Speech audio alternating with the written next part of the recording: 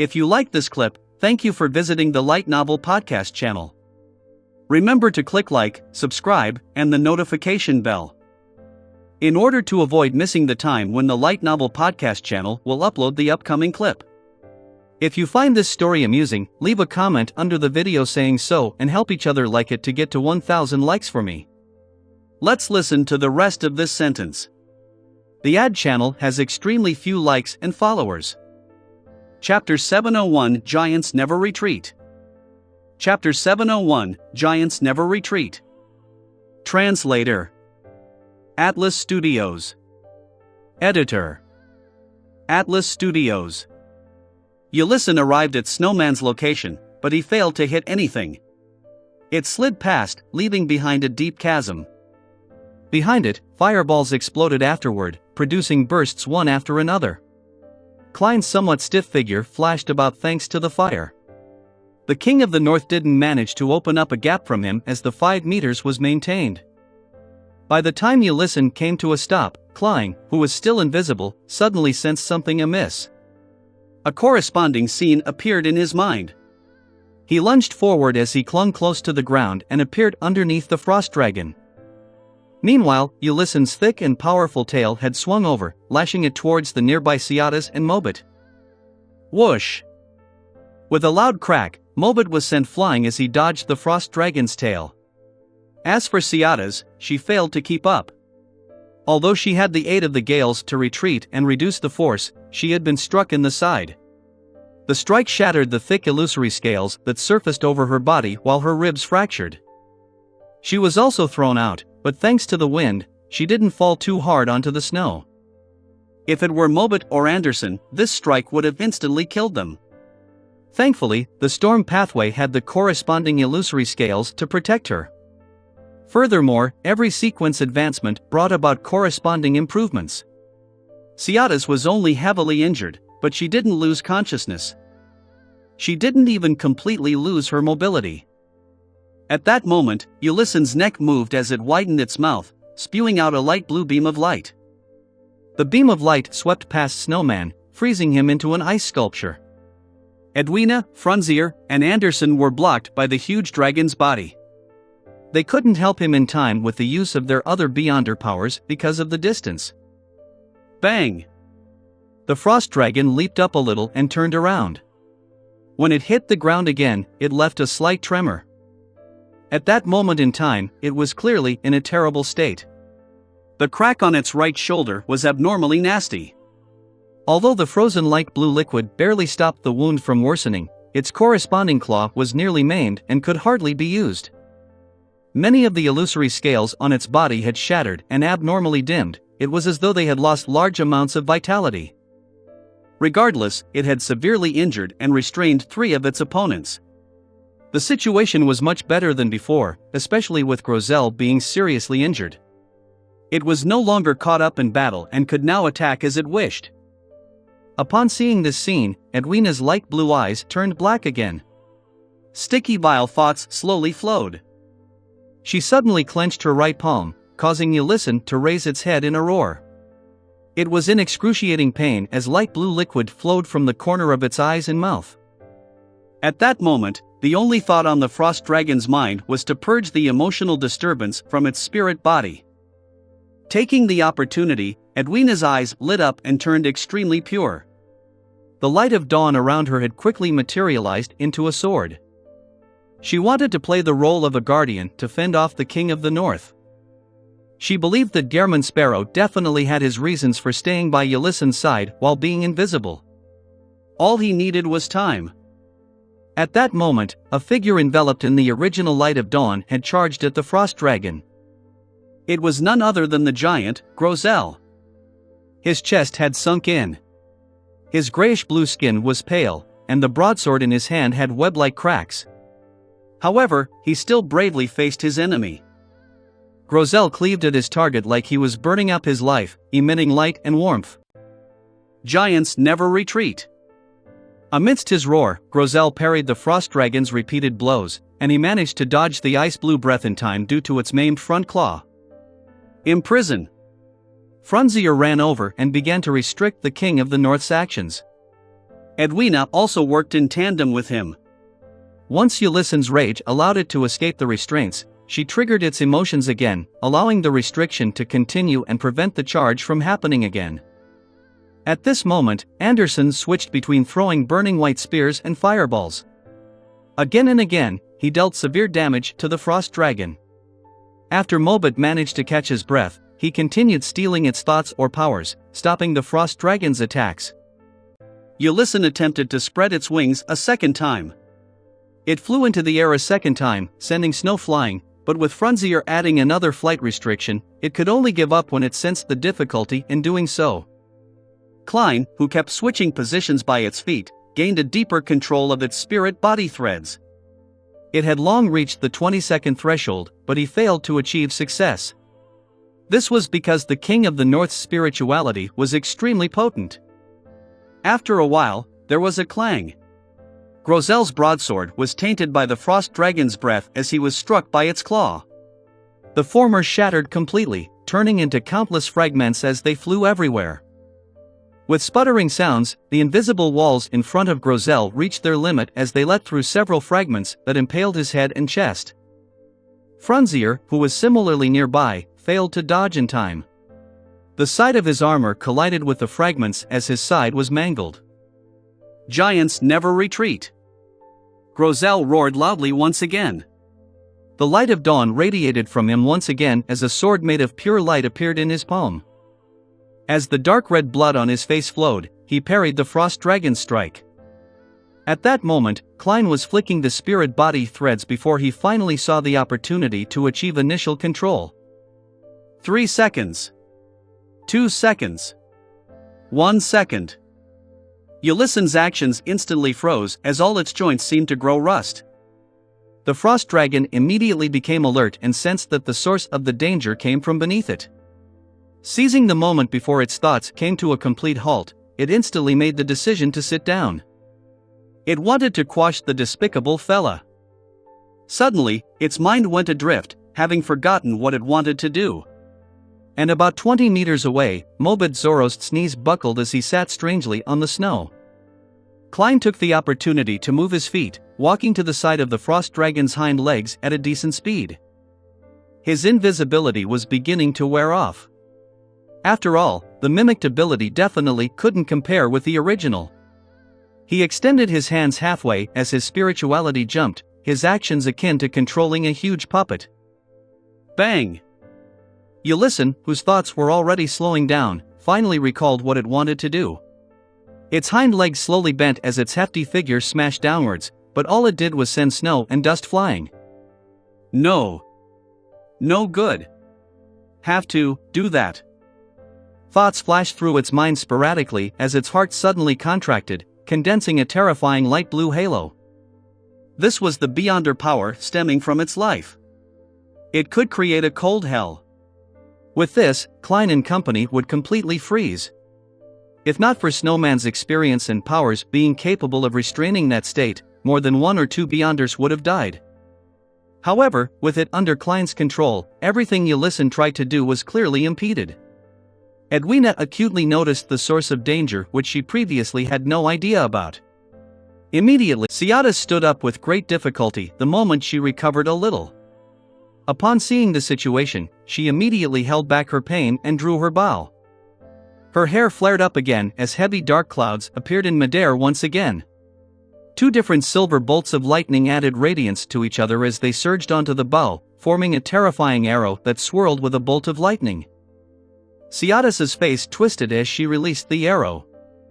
The silver bolt of lightning instantly penetrated Ulyssen's chest with a whoosh, tearing open a ghastly wound. Flames spewed and lightning bolts sparked inside its wound, causing greater damage. At that moment, Anderson's eyes lit up. A blazing white flame enveloped his body as he transformed into a stream of light, accurately shooting straight for the wound. Pitch-black marks rapidly surfaced on the frost dragon's abdomen as though someone was scribbling over it. Ulyssen's thoughts weren't as slow due to the intense stimulation. As it struggled to flap its wings, it soared up into the sky. Flying is prohibited here. Frunzier added more restrictions in a timely manner. Bang! King of the North fell to the ground again as its pitch-black marks on its abdomen tore open. Light blue blood and damaged organs spewed out like a waterfall. Anderson took the opportunity to jump away from the dragon's body. The flames over his body had extinguished as a transparent layer of ice covered him. Cold. It's really cold. He held Death Brachydiot as he stiffly jumped away. His body was constantly trembling. Klein, who had nearly allowed the frost dragon to escape his binding, achieved initial control again. He made Ulyssen's thoughts of making everyone present die with it slow down as it suffered from theft and explosions. Its long neck slowly looked up as it let out a slow whimper as its body collapsed bit by bit. During this process, Klein didn't attempt to stop Seata's and company's continued attacks. He knew very well that to turn the frost dragon into a marionette needed far more than 5 minutes. There were too many accidents that could happen in that span of time. Frunzier stood straight while panting. With the sight of his body mangled, he pushed forward his swordless palm and declared in ancient Hermes, "Death." Ulyssen's body trembled as it collapsed to the ground like a small mountain made of ice. Light blue light that was nearly white was released from its body as its flesh and body quickly disintegrated. Soon, the gigantic dragon corpse turned into a snow-laden heavy door that swung outwards.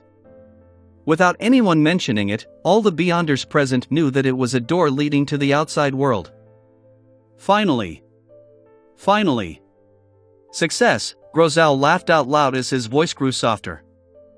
Thud. His nearly 4-meter-tall figure fell forward as he held himself up with a knee. Following that, the light of dawn around him scattered as his aura was almost immediately gone. Grozel. Seata's and company went over with great difficulty or great speed.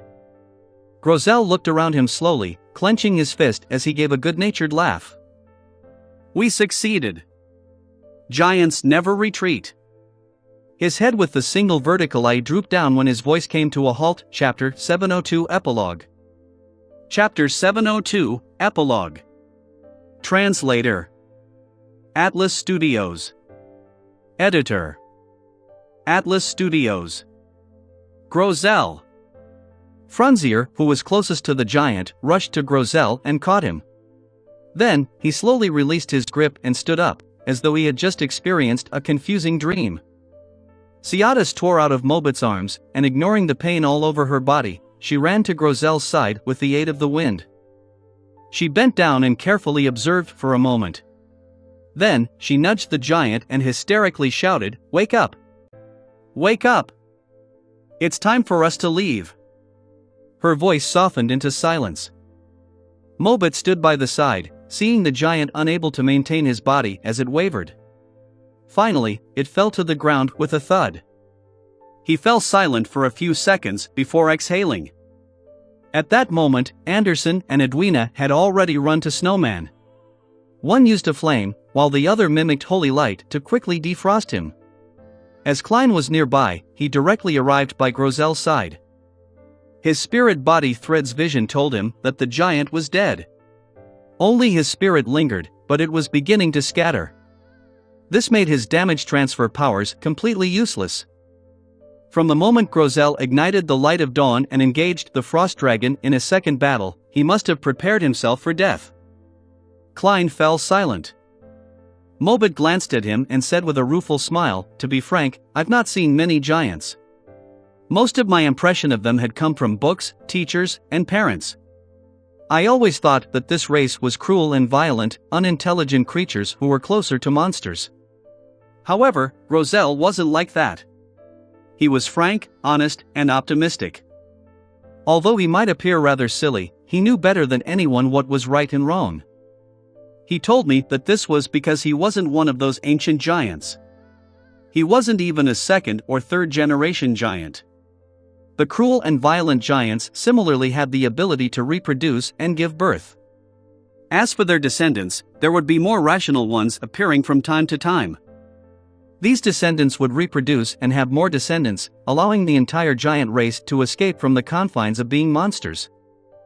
I don't know if I should believe him, but his existence has proven the possibility. As Mobit said that, he suddenly paused as though immersed in his memories. At that moment, Edwina and Anderson helped Snowman, whose body was still a little stiff, walk over. The ascetic struggled as he walked to Grozel's side. Looking at the tightly closed single eye, Snowman gestured the sign of the cross on his chest. He half closed his eyes as he whispered a prayer. Father of all things, the great source of everything, here lies an honest and pure soul. May he enter your kingdom and receive eternal redemption. Ciadas opened her mouth as though she wanted to say that Grozel's faith was in giant King Ormer, but she ultimately chose to keep silent. She watched in silence as Snowman completed the prayer. We have to leave as quickly as possible. No one knows how long this door will remain open, the elvish songster said as she surveyed the surroundings. Her sorrow and pain left her rather quick-tempered. She looked down at the giant and added in a heavy voice, we can't let Grozel's soul dissipate in this illusory world. We have to bring him back to reality. All right, Mobit immediately agreed. Klein and company didn't object either. Edwina turned her head and shouted at the mountain cave of ice and snow. Danitz, you can come out now. At that moment, Ciadas's eyes darted around as though she had recalled something. She turned her head and said to Klein, do you have a pen and paper? Yes. Klein took out the fountain pen and notes he brought around with him. This was a professional trait of being a seer. Ciadas received it and began scribbling on it. She didn't stop, even when Danitz ran out of the cave. Danitz kept silent. He was also in low spirits as well, lacking the joy and excitement he should have with the pending departure from this book world. Finally, Ciadas stopped writing and handed the paper and pen to Klein. The formula you wanted. Aren't we completing the trade only after leaving? Klein mumbled silently in puzzlement. He received the pen and the ocean songster potion formula. As though sensing his puzzlement, Ciadas turned her head and looked at Grozel. She said with a heavy voice, we are now companions. So you can give me the potion formula directly? Klein put the items away and nodded indiscernibly. I'll give you the wine cup after we leave. Ciadas didn't respond. Instead, she nudged Mobit. Bring Grozel along. Mobit looked down at his body, which wasn't too muscular, and his sharp, curvy leather boots. He gave a bitter smile of helplessness and walked to Grozel's thigh. Frunzier silently followed as he bent down to embrace the giant's left shoulder. Anderson looked around and sked. All of you are injured or weak. Let me do it. He then lifted up Grozel's other shoulder. Klein was just about to help with the other thigh when Danitz rushed over to take the spot. Upon seeing this, he stopped in his tracks. He then watched Anderson and company lift Grozel as they walked towards the illusory snow-laden door. Klein, Edwina, Ciadas, who stumbled as she walked, and Snowman silently followed beside them before they arrived at the exit formed from Ulissen's corpse. At that moment, Klein surveyed the area and discovered that the light blue blood that flowed out from the King of the North had vanished. It was as though it had never existed. Indeed, it's a conjured monster that's almost real. Klein walked behind as he watched Edwina take a few steps forward as she bent her back, placing her palms on the door. Then, Vice Admiral Iceberg exerted her strength and pushed open the snow-laden door. Silently, everyone saw everything disappear after turning illusory then transparent. Rows of brownish-yellow bookshelves quickly appeared before their eyes, along with the orange-yellow sun which had just set below the horizon and a desk with a fountain pen, ink bottle, and paper. This was Vice Admiral Iceberg Edwina's cabin. Klein quickly placed the middle of the table in his sights. Sitting on it was a book filled with yellowish-brown goatskin. The book flipped to the end as a result of a formless wind. Klein and company then saw the epilogue. With the help of the crazy adventurer and the strongest adventurer, Grozel fulfilled his promise. He led his teammates and slayed the King of the North, but he also ended up sleeping forever in the Nation of Frost. It didn't even give our ending. Ciadas, where do you plan on heading to next? Mobit released Grozel's thigh as he turned his head to ask the elvish songster. Ciadas's eyes seemed to glaze over for a few seconds before she firmly said, seek out my race. Just as she said that, she suddenly saw Mobit's flaxen-colored hair rapidly turn white. His originally smooth face had obvious wrinkles. In just a second, Mobit was dying of old age. Ciatas's heart tightened. Just as she was about to lunge forward, she was surprised to realize that she had lost the strength in her legs at some point in time. With a thud, she fell to the ground and realized that the back of her hands were covered in the aged spots of an elder. She instantly understood what was happening as tears immediately flowed down her face. She struggled as she attempted to crawl towards Mobit. Mobit had similarly slumped to the ground as he crawled towards her while extending his right palm. Ciatas reached out her right palm and grabbed the wrinkled and thin hand. They raised their heads with great difficulty as their pupils reflected one another. The corners of their mouths curled up simultaneously before loosening weakly. Their eyelids drooped down and blocked out the light. Klein, Edwina, Anderson, and Danitz failed to react in time to such changes. They had no idea what they could do as they helplessly watched Grozel's corpse rapidly rot as his flesh and blood evaporated, leaving his skeleton and beyonder characteristic. As for Mobit, Ciatas, Snowman, and Frunzier, they aged in seconds before breathing their last breath and repeating whatever had happened to Grozel's corpse.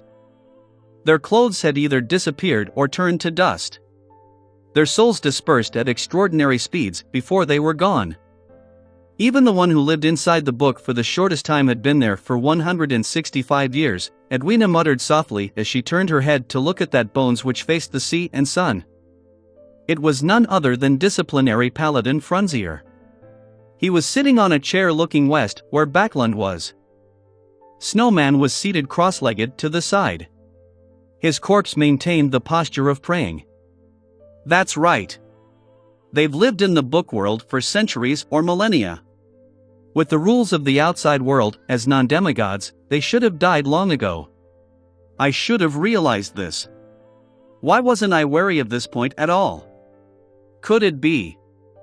Klein suddenly recalled the psychological influence on Mobit, Grozel, and company as he began having an idea. He once again looked down at the book bound by goatskin. He believed that it had many, many more secrets. This fellow is rather interesting. He died just like that. Anderson looked at Mobit's corpse as he smirked. At that moment, all the beyonder characteristics had slowly condensed. However, Frunzier didn't produce anything similar to that. Edwina observed for a moment before softly saying, the potion he consumed was illusory, likewise for the strength he obtained. It's just like that frost dragon. It was likely conjured in the book world. It was almost real. Klein sighed silently. He was momentarily at a loss for words, so all he could do was maintain Gehrman Sparrow's silence. In the next 10 minutes, no one spoke in the captain's cabin of the Golden Dream until the 4 beyonder characteristics took form. One of them was the size of a fist resembling a heart. It was covered with holes as it shimmered with the light of dawn. Another resembled a jellyfish, its translucent exterior seemed to contain azure blue seawater, and inside it were vortices that were occasionally stirred by hurricanes or flashing silver lightning while emitting a faint, ethereal song. Another was a pure, bright crystal that exuded holiness. The last was a baby's palm with 5 thin stretched-out fingers as it kept changing colors due to the environment. Sigh, we can't just keep watching like this. Finally, Anderson broke the silence. Let's split the beyonder characteristics. Just as Edwina's light blue eyes were dyed with pangs of fire, the hunter shrugged and said with a wry smile, I believe that they'll have wishes such as this, as we were companions who fought together. Chapter 703, Thank You Present. Chapter 703, Thank You Present. Translator. Atlas Studios. Editor. Atlas Studios. Seeing Edwina's gaze warm up, Anderson curled the sides of his mouth and shook his head with a sigh. You're always so inflexible. That's why you aren't able to become an artist your entire life. After sighing again, he looked at the corpse on the chair. We can't keep watching. We have to do something. Doesn't Ciatas wish to find her race? Let's bury her near an elvish ruin in Sonia Island. Mobit looks like he wants to be with Ciatas. We should bury them in the same tomb. Doesn't Frunzier want to return to Backlund? Burn his remains to ashes, store the ashes in a box, and bring it to the city when possible. If time permits it, then someone can look for his descendants. As for Snowman, it's not known if he believes in the ancient sun god or the original creator. Who knows if the two are the same? To us, it's the same. There's definitely no way to find the corresponding cathedrals or altars. Therefore, the only thing we can do is bury him beside Grozel. Grozel. He wishes to return to the Giant King's court, but that's a city in myths and legends. There's no way to find it in the real world. However, there are giant ruins in the northern and southern continent. We can bury him there and allow him to have a proper burial. Giant King's Court. Backlund. Klein listened in silence as he deliberated for a few seconds. Leave the ashes of Grozel, Snowman, and Frunzier with me. He believed that in the time to come, the city of Silver would manage to reach the Giant King's court.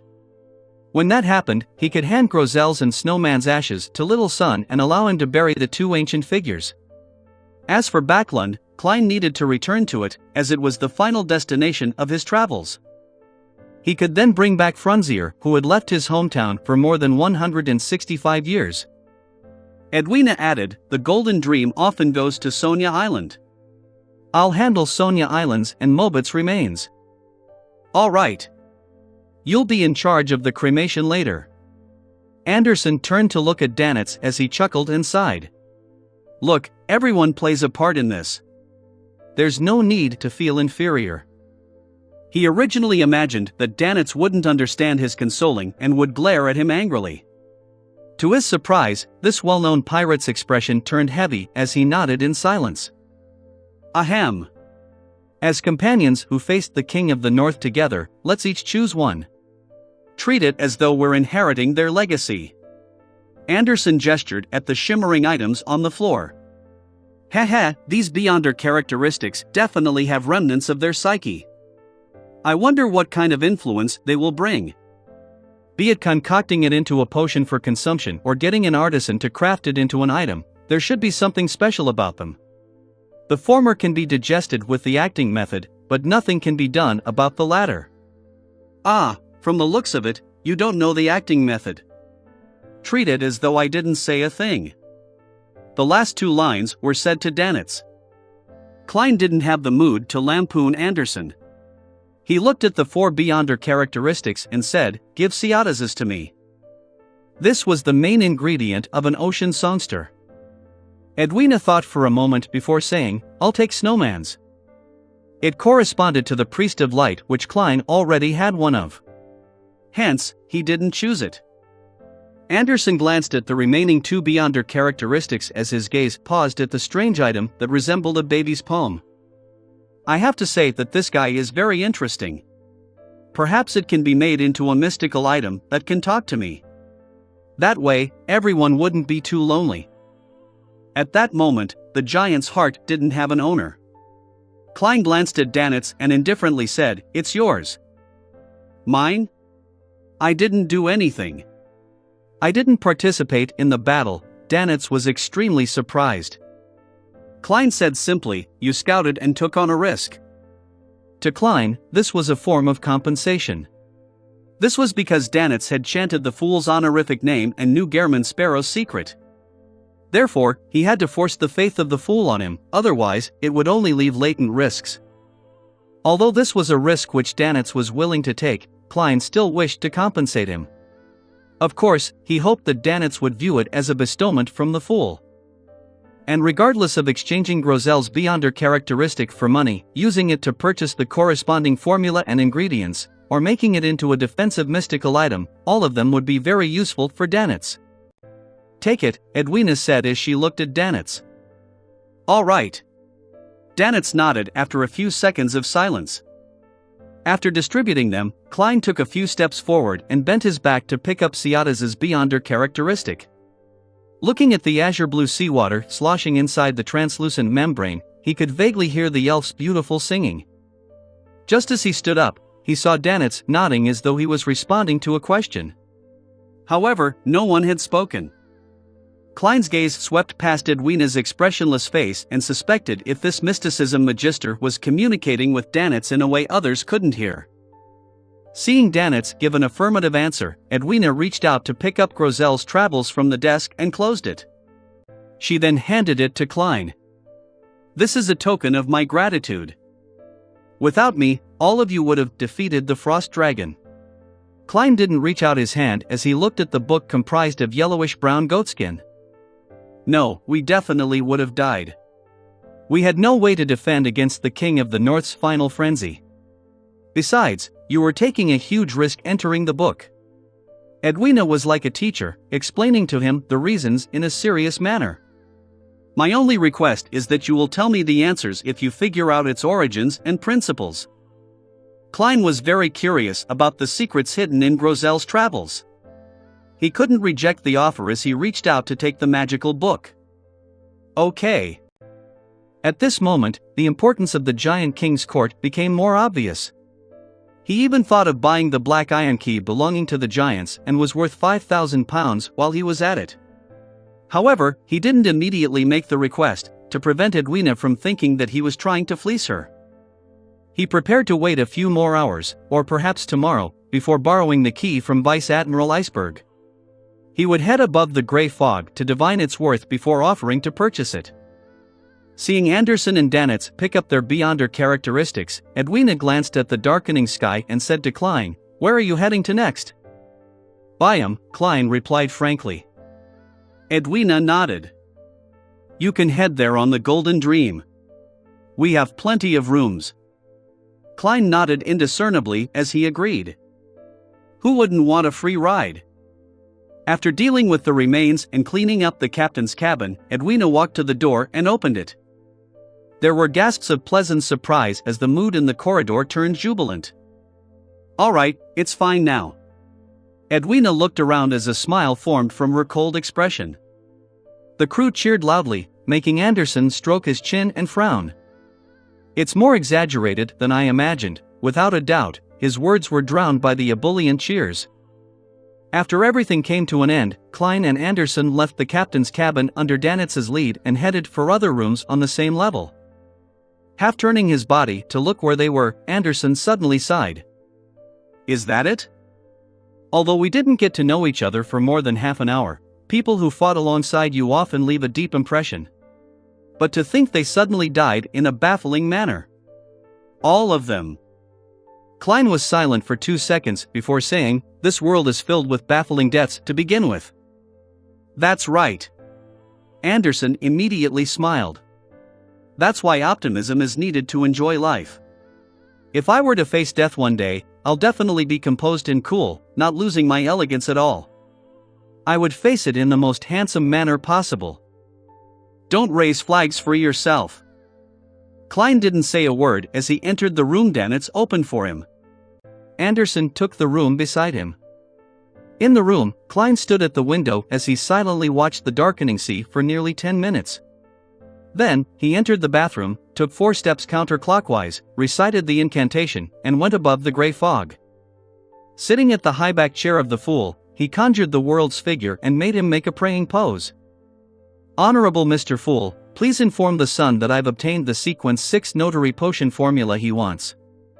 I also have clues to the Priest of Light formula and main ingredients. He can delay payment by putting it on credit and pay for it in the future."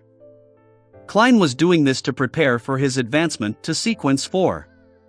The City of Silver had rich resources, so it was possible that particular main ingredients or difficult supplementary ingredients that were hard to come across would exist over there. Therefore, with him in no rush to get anything, he planned on letting Little Sun owe him. The reason why he didn't say that he had obtained the main ingredients and potion formula for Priest of Light was because he felt that it was too exaggerated. He planned on telling him once Little Sun was more or less done digesting the potion. After checking the conjured scene twice, he transmitted it into the Crimson Star, representing the sun as a stream of light. Afternoon Town. Having just finished patrolling the periphery of the newly established camp, Derek's vision suddenly blurred, and he saw an endless grey fog and an indistinct figure praying inside a dark red glow. Immediately following it, he heard the world's voice and learned that his notary potion formula had been acquired. Mr. World's efficiency is really high. It's the exact number of days that he promised. Furthermore, he even got clues to the Priest of Light potion formula and main ingredients. Derek felt joy after a moment of alarm. He couldn't help but admire the world, wishing that he would possess similar strength and styles in the future. Above the gray fog, the world made another prayer after Mr. Fool confirmed that there weren't any problems with the Ocean Songster potion formula. Honorable Mr. Fool, please inform Mr. Hangman that I've already obtained the Ocean Songster's potion formula and the corresponding main ingredient. I'll give it to him during the next tarot gathering. Please get him to consider what he would like to provide in exchange. Chapter 704 Origins. Chapter 704 Origins. Translator. Atlas Studios. Editor. Atlas Studios. On the undulating sea, inside an ancient and dark sailboat, Alger Wilson stood in front of a window, considering the report he had to produce when he arrived at Pasu Island. It was at that moment when the endless gray fog and a figure lording over him appeared. He then saw a dark red glow and saw a blurry figure resembling the world. He then heard the figure's calm words. After hearing it, Alger's eyes widened. He found it difficult to suppress his joy as a strong sense of bewilderment and shock emerged within his heart. He remembered very clearly that the world had only promised the son to obtain the notary potion formula within 3 days at the last Tarot Club gathering. He hadn't mentioned anything related to the Ocean Songster potion formula, but in just days, this gentleman had obtained the rare Sequence 5 formula and even its main ingredient. What did he do exactly? Alger muttered silently to himself as he couldn't help but recall Gairman Sparrow's cold and formidable appearance. He found the man more and more unfathomable. Is this the advantage of being a blessed? Yes, I just received the news yesterday that Gairman Sparrow boarded the Future last week in Nas. On the one hand, it proves that Admiral of Stars is indeed the Hermit, and on the other hand, it means that what the world did last week was extremely important. For example, entering those dangerous waters in the Eastern Front to obtain something. Therefore, he had no choice but to seek the Hermit's help. As such, he advanced and became a Sequence 5 powerhouse. This can explain how he obtained the Ocean Songster potion formula and its main ingredient in the span of a few days. But what did he do exactly? Don't tell me that he killed someone from the middle upper echelons of the church? Alger couldn't help but frown. He quickly calmed his heart as he focused on another matter. Although instantly obtaining the formula and main ingredient delighted and excited him, making him feel that becoming a Tarot Club member was a turning point in his life, he still needed to pay for it. What can I give the world? Alger fell into deep thought, depressed to realize that he didn't have any items or money of equal value. He subconsciously paced about his window. Above the gray fog, the busy world vanished as Klein cast his eyes on Grozel's travels which he had brought above the gray fog. This book, comprised of yellowish-brown goatskin, was silently placed on the long bronze table. It didn't appear special in any way, appearing so ordinary that only history fans would notice it. Klein conjured a pen and paper as he cautiously wrote the first divination statement. This is the Spectator Pathway's uniqueness. He was most worried about this point, as it meant that he couldn't seal the book above the gray fog. It might bring about unexpected accidents, but carrying it with him made it possible for him to be sucked into the book at any time. That would be very problematic. He undid the spirit pendulum on his left wrist, composed himself, and attempted a divination. When he opened his eyes, the topaz pendant was spinning counterclockwise. It meant a negative result. From the looks of it, this strange book isn't the Spectator Pathway's uniqueness. Then, there's no need to be too afraid. Klein thought for a few seconds before divining if Grozel's travels was the corresponding item of the Spectator Pathway's Sequence 1 or 2. To his surprise, the divination ended in a failure. He thought for a long while before penning a new divination statement, its origins. The reason why Klein dared to do such a divination was because he knew very well that the Spectator Pathway's Sequence 0 had long perished. there was a high chance that the uniqueness was in the hands of the Twilight Hermit Order. Therefore, the chances of him having to face a real god was negligible. Putting down the pen and holding the paper and book, Klein leaned back into the chair and recited the divination statement as he entered a dream with cogitation. The gray, hazy world cracked open as the sky turned extremely dark. It was as though strong winds were stirring the dark clouds. In this dark environment, a sliver of light appeared first along the horizon as it grew bigger and clearer. It was a floating continent. It was a huge continent that could hold several cities. The continent's periphery was grayish-white in color. Huge boulders revealed their outlines, and above them, there were dozens of erect 100-meter-tall stone columns.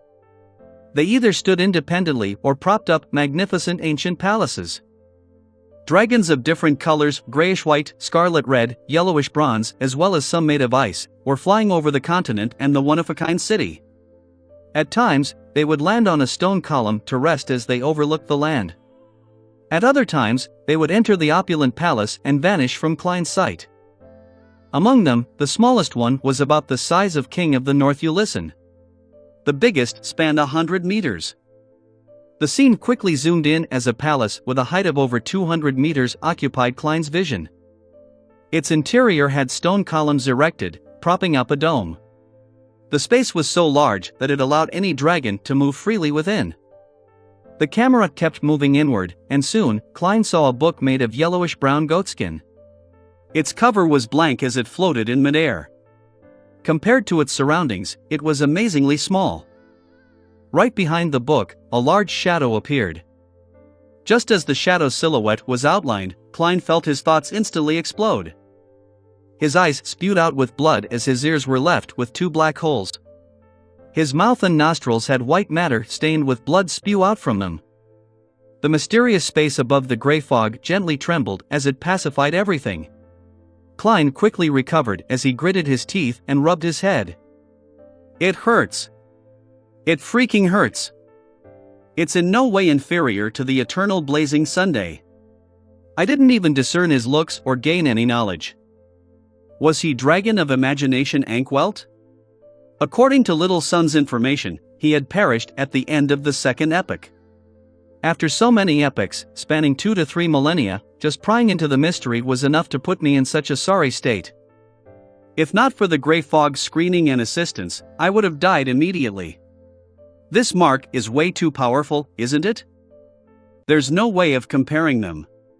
Its damage is inferior to the previous encounter with the eternal blazing sun, but one had died long ago, while the other is still alive.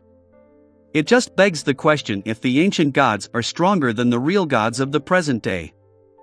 Using nearly a minute to recover from the pain, Klein recast his gaze on Grozel's travels. He tapped the mottled table's edge and muttered silently. This book's author is Dragon of Imagination Ankwelt? A book written by an ancient god, a storybook that can automatically deduce the ending? What is his goal? When this book was formed, the Dragon of Imagination likely hadn't encountered the ancient sun god and was fine. After all, it would take some time to go from the City of Miracles, Leipzig, to the Giant King's Court. And before Grozel was swallowed by the book, the Giant King's Court was clearly still in existence. Just a prank? A toy used to kill his boredom? Or could it be that the Dragon of Imagination had foreseen some of the future? He specially created this book to leave behind a chance for himself or the dragons to resurrect. However, he underestimated the ancient sun god's might, and he completely perished. It made the book unusable for millennia, so all it could do was naturally absorb characters into it to play out a story? Klein made some guesses, but he wasn't able to verify them. After some consideration, he thought of finding a chance to enter the book in search for clues. In the future, I can enter as a spirit body above the gray fog. Once I encounter any trouble, I'll immediately return. Yes, I'll make the attempt after I'm no longer with Edwina and Anderson. I have to be careful and cautious. Klein nodded as he divined if leaving Grozel's travels above the gray fog would bring undesirable changes to the mysterious space, but he was met with failure again. As for the reason, he actually knew why. This was a place that transcended the spirit world. Divining about matters involving this area naturally failed if attempts were made to obtain revelations from the spirit world. After deciding to frequently come above the gray fog to take a look so as to prevent any accidents, Klein threw Grozel's travels into the junk pile. He then waved his hand, summoning a golden wine cup that had been partially flattened. The cup had complicated patterns engraved on it, with the elvish phrases calamity and Kohinum. Apart from that, there wasn't anything special. With it in hand, Klein silently rubbed it for a few seconds. Knock, knock, knock. Klein politely knocked on the door to the captain's cabin. Is there something? Edwina, who had let down her hair, looked at Gehrman Sparrow and asked. Klein handed over the elf queen's golden wine cup. Put this in Ciatas's tomb. All right. Edwina fell silent for 2 seconds before nodding and receiving it. She habitually studied the engravings and symbols on the cup before withdrawing her gaze in embarrassment. She then looked out the window and said, "They'll be organizing a bonfire party.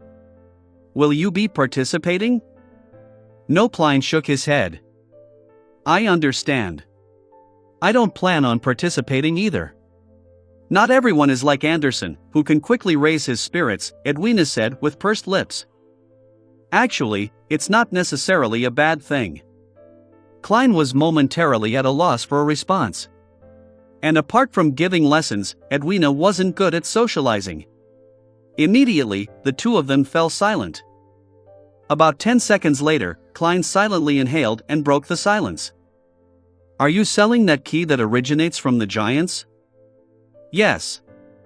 Edwina thought about it before glancing at her collector's room. She added, I can lend it to you for studying. You can decide whether to buy it before leaving the ship. Chapter 705, Mythical Creature. Chapter 705, Mythical Creature. Translator. Atlas Studios. Editor. Atlas Studios.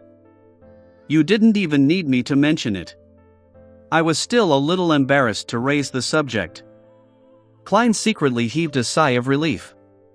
After considering Gehrman Sparrow's persona, he calmly said, I do not take advantage of others. Just as he said that, he felt a little regretful. He was afraid that Vice Admiral Iceberg would really change her mind. Edwina's light blue eyes moved slightly as she said, the only condition is that you have to tell me the answer to anything you figure out. Phew. Klein didn't harp on the issue as he nodded. Okay. About a minute later, he carried an iron black key the size of a heptacord. And at that moment, there was a series of fervent singing from the deck. Your eyes are so mesmerizing that it feels like the light from dawn. When night comes and the sun has gone down, I almost start feeling melancholy, fervently awaiting your light. Oh, your eyes are so mesmerizing that it feels like the light from dawn. 1. Klein subconsciously went to the window and looked out. He saw that the bonfire had already been lit, and the Golden Dreams crew, that had nothing to do on their hands, were gathered around it. They were either roasting meat or fish as they guzzled beer. Otherwise, they would be dancing a rather random but lively dance alongside singer Orpheus's singing. It was a very merry atmosphere. The oily roasting exuded a tantalizing aroma that wafted upwards. Klein saw that Anderson Hood was also among the pirates, drinking in high spirits and eating happily. From time to time, he would shout a few words and say a joke, as though he was already a member of the Golden Dream. He was no longer ostracized like before. Instead, Danitz didn't appear among them. At the very least, Klein didn't see him near Iron Skin or Barrel. As long as he doesn't provoke others, Anderson is rather good at socializing. This might be the intelligence-gathering powers of a conspirer? Yes, he might have transferred the hatred onto me. I wonder if Danitz will work hard after what happened. If he can improve himself and acquire greater strength, then as the fool, I wouldn't only have myself as a subordinate. I don't have to always appear as a trinity. Heh, this secret existence of mine finally has a real believer, someone I can directly order to do things, even though it's only limited to Danitz. I have to say, it's still quite pathetic. As Klein reflected over the matter, he prepared a ritual to sacrifice the giant's key above the gray fog. At that moment, his spiritual perception was triggered as he instinctively activated his spirit vision and looked to the side. White bones were thrown up as they materialized into the messenger with black flames in its eye sockets. Half of the messenger's body was in the lower deck, so it was nearly level with Gehrman Sparrow without tearing through the ceiling.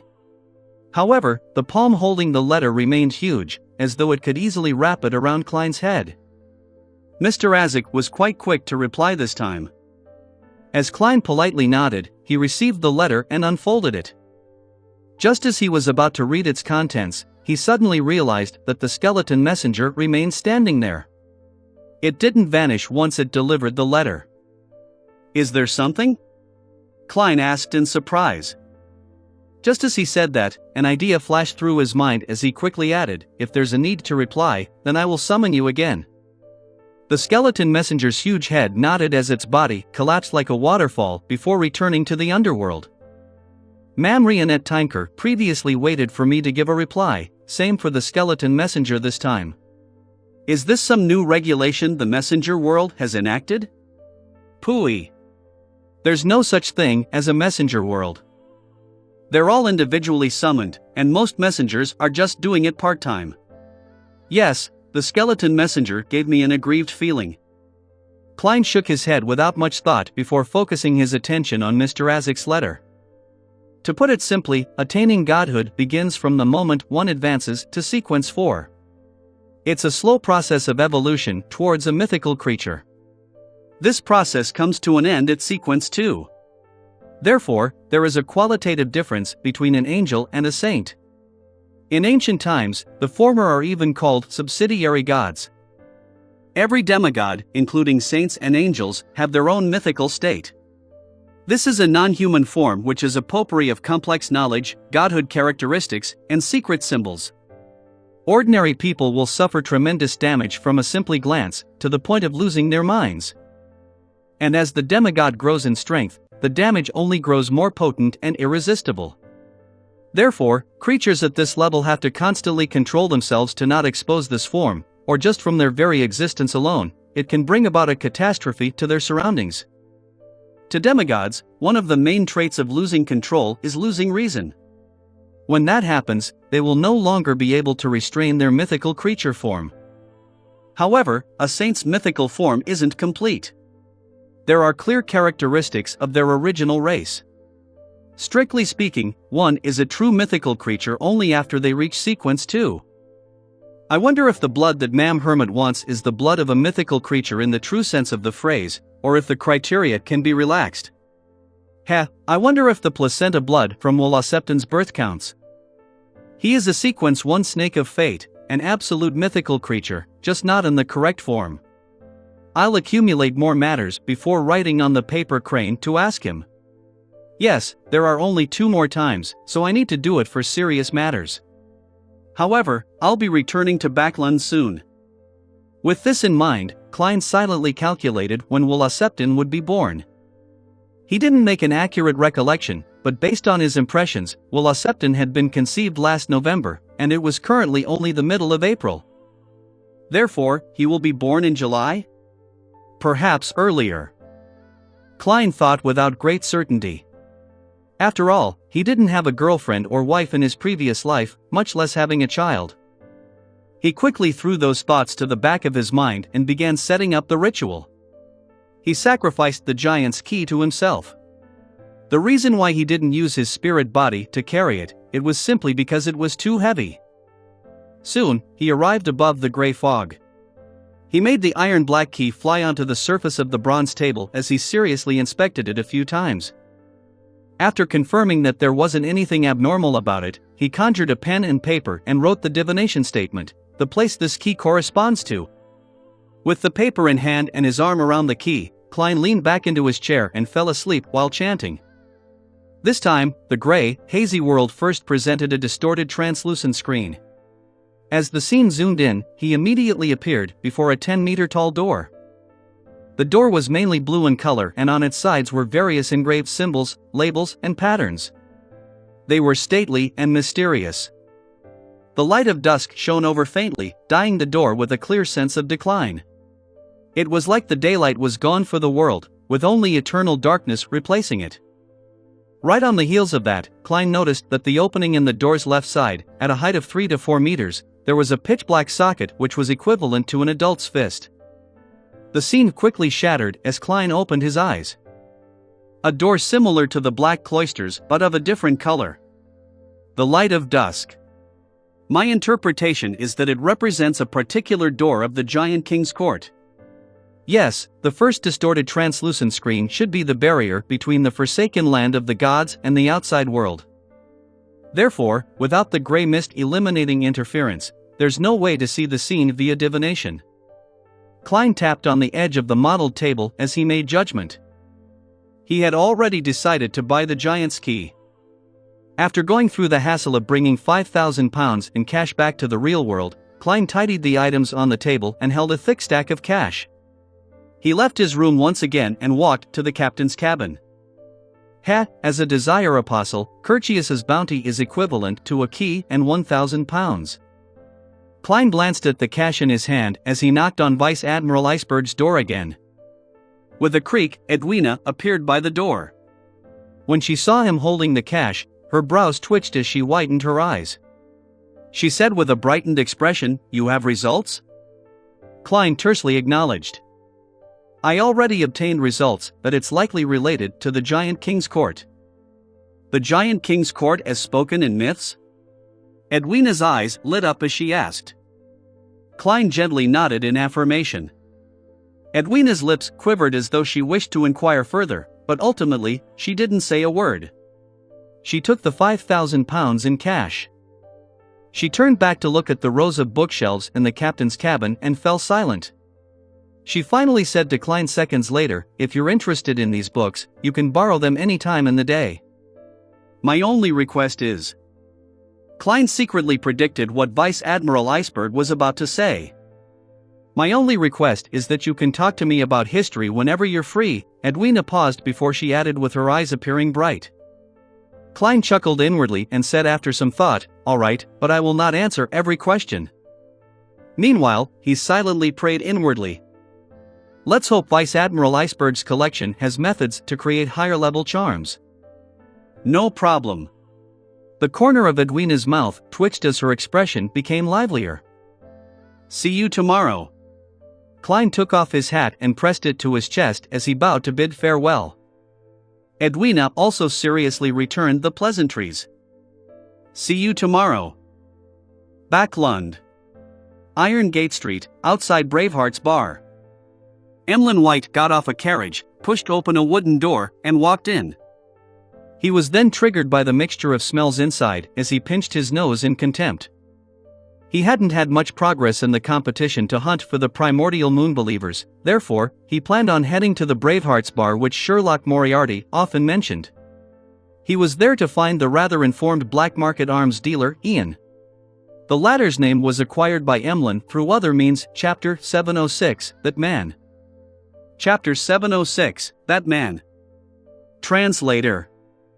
Atlas Studios. Editor. Atlas Studios. Turning his body to the side, Emlyn avoided a bulldozing drunkard. While swatting his clothes with a frown, he continued jostling towards the bar counter. During this process, he didn't seem to be doing anything, but the surrounding customers would always fail to touch him. Be it in terms of speed, agility, or his balance and coordination, he had reached a rather terrifying level. Finally, Emlyn arrived at the bar counter as he rapped the wooden counter. Where's Ian? The bartender glanced at him. Without a word, he kept his head low and wiped his glass cups. Emlyn stood there in surprise, wondering if he had done something wrong that earned him nothing. This angered him a little as he wished to reach out and yank the bartender out. However, he believed that such acts were lacking as a gentleman. He forcefully held down his emotions and looked around and discovered that everyone was drinking. With a thought, Emlyn experimented by saying, "A cup of Ormer red wine." The bartender's actions paused as he looked up and gave the handsome, black-haired, red-eyed man an odd look. "We don't have that available." This was the finest red wine in the world. The price was staggering. Emlyn wasn't dumb, and he could tell from the bartender's eyes that he had ordered something he shouldn't have. On careful thought, he said, 1 glass of Southville beer. 5 pence. The bartender finally lowered the cup and cloth. Emlyn took out a 1 soldi note and said, keep the change. Thank you. The bartender pointed left and said, Ian is in card room 1. Emlyn immediately smiled, feeling happy and proud that he had resolved an actual problem. He didn't take the cup of Southville beer and, instead, turned around and walked straight to card room 1. Knock. Knock. Knock. He politely knocked on the door. Please come on in. A rather adolescent voice sounded. Emlyn adjusted his collar and pushed open the door, only to realize that the scene inside was unlike what he had expected. He believed that since it was a card room, there would be a bunch of people surrounding a long table, playing games like Texas, but to his surprise, there were indeed about 8 people, but there weren't any poker cards. A piece of paper was placed in front of every participant as they seemed to be recording something. Apart from that, there were only fountain pens and multi-faced dice on the table. Emlyn instinctively cast his gaze on the youngest person inside. It was similarly a handsome boy with red eyes. He looked about 16. Ian? Emlyn asked. Ian nodded with a smile. That's me. Sir, is there something I can help you with? Or do you wish to join our game? Game? Emlyn returned with a question. Ian chuckled. Yes, game. I don't enjoy playing cards or billiards, but something needs to be done when spending the whole day here. I gained some inspiration from Emperor Roselle's biography. It's to organize a few people to sit down and attempt a tabletop adventure. In this game, as long as you abide by the rules, you can be anyone: a doctor, an adventurer who loves eating vegetables, a private detective who always carries a wrench and pipe, or an adventurer who enjoys radical ideas. Together, they can head to some ancient castle and seek out the history hidden within, battling all kinds of monsters along the way. Sounds a little interesting. Emlyn had a feeling that this game suited him well. Ha, do you want to join? We're currently embroiled in a ploy and are facing a powerful ancient vampire. He appears to have a handsome face, but beneath his skin are boils formed from his boiling blood. Ian warmly invited him. Sanguine, thank you very much. Emlyn's expression twitched indiscernibly as he directly said, I have a mission for you. All right. Let's go to the room next door. Ian took his round hat and old satchel and stood up. The billiard room next door had no one in it. The boy closed the door with great familiarity as he surveyed the area before looking at Emlyn. Sir, I do not know you. Might I know who introduced you? Emlyn lifted his chin and smiled. Sherlock Moriarty. Just as he said that, he suddenly looked left and right as he raised his hand to pinch his nose. So it's Detective Moriarty. Ian heaved a sigh of relief without hiding it. I'm assured then. By the way, didn't he go on vacation to Desi Bay? When will he be back? Emlyn lowered his right hand as he said without a change in expression, he isn't back yet. I've been to his rented apartment. To be frank, a normal vacation should have ended by the end of January. It's already April. Could it be that something happened to him? Ian asked worriedly. Emlyn recalled the powers and mysteriousness which Sherlock Moriarty presented as he shook his head. Perhaps he's caught up in a complicated case. Ian didn't speak further as he asked, How may I address you? What mission do you have? You can call me Mr. White. Emlyn took out a piece of paper that resembled a bounty notice. Help me find these 5 people. Ian received it and carefully flipped through it for a while. £20 for an effective clue, £150 for an exact location. Is that acceptable? No problem. Emlyn felt that the price was just too cheap. Compared to this, the prices seen at the Tarot Club were way more exaggerated. Ian folded the piece of paper and said, Mr. White, how do I contact you if I have any clues? South of the bridge, Harvest Church. Emlyn had already thought of the answer. Upon hearing that, Ian gave him an odd look. "You're a believer of Mother Earth? That's rare in Backland." "I'm not." Emlyn firmly shook his head. "I'm only doing volunteer work over there." Without waiting for Ian to speak, he asked, "How did you inherit those red eyes?" This was something he had wished to ask when he first saw Ian. This was because red eyes were a trademark characteristic of Sanguine in ancient times. However, there was a long period of time when humans and Sanguine copulated in the Fourth Epoch. They were all residents of an empire, hence, with the widespread fellowship, many descendants were produced. There was an increasing number of red-eyed mixed bloods as they passed down their genes, becoming an uncommon eye color for humans. To put it simply, every red-eyed human had a Sanguine ancestor.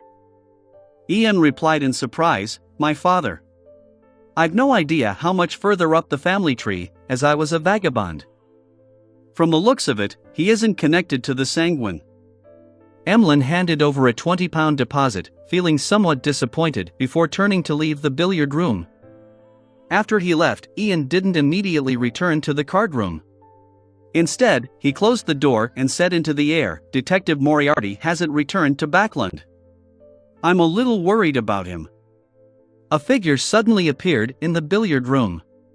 She had a pale face with exquisite features while wearing a black bonnet. Dressed in a black Gothic regal dress, she was none other than Wraith Sharon. "He's doing fine," Sharon replied without any perturbation in her tone. Her figure dematerialized before vanishing. "You always says the same thing. Don't tell me that you've always been in contact with Detective Moriarty," Ian mumbled softly as he picked up a newspaper in the corner of the billiard room. Placed on it was the Tussock Times, and beneath it was News at Sea. The latter was mainly used to report the situations of the different colonies of the Lone Kingdom and matters at sea, but due to technological restrictions, the news at sea that reached Backland was severely outdated.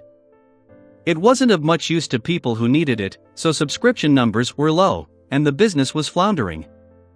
Later, with a suggestion from a new chief editor, the newspaper's style changed. It had more rumors out at sea, as well as all sorts of strange matters revolving pirates and adventurers. It appeared more like stories rather than actual news reports. To people's surprise, this change in style was welcomed. As it involved ghosts, specters, sea monsters, and treasures, it became the semi-literate people's prime choice to flaunt their knowledge to the illiterate at the various bars. After all, although the stories seemed fake, they were sufficiently interesting. Ian casually flipped through the newspapers without finding any content of interest. He only had a deep impression on one of the reports in News at Sea.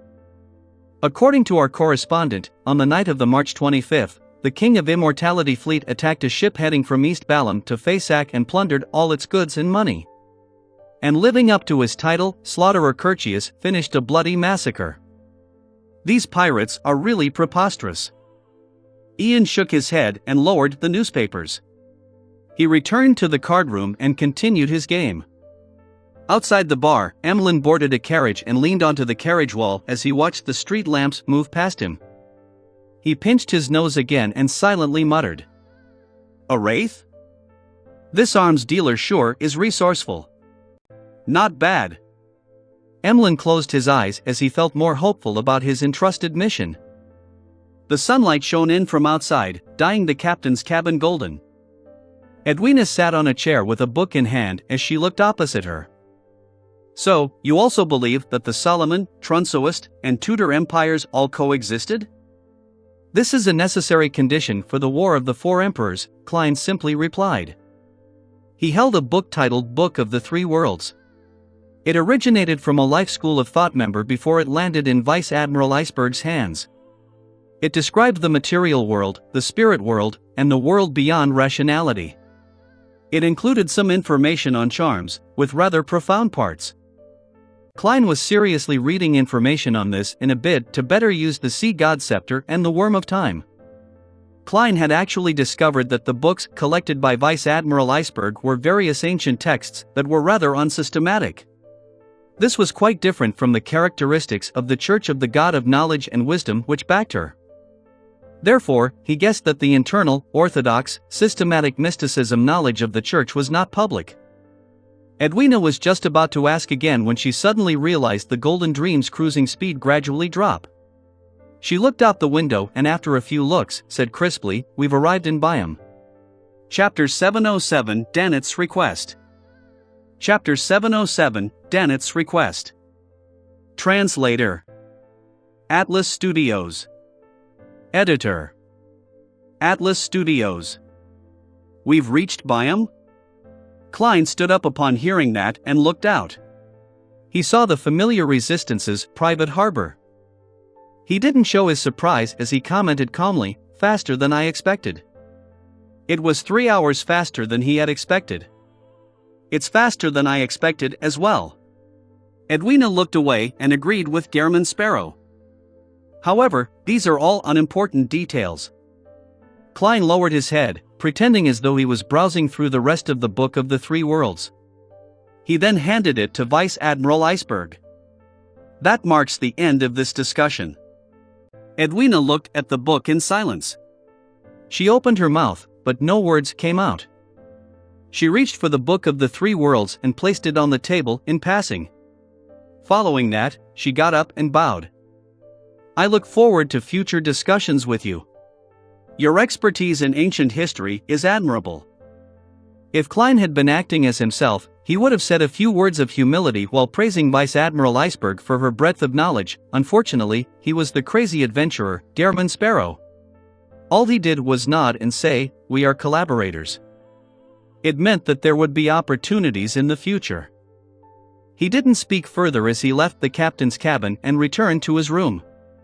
He packed his suitcase with a relaxed mind, waited for the Golden Dream to dock, and then headed straight for the deck. At that moment, there were many crew members gathered on the deck. It included Gourmet Brew Walls, Singer Orpheus, and Flowery Bowtie Jodson, most of the crew who were upper echelon members of the pirate crew with their heads worth a handsome bounty. They gave sincere smiles as they happily kept waving at Klein. Among them, Beryl and Iron Skin were filled with excitement as they belted out a song for their departing guest. "When did I have such a good relationship with them?" Klein lampooned as he walked past the pirates until he arrived at the gangway. Anderson Hood was there with his hair combed, his clothes neat and tidy. He said with a laugh, "They probably mean to say goodbye, or should I say, let's hope we don't meet again." "Gehrman, do you know how dangerous a situation you were in? You nearly became the public enemy of every crew member." They were so eager to steer the Golden Dream to Byam in 5 minutes. Klein was just about to answer when he saw Danetz jog over with a black cloak draped over him. "This fellow has really resolved himself to do better, and he plans to leave the Golden Dream to go at it alone? This is a little incompatible with my plans. Only by being around Vice Admiral Iceberg and the Church of the God of Knowledge and Wisdom would his value as a believer of the Fool be accentuated. However, it doesn't matter. If Danetz can grow stronger, it will be even more meaningful." Klein habitually measured the pros and cons before ignoring his other thoughts. He looked at Danetz in silence and waited for him to speak. Danetz opened his mouth with a serious expression, but nothing came out of it. All he did was give a hollow chuckle and say to Anderson, "Do you have the potion formula for Conspirer?" "Yes," Anderson said with a chuckle. "But I have no plans on selling it to you." Danetz's expression darkened as Anderson continued, unfazed, "What's the point of obtaining the Conspirer potion formula now? Any attempts to advance now will only result in failure. Pal, it's best you redo your acting as a hunter, followed by a provoker, and then a pyromaniac. Heh, it's best that you get an artisan to make that giant's heart into a defensive mystical item. Otherwise, I'm afraid you would be killed by others when the time comes. After you're sure about your chances, get the Conspirer potion formula from your captain. She has it. However, I believe that will be the end for you. Heh, Conspirer has very high requirements." Danetz's face twitched as he was being mocked, but he remembered every word Anderson told him.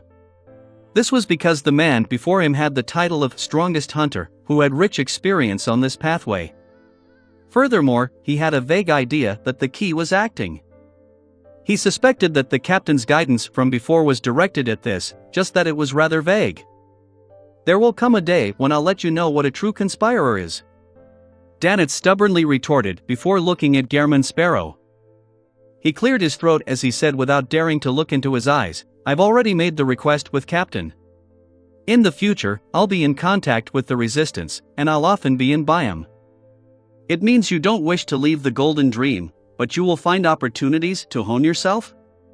Heh, why does it feel like you're reporting to your boss?" Klein chuckled inwardly as he gave a terse answer. Dannett was instantly relieved as he felt a lot better. If it wasn't because his companions were watching behind him, he would have diligently helped Gehrman Sparrow carry his suitcase and send him all the way to the dock. After watching Gehrman and Anderson leave, he cautiously decided to pray to the Fool every day starting tonight. He wanted to show his devotion to prevent any accidents from happening to him. Inside the Resistance's private harbor, Anderson watched as Gehrman Sparrow circled into another newly built road before walking out of the woods via the shortest distance. "You seem familiar with this place?" "This road wasn't here the last time I was here," Anderson said, partially bored and poignant. "Of course, there are so many people praying to me every day telling me what they've done, and I occasionally give them a response, such as directing them to mend this road." Klein thought smugly but replied with a stoic expression, "Where does your friend stay?" "In a manor in the Byam city outskirts." Anderson sped up his pace as he led the way. An hour later, he brought Klein to a manor. There was an eclectic smell from various spices, mixed with an indescribable ersatz exoticism. After informing the gatekeeper of their intentions, the two didn't wait long before they saw a man of medium-sized build of less than 1.75 meters walk over. By his side were his butler and valet. The man's skin was somewhat sallow, with quite a tan. His contours were gentle, but his eye sockets were much more recessed than most Loanese. To Klein, he could basically determine the man's background. He was a Highlander from the Thanapotter kingdom. The man was already a little plump, with a rotund, amiable face. He immediately laughed when he saw the strongest hunter. "Anderson, you aren't dead yet?" "I'm waiting to attend your funeral," Anderson replied without standing on ceremony. He then turned sideways to Klein. "Ukva Connor Chris, the doctor of my former team." He didn't introduce Gehrman Sparrow to Ukva and said with a grin, "I've brought you business." Ukva instantly understood Anderson and didn't ask in front of his butler and valet. He led the duo towards the main building in the manor. Along the way, Klein saw buildings like windmills, bakery, brewery, and militia training grounds. The entire manor appeared like a miniaturized kingdom. Apart from the lack of a blacksmith, it was completely self-sufficient. Most iron products were cheaper buying them from the city than personally making them. This is the pastoral lifestyle. Klein sighed silently as he followed Ukva into the house and to his study. Ukva didn't call the mistress of the house over, nor did he carry his child to meet Anderson and Klein. Clearly, he didn't wish for them to have any contact with the mysterious world. Hence, after he closed the door, he went straight to the point. "What's the business? Didn't you wish to sell that revolver?" "He has intentions on buying it." Anderson pointed at Klein. "Gehrman Sparrow." "Gehrman Sparrow? The powerful adventurer who easily hunted Wormtongue Mither?" Ukva said in surprise, but he didn't show any fear. Although he had distanced himself from the adventuring lifestyle, he knew that he couldn't be careless. Therefore, while in Byam, he would proactively keep himself informed to prevent trouble from happening. Anderson scoffed when he heard that. "That's old news. This gentleman's achievements include successfully hunting slaughterer Curtius while living to this day." "Curtius? The second mate of the King of Immortality?"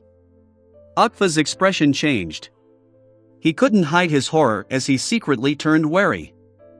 "That's right," Anderson said with a self-deprecating smile.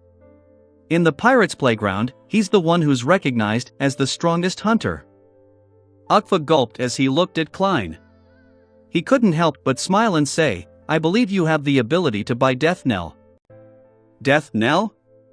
Klein asked with piqued interest, but he didn't show it. That's the name of the revolver. It has accompanied me for a decade. Sigh, if it's not because it overlaps in functionality with one of my other mystical items, and isn't of much use for me at present, I wouldn't be willing to sell it, Ukva replied with a sigh. At that moment, Anderson scared with laughter. That wasn't what you said before. You said you preferred farming tools. A planter. Klein made the corresponding judgment based on Anderson's words and Ukva's expression. Meanwhile, the corresponding potion names flashed through his mind: Sequence 9 Planter, Sequence 8 Doctor with the ancient name Healing Pastor, and Sequence 7 Harvest Priest. It's no wonder Anderson introduced him as his former team's doctor. Klein thought for a moment and said, "Do you know Frank Lee?" Haha, no. Although I'm from Phaenopotter, my formula and ingredients were obtained by myself, one at a time. I had nothing to do with the Church of Mother Earth. Therefore, I wouldn't dare to return to Phaenopotter. However, I've heard of Frank Lee. He's someone who gives the church quite a headache, Ukva replied frankly. He's only a Sequence 6 biologist, but he's given such importance by the church. I really do wish to meet him if there's a chance. No, you won't, you will regret having that thought. Klein could tell from Ukva's answer that he believed in Mother Earth and was likely a powerful Sequence 5 Beyonder. By his side, Anderson's face twitched when he heard Ukva. He said with lingering fear, "That guy does give one a headache. In a certain sense, you can call him a devil. His powers and thoughts have exceeded the level of a Sequence 6. Alright, let's not talk about him. Whenever his name pops up, I still remember the milk that was jettisoned." Ukva looked at the duo in puzzlement as he restrained his looks of curiosity. He walked to the table side, opened a drawer, and pulled out an iron-black revolver that looked a little longer than an ordinary revolver. "This is Death Knell," Ukva introduced it solemnly, Chapter 708, Revolver worth £9,000. Chapter 708, Revolver worth £9,000. Translator. Atlas Studios. Editor. Atlas Studios. Death Knell? Striking the enemy's death knell with every shot? I like this name. Klein controlled his facial expressions as he went forward without any anticipation or excitement on his face. He reached out to receive the iron-black revolver with a slightly long barrel. He was originally very worried that Ukva would raise the price if he showed any strong desires for it. This was common in any transaction, but on second thought, with Gehrman Sparrow's reputation, and with Anderson, the strongest hunter of the Fog Sea, as a witness, it was unlikely that Ukva Connorchris would offend him despite possibly being a Sequence 5 Beyonder. After all, he had quite the adventuring circles and had hoped to lead a quiet and settled life.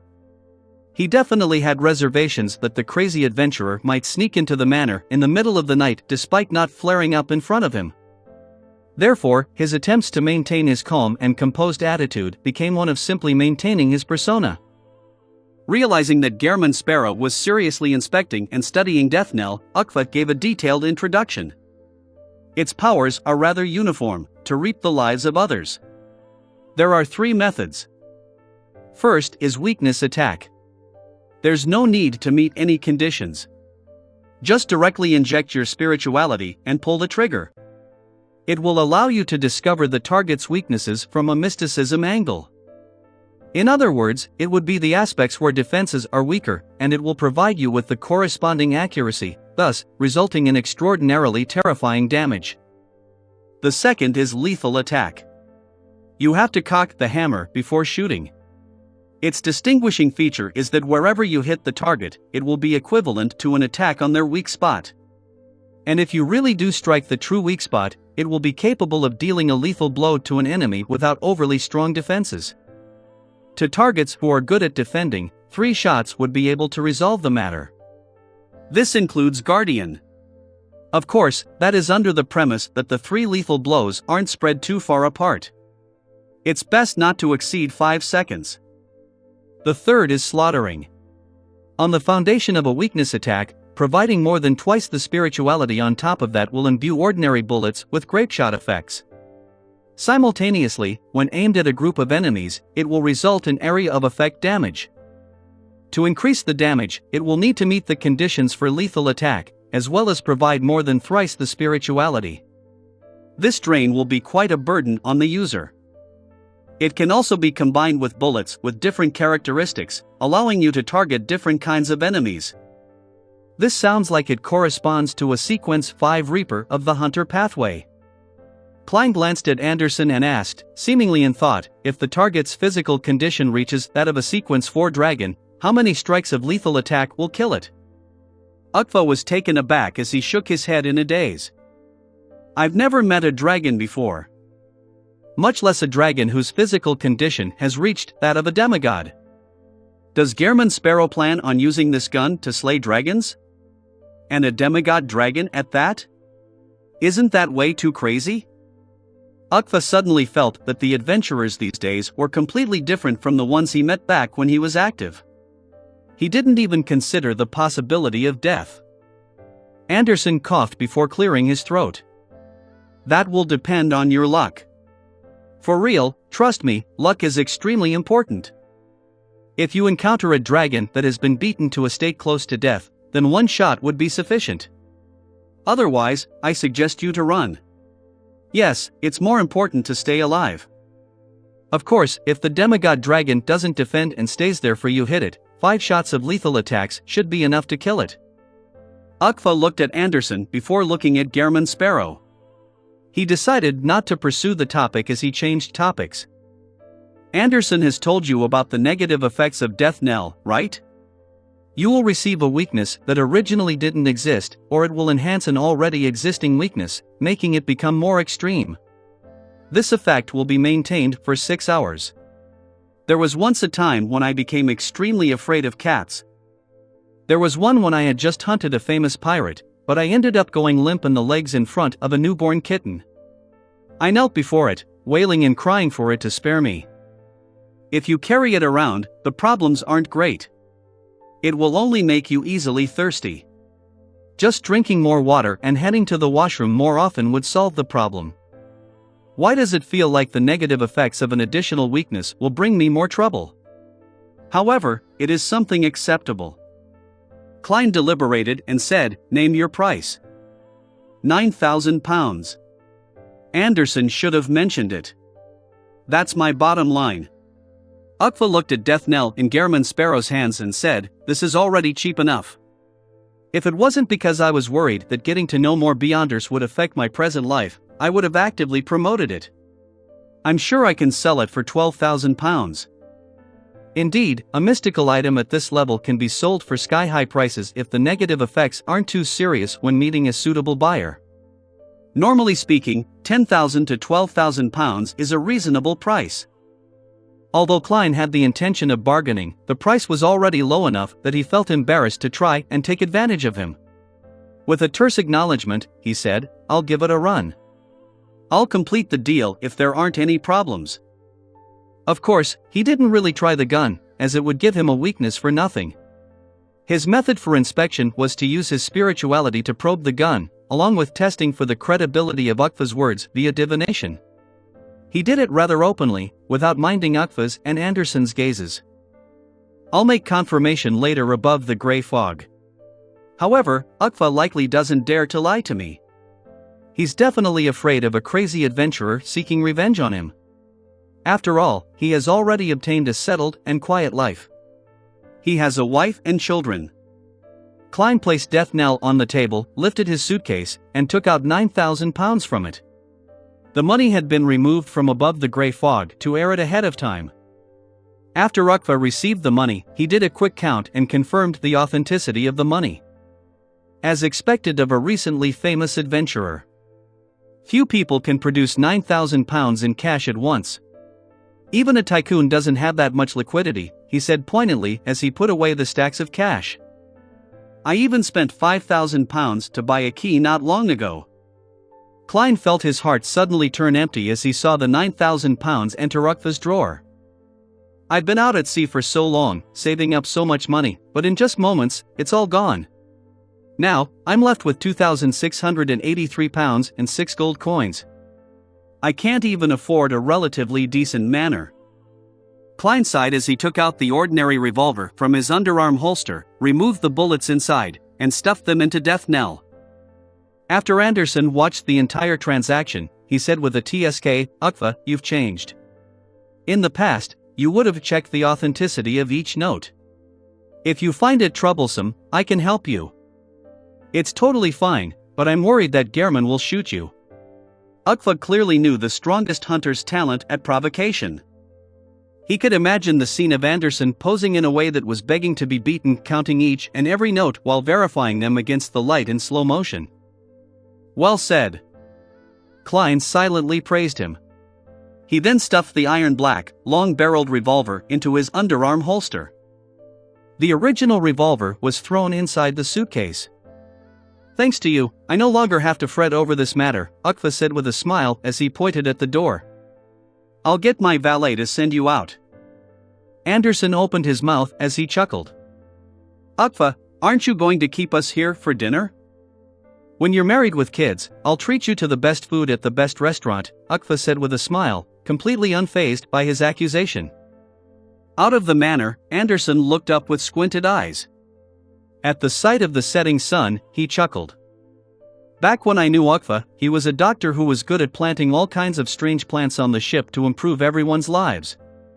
I thought he would die early on during our adventures, but to my surprise, he was always lucky. He even became a druid later." "Why are your poignant words also so deserving of a beating?" Klein deliberately said, "He does have good luck. As your companion, luck is needed to survive." Anderson turned his head in surprise as he scrutinized Gehrman Sparrow. "You know how to mock others? Or have you been infected by me?" He wasn't too affected by it as he straightened his clothes, took off his hat, and said with a smile, "All right, you've gotten the mystical item you need. If there's nothing else, it's time I embark on my own journey. Don't forget that demigod's mission." Klein succeeded in using a single sentence to crumple Anderson's expression. "I already have an urge that compels me to finish the matter as soon as possible. All right, there's no need for goodbyes. Perhaps we might really meet again one day." Anderson gave a self-deprecating laugh, waved the hat in his hand, and turned to head towards another path that left to Byam. As he watched the strongest hunter depart, Klein slowly heaved a sigh. Holding his suitcase, he followed the path he took to get here and headed for Byam under the red evening sky and the shelter of unique palm trees. Inside Byam City. After finding an ordinary inn to stay in, Klein began considering his subsequent plans. "I'm finally free. I can attempt to act as a marionettist. I have to figure out the corresponding principles. That's the most pressing issue for now. Yes, marionettist. The focus should be on the marionette. I haven't actually created a marionette and controlled it in battle.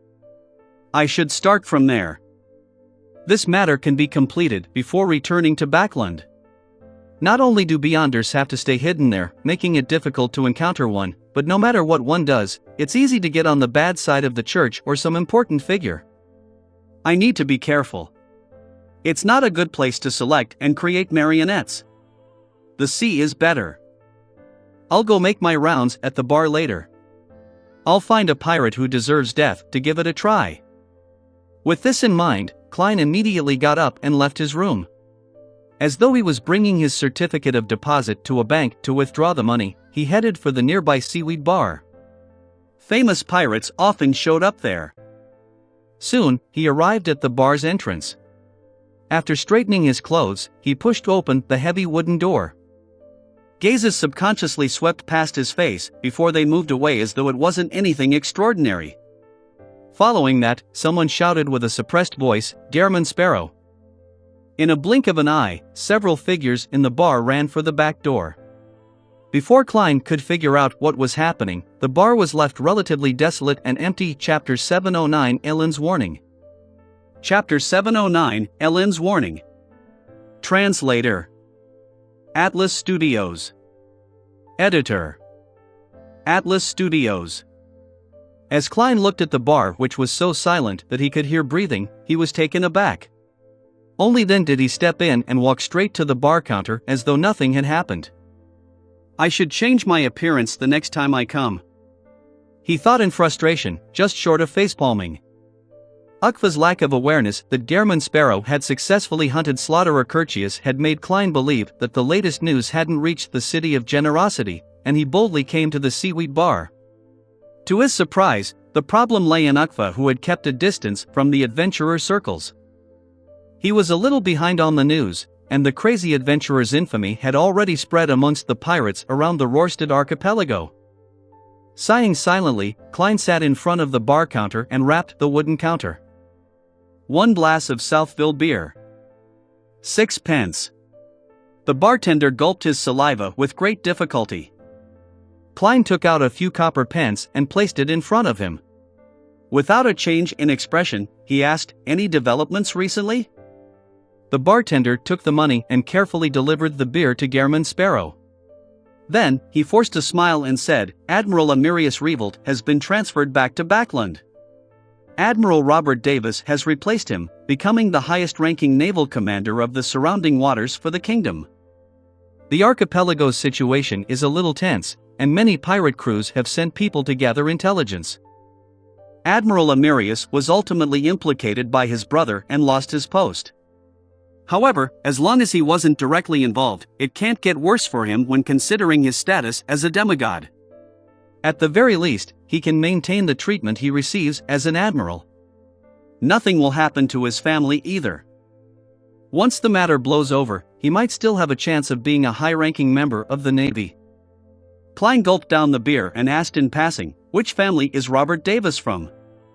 "No, he's not a noble. He's one of the rare officers who slowly rose up the ranks to admiral. In the Berserk Sea, Sonia Island, and East Balam, he has rendered plenty of meritorious services." The bartender recalled the commendations the papers recently had for Admiral Robert Davis. After a pause, he said, "However, I heard that he has received the sponsorship of many nobles." "Yes, with the Imperial Navy, admirals who are from the royal family or aristocrats, or have close ties with them take up at least 80%. The remaining 20% are mainly rear admirals and vice admirals." Klein had long learned of the situation from the documents he received from Amirius Revolt. Compared to this, the army was a lot better. Gehrman Sparrow didn't continue asking as he seemed to focus on his drinking. The bartender then added, "In the past 2 to 3 months, the resistance has been very active. They've been constantly attempting to destroy railways or set up blockades on public roads. They've given the Governor General's office quite a headache, forcing it to dispatch large numbers of soldiers to maintain a smooth flow of traffic. However, the resistance army seldom clashes with them head-on. I'm aware of that. It's all going according to my plans. In a place where the natives and mixed bloods take up 80%, it's not difficult for the resistance to gather accurate intelligence. Coupled with external sponsors, it wouldn't be hard for them to live on for short periods of time. The reason why they were in a dire situation in the past was all because Calvetua was an irrational sea serpent. It often got them to attack key nodes in a city, fighting head-on with the Lone Kingdom's navy and army." Klein mumbled to himself in delight as he drank another mouthful of beer.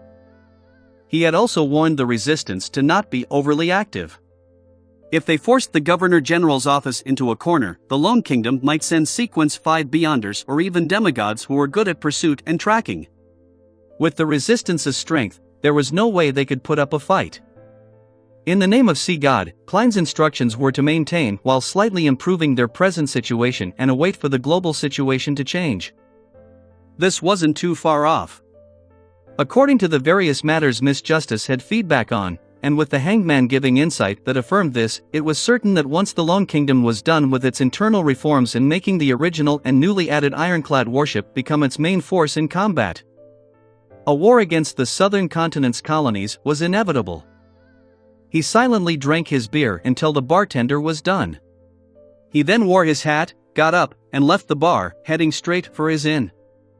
Along the way, he saw bronze-skinned children with curly hair and natives with brown jackets and pantaloons. These people either made way in horror without even looking up, or they were hunched in a corner, looking at Klein with a complicated look in their eyes. Klein helplessly curved the ends of his lips as he silently returned to his room. He didn't immediately change his appearance and head to the various bars to seek out pirates. This was because he was certain that they would hide the entire night and not appear again.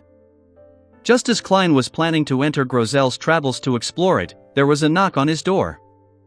Without needing to ask, all he did was grip the knob when the visitor's appearance naturally surfaced in his mind. It was a middle-aged man dressed in a dark red coat and white slacks.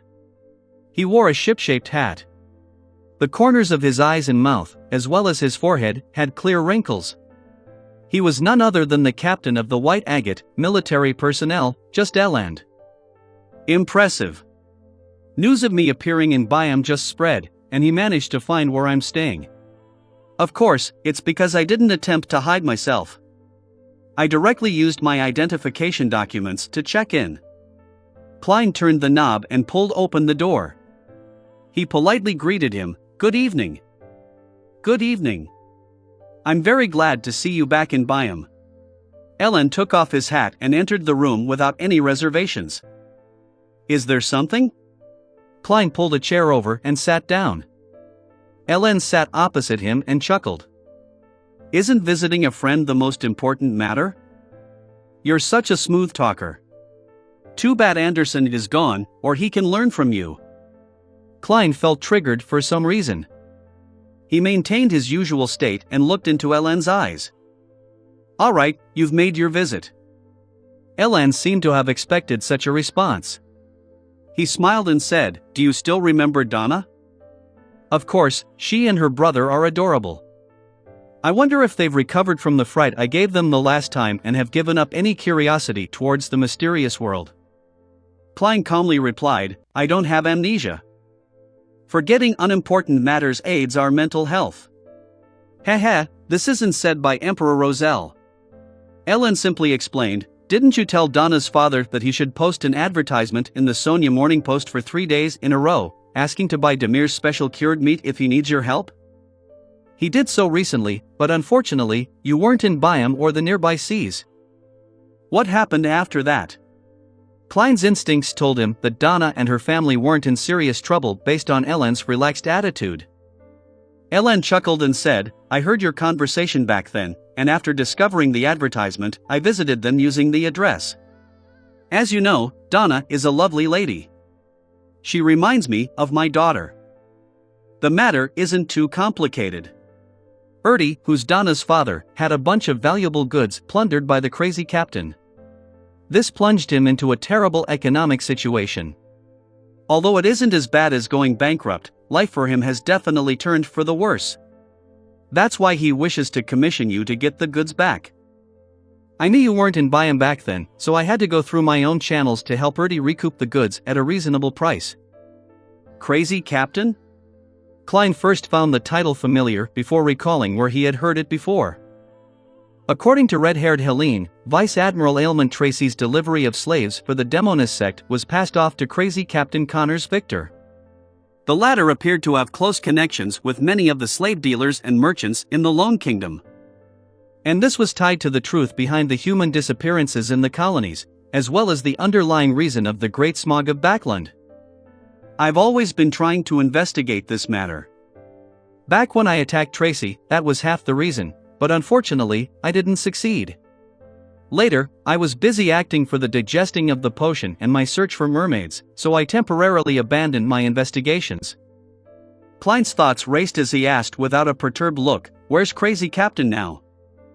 "Ertie has already gotten back his goods," Eland hissed, emphasizing that the matter had been settled. Klein looked at him and repeated, "Where's Connors Victor now?" Eland shook his head in exasperation. "I've no idea, but his subordinates are still in Byam trying to gather intelligence. As you know, Admiral Amirius has returned to Backland, and he's been replaced by Admiral Davis. Many changes are in place, so the pirates need to have a new handle of the latest situation. Therefore, I guess that Connors' ship is docked in the shadows of one of the nearby islands, but that's a guess with no way to confirm." After listening in silence with his hands clasped, Klein said, "Thank you." Eland exhaled and looked out the window as his expression rapidly turned solemn. "I came here today to tell you that you're too eye-catching. The higher-ups are beginning to pay attention to you. A powerhouse that can easily kill Curtius wouldn't be ignored. It's best you stop using this identity for checking in, otherwise, you might face some difficult problems. Klein nodded seriously and said, "All right." He was very grateful for Captain Elend's warning, but he didn't show it on his face. After Elend left, Klein immediately changed his appearance, switched ins, and confirmed that he wasn't tracked by the military. After doing all of that, he began considering the search for crazy Captain Connors Victor. To others, this was an extremely difficult task, but Klein had a trick up his sleeve. It was to use the sea god scepter and communicate with nearby sea creatures. As long as Connors Victor was in the Rorstad Archipelago's waters, there was no way he could hide from Klein. Of course, it was necessary that he had enough time to perform the search. Chapter 710 Plan. Chapter 710 Plan. Translator. Atlas Studios. Editor. Atlas Studios. Above the gray fog, Klein extended his hand and summoned the sea god scepter from the junk pile. He began browsing through the countless points of light swirling about the sealed artifact. Every point of light corresponded to a believer's prayer. The glows swirled with ethereal holiness. Soon, Klein did a preliminary screening as he focused on the waters instead of the archipelago.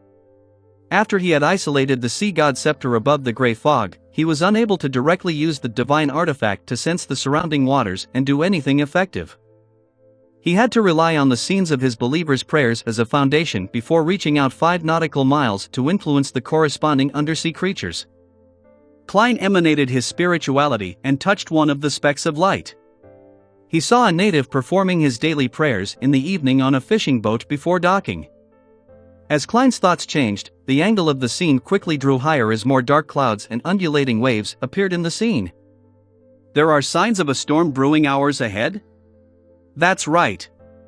I did find the atmosphere repressing when I was out.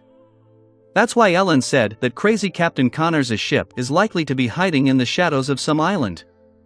It was to avoid the storm. Klein tapped the edge of the modeled table as he muttered silently. Having deduced this, it made his search much easier.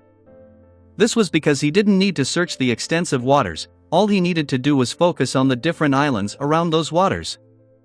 With a change in thought, a blue gem at the tip of the sea god scepter in Klein's hand lit up.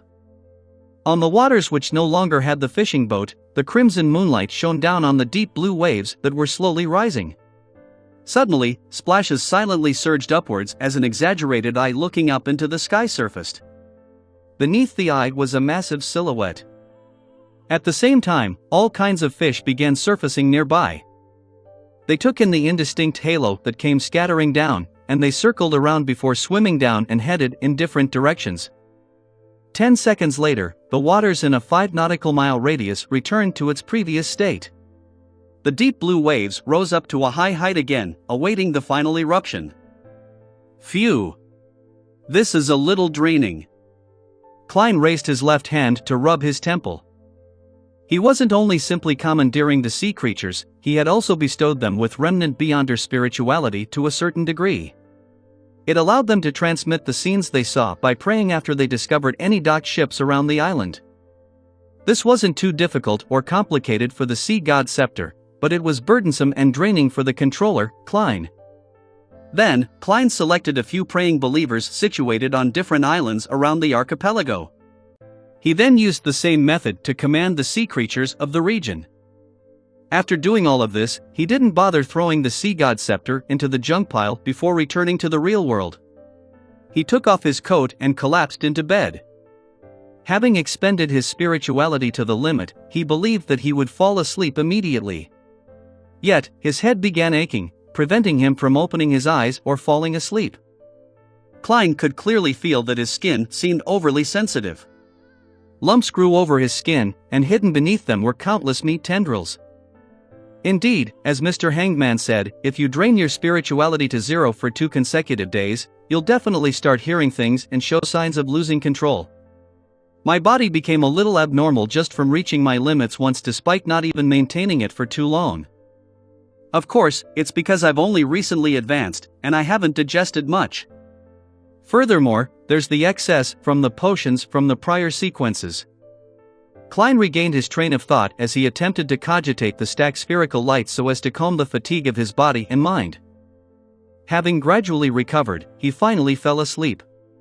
By the time he woke up, it was in the middle of the night. At that moment, the winds were howling outside. The rain was pouring as the storm had finally unleashed its might after a prolonged period of brewing. And this wasn't a rare situation in Byam. Apart from that, the night was relatively serene. Klein went to the washroom to clear his bowels. Washing his hands and taking 4 steps counterclockwise, he once again appeared above the gray fog. He picked up the sea god scepter on the end of the long bronze table and began browsing through the scenes from the sea creatures. The scenes were that of ships, all located at different ports, harbors, or the shadows of different islands. Although Klein hadn't seen crazy Captain Connors Victor, he had previously learned of his traits and the various emblems of his pirate crew. Therefore, he wasn't afraid of failing to identify him. Scenes flashed past as he patiently scrutinized the details of the ships. About 10 minutes later, a look of unconcealed joy appeared in his eyes. He zoomed in on a scene as he pulled the orientation of the scene closer. He had found the suspected ship. The ship was docked at the back of Simim Island, an island furthest from the Rorstad archipelago. Behind it was a towering cliff with churning waves below it. Its sails and flag had been reefed up, but there was a white skull emblem with an eye patch on the 2 sides of the ship. This was none other than the emblem of the crazy captain's pirate crew. Klein removed the spirit pendulum from his left wrist and made a confirmation with divination. The answer made him rejoice, as it was indeed Connors Victor's ship. And Crazy Captain only had 1 ship. It's no wonder that despite most adventurers at sea knowing that Crazy Captain is in contact with the kingdom's human traffickers and slave merchants, the Church of Storm's investigations of the colony disappearances didn't point to him. He only has a bounty of 3,300 pounds. The pirate crew only has 1 ship, so it just looks like it's a small business. It's impossible for him to do large-scale human trafficking. What should I do next? Klein first sighed silently before considering his angle of investigation. His first reaction was to summon a massive undersea creature, hitch a ride on something akin to a whale, and head straight for Simim Island while the storm continued. Then, he could infiltrate and use his powers as a marionettist to control crazy Captain Connors Victor without causing too much of a stir. But on careful thought, he felt that it was a rash decision. It wasn't a problem dealing with other pirates who weren't at the pirate admiral level, but since crazy Captain Connors Victor was involved with a terrifying matter like the Great Smog of Backland, he had to consider that Connors's normal actions were just a disguise. In consideration of how he might have another identity, with the ship concealing some secrets, there was a high chance that there was a trap that could deal with pirate admirals.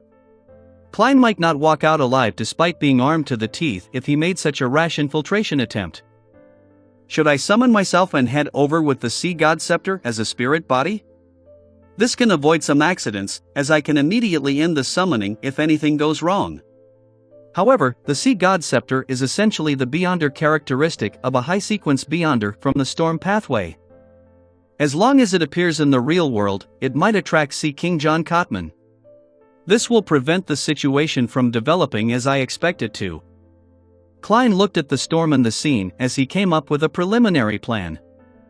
Before that, he conjured a pen and paper and wrote the divination statement, "Dealing with Connors Victor is very dangerous." Picking up the silver chain of the spirit pendulum, Klein reined in his thoughts and focused on the divination. Soon, he opened his eyes to see the topaz pendant turning clockwise at a high frequency and large amplitudes. This meant that dealing with Connors Victor was very dangerous.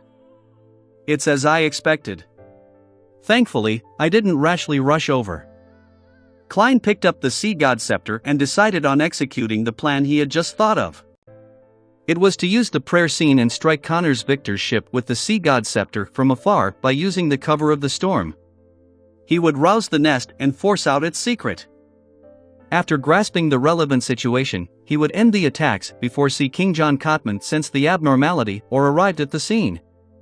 Klein wouldn't feel disappointed if Connors Victor unfortunately landed in the hands of the Sea King.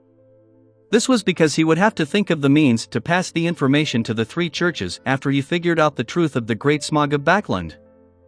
If Crazy Captain successfully escaped, Klein would have pried into his secrets by rousing the nest. He could then subsequently formulate a plan of attack. Phew! Klein slowly exhaled as he watched the ship bob about with the dark crashing waves before raising the sea god scepter high in the air. At the tip of the scepter, the blue gems that circled around it had begun to emit a bright light. Chapter 711, The Storm Attacks. Chapter 711, The Storm Attacks. Translator. Atlas Studios. Editor. Atlas Studios. Simeem Island. Under the towering cliff, dark sea waters were being roused by the surrounding waves as they churned about considerably. On Crazy Captain Connor's Victor's ship named the Single-Eyed Skull, a few pirates donned cloaks as they pulled up their hats. The rain pattered down heavily on them as they fought against winds that could lift a child, in order to walk out the cabin and inspect the ship to prevent any accidents from happening. Their cloaks were made of linen, but their surfaces were smeared with an already hardened, sticky liquid. The raindrops were unable to permeate through that layer and could only flow down onto the deck. The liquid was Donningsman tree sap, produced from the southern continent's rainforest. It was naturally water-resistant and was quite commonly seen. It was originally rather cheap, but after a research team last year suspected that it had beneficial effects on hair growth, its price skyrocketed. In such weather it's suitable to be inside the Red Theater, drinking liquor, smoking weed, and having women in your arms. A pirate looked out of the shipboard and grumbled. His companion echoed him as he pulled at his cloak's hood. I heard there's a bunch of new arrivals at the Red Theater. I really want to give them a try. How did you learn of that? Another pirate asked in passing. He was met with a chuckle. I heard it from the boss. It's not like you have no idea what Captain's business is? That's why the boss knows plenty of human traffickers. Ha! They prefer to be called slave merchants. Speaking of which, I recall what happened that time. The pirate who spoke at the beginning wore a reminiscent look. Among the goods sent over, there was a young noble lady who had fled from her home. Her skin, figure, looks, tsk were. I have no idea how to describe it. I still remember her to this day. What a pity that she committed suicide. As they spoke, they suddenly felt their vision brighten as they subconsciously looked up into the sky.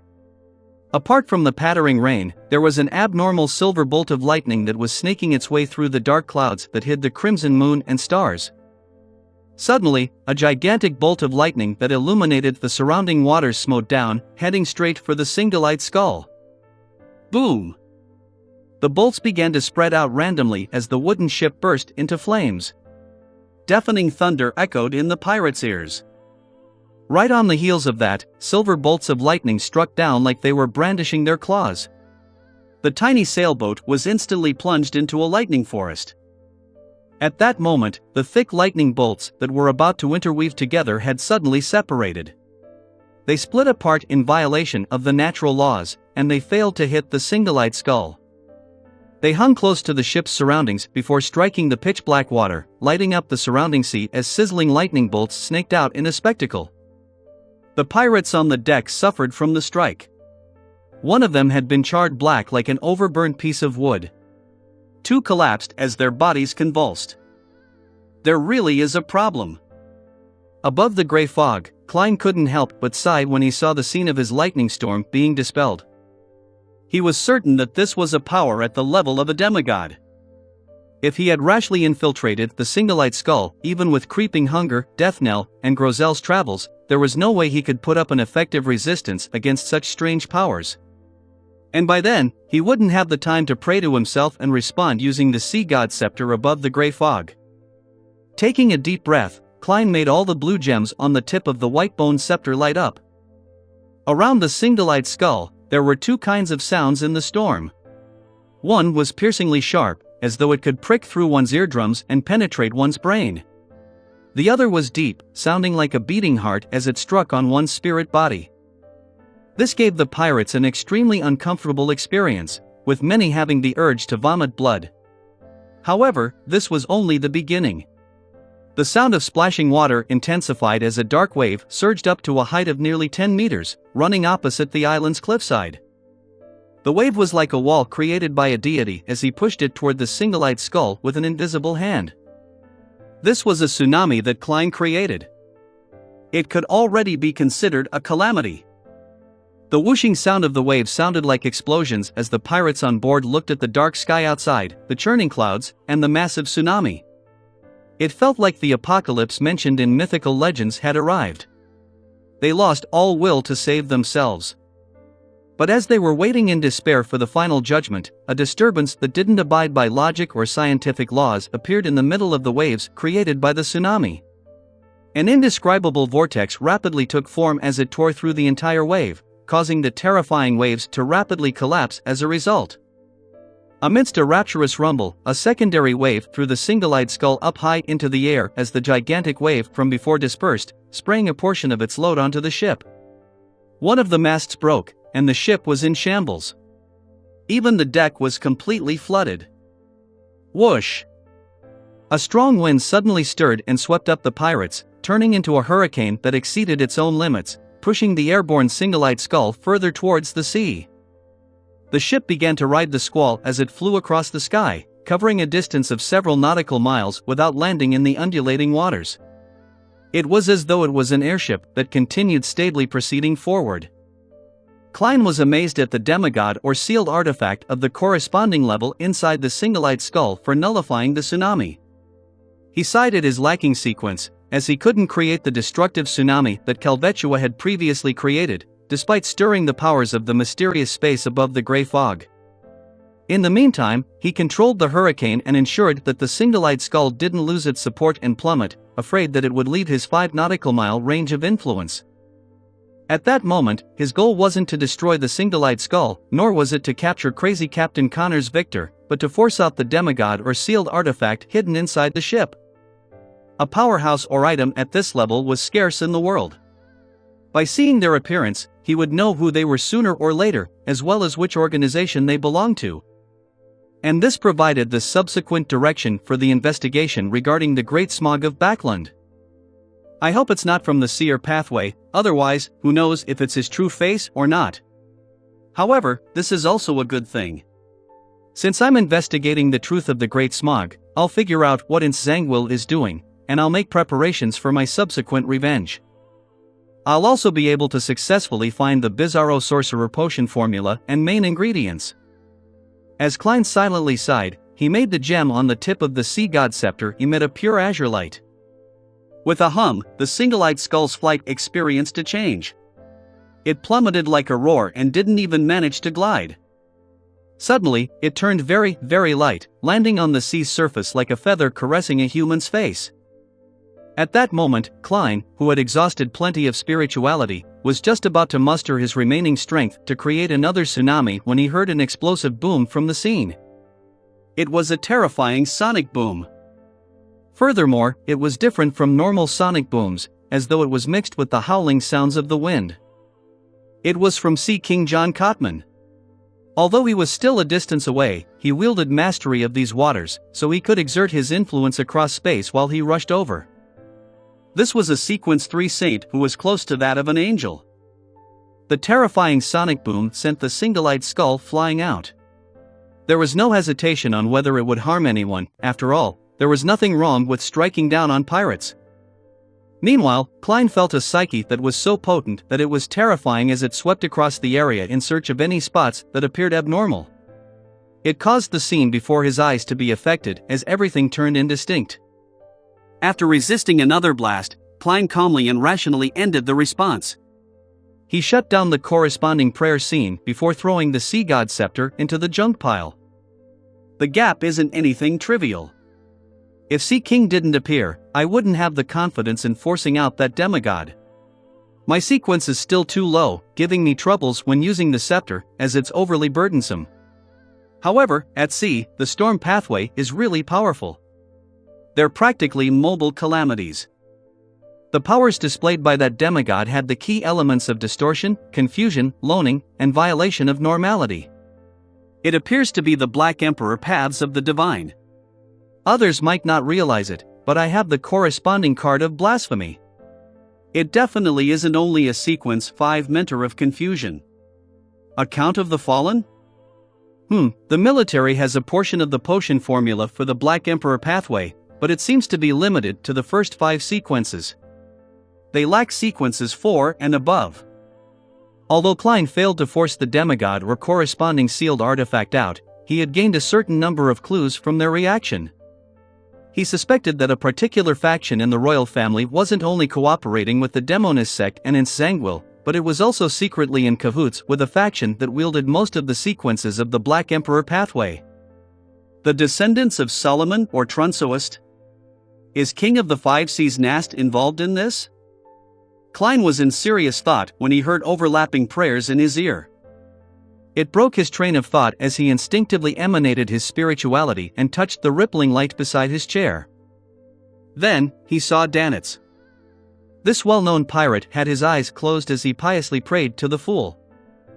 Klein took out his pocket watch in a daze and took a few looks at the time to confirm that it was almost 3 in the morning. Is he nuts? Why is he praying in the middle of the night? Does he not want me to sleep? Klein watched carefully in exasperated amusement and discovered that Danitz looked tipsy. There was even faint singing echoing outside. The crew members of the Golden Dream are having another bonfire party? Are they celebrating the departure of Gehrman Sparrow? To think they celebrated all the way into the middle of the night. Klein instantly understood why Danitz was praying at that moment. He took a deep breath as he emanated his will into the halo, saying in a deep voice, "Those who say my name are on my mind." See, King John Cotman arrived at Simeem Island as he began searching for the abnormal tsunami that had happened here, as well as the ship that belonged to an unknown pirate crew. He was certain that there was a demigod on board that ship. This tall and brawny cardinal of the Church of Storms with thick, dark blue hair, a high-ranking deacon of the mandated Punisher, clenched his fists as the dark clouds in the sky cracked open, sending crimson sunlight scattering across the sea. After identifying the positions of the stars, John Cotman flew in a particular direction. Suddenly, his speed slowed down because he saw a pirate ship with a flag fluttering with the single-eyed skull emblem. The ship wasn't manned by anyone as it drifted in the wind. Scarlet flames were everywhere on it, along with charred corpses. In the middle of one of the masts, a middle-aged man was tied to it. He wore a triangular hat and a black eye patch. His exposed eye was widened and filled with horror. A wooden pole had impaled him in his chest as blood dyed everything. His life and spirit body had completely dissipated. Chapter 712, The Loyal Alger. Chapter 712, The Loyal Alger. Translator. Atlas Studios. Editor. Atlas Studios. Situated beyond the storm, the Golden Dream had crimson-red moonlight shine through the thin clouds and onto one of its rooms, which was dark and unlit. Danitz was standing beside his bed, motionless. It was as though he had encountered the Beyonder powers resembling Medusa's petrifying gaze. He couldn't help but grind his teeth loudly as his feet indiscernibly trembled. An endless grayish-white fog and an indistinct figure that stood high above everything, saying the awe-inspiring words, "Those who say my name are on my mind," filled his mind. There really was a response. There really was a response. Danitz's lips quivered as he muttered silently to himself. He felt that his calves had gone soft. This was the first time he was receiving a response from a prayer. He was frightened out of his wits. He long knew that the fool was an unknown existence, the figure whom the secret organization backing Gehrman Sparrow believed in, and that he had already made a connection due to chanting his honorific name.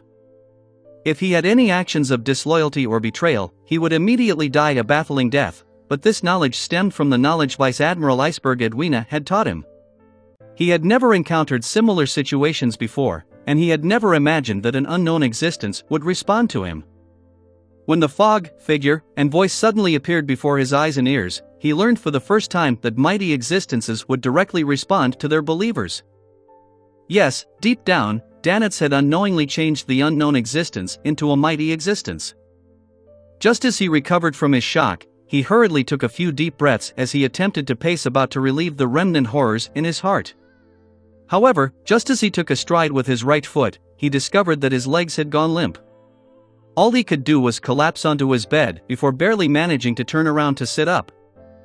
It really is a magnificent existence. It's real, Danitz muttered softly as he came to a clear realization that he had involved himself in something serious. Back in the book world, as he had only chanted the honorific name without discovering any abnormalities, all he felt was fear having known of the possible outcomes. Now, he was facing a hidden danger that finally outlined itself, as well a future he couldn't see clearly. How could he not plunge into an inescapable pit of extreme fear? After an unknown period of time, Danitz exhaled as he consoled himself. It might not be a bad thing. At the very least, Gehrman Sparrow is still living, and he's leading quite a good life. Upon having this thought, he forced a smile. I'm a member of a secret organization, and in the future, a person blessed by a magnificent existence. As his thoughts raced, Danitz decided to pray every morning when he woke up. He believed that no existence would dislike a pious believer. Of course, he would keep in mind the revelation and often pray inwardly. The next morning, Klein woke up normally, having exhausted himself the previous night. He slowly got out of bed and saw that the skies were blue and the ground outside was wet. The entire world seemed to be cleansed by water, making it abnormally fresh. However, the disorderly leaves, broken branches, and all sorts of trash were an indication that it wasn't a peaceful night. After washing up, Klein wore an ordinary Loanese face, ordered a cup of Gurney sap, something that originated from Simeem Island, and a rather heavy choice for breakfast tiataiba to make up for his previous night's expenditure. As he drank the beverage that resembled lemonade with sugar and milk, he ate the fresh, fragrant meal that mixed mutton and fish together, along with the sweet and slightly sour flavor of the fruit.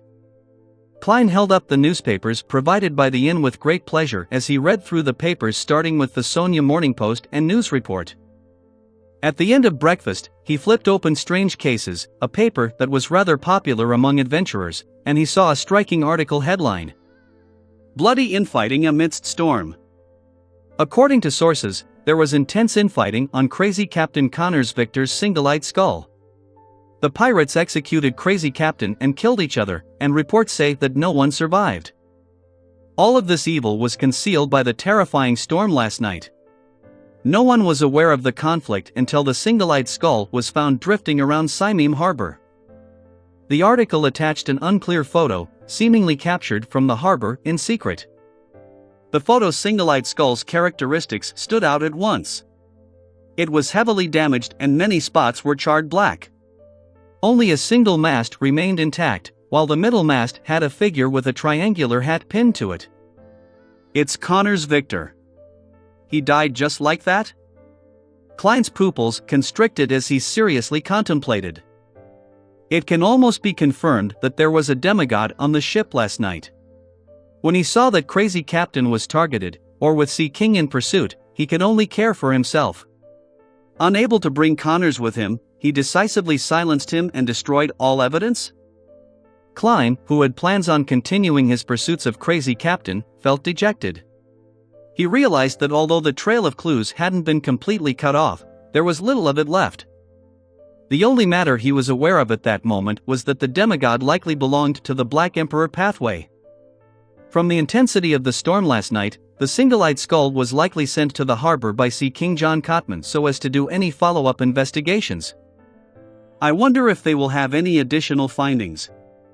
Yes, I can get Mr. Hangman to keep an eye out for it in the Church of Storms. There's no need to inform him since the tarot gathering will be this afternoon. The world can directly commission him to do so. Klein quickly made up his mind before downing the rest of the Gurney sap. Then, he returned to his room and planned to retrieve the radio transceiver which he had placed above the gray fog for an extended period of time to contact Rhodes. He wanted to see if it had any other clues regarding the Bizarro Sorcerer Potion formula. Having left Oravi's East Sea, which was also where the Aurora Order's demigod had previously targeted him, Klein now dared to use items with the gray fog's aura. However, he knew very well that he couldn't do it frequently, and each use couldn't be for too long, otherwise, there was the possibility of the true creator detecting it. Due to this reason and his wariness against Rhodes, he planned on doing whatever he could do himself, and he would seek advice from others if possible. He only planned on playing the question and answer game if he was out of options. In the Blue Avenger, which was docked at the Resistance's private harbor, Alger planned on getting one last resupply before his return to Pasu Island. After instructing his crew which items to purchase, he changed into local clothing, and he went straight for Byam. After circling a few times, he came to the Cathedral of Waves, planning on reporting to Diocese Bishop Chogo about recent developments. Although he was returning to Pasu Island and reporting his work to the upper echelons of the church, he knew very well who his immediate superior was. He knew that he needed to act appropriately and not make his superior believe that he was skipping the chain of command by directly establishing relations with the upper echelons. Chogo remained hale and hearty as he was very pleased with Alger's proactive reporting. After he heard that, he said with a brisk tone, "There's no need to worry about it. It's just routine reporting. I've already informed His Eminence Kotman that you're devoted to the Lord and are loyal to the Church. You're one of the most trusted captains, and His Eminence Kotman will inform the Council of Cardinals of this." He paused, but without giving Alger any time to speak, he continued, "In addition, there's another mission. Investigate people who are intimately tied to crazy Captain Connors Victor. This is a mission directly issued by His Eminence Kotman. You have to take it seriously." Investigate people related to crazy Captain? Alger was puzzled, but he didn't question it. Instead, he struck his right fist on his left breast and said, "Yes, Your Excellency." The grizzled Chogo nodded in thought for 2 seconds before asking, "Do you know Gairman Sparrow?" This question sounded like a bolt out of the blue. It left Alger's pupils constricting as he nearly lost control on the spot. Thankfully, he was mentally strong, allowing him to barely maintain his normal state. "I've heard of him. He's been very famous recently. Not only has he hunted Wormtongue Mither and seriously injured Tracy, but he has also boarded Catlea's future." Alger droned on to hide the stirrings in his heart. Chogo made a terse acknowledgement. "You were at sea, so you're a little behind on the news. Gairman Sparrow killed Curtius at Toscarter last week and obtained his bounty. That pirate was indeed a devil, a Sequence 5 devil." "Curtius? Agalito's second mate?" Alger asked with very honest emotions. He knew that Curtius was suspected to be a Sequence 5, but he didn't know that he was of the devil pathway. And the fact he was both a Sequence 5 and a devil meant plenty of things. It meant that he was difficult to kill, which meant that Gairman Sparrow had very likely killed Curtius during a sudden encounter. This meant that Gairman Sparrow was already at the pinnacle of Sequence 5s. If it wasn't because he was seeking to purchase the Sequence 4 potion formula, I might even suspect that he had become a demigod. Alger thought, feeling perturbed. He was alarmed to realize that in a week, the world had obtained the Sequence 5 Ocean Songster potion formula and main ingredient, killed a Sequence 5 devil, and might very possibly have a Sequence 6 notary potion formula in hand as well. How did he do it? Alger realized that he was feeling a little frightened of the world. Of course, it wasn't something unacceptable for him. This was because he knew that the world was Mr. Fool's blessed representative. And Mr. Fool's blessed clearly wasn't a single person. If one was responsible for the notary potion formula, while another was responsible for the ocean songster, then it was possible that Gairman Sparrow had only killed Curtius. Although this similarly left one apprehensive, it didn't seem like a fabricated story. Chogo nodded solemnly. Yes, Agalito's lack of reaction implies something. Focus on gathering information about Gairman Sparrow. All right, Your Excellency. Alger bowed reverently, having already decided to be perfunctory with the mission as much as he could. Inside the inn, Klein placed the radio transceiver on the table. Before long, rushed clacking sounds were heard. Chapter 713, 3 questions. Chapter 713, 3 questions. Translator. Atlas Studios. Editor. Atlas Studios. Amidst the clacking sounds, the radio transceiver spewed out new illusory paper. On the paper were words composed of Loanese. "Great Master, your loyal and humble servant, Arodes, has finally caught up to you. There's no need to be so excited. Oh, the way Rhodes speaks is as professional as always. He didn't express his bitterness about not being able to contact me for prolonged periods of time, nor did he question me about why I haven't been looking for it. It directly blamed itself by claiming that it hadn't caught up to me. It makes me feel a little guilty. But I still need to be wary. Klein was momentarily at a loss for an answer. Rhodes didn't wait as it used the radio transceiver to produce an emoticon of carefully peeking out on the illusory paper. Great Master, the ruler above the spirit world, your servant has sensed that you are one step closer to returning to your holy throne, am I right? This fellow has evolved really quickly. He's already using colored text to form a nascent form of emoticons. From Rhodes's point of view, I'm a true god taking steps to find myself? That's why, although it can clearly sense that I'm only a sequence 5, it still treats me with respect and is even more humble? Klein understood that the mirror was deliberately asking a question, so he nodded in a frank manner. Yes. You have already answered my question. As an exchange and a rule that I need to overlook, you can raise a question to me. Rhodes typed quickly in response before adding a smiley face. Klein didn't hesitate and asked directly, where can the potion formula for Bizarro Sorcerer be found? The illusory paper spat out a long paragraph of complicated symbols before turning into a mirror as it represented a realistic scene. It was a dark cathedral without any natural light source. Inside it was a bunch of squirming things that were all so blurry. It looked as though it was a pencil drawing that had been wiped by an eraser, preventing any exact details to be seen. However, Rhodes added a bunch of text at the bottom of the scene. This is Zeratul. In his advancement to Sequence 1, Attendant of Mysteries, he lost control and became a monster. However, Great Master, you have to be careful. He is a very crafty person. Perhaps everything about him is just an act with a purpose. I'm unable to look at him directly, as it will bring me harm. Aside from him, you will be unable to obtain the potion formula from any demigod from the secret order. This is because back then Zeratul would directly provide the high sequence potion to them. And there's almost no way to use any Beyonder methods to reverse divine it. What a detailed answer, and it even gave me the additional knowledge that the sequence 1 corresponding to the seer pathway is Attendant of Mysteries. Does it mean being an angel that serves upon mystery? From the looks of it, the secret order approach can only work by directly facing Zeratul to obtain the potion formula. And I'm not even capable of viewing him directly. It's no wonder the Snake of Fate will Septon told me to find the crazy Zeratul without mentioning the secret order. Klein was moved by Rhodes's attitude. If he didn't feel that he lacked the level and strength to commandeer the sealed artifact, he even planned on truly treating it as his servant.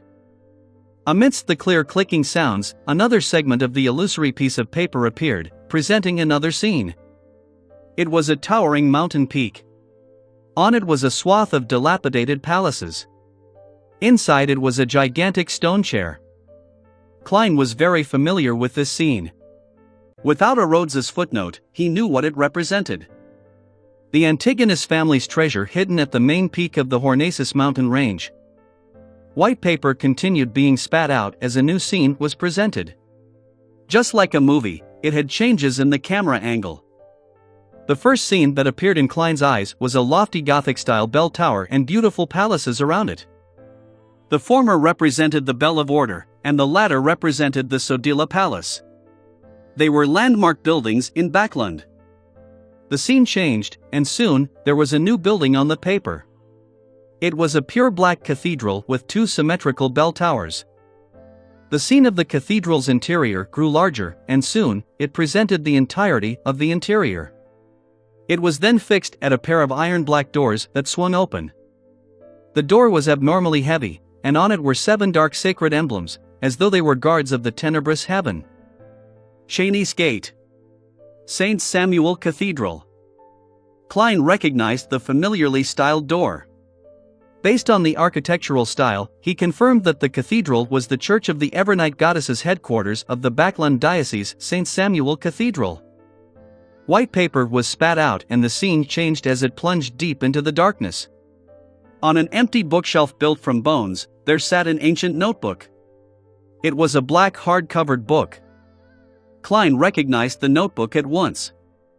It was the Antigonus family's notebook which had caused the death of the original Klein.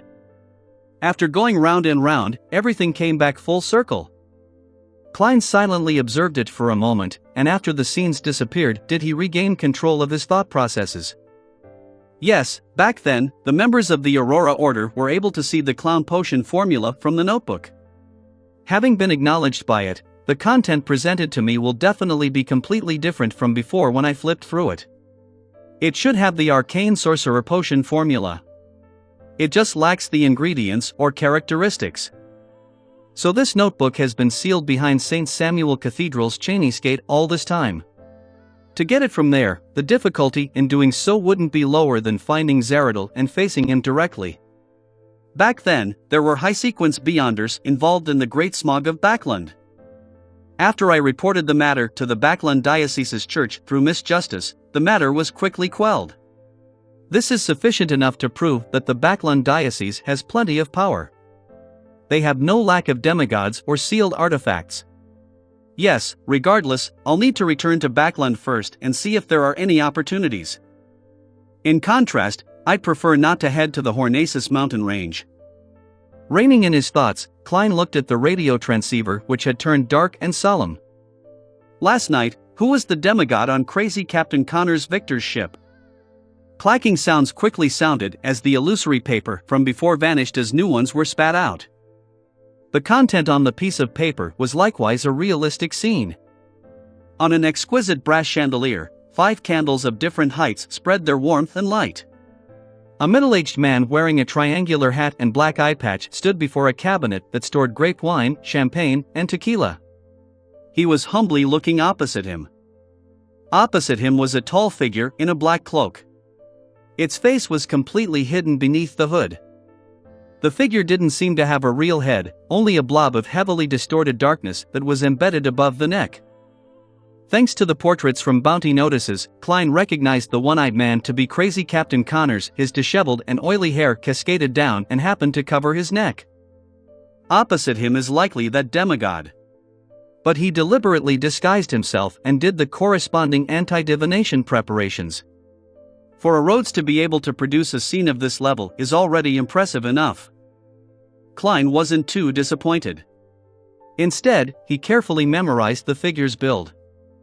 More than 1.85 meters tall, but less than 1.9 meters. Rather long arms, and when hanging his hands down, it almost reaches the knees. The broad shoulders prop up the cloak. The feet are faced outwards to a certain degree. As an expert in disguises, Klein believed that when a person disguised himself and prepared a certain level of anti-divination measures, there was a high chance that he wouldn't take note of disguising his build, especially when one's body didn't have any particular traits. Therefore, this can provide a certain amount of clues. This allows Klein to find the person familiar when he sees the target. Very good. It's your turn to ask. After keeping that in mind, Klein stopped scrutinizing the figure as he waited for a Rhodes's question with piqued interest. He was curious as to how a Rhodes would continue breaking through his image of him. The typing sounds slowed down as it seemed to appear hesitant. Bit by bit, the illusory white paper was spat out. Great Master, see, can I say something to you? Yes, Klein answered the question, puzzled. He began to look forward to what a Rhodes had to say. The sound of typing hastened as it exuded an obvious sense of warmth. On the illusory paper, a single line appeared, Great Master, happy birthday. This is belated. Your current body was born on March 4, 1327. I originally wanted to wish you a happy birthday at midnight of that day, but I failed to keep up with you. It's a topic that really exceeded my expectations. I even forgot about my own birthday. The corners of Klein's lips twitched as he was at a loss for words. He had received the original Klein's memory fragments and received parts of his emotions. He knew the birthday, but for a person who led a solitary life, why would he remember such things?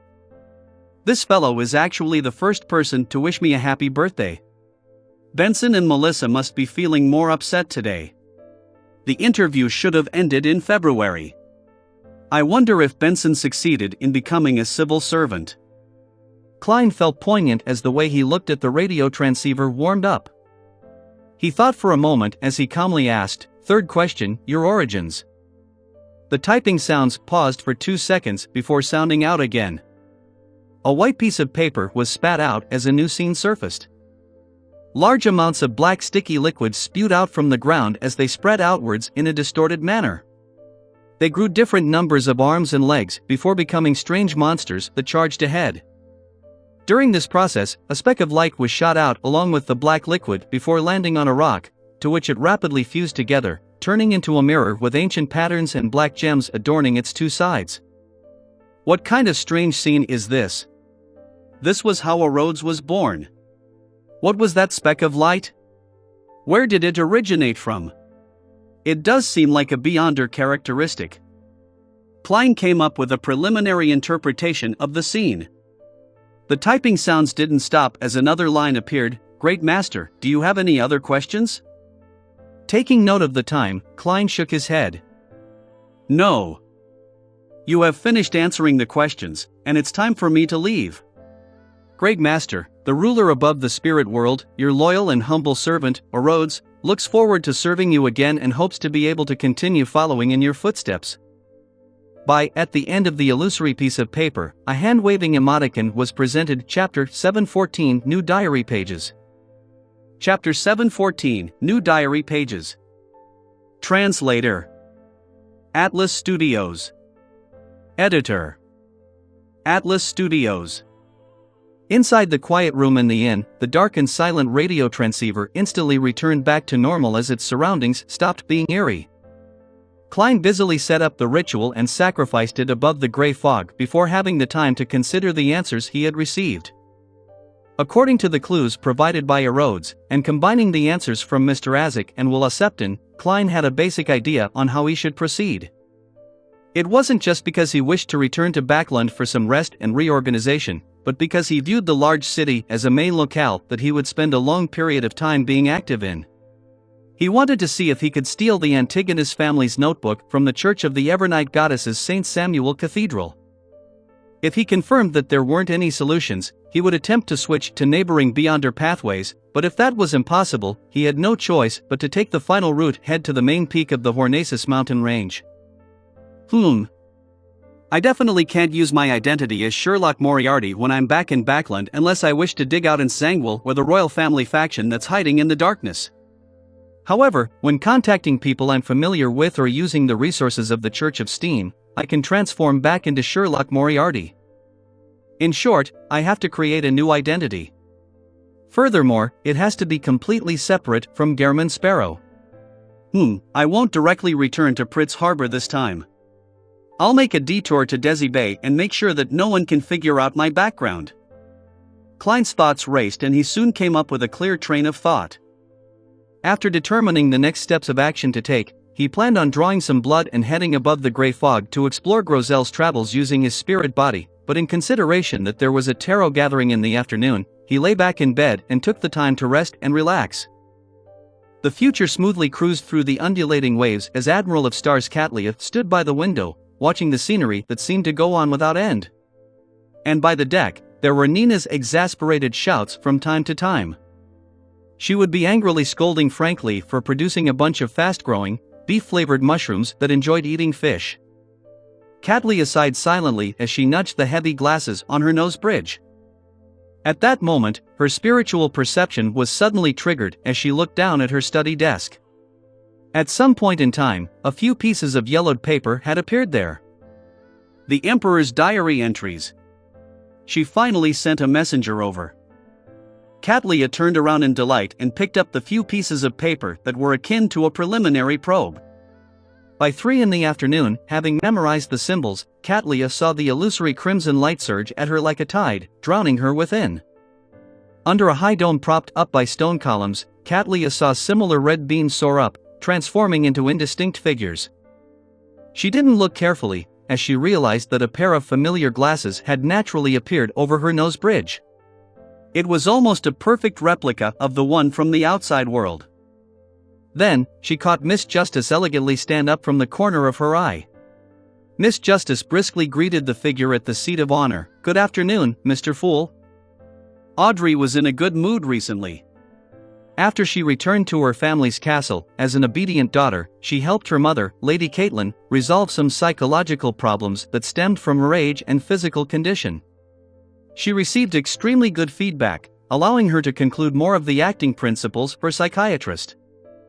Amongst them, the most important principle was to help others resolve psychological issues. She suspected that this was the reason why the potion's name was psychiatrist and not psychologist. Miss Justice is very happy. Klein appeared infected as he nodded with a smile as a response.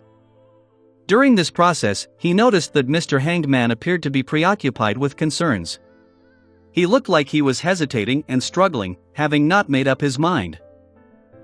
This means that Mr. Hanged Man is able to buy the Ocean Sunster's potion formula and main ingredient, but he will have to pay a huge price.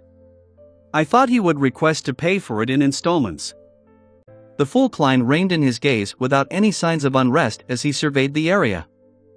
After Miss Justice was done with her greeting, Cattleya looked towards the end of the long bronze table. "Honorable Mr. Fool, I found 3 pages of Roselle's diary. Here it comes. I wonder if the 3 diary pages specially selected by Queen Mystic will be valuable. For instance, providing clues to the card of blasphemy for the seer pathway. This will be able to provide me with another alternative."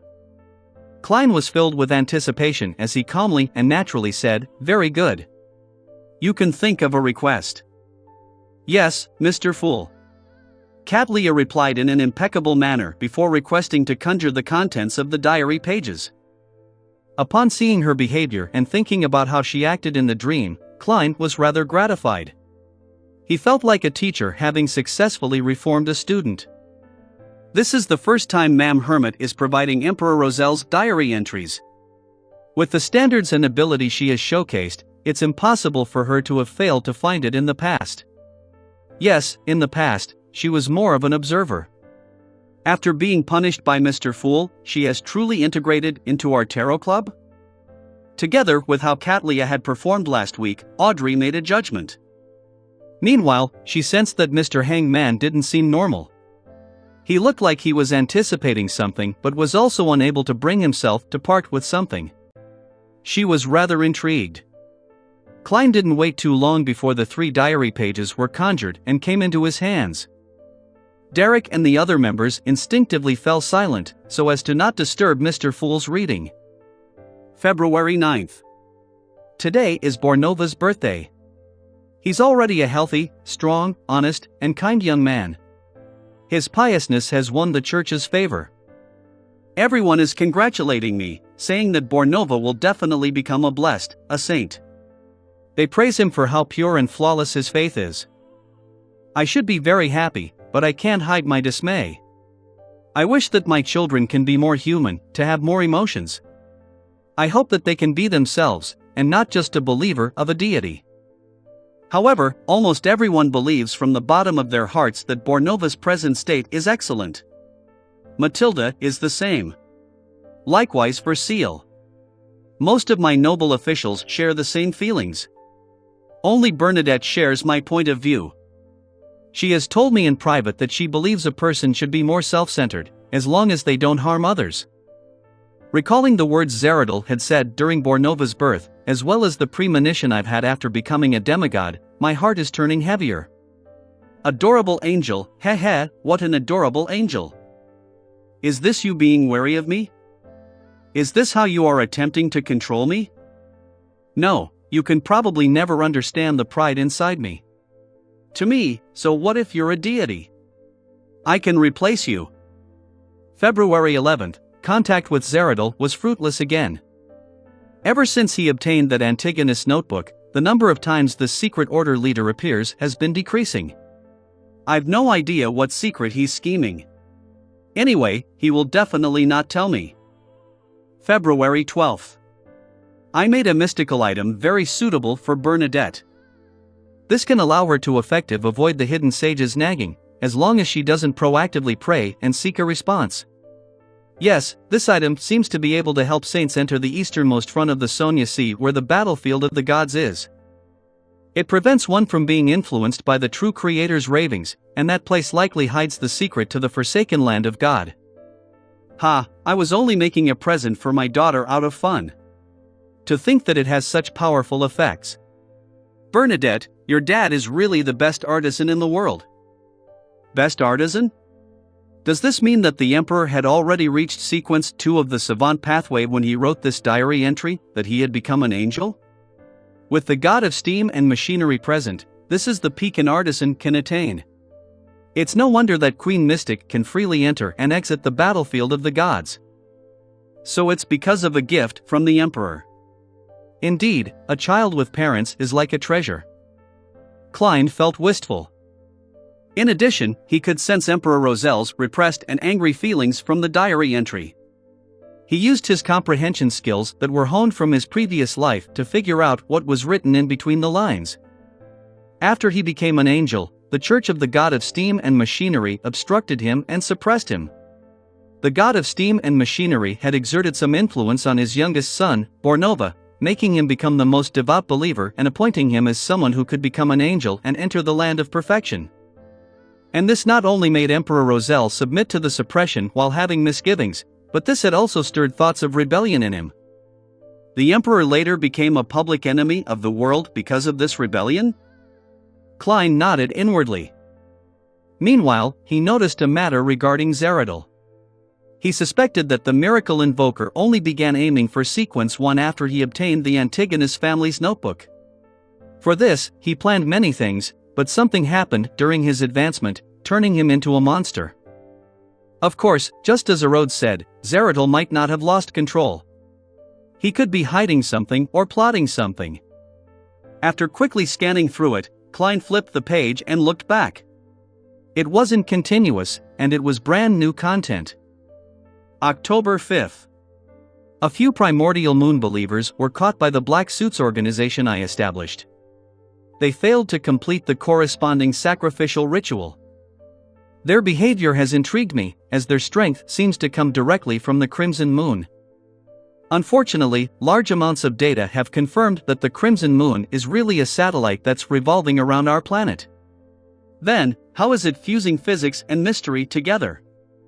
With my present strength, it's not impossible to head for the Crimson Moon. At most, it will be troublesome and a little difficult, but it doesn't seem to be necessary. October 17th, I've finally made up my mind. I will attempt to switch to the neighboring mystery prior pathway. Only by doing so can I become a sequence 1.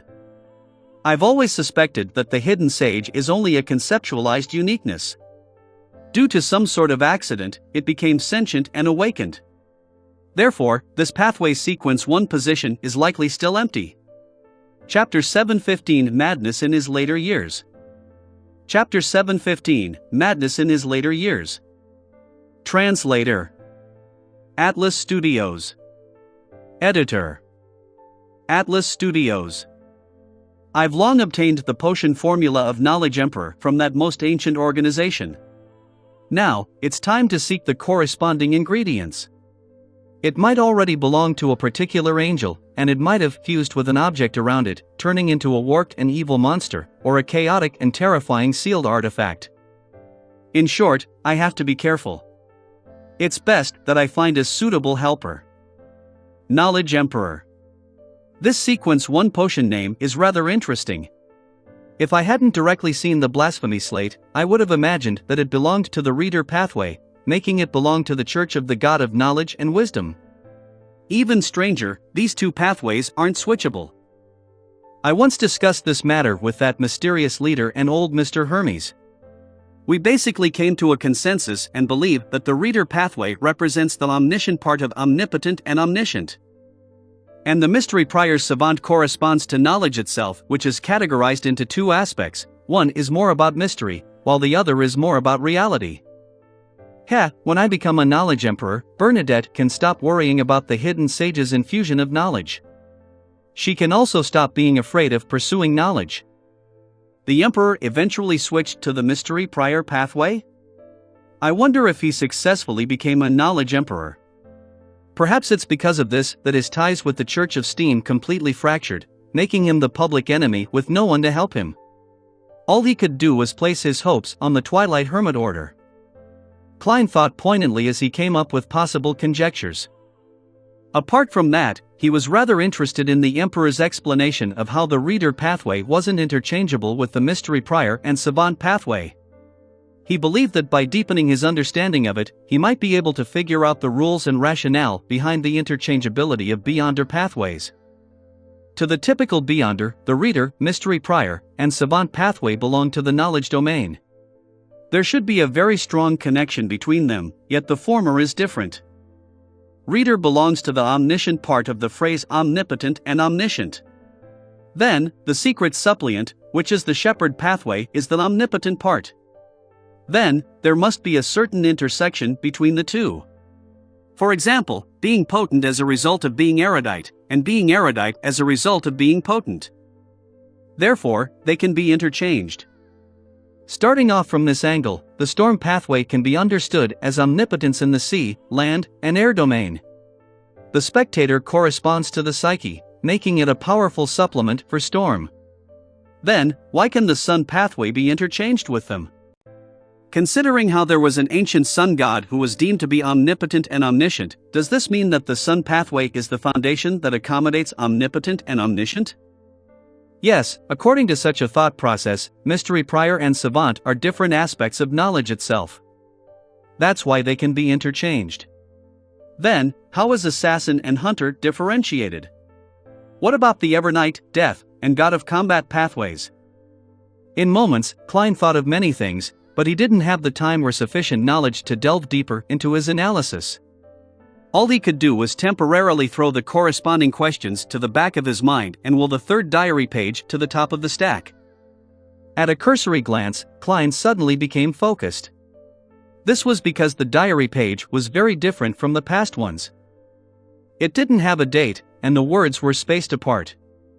Because it was the original copy, the weight placed on the page when the words were penned was obviously out of the ordinary. Klein swept through the page as the contents were reflected in his mind. No. Impossible. How can that happen? If my predictions aren't wrong, I'm not the only one who met with that encounter. No. No. How can that happen? The thing that I saw tells me that everything will be destroyed. Likewise for everything I've created. No.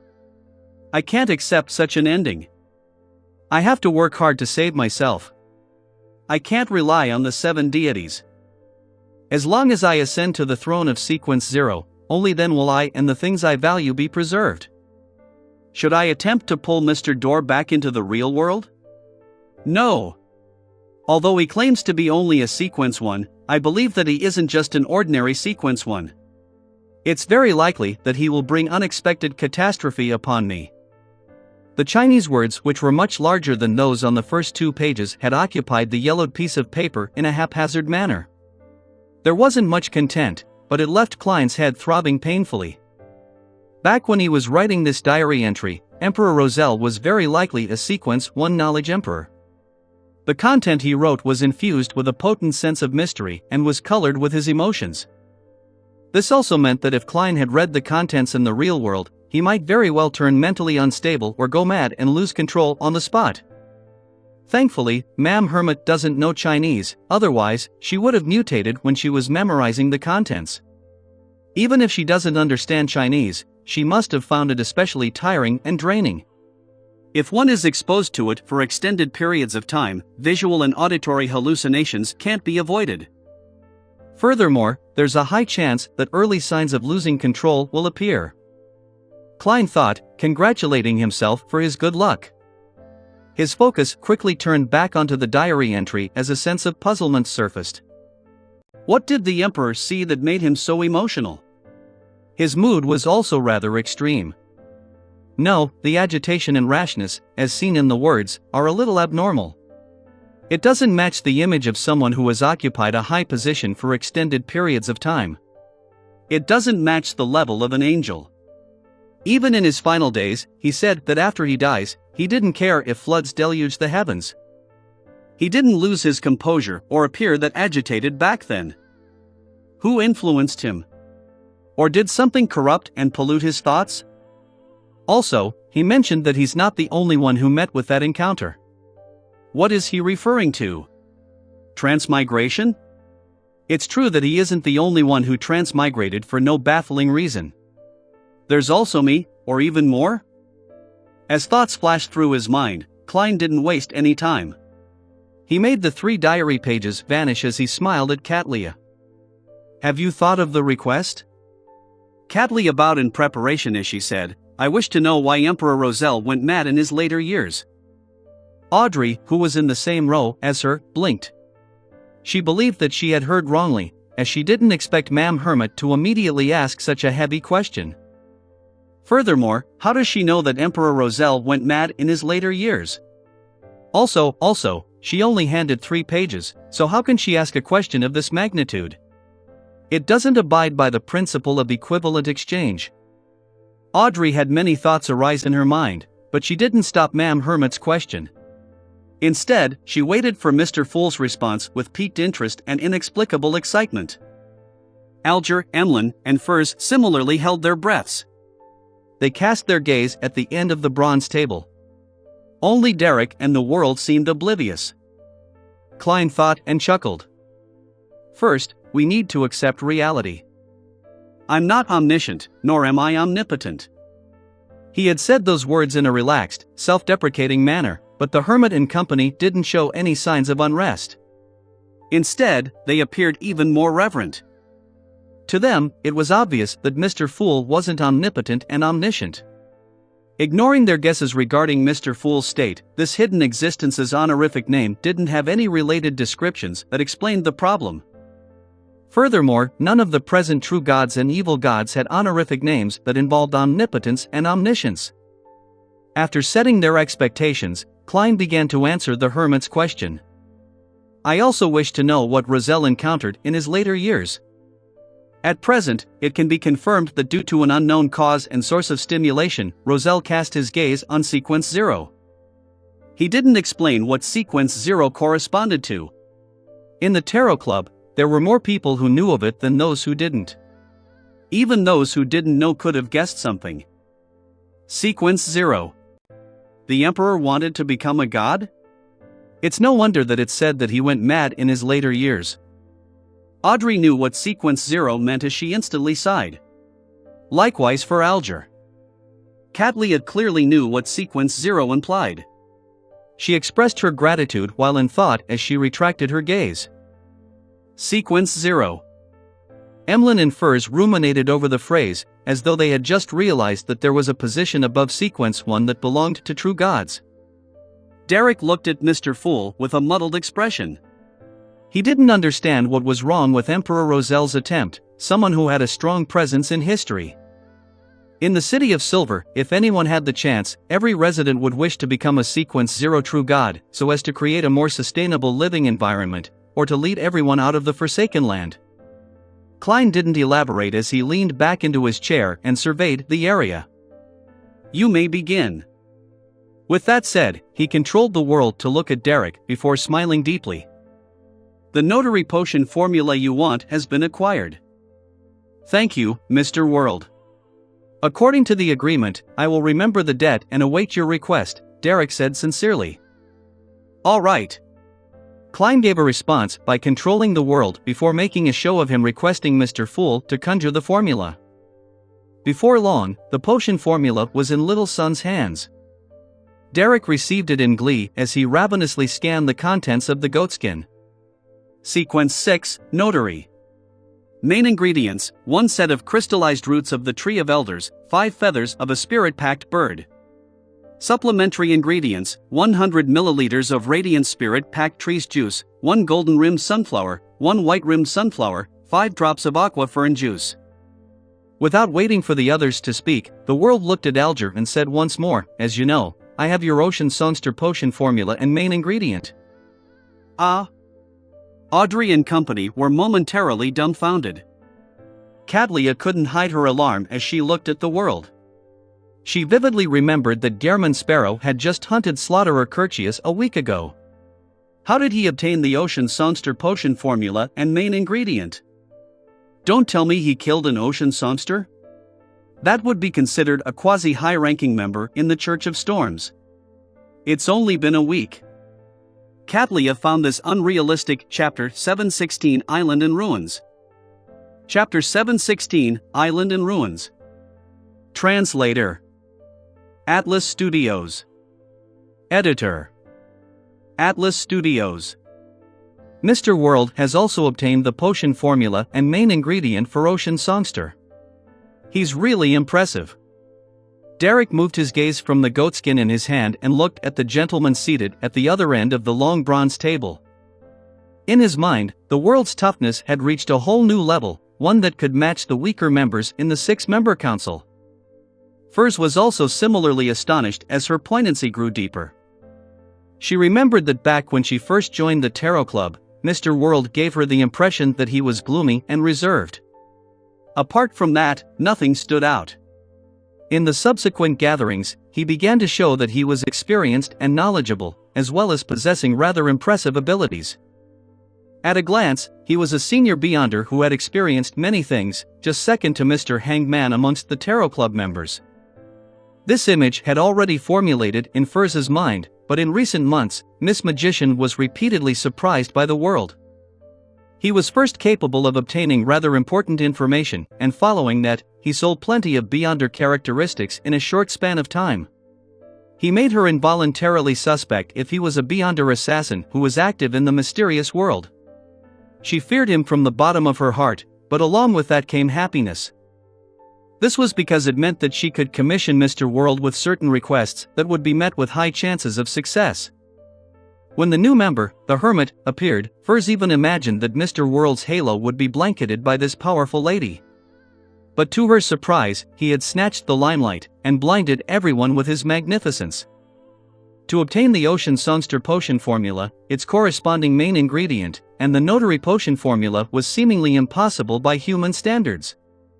He really is impressive. I admire this kind of quiet and ordinary person who is actually very capable. Sigh, I wonder when I can become a Viscount. After this hunting competition, the winner will receive a prize that's likely something that will allow a sanguine to become stronger. Emlyn White quickly turned his thoughts back to himself. As Audrey was sighing in amazement, she was puzzled about a matter from before. Why is the impressive Mr. World not searching for Emperor Roselle's diary pages? He's not like Ma'am Hermit. He has already joined the Tarot Club for quite some time. And he doesn't need to observe. It's not like he doesn't have any requests that don't require him to search for Emperor Roselle's diary pages to obtain something from Mr. Fool. Then, why isn't he searching for them? Has he privately submitted them? But why?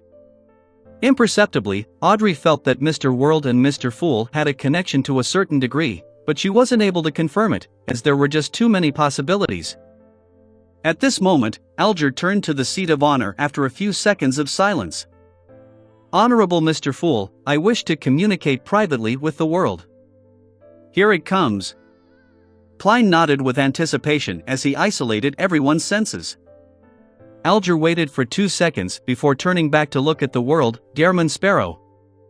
I will use an unknown primitive island's coordinates in exchange.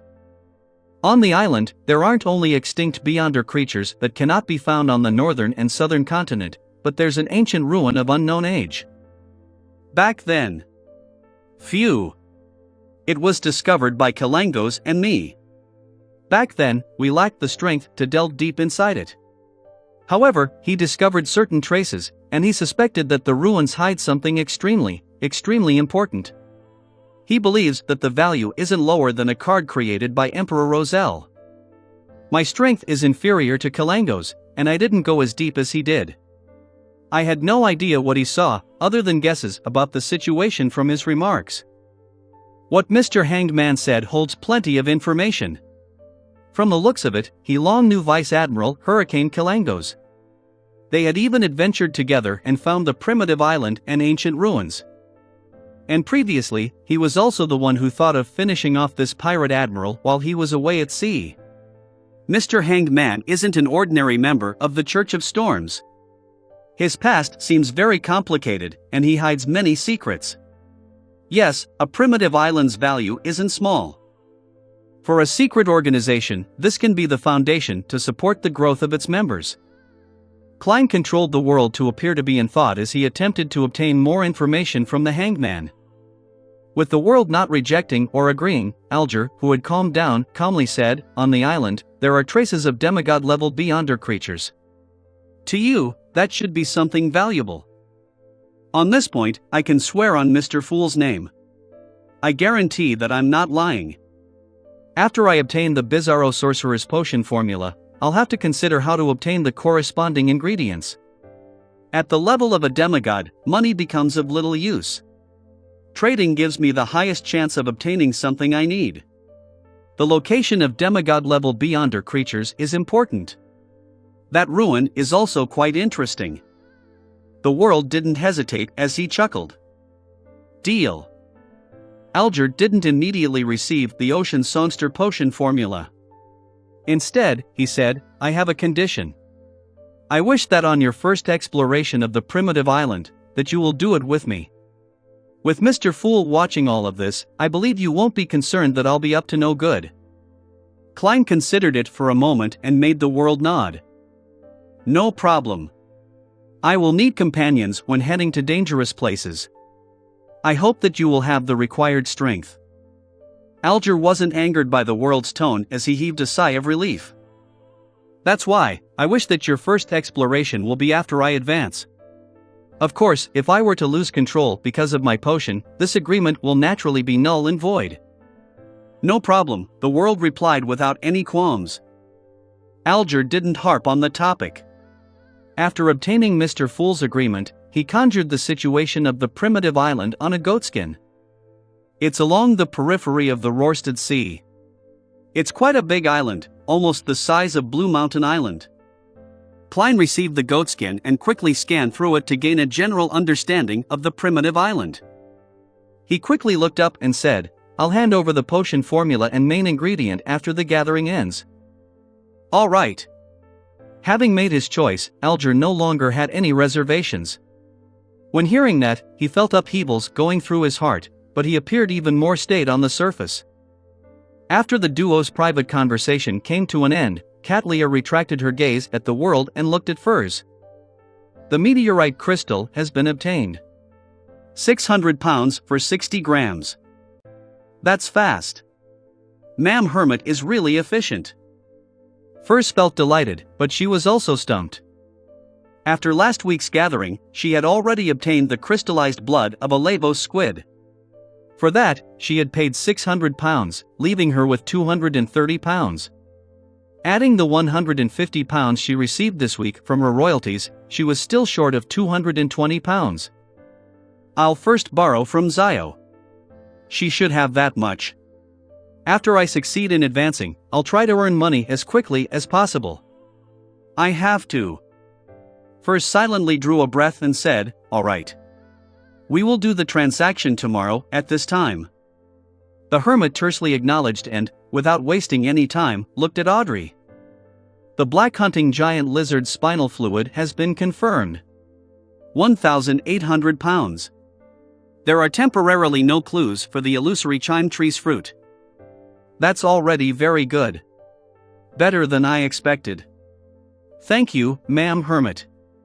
Audrey sincerely thanked her without even minding the price. She recently realized that there was a benefit to establishing the Relic Search and Preservation Foundation. She could use her funds in a more secretive and unnoticeable manner. It made it difficult for her parents to notice. After confirming the two transactions, Katlia surveyed the members as though she was one of them. "Any clues to the blood of a mythical creature?" Klein immediately controlled the world as he chuckled with a hoarse voice. "Are you referring a pure mythical creature?" "Pure mythical creature? There are impure mythical creatures?" Audrey and company were puzzled but interested by what they heard. Katlia was taken aback as she said, "A pure one, which means the blood of an angel. 1 drop is enough." She didn't introduce it in detail back then, because she believed that for the time being such a high-level object wouldn't appear in the Tarot Club unless Mr. Fool was willing to provide her with help.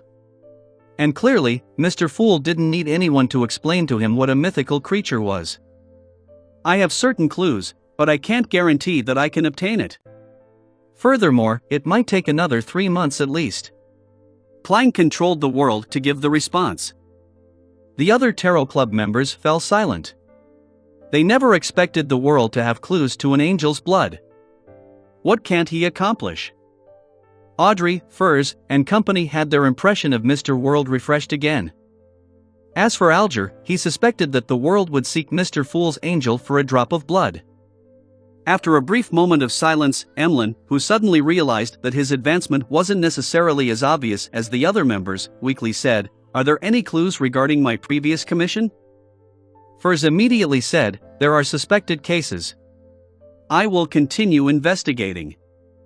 Burdened with debt, she was motivated to work.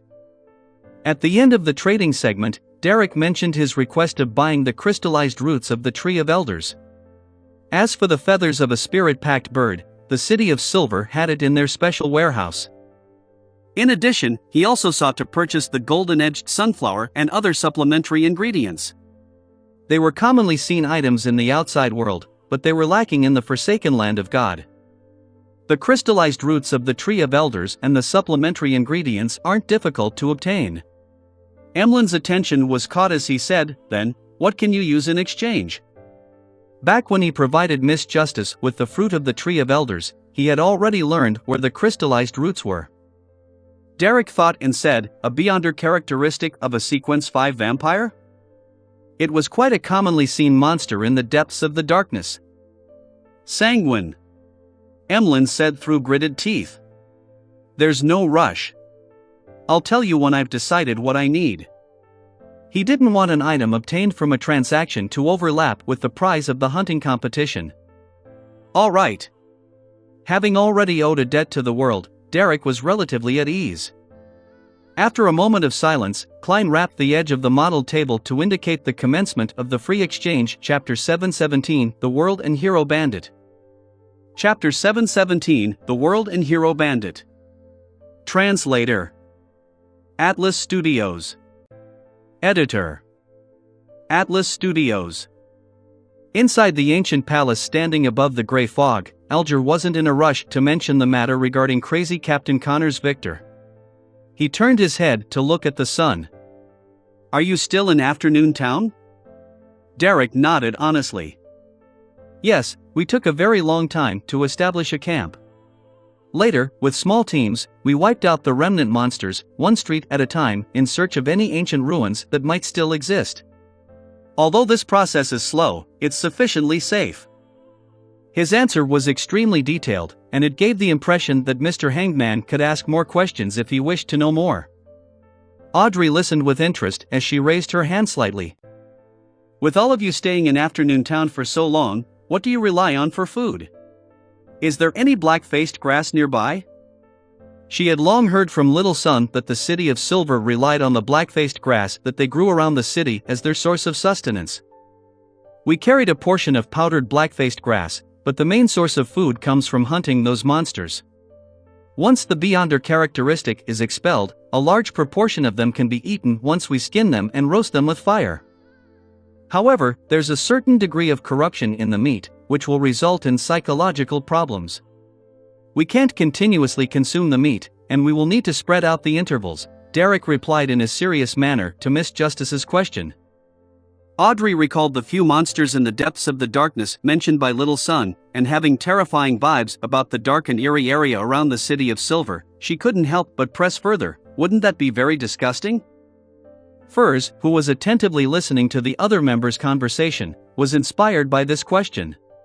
She deliberately didn't look at Emlyn as she asked Derek with piqued curiosity, "I remember you mentioning that monsters in the depths of the darkness include vampires. Their bodies run with pus and are extremely ugly. Then, how would you consume vampires after killing them?" Emlyn, who heard the question, forgot to correct her by informing her that sanguine weren't vampires. His expression turned livid as he felt an inexplicable feeling of indescribable horror. Derek was silent for 2 seconds before saying, "There are some monsters that are indeed disgusting, very disgusting. Just like the vampires as mentioned by Miss Magician, but we have no choice. As long as it's edible, we will eat it." His voice gradually turned heavy, as though he once again deeply felt the tragedy that was the curse which enveloped the city of silver. The palace that looked like a giant's residence fell silent once again. Even Emlyn, who wanted to retort Derek, didn't say a word. All he did was curl his lips and retract his arm. A few seconds later, the world broke the silence with a chuckle. Let's return to the sea. There have been certain matters that require your attention. Crazy Captain Connors Victor's single-eyed skull drifted to a nearby harbor after a storm. The masts were snapped, and there were charred marks. The entire crew, including Connors Victor, died. No one survived. Justice and company didn't know who Crazy Captain was. They weren't too interested in the news, other than being curious as to what caused this destructive naval tragedy. On the other hand, Alger shared completely different thoughts from them.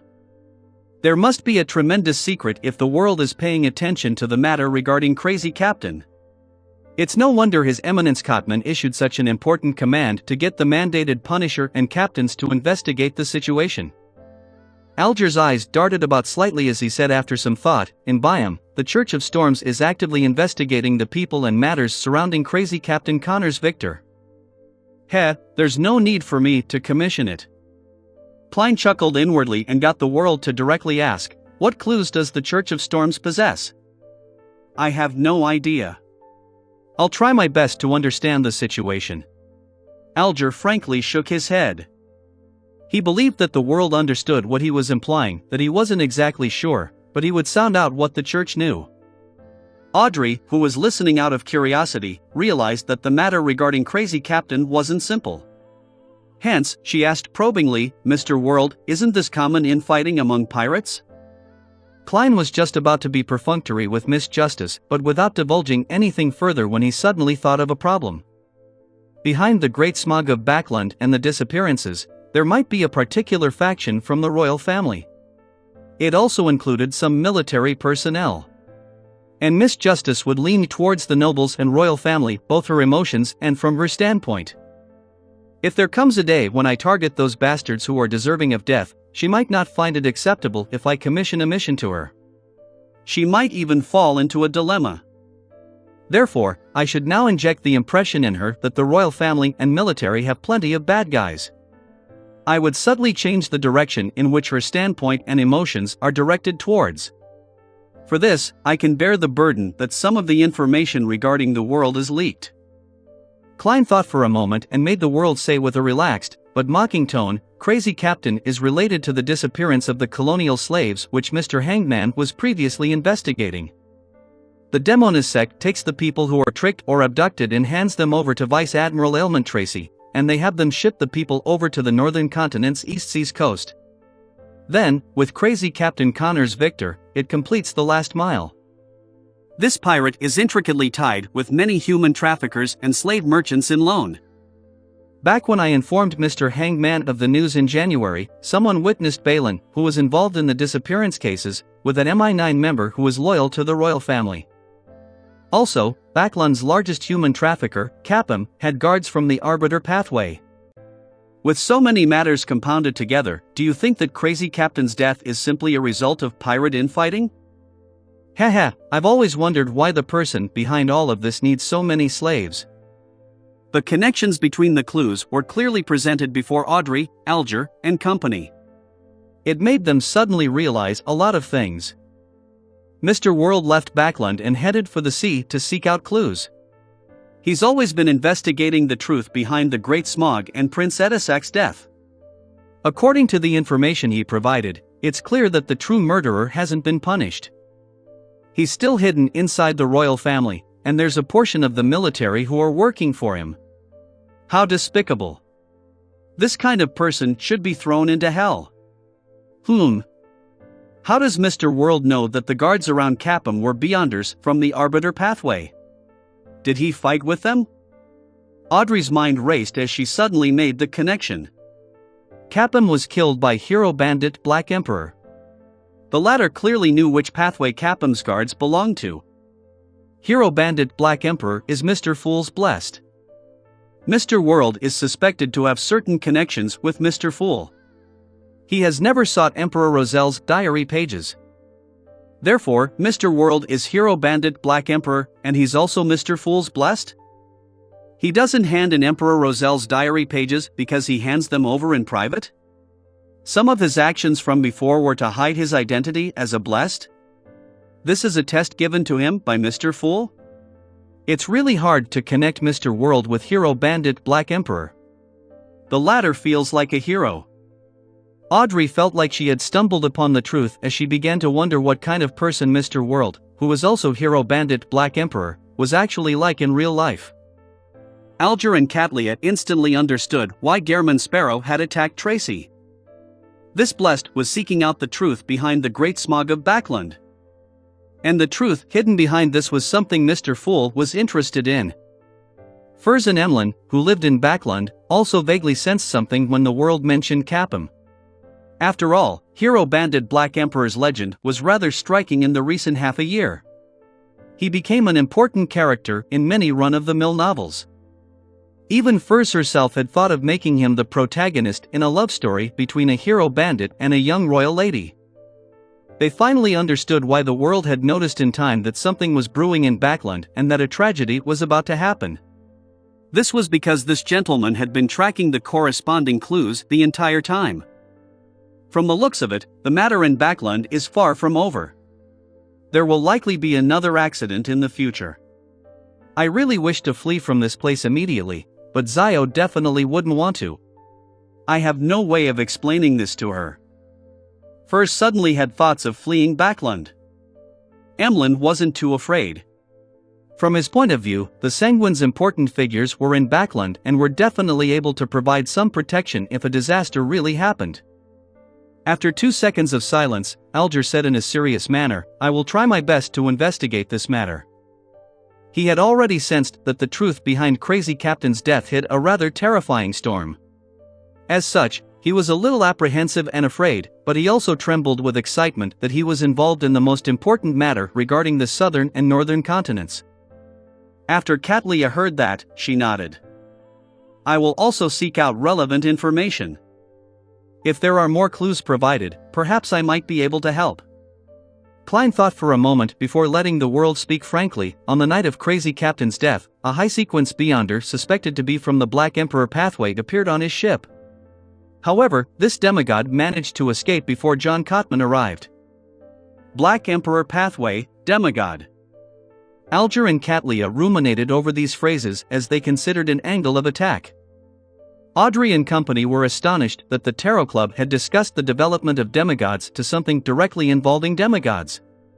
The cases that they were involved in were really increasing in level.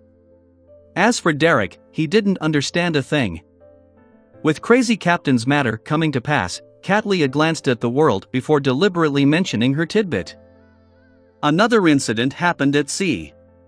Last week, the crazy adventurer Gehrman Sparrow hunted the second mate of the King of Immortality, Slaughterer Curtius. He was a Sequence 5 Beyonder. How impressive, Furs, who was only a Sequence 8, sighed from the bottom of her heart. She knew very well what it meant to be a Sequence 5. Yes, he really is a legendary adventurer, Audrey echoed. Emlyn turned agape before he closed his mouth. He felt that he was still a distance away from that level. Alger said without any signs of unrest, "It's because of this that the investigation of Gehrman Sparrow's origins has become an important mission of the various major organizations." "Are you implying that the Church of Storms has gotten you to investigate me?" Klein instantly read in between the lines as he made the world chuckle. "I wonder where I can claim this commission. I wish to use some unimportant information in exchange for money. I have some understanding of Gehrman Sparrow." "Oh, Mr. World is hinting that he doesn't mind me exchanging what appears to be important but, in reality, is actually meaningless information regarding Gehrman Sparrow in exchange for rewards and trust?" The hanged man nodded in enlightenment. The free exchange continued for a while until Derek finished learning this week's list of ancient Hermes terms before everything came to a close. After he watched the bowing Miss Justice and company leave, Klein cast his gaze onto Grozel's Travels, Chapter 718 Characters in the Book. Chapter 718 Characters in the Book. Translator: Atlas Studios. Editor: Atlas Studios. Not finding himself overly exhausted, Klein rubbed his temples and beckoned over a tiny metallic bottle from the junk pile. Inside it was a tiny tube of blood that he went through great effort to extract from his vein, and he had long brought it above the gray fog. It was only waiting for the opportunity when Klein would use his spirit body to enter Grozel's Travels to explore the book world. After opening the cap, Klein wasn't in a hurry to smear the blood over the book's dark brown cover. Instead, he summoned all the items from the junk pile that he had brought to the mysterious space before the tarot gathering, and he spread them out in front of him. In consideration of how the Black Emperor's form was too eye-catching, and with him not too certain of the exact situation in the book world, Klein decided against bringing the card of blasphemy. Instead, he used Azek's copper whistle to fortify his spirit body to prevent himself from failing to return above the gray fog before being instantly killed by some unknown power. As the ancient and exquisite copper whistle fused into his body, Klein's spirit body swelled up and became more corporeal. Two pitch-black flames flared out from his eye sockets as though they possessed a life of their own. With the help of cogitation, he adjusted his spirituality, converging the iciness that stemmed from the aspect of death within his body. Soon, his eyes returned to normal. This was like an evil spirit taking on an ordinary form to lure prey into its proximity. Right on the heels of that, Klein wore creeping hunger and held death knell while he hid the nightmare beyonder characteristic in his body. The latter was prepared for him to seek out any abnormalities when exploring the dreams of the living entities in the book world. After completing all his preparations, he poured a few drops of blood and smeared it over the cover of Grozel's Travels. After a brief wait, his vision turned blurry, as though countless translucent objects were hidden within it. Following that, it turned clear. There were blue skies, white clouds, grayish-brown city walls, and passers-by. This is no longer the land of ice and snow from before, but a city that looks very normal on the surface. Klein stood by the side of the dirt road as he observed the residents of the book world. He discovered that most of them wore linen shirts, a short brown coat, and loose dark-colored trousers. Their overall style was akin to that of the Lone Kingdom centuries ago. He looked down at the format of the tailcoat, starched shirt, and damaged dark red bow tie as he silently changed it all out. Instantly, he was no different from the people around him. He then walked to the city gates in preparation to enter. At that moment, a leather-vested soldier at the gate stopped him. Entrance fees. 1 little. Do I look rich? I don't even know what a little is. Klein mumbled inwardly, amused. He then communicated with him at a spiritual level, successfully transferring the soldier's attention onto a merchant caravan behind him. As a quasi-wraith who could possess anyone and control them, exerting a psychological influence on others was nothing extraordinary. It wasn't a particularly potent ability, but it was extremely useful against ordinary people. When Klein entered the city, he walked through the streets in a seemingly relaxed manner, but he inwardly remained wary. He felt that public hygiene was slightly better than Backland a few years ago. It appeared to have a mature sewage system, preventing the situation of any waste and trash being dumped. I couldn't tell that this is an illusory world inside a book at all. Everyone has spirit body threads. Klein proceeded forward as he observed. Suddenly, he noticed a stone building that was more than 10 meters tall to his side. It only had 2 stories, and the top of the door was about 4 meters tall. Beside the building was a signboard. It was written in a language that was completely different from any of the outside world's languages, but Klein instantly understood what it meant: Pesot Blacksmith Guild. There's a blacksmith guild. This place really hasn't entered the age of steam.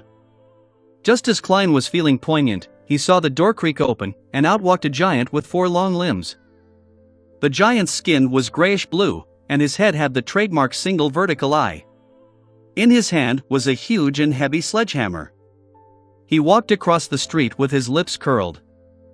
The humans walking past him didn't show any fear, as though it was a common sight. They even greeted the giant. "Good afternoon, Grozel." "Grozel."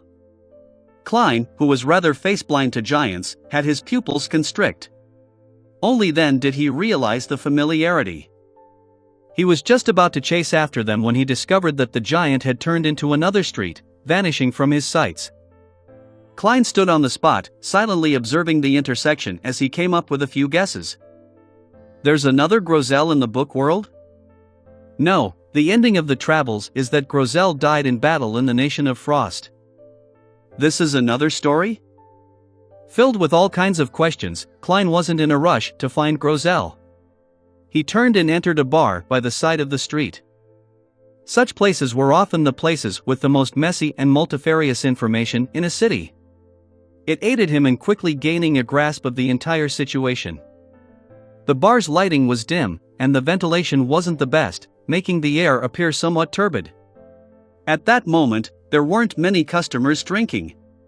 Most of the people were by the bar counter, chatting happily with each other or the bartender.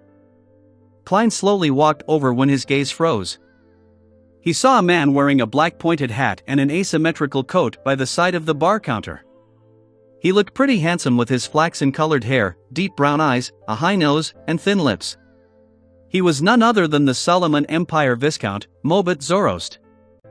Upon seeing him, Klein recalled the scene of the Dream Stealer's rapid aging before he collapsed onto the ground as he struggled to crawl towards elvish songster Ciadas and grabbed her hand. All of that remained clear as day, as though it had just happened yesterday, yet, Mobet had once again appeared before his eyes. Klein's expression grew heavy as he walked over and sat beside Mobet.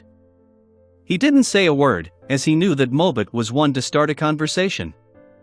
Outsider, first time in Pessote? I swear I've never met you before. Mobet put down a cup of distilled liquor as he turned his head to the side. I come from the Nation of Frost. Klein randomly cooked up a story. Mobet immediately laughed loudly. You're a funny one. This is the Nation of Frost, but of course, that was many years ago.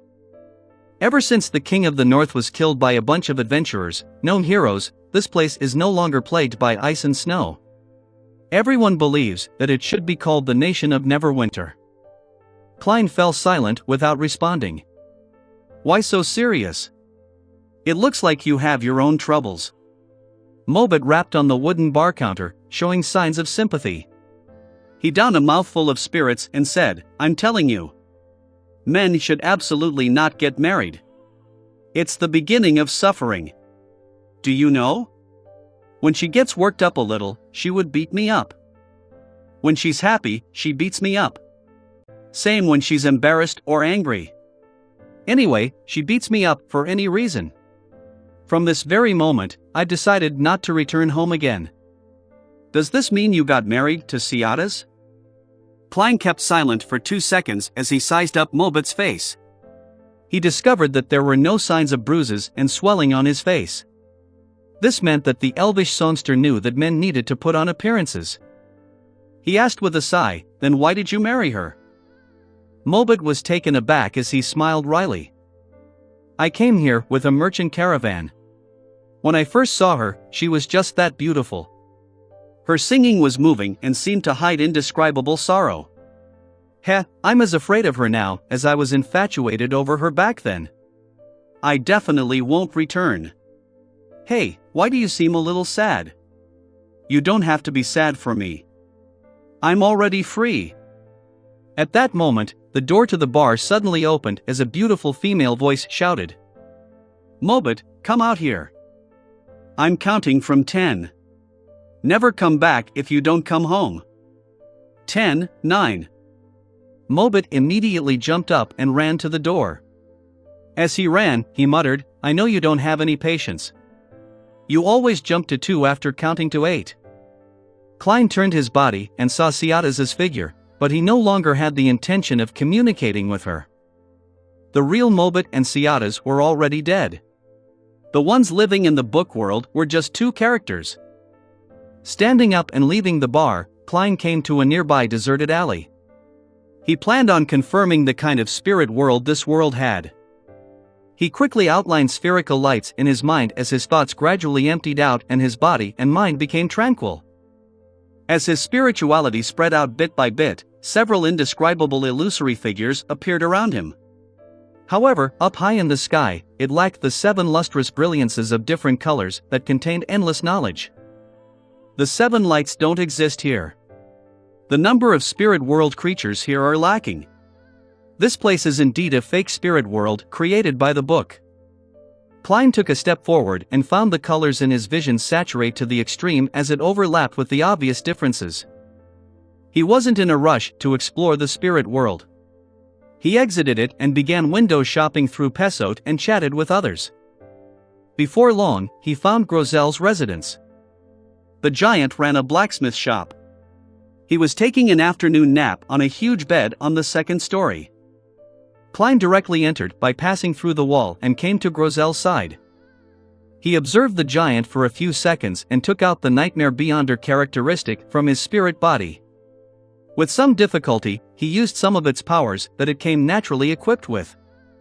Deep, serene darkness quickly spread as it instantly enveloped Klein and Grozel. And in his spirit body state, Klein directly saw a blob of irregular, hazy spherical light. His spirituality immediately emanated over and touched the spherical light. All sorts of scattered scenes instantly flashed past around him before fixating on a forest with towering but withered trees. On the other side of the forest was a mountain and steep cliffs. At the top of it was a magnificent palace. The palace was huge and opulent, and it didn't seem suitable for humans. It gave him the impression like it was from a myth, as the light of dusk that scattered above it seemed frozen. Klein had seen this palace before. It was the giant king's court that had appeared in the dream world of the battlefield of the gods. However, this angle was completely different from before. He was situated behind the king's court. Chapter 719 Dream Tour. Chapter 719 Dream Tour. Translator. Atlas Studios. Editor. Atlas Studios.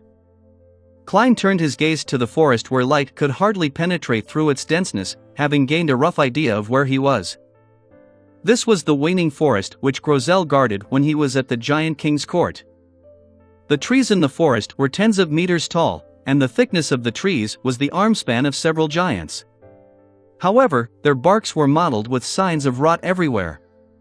The leaves and twigs were mostly withered and dropping as they interwove with each other like a dark cloud floating in midair. Grozel and similar-looking giants guarded the boundary of the forest, either carrying axes or broadswords, fully concentrating on defending the area. According to Grozel, this waning forest has the bodies of giant King Ormur's father and mother buried in it. Apart from this ancient god, no one else is allowed to step inside, including these guards. Yes, giant King Ormur's parents should be so-called original giants, the kind that was the craziest, cruelest, and most ferocious. Perhaps. Why would Grozel have such a dream? As Klein was in thought, he suddenly sensed something amiss. According to his random conversations in Pessote, the present Grozel was a native giant who had nothing to do with the giant king's court. Therefore, having such a dream made it appear rather abnormal. From the psychology alchemist's theory, which Ma'am Daly and Miss Justice have discussed before, perhaps the book world will use or clone the original character's subconscious or collective subconscious when creating a character. Then, it would make minor changes, making the consciousness fulfill the required settings. Therefore, Grozel's dream will be influenced by his subconscious, reproducing life in the giant king's court. If that's the case, it can only be said that this book is a cruel author. The moment Klein thought of this, he suddenly had an idea. He felt that this was an opportunity for him to gather relevant information on the giant king's court. He previously planned on directly learning about such matters through Grozel. But in order to keep his promise, the giant guardian had died in the battle with King of the North Ulyssen. After his spirit body left the book world, it quickly dissipated without giving him any chance of communicating. Now, he finally had another method, which was to explore Grozel's dream. There had to be parts of it that were ridiculous or exaggerated, but the remaining content had to be a true reflection of reality. As long as an approach of careful study is employed, it's not impossible to distinguish the two. Grozel never entered the waning forest, so the scenes inside must stem from his imagination. There's no need to explore it. Klein slowly cast his gaze onto the mountain where the king's court was. It wasn't tall, which meant that the waning forest was on a mountain rather close to the king's court. It was probably just a straight path from there to the ancient god's residence. Klein didn't waste time searching as he walked straight to Grozel and acted like he knew him well. He asked in a relaxed tone, "How should I return to the king's court?" He knew that Grozel was an honest giant, and he would only be more honest in his dream. Grozel raised his hand to scratch the back of his head as he looked down with a confused look. He said with a smile, "Isn't it simply by taking the barren tunnel?" He pointed ahead and added, "You'll see it when you circle around that boulder." "Thank you," Klein sighed as he said with a bow. As he watched Klein depart, Grozel scratched the back of his head again, muttering to himself in confusion, "Who is he? Why do I find him so familiar?"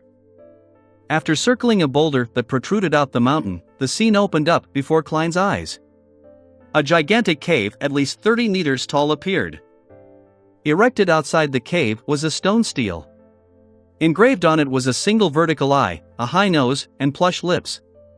It looked like a giant's head had been squeezed in to reveal the frontal facial features. Just as Klein approached, the mouth on the stele opened. "Why are you returning to the king's court ahead of time?" "By His Majesty's orders," Klein said in an unflustered tone. After all, the intelligence level of all the living beings in this dream was equivalent to the owner of the dream, Grozel.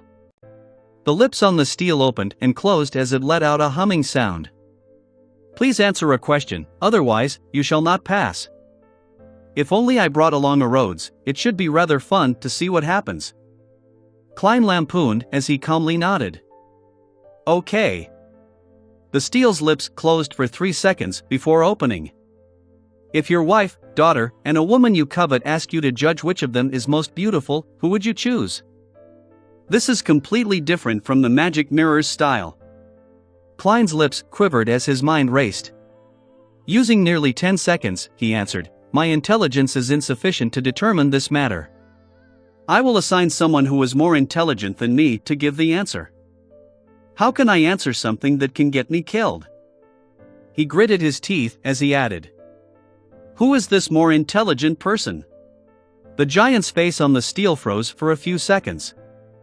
Klein solemnly answered, "Of course it's our king." The stele was shocked beyond words. It took quite a moment before it said, "All right, I'll consider it as you answering the question. You may pass." Klein immediately crossed the strange stele and walked into the cave. The ground in the cave was paved with large stone panels that had been weathered. The sides and top of the cave were filled with murals, speaking of stories of the giants and dragons battling the demonic wolves, mutants, devils, and phoenixes. The drawing style was crude and the color choice was dark. However, it was extremely vivid. Klein walked forward as he observed the murals.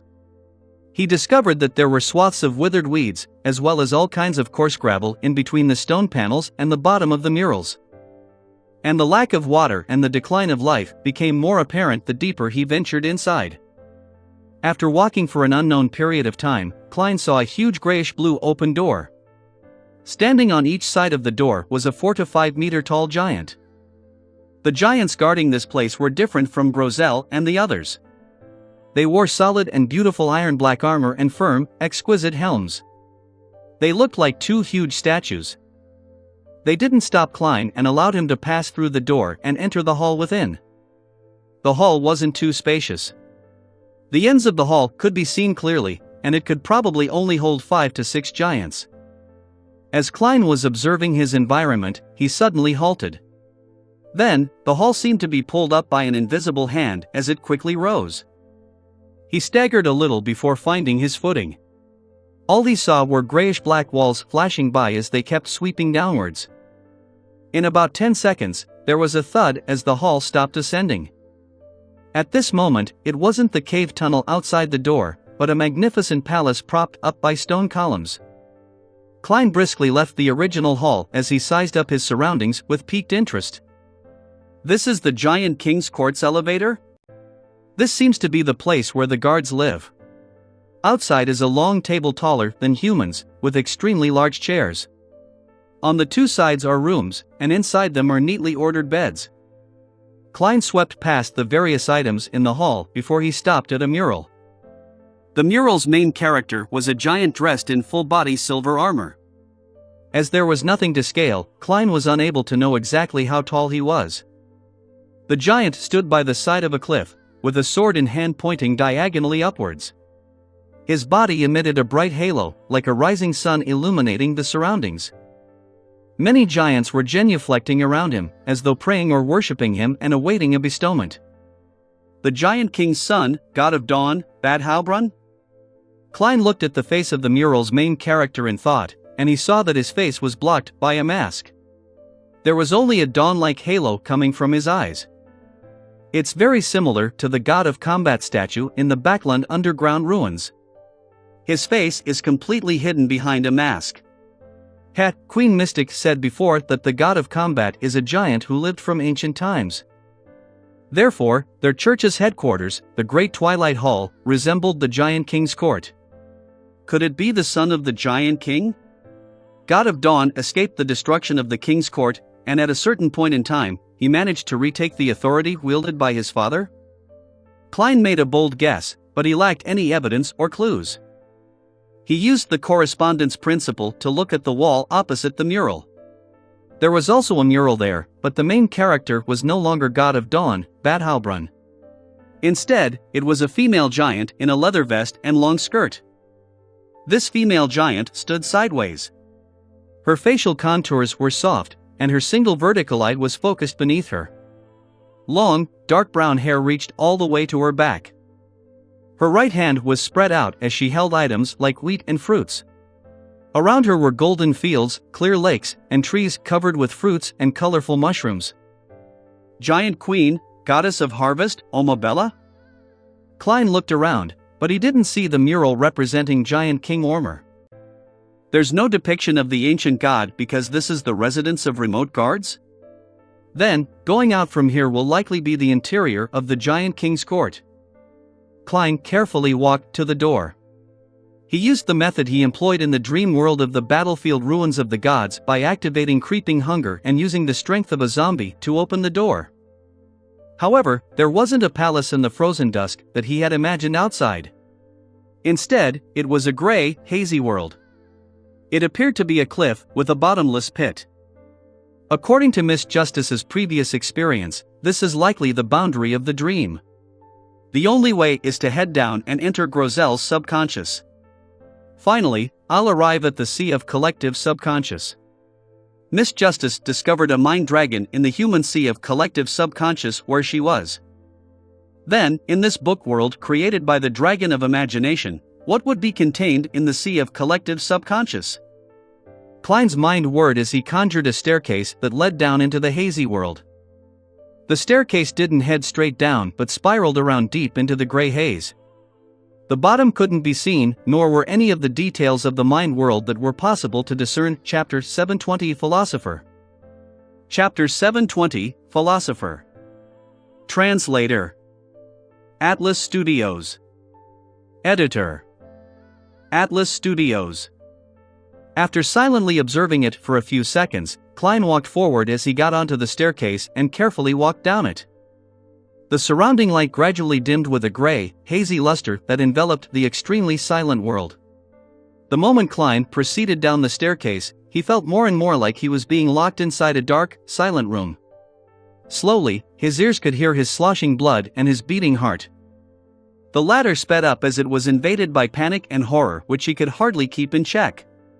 Klein focused his mind as he imagined the stacks of spherical light so as to stabilize his emotions and recover. To his side, a grayish-white cliff coldly stood there, a representation of the domain of Grozel's consciousness. It was silent as though it were dead, but the surrounding grayness would occasionally coruscate. Klein focused his gaze and saw that in one of the points of light, there was a giant who ripped apart a human before stuffing it into his mouth, as well as Grozel panicking. Back then, the latter was less than 3 meters tall, and it was clearly still an adolescent. The point of light flashed past, appearing in the frozen dusk that scattered over the mountain peak. Time here seemed to become impeded. Klein was just about to seek out any valuable information in Grozel's subconscious when he suddenly heard sounds akin to a beast's panting. With a whoosh, a huge palm appeared from the surrounding haze. Its skin was grayish-blue and was covered with signs of rot. On it was an obvious yellowish-green liquid as it quickly grabbed at Klein's ankle. Amidst the panting sound, similar palms rose up one after another from the staircase below, as though they were attempting to forcibly pull Klein's spirit body into the mind world's darkest and most unfathomable zone. Instantly, these rotting palms formed a dense horse as they kept struggling upwards and let out sounds of horrible, hair-raising panting. It made Klein instinctively jump up 3 steps. However, the countless palms that belonged to giant corpses didn't stop. They squirmed along the staircase as they surged upwards, covering every inch of space. Klein was just about to reach out his right palm to draw Death Knell and use purifying bullets combined together with Death Knell's slaughter ability to finish off the countless monsters when 2 questions suddenly flashed in his mind. Where do these palms come from? Why would they be inside Grozel's subconscious?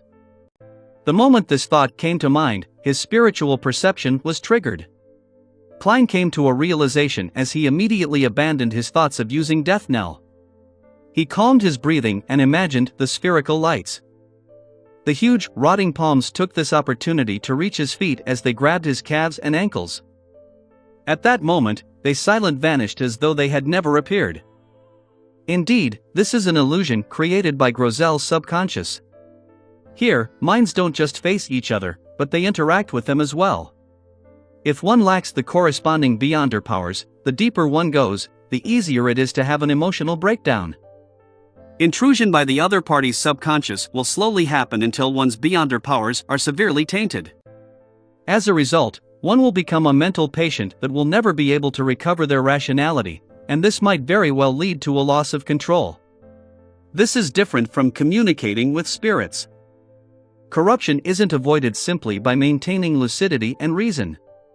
This is because one is already inside the target's Beyonder powers. Klein muttered to himself, having figured out something. He hesitated for a few seconds before turning around to climb back up the stairs. He gave up on venturing deep into Grozel's mind world because he lacked the Beyonder powers to placate his own mind. Insisting on heading down was equivalent to suicide.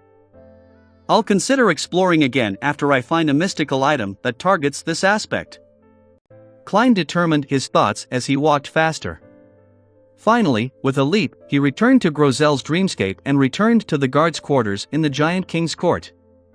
He already felt exhausted, so he immediately left the dream, walking out of Grozel's blacksmith through the walls before observing the wonders of the book world. I've already met Grozel, Mobit, and Ciadas. And while I was casually chatting with others, I also heard of the devout priest, Snowman, and the philosopher, Franzier. However, there isn't an Anderson Hood, Edwina Edwards, Danitz, or Dareman Sparrow. Therefore, only the dead will possess brand new characters in the book. Or could it be that only those who had stayed in here for extended periods of time, fully expressing themselves as an adventurer in their day-to-day lives, would be able to have their subconscious replicated? As Klein strolled by the side of the street which was illuminated by the setting sun, he considered something that he found crucial. If it were the former theory, where the dead would revive and become new characters, then there was nothing Klein needed to worry about. However, if it was the latter, he had to consider reducing the frequency at which he explored the book, as well as strictly control the amount of time he spent in it each time. There's no way to ascertain it for now. I'll deal with the situation by assuming it's the latter. There's definitely nothing wrong with being cautious. Klein quickly made up his mind and was about to return above the gray fog. At that moment, he saw another familiar figure. Franzier, with his black hair and blue eyes, was sitting on a long, wooden chair by the street. He was staring blankly at the sky which seemed to be alit in flames, as though he was in thought. Recalling how this lone soldier's ash urn was still with him, he planned on sending it back to the Church of Storms cemetery in Backland. Klein silently sighed and walked over before sitting beside him. He asked as though it was a casual conversation, "What's on your mind?" "I'm wondering who I am, where I come from, how I should return." Franzier didn't look away as he said, in a dreamlike state. Without waiting for Klein to ask another question, he shook his head with a chuckle. "I ultimately feel that I don't belong here. I'm not myself at the moment, and that there's some place awaiting my return. They always mock me for considering such pointless questions, so they gave me the title of philosopher." As he spoke, he looked at the setting sun and once again fell into silence and looked spellbound. Klein didn't say a word. He sat there quietly and accompanied Frunzier in watching the sunset. Finally, he silently vanished. Frunzier didn't notice that the person beside him had already left. He sat there motionless like a marble statue, looking far into the distance. After replenishing the ship's supplies, Alger Wilson instructed the Blue Avenger to leave the Resistance's private harbor. It wasn't going to stay too long in the Rorstad archipelago. He had to return to Pasu Island to make his report by the designated time. At that moment, in the captain's cabin, he was watching in anticipation at the illusory door that was formed by items with spirituality and a burgeoning flame. It was the door of sacrifice, and it was also a door of bestowment. Amidst an illusory creaking sound, the mysterious door slowly opened, revealing an infinite depth and darkness within its interior. Light shot out from within before converging immediately. After everything calmed down, 2 items had appeared on the altar at some point in time. As for the door with all kinds of strange symbols, it was gone. Alger was able to compose himself as he seriously thanked Mr. Fool. He finished the ritual according to the procedure before reaching out to pick up the 2 items. One of them was a piece of paper that had been neatly folded, while the other was a translucent jellyfish that had azure blue seawater in it. Alger inspected the latter and discovered that there were occasional vortexes formed by winds or occasional lightning streaks. And from time to time, he could hear a distant, moving voice sounding from it. This voice sounds like a woman's. From the looks of it, this characteristic's owner was a lady. Alger couldn't help but heave a sigh of relief. This meant that it wasn't some quasi-high-ranking member of the Church of Storms that had been killed. The Church of Storms didn't have any female high-ranking members, quasi or not. Putting away the ocean songster's beyonder characteristic, Alger unfolded the piece of paper. He swept past the main ingredient, and he quickly looked at the supplementary ingredients. Finally, his eyes paused at the ritual. To him, the main ingredients were unimportant with a beyonder characteristic in hand. He could look at it later. As for supplementary ingredients, they were rather easy to find, so they didn't need much attention. It was the ritual that was of utmost importance. Drink the potion in an Obninsk's belly.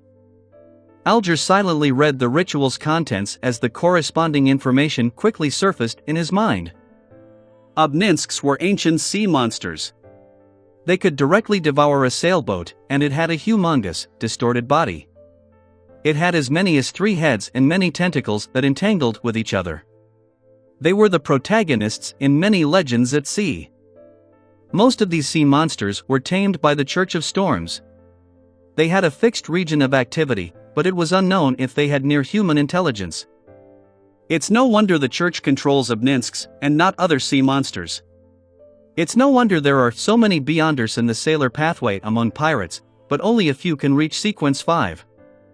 Either they directly inherited it, or they're the subordinates of King of the 5 Seas or Queen Mystic. Then, where should I find Obninsks that don't belong to the Church? Alger frowned slightly as he contemplated his advancement that bypassed the Church of Storms. His first reaction was to find Queen Mystic Bernadette through Admiral of Stars Catlia. From her, he could find Obninsks that didn't belong to the Church of Storms. His second reaction was that it exposed himself to danger. This was because the corresponding Obninsks were likely servants of Queen Mystic, and they would report everything to their mistress. Yes, this will be the last resort if there aren't any other choices. Alger's thoughts raced as he quickly had another idea. That was to pray to Mr. Fool. This reawakened existence secretly wielded the former authority of sea god Calvetua. He could commandeer undersea creatures, allowing him to know where to find Obninsks that didn't belong to any faction. There's no need to rush it. If I were to advance now, I won't be able to hide the advancement from others, because of my lack of control over the spirituality dissipation. I can perform the prayer after I make my report and leave Pasu Island. Alger calmed down and memorized the Ocean Songster formula. Then, he moved the piece of paper to the tip of the candle's flame. As he watched the flame devour the formula at an increasing speed, Alger's gaze turned deep. After finishing off the remnant traces, his gaze landed on a sea map and locked onto a location. Bansi. Alger had planned on making a trip to Bansi in passing while en route to Pasu Island. He wanted to know what the present state of the harbor was. He had already shared his thoughts with his sailors, and no one objected. This was because they were equally curious as to why Bansi Harbor was suddenly destroyed. They were curious what it had turned into. Chapter 721, Klein's Guidance. Chapter 721, Klein's Guidance. Translator. Atlas Studios. Editor. Atlas Studios. On the future, Frank Lee rolled up his sleeves and began flicking his fountain pen while writing with a smile. My dear friend, Gehrman Sparrow, I have good news for you. I have successfully cultivated a new breed of mushrooms by using the flesh and blood of a rose bishop. As long as there's fish, it will keep growing. We'll no longer have to worry about not being able to eat mushrooms due to long voyages. Furthermore, it has been crossbred with beef, making it taste excellent. Its only flaw is that there's no way to make it catch fish by itself. External help is needed, but I don't think it's too big a problem. After all, based on what Nina said, it wouldn't corrupt the ocean. Well, let's just pretend she's right. I've mailed you some dried mushrooms. As long as you give it water and fish, they will immediately become normal and reproduce by themselves. I hope you will like my gift. After going on and on, Frank finally folded the letter and placed it in an envelope. He stuffed 3 dried mushrooms into it before applying glue and sealing it. After doing all of this, he took out the note Klein had given him, followed the description written, and began to seriously prepare the ritual needed to summon the messenger. This wasn't complicated for Frank, so it didn't take long for him to set up the altar and create a wall of spirituality. Finally, he solemnly placed a lone gold coin before the candle. He lit the candle, softly chanted the incantation, and stared at the flame. He watched it burgeon as a headless woman walked out with 4 heads in hand. Frank first jumped in fright before staring at Rionette Tinker's 4 beautiful blonde, red-eyed heads that looked identical with patience as he muttered, "How was it done? Why are they completely identical? If planted in soil, will more be grown?" The eyes of the 4 heads held by Rionette Tinker turned in different directions before uniformly falling on Frank Lee's face. Suddenly, the soil stored inside all kinds of vessels within the room flew out and piled before Frank. Following that, Frank floated up as he tumbled in midair with a shocked expression. He was thrown straight into the pile of soil with his head first. His legs kept struggling as they dangled outside, but he was unable to pull himself out of the soil pile anytime soon. Only then did 2 of Rionette Tinker's 4 heads reach out forward, separately biting down on the letter and the gold coin. Only after she completely disappeared did Frank Lee finally find the best spot to exert his strength to escape the soil as he fell to the ground. She's powerful. Frank first sighed with a sense of lingering fear. Following that, he wiped the soil beside his mouth, bit into it, and chewed on it carefully before muttering to himself, "It's a bit sour." At that moment, Katlia, who had just finished a sacrifice in her cabin, sensed something. Her dark purple eyes subconsciously looked towards Frank Lee's room, and she vaguely saw a crudely made illusory doll. The doll didn't have a head. The scene flashed as Katlia closed her eyes immediately. She felt her eyes were burning as she couldn't help but have her tears flow out. She knitted brows little by little as she muttered in disbelief, "Ancient Bane?" After sending the meteorite crystal and black hunting giant lizard's spinal fluid to Miss Magician and Miss Justice, Klein returned to the real world. He lay himself down on a reclining chair as he allowed his body to rock gently. He began considering where he would head to next. With news of Gehrman Sparrow's sighting and crazy Captain Connor's Victor's matter, it's unlikely that the pirates will openly appear in Byam for some time. They've either left the harbors or are hiding themselves, making it difficult for others to find them. That is to say that there's no need for me to stay here. The matters regarding the resistance can be directed by responding to them through Sea God or by going through Danitz. I'll head to the Seaweed Bar later. I'll get a fake identity, buy a scalp ticket, and head for Desi Bay's Conant City. That's not only the biggest harbor around here, but it's also Davy Raymond's hometown. I previously agreed to this Red Glove's request when I released him from creeping hunger that I would pay this beautiful Bay City a visit and tell his daughter that revenge has been exacted. Yes, I'll also think of a way to return the nightmares beyond her characteristic to the church. Heh, how hypocritical can people be? I'm planning on returning a nightmare characteristic while also planning how to steal a sealed artifact from behind St. Samuel Cathedral's Cheyney's-gate. Shaking his head, Klein closed his eyes and slept to recover his spirituality. After an unknown period of time, he suddenly felt something as he opened his eyes naturally. He quickly activated his spirit vision. Then, he saw Rionette Tinker walk out of the void. This messenger was wearing the same complicated black dress, with a letter clasped in one of the head's teeth. Who mailed it?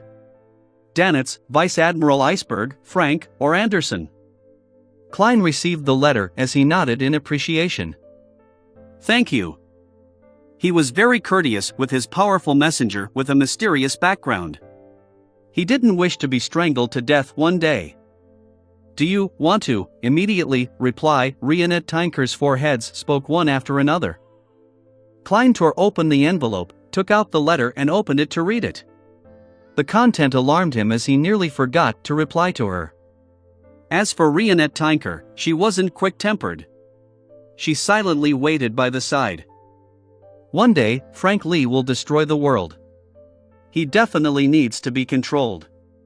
I can't give him a chance to advance. Seriously, how much does this fellow love to crossbreed and create all kinds of strange plants? The city of Silver is in need of food. A thought flashed through Klein's mind as he had a bold idea. It was to direct Frank's research efforts towards all kinds of food that suited the city of Silver. This way, cows, fish, mushrooms, rose bishops, the sea, and the world would be safe. Klein hurriedly looked up and said to his messenger, "Yes, I'll immediately reply." He instantly got up from the reclining chair, walked to the desk, got out a pen and paper, and started writing quickly. I have a question. If you eat the mushroom breed you create, then eat cooked fish and drink a cup of water, will it continue to reproduce? After finishing the reminder, Klein proceeded to the main point. Is it possible for you to create wheat that can grow without sunlight, or cows that can produce milk and meat simply by consuming monsters? That seems rather interesting. He continued on this topic and wrote a few paragraphs before folding the letter. He then handed it to Rionette Tinker and, in a natural way, he said, "The postage will be paid by Frank. Let's hope he isn't dead." After the messenger's four heads said those words one after another, a representative was made to bite on the envelope. Let's hope he isn't dead? Klein jumped in fright. Just as he was about to clarify the matter, Rionette Tinker had already entered the spirit world and disappeared. After contemplating for 2 seconds, Klein wrote a divination statement and used his topaz pendant to confirm that Frank Lee was still alive. He silently heaved a sigh of relief, packed up the dried mushrooms, and rubbed his temples before lying back into the reclining chair. After dinner, at the Seaweed Bar, Klein wore an ordinary-looking face and came here once again. Unlike before, the customers in the bar were mainly mixed blood or natives who had darker skin and curly black hair. They were either part of the gangs in Byam, or they were secretly working for the resistance, or even both. There weren't many ordinary people, and the commonly seen pirates who often came from different countries were all gone. Only a few people dressed as adventurers were drinking liquor and discussing rumors at sea. Klein swept the bar and found Daniel, who Danitz had mentioned. This thin local could provide him with fake identification documents and scalped ship tickets. Without any apprehension, he went over. A second-class ticket to Conant for tomorrow, and an identification document. Daniel looked up and glanced at him. After some thought, he said, a total of £20. Just a second-class ticket to Conant costs around £9. However, scalp tickets are more expensive to begin with. Together with the faked identification documents, £20 isn't too ridiculous. Klein silently did the math before saying, "When can I get it?" In 45 minutes, Daniel replied like clockwork. You can pay £5 first, and then pay the rest after receiving the ticket and identification. All right.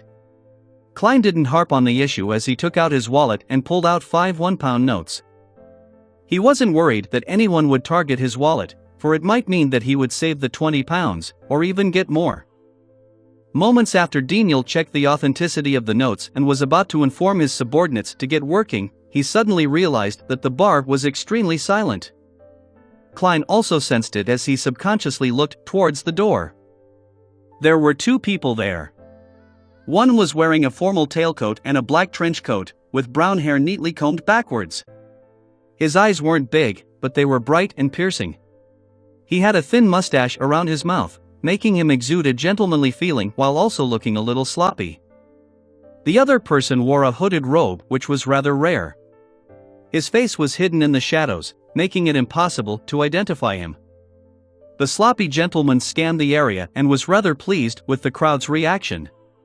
A silver coin was tumbling in between his fingers as he walked towards Daniel.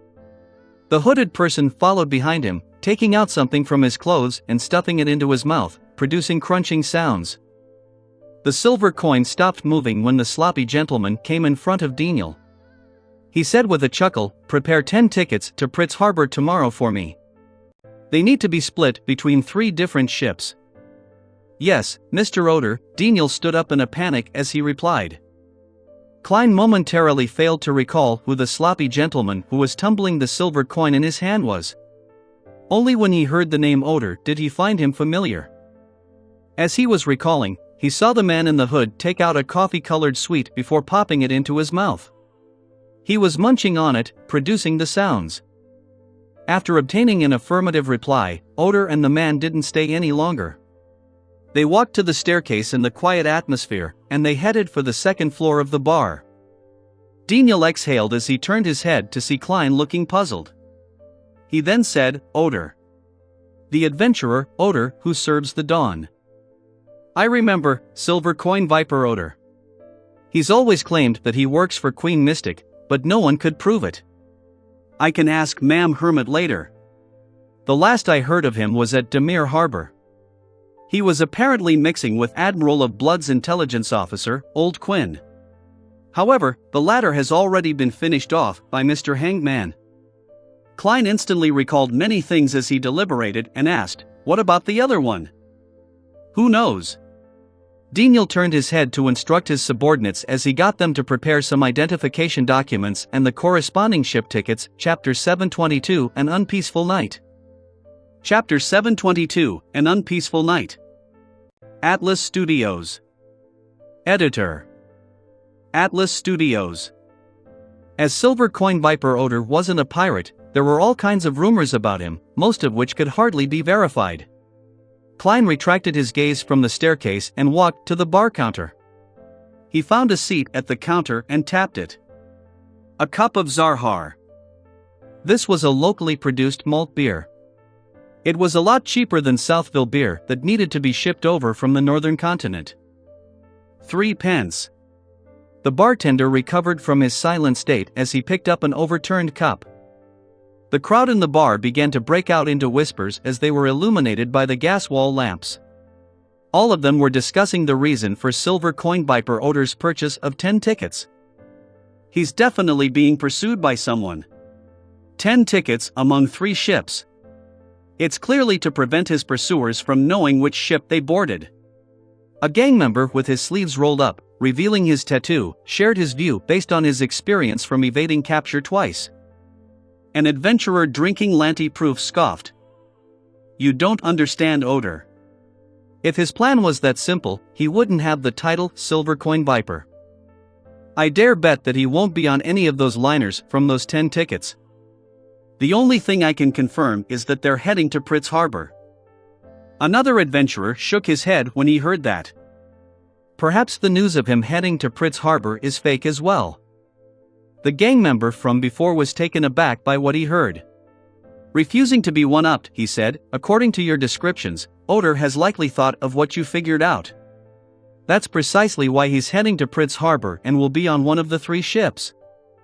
The 2 adventurers were about to retort him, but they decided that there was quite a non-zero chance of that happening after some careful thought. Momentarily, none of them said a word. This made the gang member extremely happy as he downed the rest of his liquor. Klein was holding a cup of Zarhar as he sipped it while listening to the conversation. He was waiting for the fake identification and tickets he needed. There's another 45 minutes. I hope nothing happens. Don't make the bar into a mess. He silently prayed as he drew the crimson moon inwardly. The light yellow beer slowly dropped in volume while Klein would look at the wall clock from time to time, or at the entrance, hoping that time would pass faster. Half an hour later, the door to the bar was suddenly opened with a loud thud as the evening wind gushed in. No way. The corners of Klein's lips twitched as he held back his urge to smile wryly. He turned his body to look at the sound. Standing by the door were 5 people. Their leader had black hair and brown eyes, with recessed facial features and cut facial contours. He looked Loanese and looked to be in his early 40s. His expression was cold and he exuded a natural air of dominance. It made everyone in the bar quieten down without realizing it. And the 3 men and the woman behind him were in trench coats. They didn't hide the fact that they were holding revolvers, and that they would instantly aim and shoot if there was any slight sign of abnormalities. I don't know them. They aren't on any wanted list or have any bounties on them. Klein mumbled to himself as he maintained his state as a spectator. The 5 intruders suddenly scattered as they came before different customers, bent their backs slightly, and looked at them before asking, "Where is Silver Coin Viper odor?"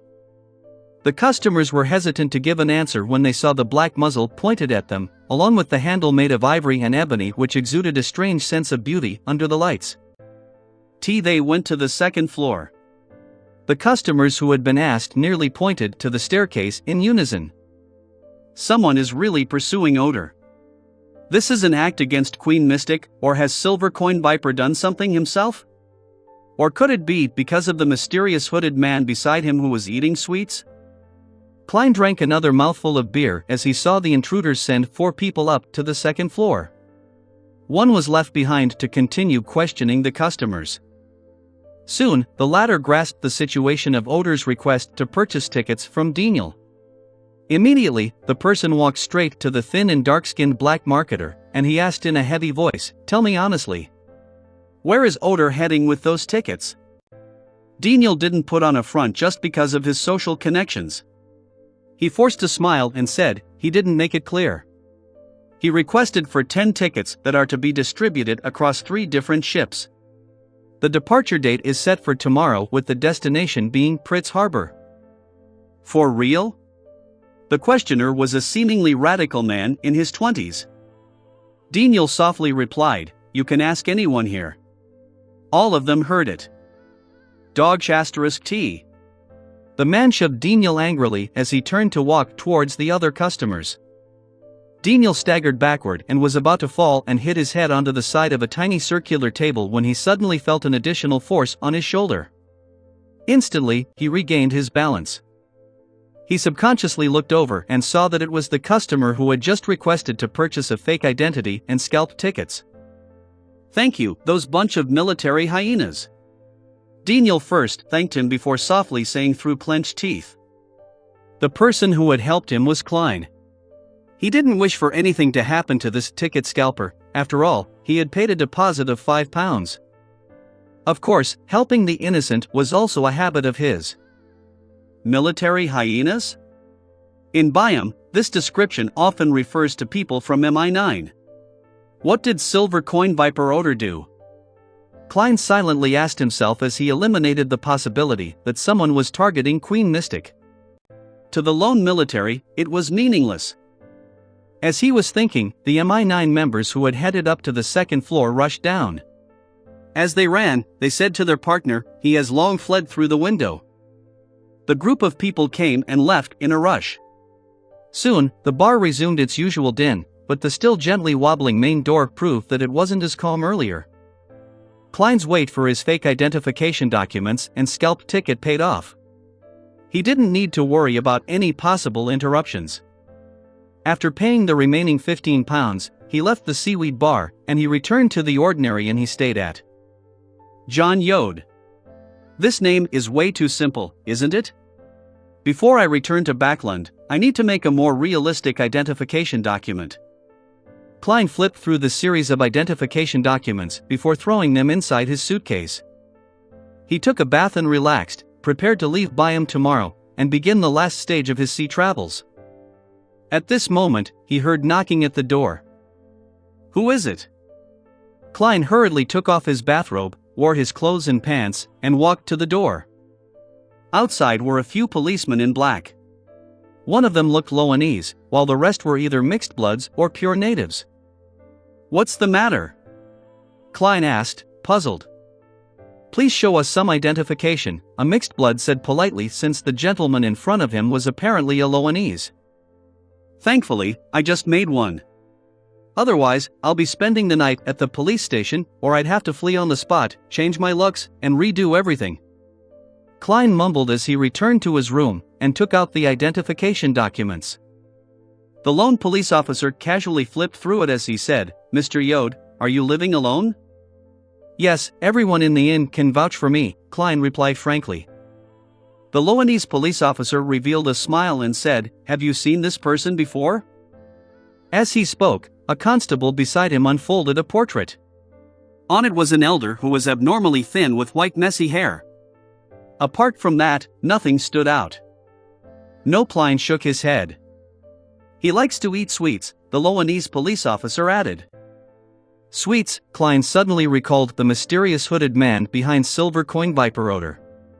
He had been eating plenty of coffee-colored sweets in a short period of time. After a short deliberation, Klein said without hiding anything, perhaps. Back when I was in the seaweed bar, I saw a man who loved eating sweets and was following silver coin viper odor. The Loanese officer didn't hide his disappointment. After a simple word of thanks, he ended the questioning. Only after he knocked on the other guest rooms did Klein close the wooden door and return to the reclining chair.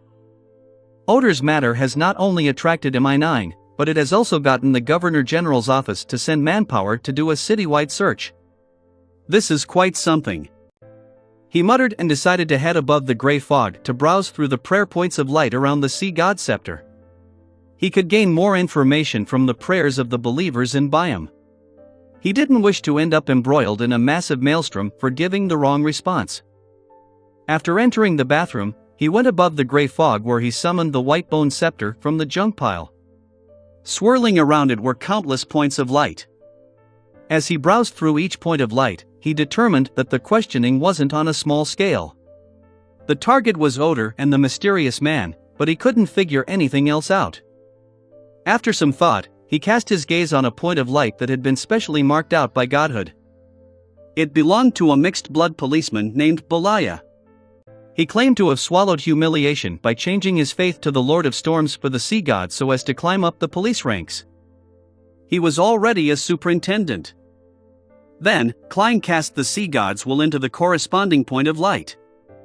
Belaya, who was in the police station, assigning work to his subordinates, suddenly broke out into a cold sweat. He hurriedly found an excuse to enter the washroom as he silently prayed. Blessed of the sea and spirit world, the great Calvetua, your pious believer has something to report to you. The person we are specially searching for tonight is a very thin elder. His hair is completely white, but he has luxuriant hair. It's just very messy. He's very afraid of the cold, and he wears thick clothing even in Byam. He loves to eat sweets, as though he's a steam engine himself, and sweets are high-quality coal. The higher-ups have informed us to find him, but not harm him. Klein ignored Belaya and reined his thoughts back as he tapped the side of the long table. Compared to the portrait, such a description gives me a sense of familiarity. It's like I've heard of it somewhere in the past. To a seer, a sense of familiarity meant a clue. Hence, Klein wrote a divination statement and began questioning his spirituality. As he chanted the statement, he leaned back into the chair. He fell asleep with the aid of cogitation. In the gray and dark world, Klein found himself back in Backland, back in 15 Minsk Street, which he previously rented. In front of him was the red-eyed Ian.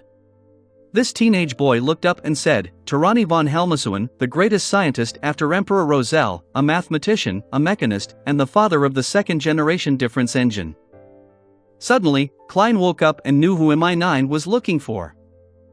They were finding the great scientist who caused many deaths between the lone military and the Intis spy organization solely because of a third-generation difference engine. They were finding the science freak who had mysteriously disappeared for years. It's no wonder Admiral of Blood's intelligence officer, Old Quinn, had a modified radio transceiver that surpassed those in Backland. Klein was instantly enlightened. Chapter 723, Another Good Deed Today. Chapter 723, Another Good Deed Today.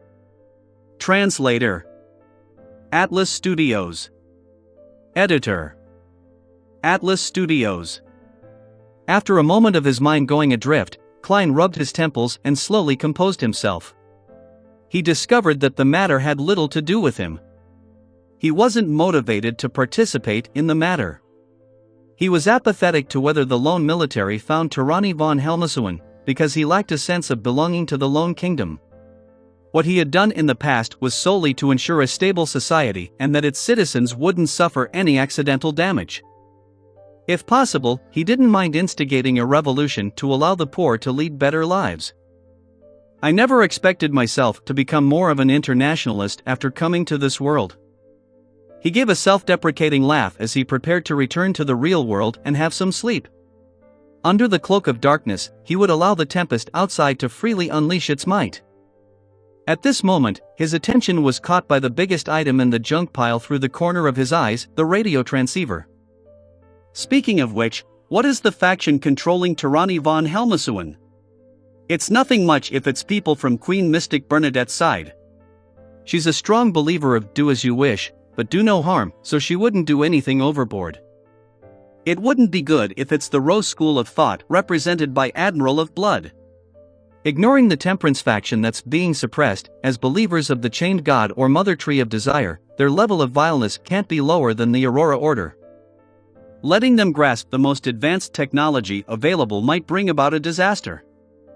Klein stopped his actions of wrapping his body with his spirituality.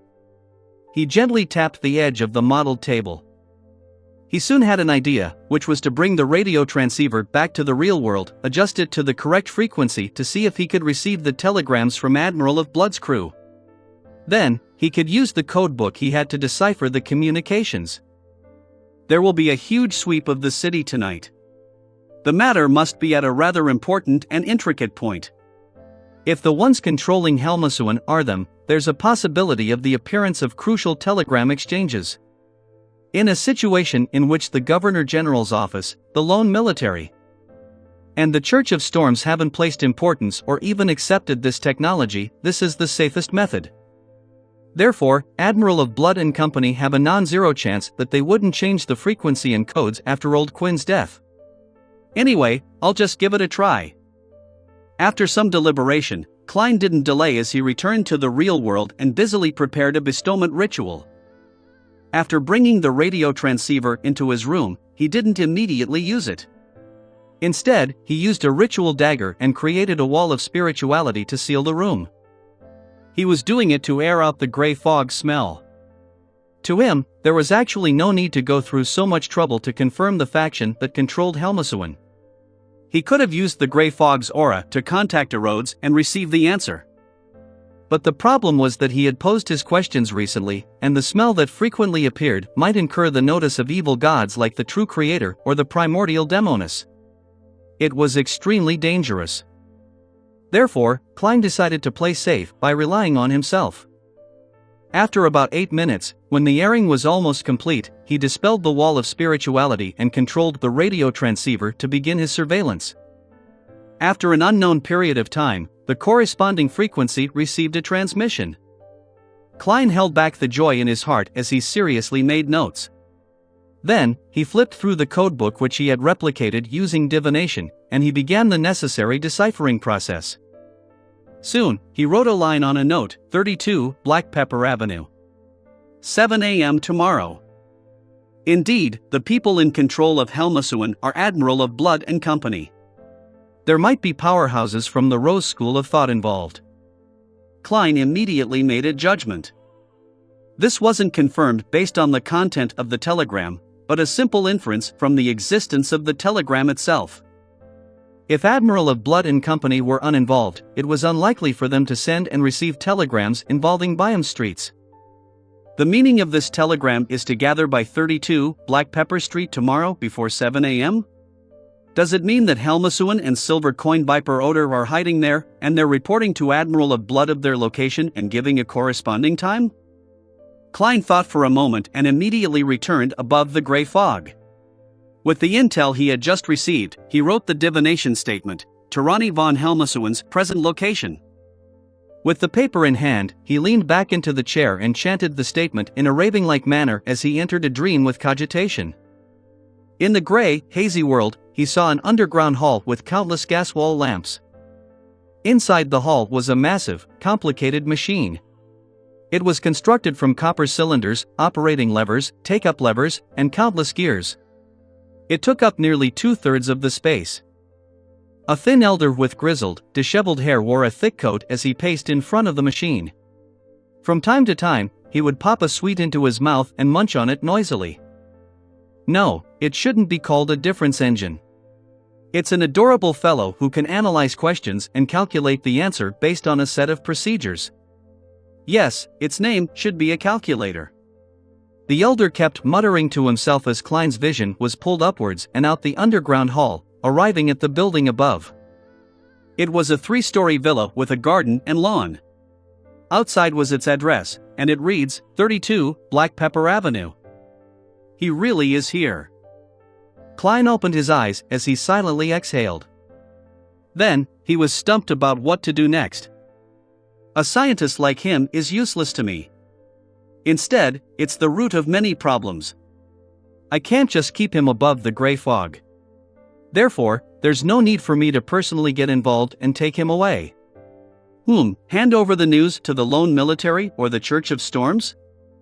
This will effectively prevent the Rose School of Thought from obtaining any benefits, but there's a faction in the military that is likely related to the true culprit behind the Great Smog of Backland. It's not a good thing to have Helmasuan fall into their hands. The Church of Storms is well known for being rash. A conflict might end up with the scientist meeting the deity he believes in. After some careful deliberation, he gradually had a bold idea. It was to make the news public. He would make the existence and location of Tirani von Helmasuan known to the Lone Kingdom military and the churches. This could effectively ensure that the scientist's capabilities would be employed by the Lone Kingdom itself, and not any one faction. The key is balance. Klein smiled as he muttered. He then beckoned with his hand for the sea god scepter. For the former him, he had to carefully distribute flyers across the city to make a matter public and known to all, but now, he had an even simpler and effective method. He selected a believer who happened to be praying, and then pulled his view back as the surrounding area spanning 5 kilometers entered his vision. Then, with the sea god's scepter, he wielded control of the wind. Once the wind calmed down, Klein's will sank into the scene as he changed his voice, saying with a low roar, Helmasuan is at 32 Black Pepper Avenue. Whoosh! In Byam, the howl of the wind turned intense as it swept in every direction, bringing with it the deep and loud voice. Helmasuan is at 32 Black Pepper Avenue. Helmasuan is at 32 Black Pepper Avenue. This voice soon spread across Byam like a broadcast to the entire city. Silver Coin Viper Odor was donning a cloak, pretending to be Helmasuan. He hid himself in a crowded building in the slums, occasionally appearing to mislead MI9 and the Governor General's office's police officers. Suddenly, a gale swept past as the voice sounded in his ears. Helmasuan is at 32 Black Pepper Avenue. What? As the voice resounded, Odor fell into a dazed shock. Without noticing it, he fell from the top of the roof and nearly injured himself badly. Behind the Cathedral of Waves, and in a small nearby building of the Governor General's office, John Cotman and Robert Davis heard the voice in the wind. The first reaction they had was to look up at the sky before casting their eyes towards the borough where Black Pepper Avenue was. After the broadcast and being in a good mood, Klein threw the sea god scepter back into the junk pile and returned to the real world. He wasn't in a rush to bring the radio transceiver back above the gray fog. Instead, he left it there as he continued monitoring the transmissions. This way, even if there are powerhouses from the Rose School of Thought hidden in Biome, they wouldn't dare appear. Haha, and regardless who takes action, they'll have no choice but to hand it over to the country. Unfortunately, I don't have the habit of writing a diary like the Emperor. Otherwise, I could write something like, "I did another good deed today." Klein silently sighed, took off his coat, got into bed, and slept.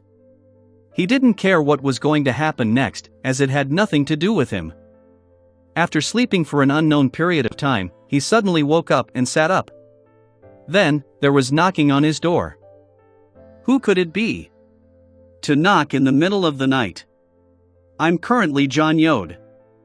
Klein wore creeping hunger and took out Death Knell from under his pillow before coming to the door. The visitor's looks quickly surfaced in his mind. It was a thin elder with grizzled, disheveled hair.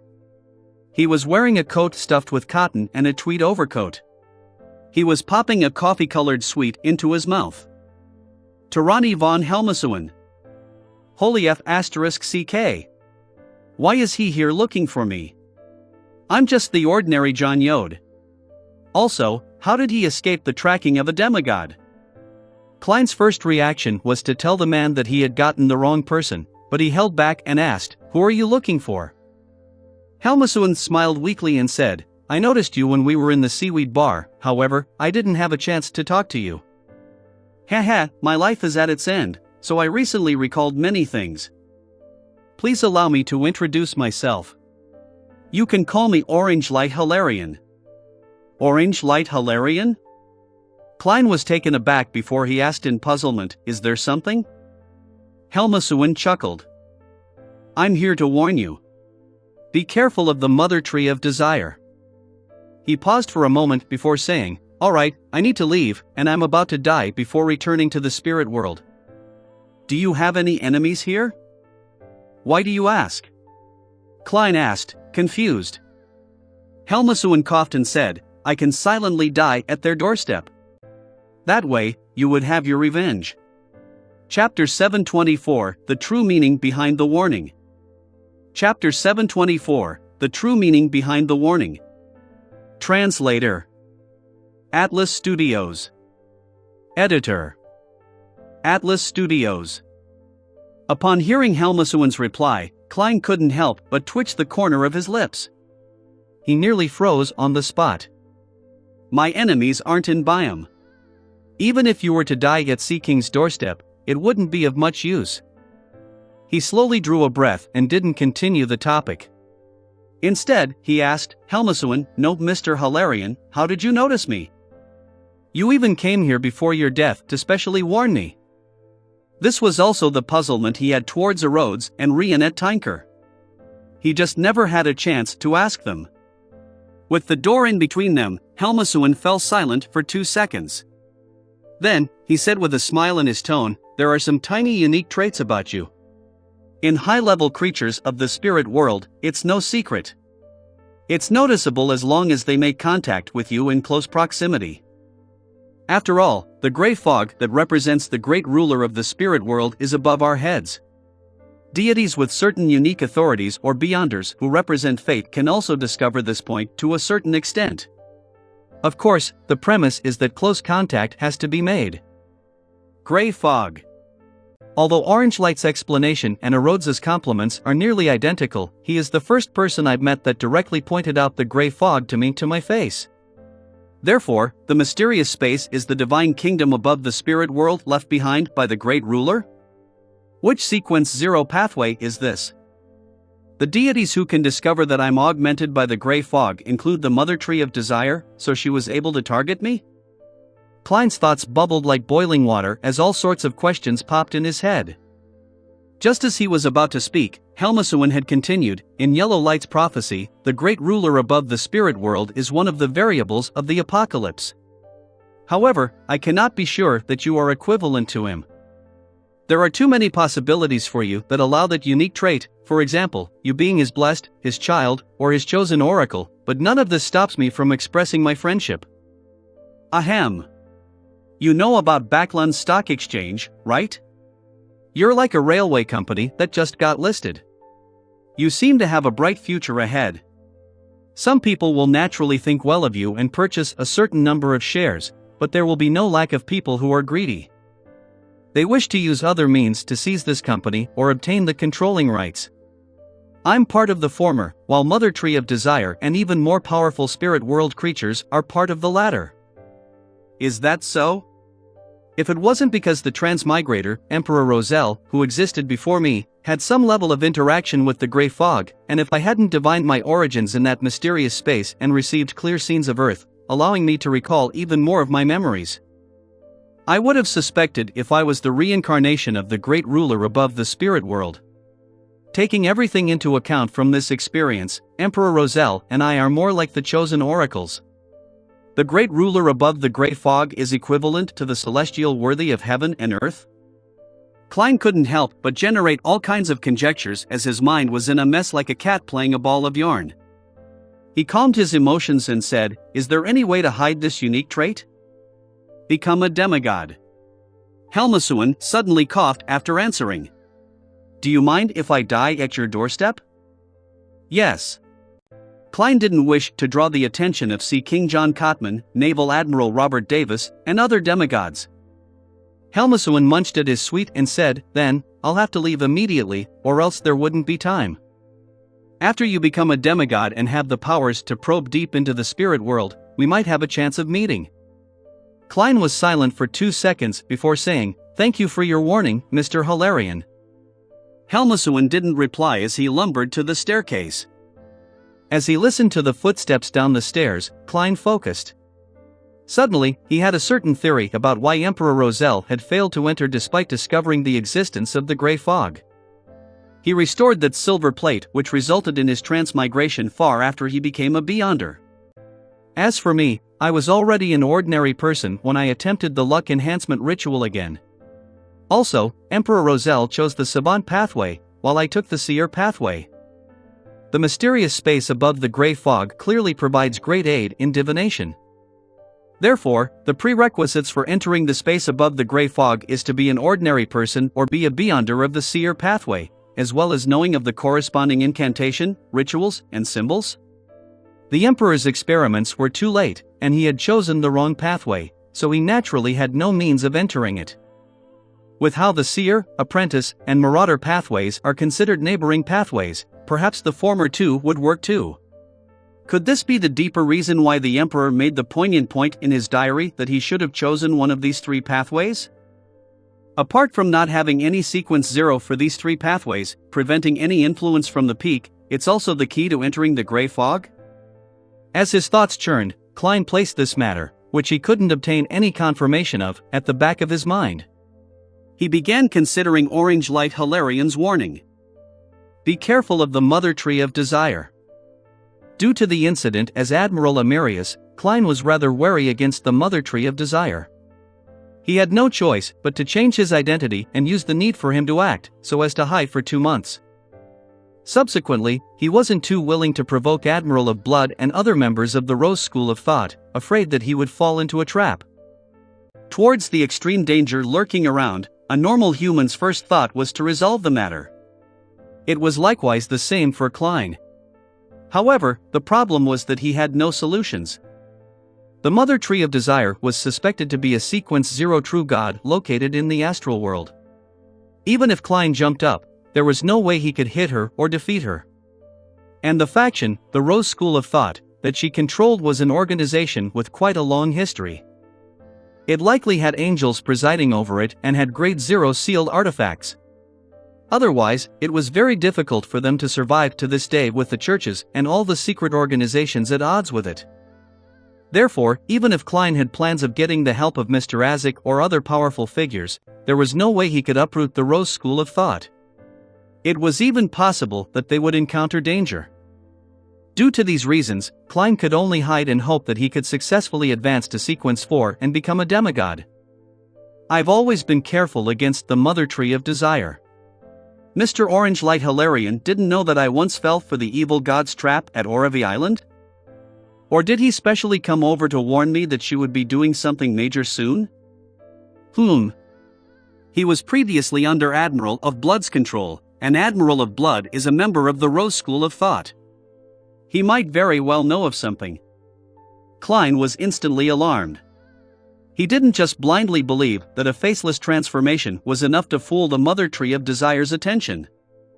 According to Orange Light Hilarian's explanation, she would be able to discover certain unique traits when in close proximity with me. This is something the faceless Beyonder powers are unable to mask. She hasn't done anything in a while. Could it be that she is attempting to use this sensation to bestow something to her believers through some ritual or item, and that she is about to succeed soon? Klein slowly frowned as he felt that it was certainly a possibility. This made him more eager to return to Backlund. In that huge city, even angels had to behave themselves, just like a particular snake of fate. The believers of the Mother Tree of Desire and the powerhouses of the Rose School of Thought were unable to act as they wished. All they could do was wait for an opportunity. Phew! Klein exhaled and headed above the gray fog. He divined if his life would be in danger soon. This time, he received a negative answer: his life wouldn't be in danger. However, Klein didn't relax as a result. He recalled that the Mother Tree of Desire's divination interference could penetrate the gray fog shielding to a certain extent.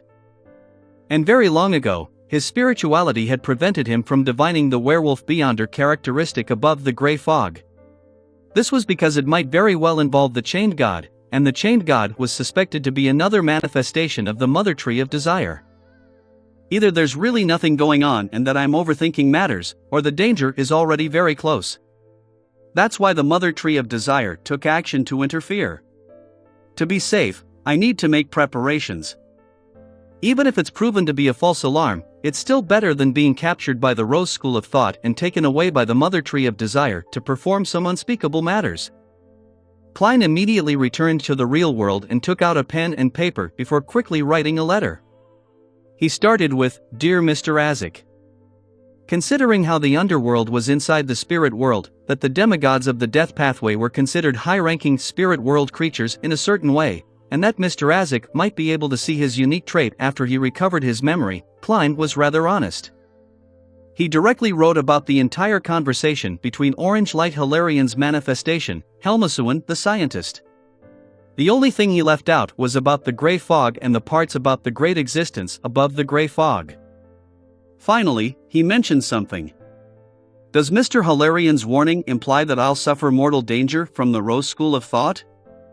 After he folded the letter and blew the copper whistle to summon the messenger, Klein still didn't find it safe enough.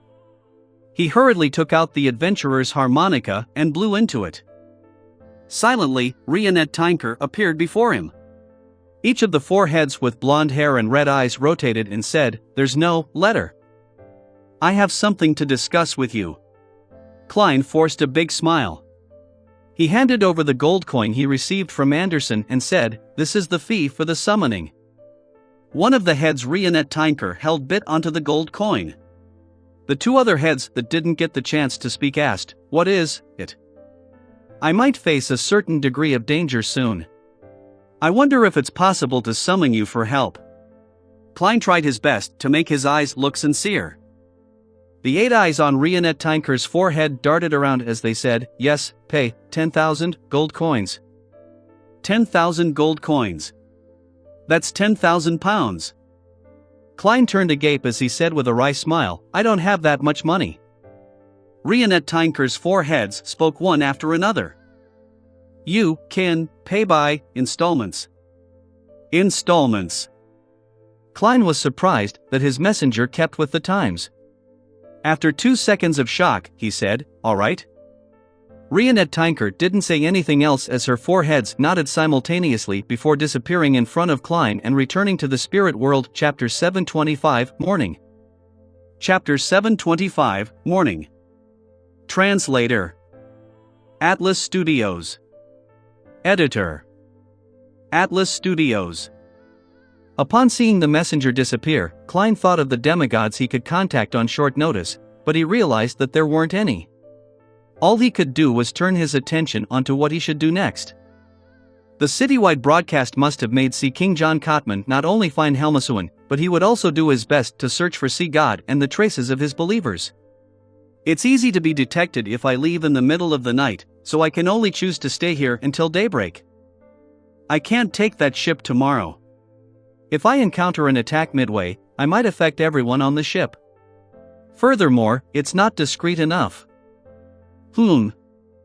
I can summon an undersea creature and leave by riding it. I can rest and switch rides on the deserted islands and reefs we encounter along the way until I arrive at the next port. Since Orange Light said that the unique trait can only be detected at close distances, it still won't exceed the size of a city. Even if the Mother Tree of Desire tries to expand her perception range to find me via a ritual or her believers, it might even be limited to the size of a particular street. This is also why I encountered a trap when I arrived in Oravi.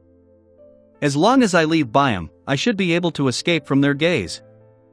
While Klein's thoughts gradually turned clear, he suddenly heard a signal from the radio transceiver. He hurriedly went over and quickly jotted it down. Then, with the codebook, he transcribed the corresponding words into a single sentence. Before long, the telegram's content appeared on paper in jet black. I see you. I see you. When Klein read those words, he felt a chill run through his heart. Byam, in an ordinary residence not far from the Governor General's office. In a spacious basement, there were candles silently burning, scattering their dim glow around the surroundings. Silver coin Viper Odor had already taken off his hooded robe. He looked at the middle-aged man opposite him as he trembled. He said with a quivering voice, "Lord Senor, I don't know how Helmasuin's real hiding place was known by others as well." Senor wore an old triangular hat. His eye sockets were recessed, and his face was shockingly pale. He looked more like an evil spirit than a human. He raised his hand to stroke the two black mustaches above his lips as his light brown eyes coldly swept across Odor's face. In response, the well-known adventurer couldn't help but lower his head. After observing him for a few seconds, Admiral of Blood, in his white trousers and red coat, said with a deep voice, "Less than 3 minutes after that telegram was sent, it was spread across the entire city. And the message spread was part of the telegram. I suspect that another faction has begun paying notice to radio transmissions, and they had obtained our codebook from Old Quinn." Yes. It has to be the case.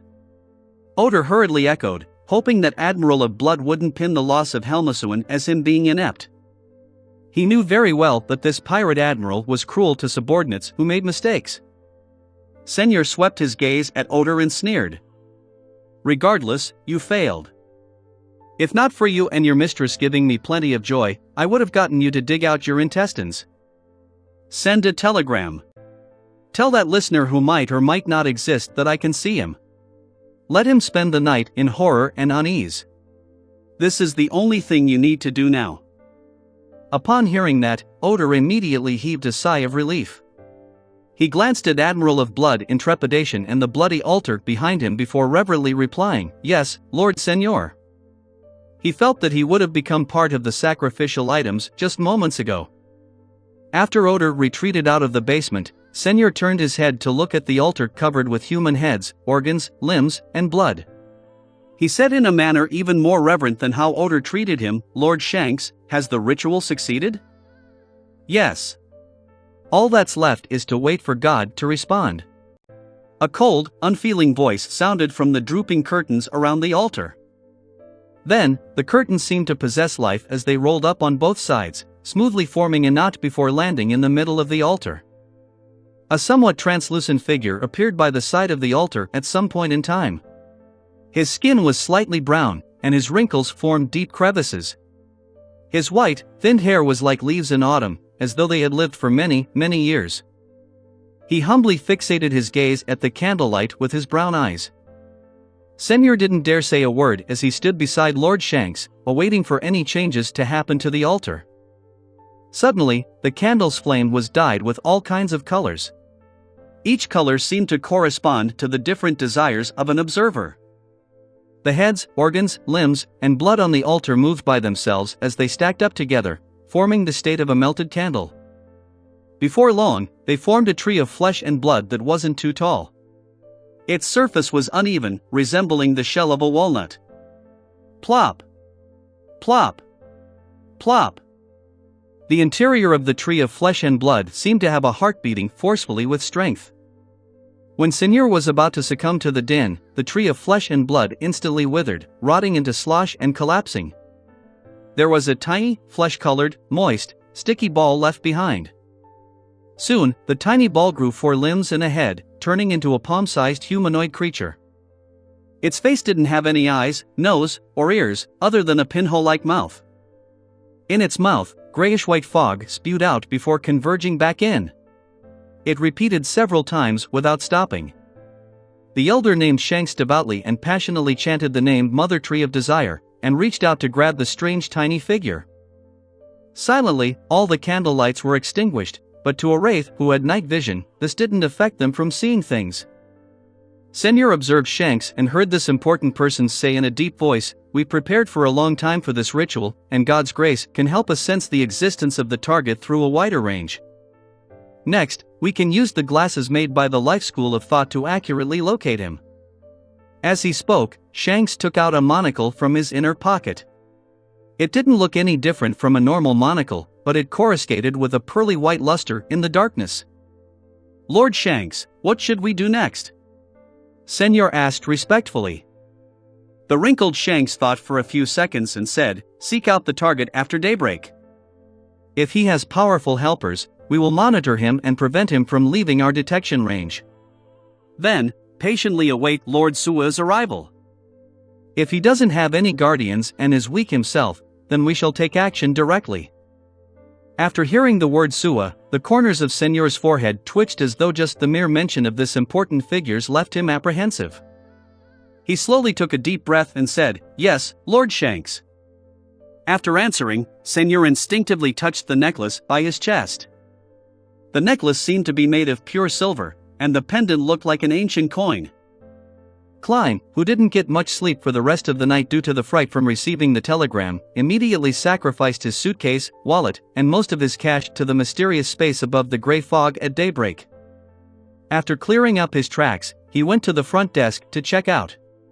He rode a carriage to the borders of Byam, left the city, and climbed the mountain as though he was heading for a cemetery prepared for locals. Midway through his journey, he suddenly took a detour into the woods and planned on walking straight to the cliffs where a massive undersea creature was waiting underneath for him. The birds chirped and the insects buzzed in the woods as critters would occasionally scuttle by. Klein walked through the humic material-covered grounds at high speed. Along the way, he saw mushrooms growing after the rain, torn cloth, and rubbish which the Byam residences had left behind after a picnic. Everything seemed so serene alongside the fresh morning air. A leaf fluttered down as Klein didn't stop and easily dodged it. At that moment, the leaf's speed sped up and did a surprising bend, clinging to him in between his lips and nose. It was like an adult's palm that clasped his mouth and nose tightly, making it impossible for him to breathe. So. The surrounding trees had their branches fall off as they shot at Klein like sharp arrows. And the rubbish left from the picnic received a life of their own. They formed an airtight net as they came looming over. Chapter 726, Preparations are very important. Chapter 726, Preparations are very important. Translator. Atlas Studios. Editor. Atlas Studios. Suddenly, Klein had a familiar feeling. It felt like every tree, every leaf, every rock, every blade of grass wanted him dead. Upon seeing the rubbish comprising of fragments and paper lunge at him in a strange web, his body suddenly collapsed into a paper figurine. So. The arrow-like branches impaled the paper figurines and landed into the distance. As for the strange net, it immediately enveloped everything within into a ball as it gently squirmed. Klein's body appeared to the side about 8 meters away. He knew that the attack he was worried about had finally descended upon him. He didn't make any observations or show any hesitation. Raising his right palm, he reached into his pocket and pulled out the adventurer's harmonica. The situation he had encountered had made him realize that the attacker was likely a demigod from the Rose School of Thought. It was an enemy he was currently unable to defend against. The one who had been pursuing Sharon back then gave him a similar feeling. At this moment, the paper figurines in his pocket suddenly flew out as they plastered over his face, one after another, layer after layer. At the same time, Klein's sleeves automatically tightened as they bound both his arms, preventing his palms from reaching down. His Taraba shirt and brown jacket were tightening like a bear giving him a hug. In seconds, he was bound on the spot by his clothes, trousers, and shoes. His face was covered with paper figurines, as his ribs were on the brink of fracturing. He found it abnormally difficult to breathe. Klein was mentally prepared and was equipped with rich combat experience, so he didn't panic. His right thumb and middle finger, which weren't affected, touched each other as he snapped his fingers. At his ham, scarlet flames immediately soared up, burning the tightly bound trousers clean before spreading upwards and downwards. Seizing this opportunity, Klein bent his knees and jumped up with great difficulty, like a cannonball that weakly fell to the ground moments after being launched, as he lunged to his right.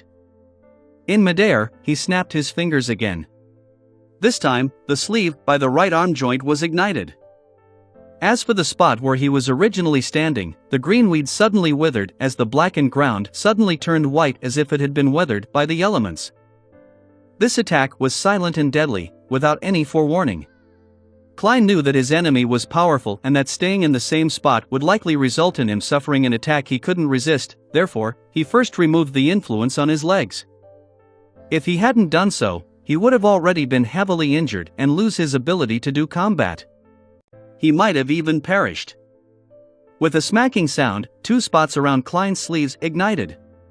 His right palm finally had the freedom to move as he reached into his pocket and grabbed the adventurer's harmonica. Plop! He fell to the ground, rolling as he immediately stopped himself with his right hand to bounce up. His left palm, which wore a human skin glove, snapped its fingers.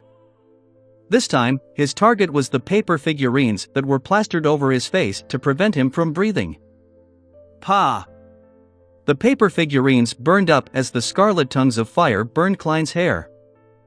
At that moment, a scene suddenly flashed in his mind. An icicle had formed and was speeding right for his head like a thin gloomy green arrow. Due to its speed, it was translucent itself, making it usually impossible to discover it. But even though Klein's danger premonition was triggered, it was a little too late. This was because his clothes were still affecting his mobility. It was too late for him to dodge the attack. A thought flashed through his mind as he barely bent his back. His upper torso was bent backward, and he moved quite significantly to his right.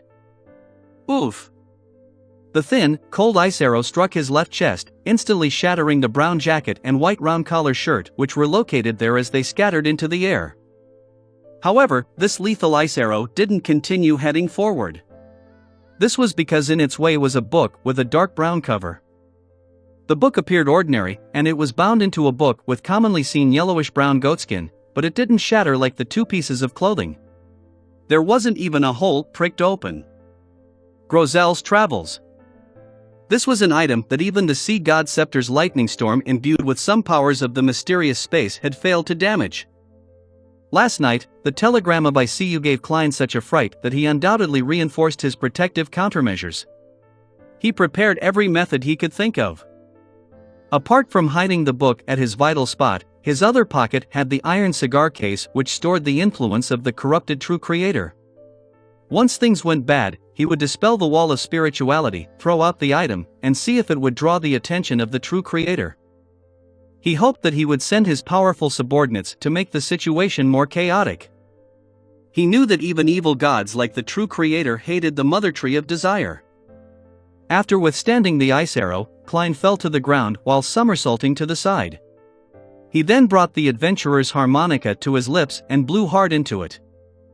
At that moment, his face was turning a little black due to the burning of the paper figurines, but due to flame controlling, he wasn't injured. Then, he felt that the clothes on his left arm, waist, thighs, neck, and legs were restored to normal, giving him newfound freedom. At the moment he blew the harmonica, he quickly activated his spirit vision. He saw Miss Messenger walk out of the void with 4 blonde, red-eyed heads in hand. They automatically turned and stared at the same spot. One of the heads grunted as it opened its mouth and began drawing in air. A cold wind hummed as a figure was forcibly pulled out from a green tree 100 meters away from Klein. This figure failed to maintain his difficult-to-detect state as he rapidly turned half-transparent and half-corporeal. He was the wrinkled elder with white, thin hair. His facial features had the traits of the people of the southern continent. Just as his brown eyes reflected Rionette Tinker, his brows pricked up. Then, he didn't hesitate to open his mouth as though he was about to deliver an extreme curse that he had been preparing for a long time. At this moment, another one of the heads which Rionette Tinker was holding had opened its mouth as well, as though it was making a silent screech. With that, nothing happened inside the forest. When Shanks saw this, he hurriedly turned his head to look at Klein, who had yet to react in time when a figure with white, thin hair and exaggerated wrinkles appeared in his eyes. His mind instantly turned cold. Although his thoughts weren't impeded, he had lost control over his body. All he could do was watch the white-haired elder vanish as he turned to face Miss Messenger. The two heads which Rionette Tinker carried suddenly flew out and appeared before Klein. One of them opened its mouth as it drew in air, while the other's red eyes turned dark as its teeth turned long and sharp, phasing between an incorporeal and corporeal state. Klein saw the translucent elder with white, thin hair being forcefully pulled out from his body before Miss Messenger's head with the long teeth that bit at his shoulder, tearing out an object that appeared both like a spirit body and a physical body. Shanks frowned without screaming. Its figure abruptly vanished as it leaped to a spot with a glass fragment 100 meters away. Following that, he seemed to be pursued by formless hands and enemies. He kept phasing into shallow puddles of water, the eyes of animals, the dew on plants, etc. Finally, he was able to catch a breather, and still, Klein was feeling a little stiff and cold from the inside out. Phew! Shanks entered the spirit world and walked out again. In his hand was a moist, sticky, palm-sized doll. This figure's face only had a hole as it was inhaling and exhaling a grayish-white fog which Klein found familiar. Shanks didn't hesitate as he stuffed the doll into his mouth. Upon seeing this, Rionette Tinker's other two heads left her palm, and like before, flew towards Shanks at a fast speed, arriving nearly instantly. However, Shanks had already begun transforming. His body turned black as his skin scrunched up and water began seeping out. His hair, brows, and other parts began withering and dropping. Following that, his limbs grew long and thin. In just a second, Shanks seemed to be assimilated by the doll, becoming a huge, black, moist infant with long forelimbs and swollen shriveled skin. His eyes, nose, mouth, and ears moved from their original locations to the middle of his face as though they were gathering together to form a brand new organ. His skin, limbs, and newly formed organ brought an indescribable sense of mystery and wickedness. Just a single look had made his body, which had just recovered from the coldness, feel extremely itchy. Red spots protruded from his skin as a result of the clumps of fine granules. His eyes undoubtedly suffered a piercing pain. He instinctively closed them tight as tears were forced out. By the time he calmed himself with cogitation and opened his eyes again, he realized that Miss Messenger and the Rose School of Thought's demigod had vanished.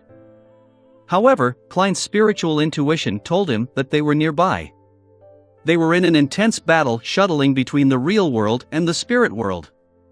Be it the dropping of the leaves, the shaking of the weeds, the crawling of the worms, and the fleeing of the wild beasts, all of them represented each and every clash. As his mind whirred, Klein took out Death Knell and tapped his left thumb on the first segment of his index finger twice. Countless illusory thin threads appeared in his eyes, making him see objects that usually couldn't be seen with his normal vision or spirit vision. Two blobs were flying around him, and the dense black bundles of threads that entangled with each other were Rionette Tinker and the Rose School of Thought's demigod. Apart from these, Klein also discovered that a blob of illusory black threads was rapidly approaching him. It would stop from time to time, so as to avoid the intense battle between the two demigods.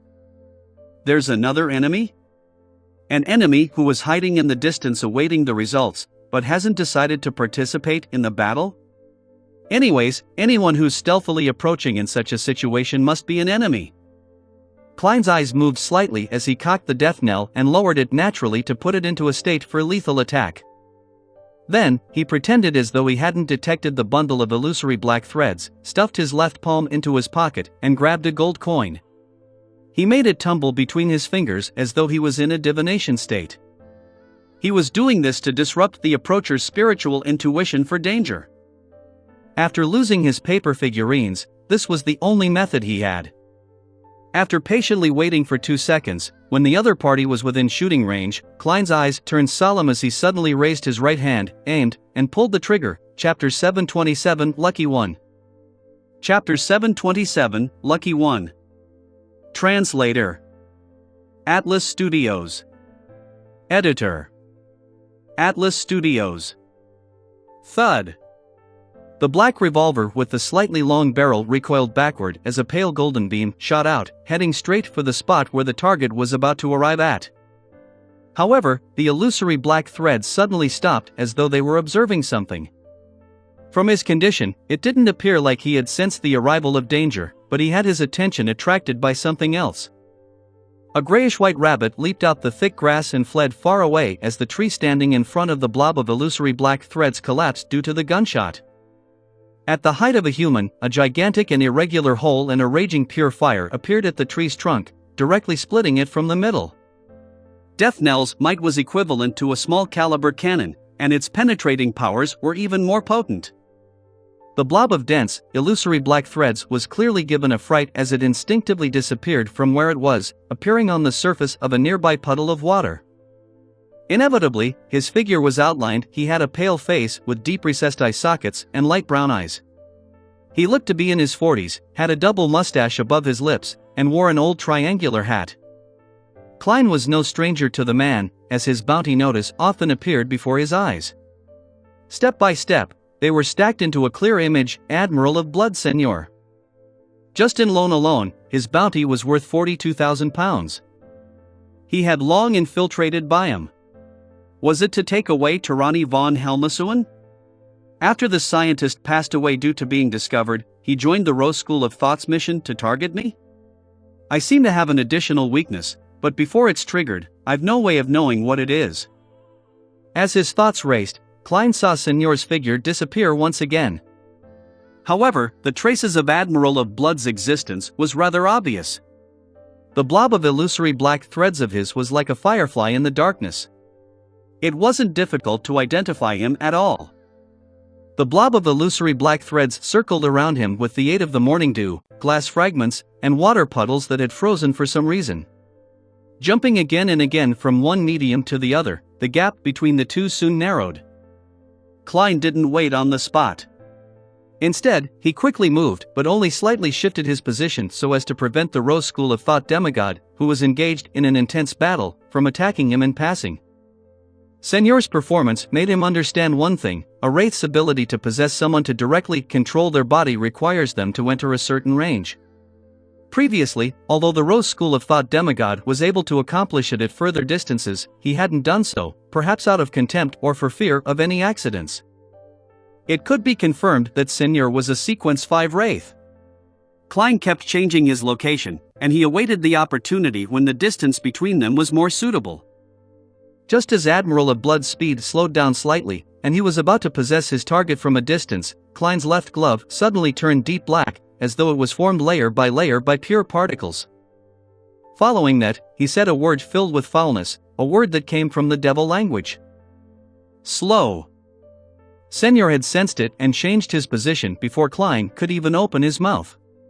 But everything within an 8-meter radius came to a halt. His evasive maneuver had failed to show any effects. It was an area of effect attack. Seigneur's figure suddenly became slow. He once again outlined his figure in the real world as Klein raised his iron-black revolver, cocked it, and placed his target in his sights. With death knell, he saw that Seigneur's body was covered with all kinds of colors that indicated his weakness wasn't at his head, but slightly above his throat. Without any hesitation or delay, Klein pulled the trigger. Lethal attack. At that moment, a blob of illusory black threads walked to Seigneur's side and pulled at him. Admiral of Blood immediately moved diagonally as the golden bullet grazed past his neck, striking a boulder and shattering it. A golden flame burst from Seigneur's neck as it jerked his head up and opened his mouth. A sharp shriek blasted out and entered Klein's ears, causing his mind to hum as his body came to a temporary halt. Formless souls had flown to Señor's side at some point in time before mixing with cold winds. From the sky and from the ground, they surged towards the enemy. In each of Klein's eyes, a pale-looking man with a red coat and triangular hat quickly appeared and took form. Pa! Klein snapped his fingers as his body was instantly enveloped by scarlet flames. He disappeared from his location before the wraith was able to possess him. And under a tree that was less than 10 meters away, weeds burst into flames as the flames grew bigger and they soared into the sky. Klein nimbly leaped out from it and raised death knell again. He aimed towards the spot where he was originally standing still at, and he injected more than twice the normal amount of spirituality into the gun. Slaughter! Thud! He pulled the trigger as a golden bullet split into countless shrapnel and, with a sacred flame, swept to the region the gun's mouth had aimed at. The formless specters and souls seemed to be swept away by a solar hurricane as they failed to resist and were ignited amidst screaming. Señor knew that a counterattack was in place once his possession attempt didn't succeed. He immediately flashed into a nearby glass fragment in an attempt to evade the incoming shot, but the bullet hurricane brought about by Slaughter was a rather huge range that included that glass fragment. Amidst a huge boom, golden flames struck the sides of the glass without hitting it. With only burn injuries, Señor leaped to another mirror surface and appeared on the surface of a rolling drop of dew a distance away. His body had a rotting wound thanks to the purification powers, but it wasn't anything serious.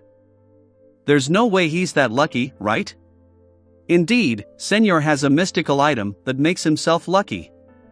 There are only 3 purifying bullets left. Klein frowned as he agilely ran over as though he was in pursuit.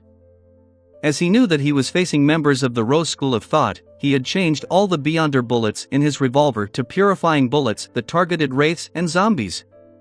There were a total of 6 bullets, and now, he had already shot thrice. In the first shot, Señor was saved by a rabbit that suddenly leaped out. In the second shot, he was yanked away by the Rose School of Thought's demigod who happened to come beside him. In the third shot, he happened to be in the gap of the fragment amidst the slaughter hurricane, preventing him from suffering too much damage. Klein found this level of luck completely unacceptable. However, Klein didn't wallow in depression. Instead, he turned back into Gehrman Sparrow's appearance and build. This was for him to immediately throw a bunch of Sea God domain charms to create a certain commotion once things went south, so as to attract the attention of Sea King John Cotman who was in Byam City. If this Sequence 3 demigod were to arrive, he would be facing a Rose School of Thought demigod, a hostile pirate admiral, and an adventurer with a mysterious background who had certain ties with the military. It was quite obvious who he would deal with first. As for Miss Messenger, Klein believed that she could escape into the spirit world in a timely fashion and was free to choose whether to participate in the battle royale or leave. The reason why Klein didn't escape in the middle of the night after receiving the telegram last night was because Sea King gave him a sense of security. If he were to leave alone, he would definitely be noticed and captured by the Church of Storms. He would be interrogated, making the subsequent developments unpredictable. If he were to stay in his room and await the person who saw him to attack, he had a chance of struggling until he reached the streets, allowing Sea King to notice it. Faced with an evil operative who was at least a demigod and a Sequence 5 adventurer who was rumored to have ties with the military, there was no doubt that John Cotman would first deal with the Rose School of Thought member. And as a cardinal of the Church of Storms and a high-ranking deacon of the mandated Punishers, he could use various sealed artifacts of the diocese. He could last a moment, even if he faced an angel. At the same time, with the reinforcements from the military, there was a chance for Klein to escape to the sea during the chaos and leave via whale. To his regret, the night remained peaceful after he received the telegram. And once daybreak happened, Sea King would find it difficult to monitor the entire city. Pa! Klein snapped his fingers again, igniting the surrounding trees. This appeared like blooming fireworks around him as they exuded an inexplicable sense of beauty. The reason why he had chosen to pass through the forest to head for the cliff was because this was a place that was suitable for a magician's performance. His figure flashed through the flames as he circled around Señor, avoiding his approach and control. And from the previous experiences and lessons, Señor knew that his target had an area of effect attack and a damaging blow. He didn't dare stay too close to him, and he would pull away and create a gap once he missed an attack. Otherwise, he would use a wraith's shriek to affect his target or use his pale green fingers to aim at his target. Unfortunately, the latter could only extinguish flames and wither vegetation. There was no way to pinpoint Klein's location. Seeing how the fireworks like flames were the biggest barrier to his attacks, Senor stopped and let out the deafening shriek, which would also damage a spirit body. Amidst the shriek, the icy blue halo beneath his feet rapidly expanded, covering the mud, randomly strewn weeds, and scattered rocks with a layer of ice. The flames sizzled as they produced tiny amounts of mist before being extinguished by the frost. Klein was influenced by the wraith's shriek, causing his flaming jump to be one step too slow. He ended up failing, his figure projected itself midway as his feet stumbled. Then, he saw illusory skulls swirling with black gas rush at him, bringing with them the strong smell of death, as though an envoy from the underworld had arrived. At that instant, Klein didn't seem like he could dodge.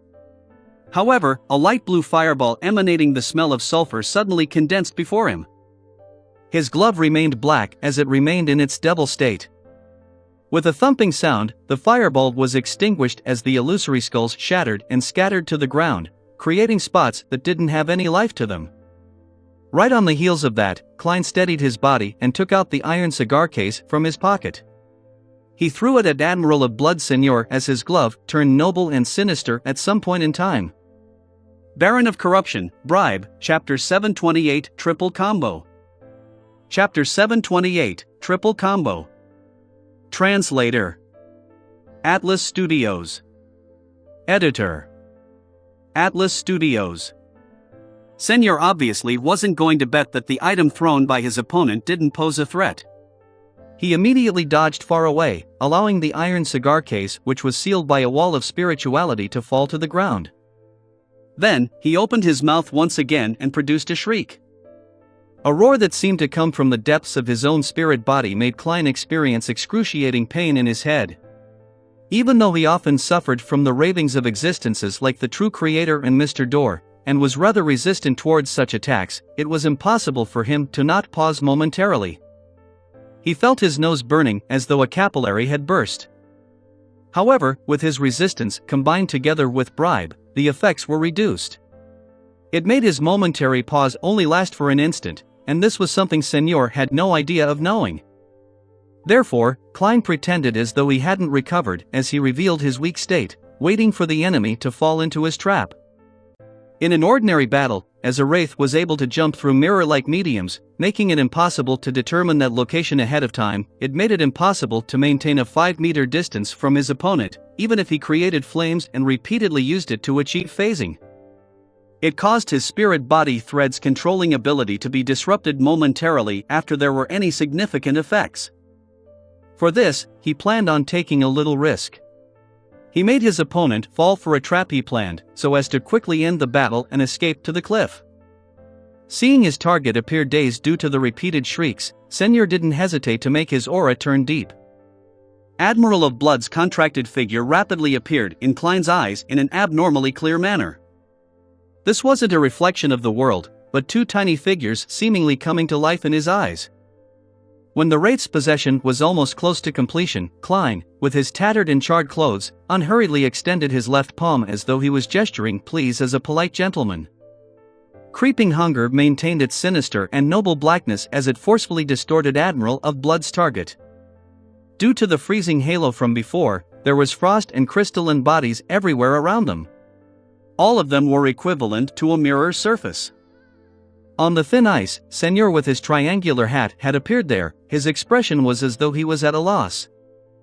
At that moment, creeping hunger switched to a deep black state as Klein said a word filled with foulness, a word that came from the devil language. Slow. Just as he was about to use the mirror surfaces to phase away, Senor instantly froze. His figure involuntarily outlined itself as his body turned extremely rigid. His attempts had failed.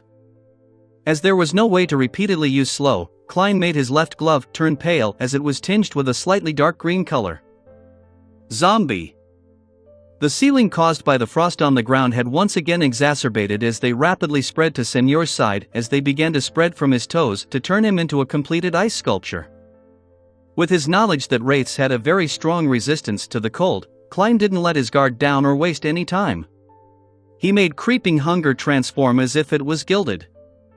The illusory black threads in his eyes were hidden away as two blinding silver bolts of lightning shot out from the innermost depths of his eyes. Interrogator's psychic piercing. In his usual state, Señor's fusion of spirit and flesh typically wouldn't be significantly affected. He could even cause the attack to backfire on his opponent. However, having just recovered from slow, he found himself sealed in ice. All he could do was resist the formless bolt that targeted his spirit body. His mind felt as though a blade had penetrated it as it twisted. The pain spread through his body as he temporarily lost all reason. By the time he regained his lucidity and prepared to make continuous leaps to open up a distance, the cold adventurer opposite him opened his mouth once again. Slow. T. Señor's actions turned sluggish and impeded once again. Then, without any surprises, he suffered from the two follow-up attacks of ice stun and psychic piercing. When he barely escaped again, the black-haired, brown-eyed German sparrow opened his mouth a third time with a deadpan expression. Slow. Señor was enraged as he reeled in despair before finding himself stuck in a perpetual cycle. As for Klein, who had kept his opponent in place 3 times, was beginning to control his opponent's spirit body threads.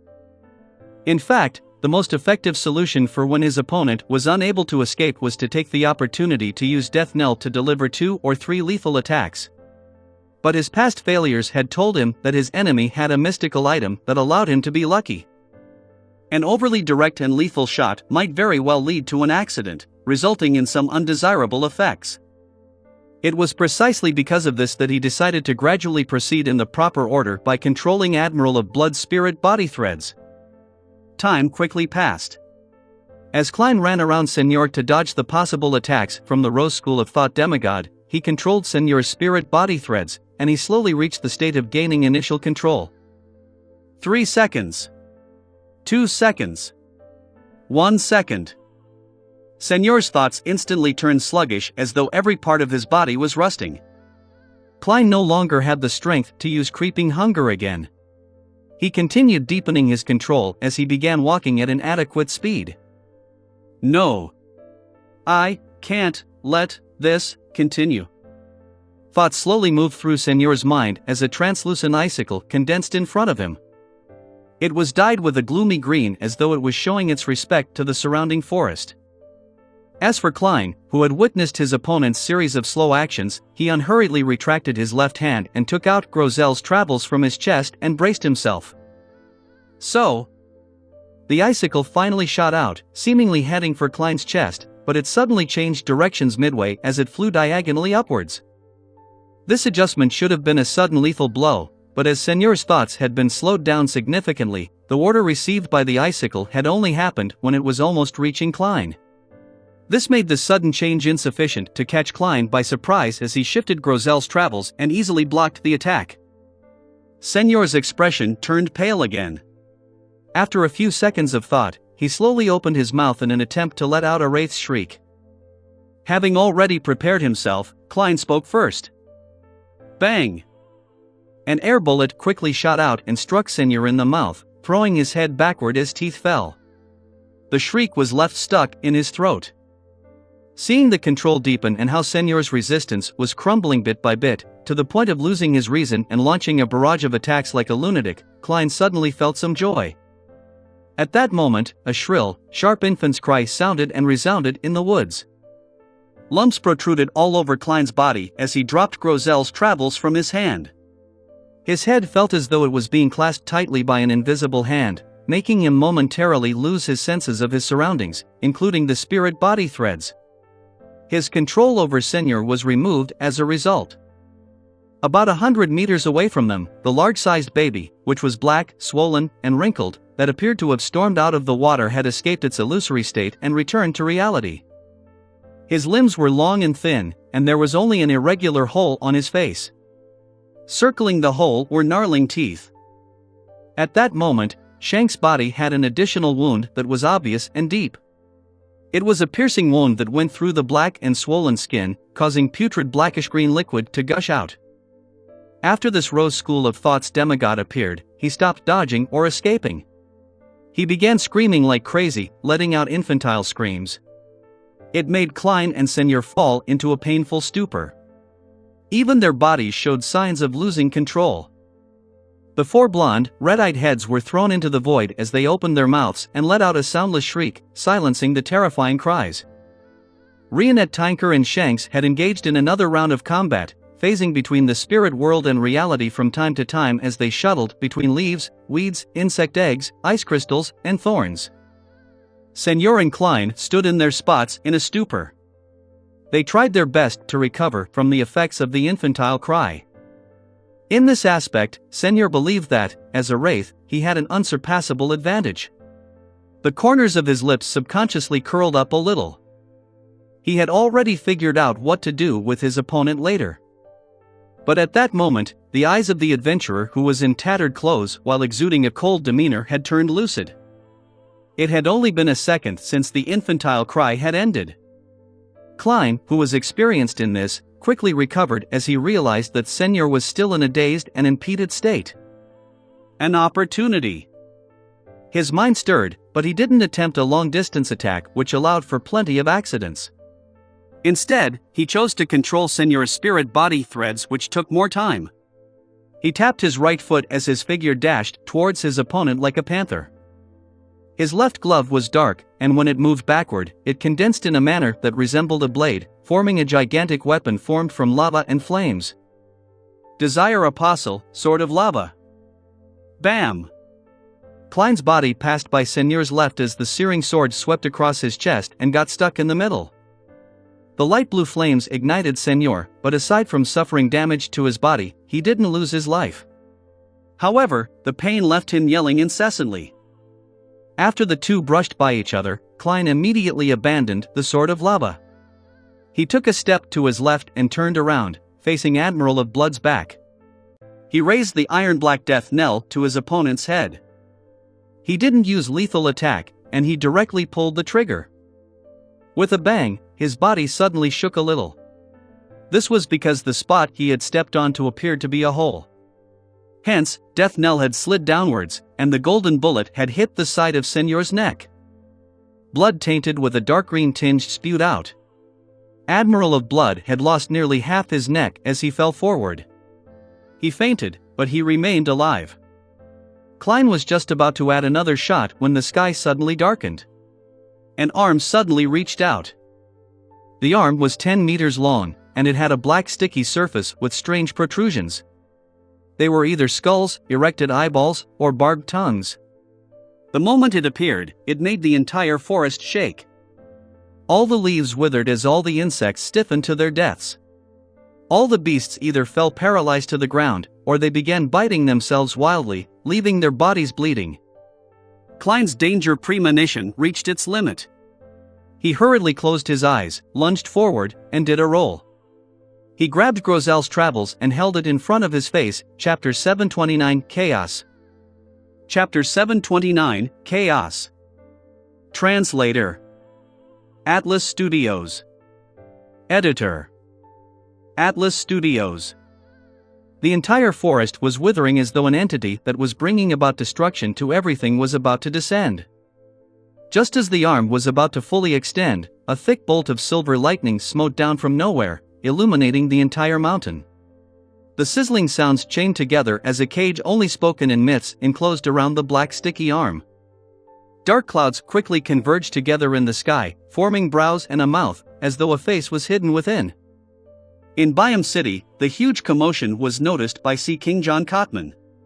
He didn't hesitate to take action as he ordered the mandated Punishers to activate the corresponding sealed artifacts. Rionette Tinker's figure was forced out of the void, but her complicated black dress didn't seem crumpled at all. She raised her left hand as two of the blonde, red-eyed heads flew back and landed on her severed neck.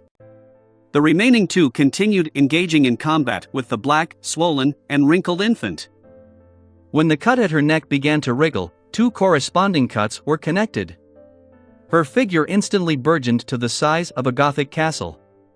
Patterns, vines, and accessories appeared on the surface, interweaving into a mysterious, sinister sight that couldn't be looked at. Klein closed his eyes tight as he placed Grozel's travels in front of his face, injecting his spirituality into it, but he was unable to eliminate all the effects inflicted upon him. His body kept quivering as granules kept protruding from his body. And only at this moment did he confirm that the side effect of using Death Knell was a fear of the dark. For the next 6 hours, he wouldn't suffer any more weaknesses. Thankfully, the weakness is just insurmountable, but it doesn't mean that I'm unable to resist for a short period of time. Klein desperately closed his eyes as tears kept rolling down his cheeks. He didn't spend time considering the problems regarding this, because the situation had developed into one of extreme danger, but it was also very chaotic. The one that descended seems to be stronger than Sea King. It's likely an angel, but his condition doesn't seem to be particularly good as well. He didn't directly appear, and he instead used the spirit world to attack. Is it because he can't rush here in time and could only consider using this method? Thankfully, I received a warning from Orange Light, otherwise, the results would be unthinkable if this situation drags on. As Klein's thoughts flashed through his mind, his first reaction was to take the opportunity to flee and open up a safe distance. However, he knew that hastily retreating without any preparations was equally dangerous.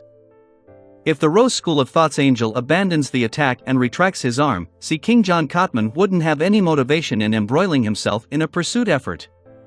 This is because he isn't facing a saint who he can consider retaining. This way, simply relying on Miss Messenger, Rionette Tynker, makes it difficult to stop this entity. I might be pursued again when the time comes. I have to add more trouble for him, making him temporarily unable to leave. I'll take this opportunity to escape the waters where Blue Mountain Island is. As his thoughts churned, Klein followed his emergency plans, took out Grozel's travels, stuffed Death Knell inside, and made a few rolls before arriving next to the iron cigar case. He stabbed it with his finger, removing the wall of spirituality and opening the case, and he threw tinder, which was corrupted by the true creator, into the air, towards the source of the danger.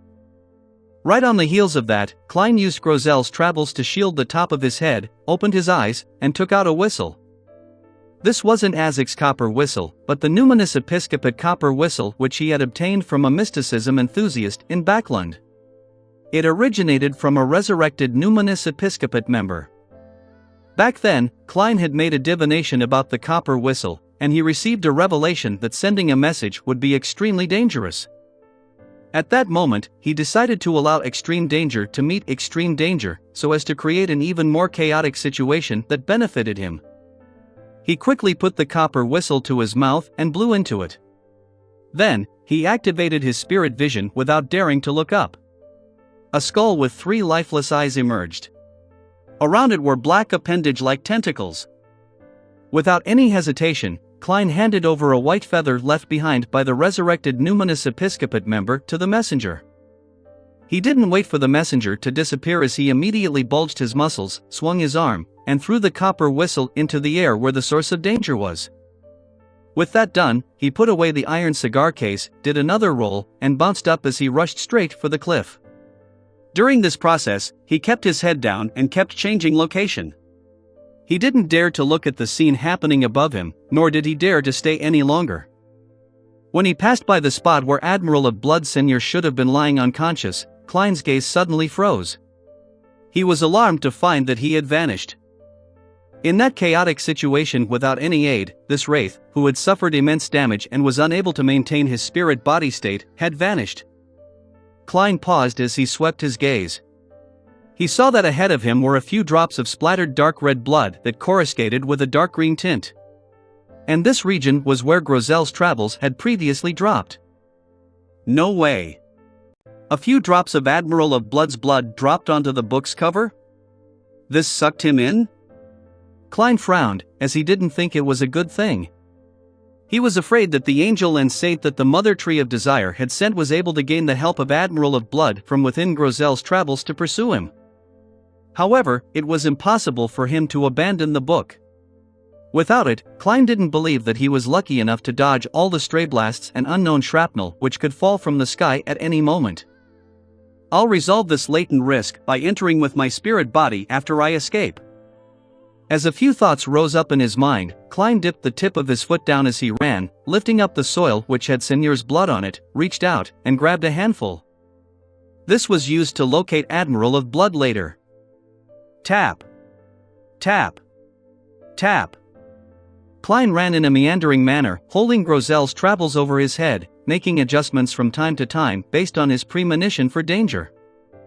The book blocked the random bolts of lightning or the scattering rain of corroding rock, and it shielded him from a terrifying gaze that was cast over.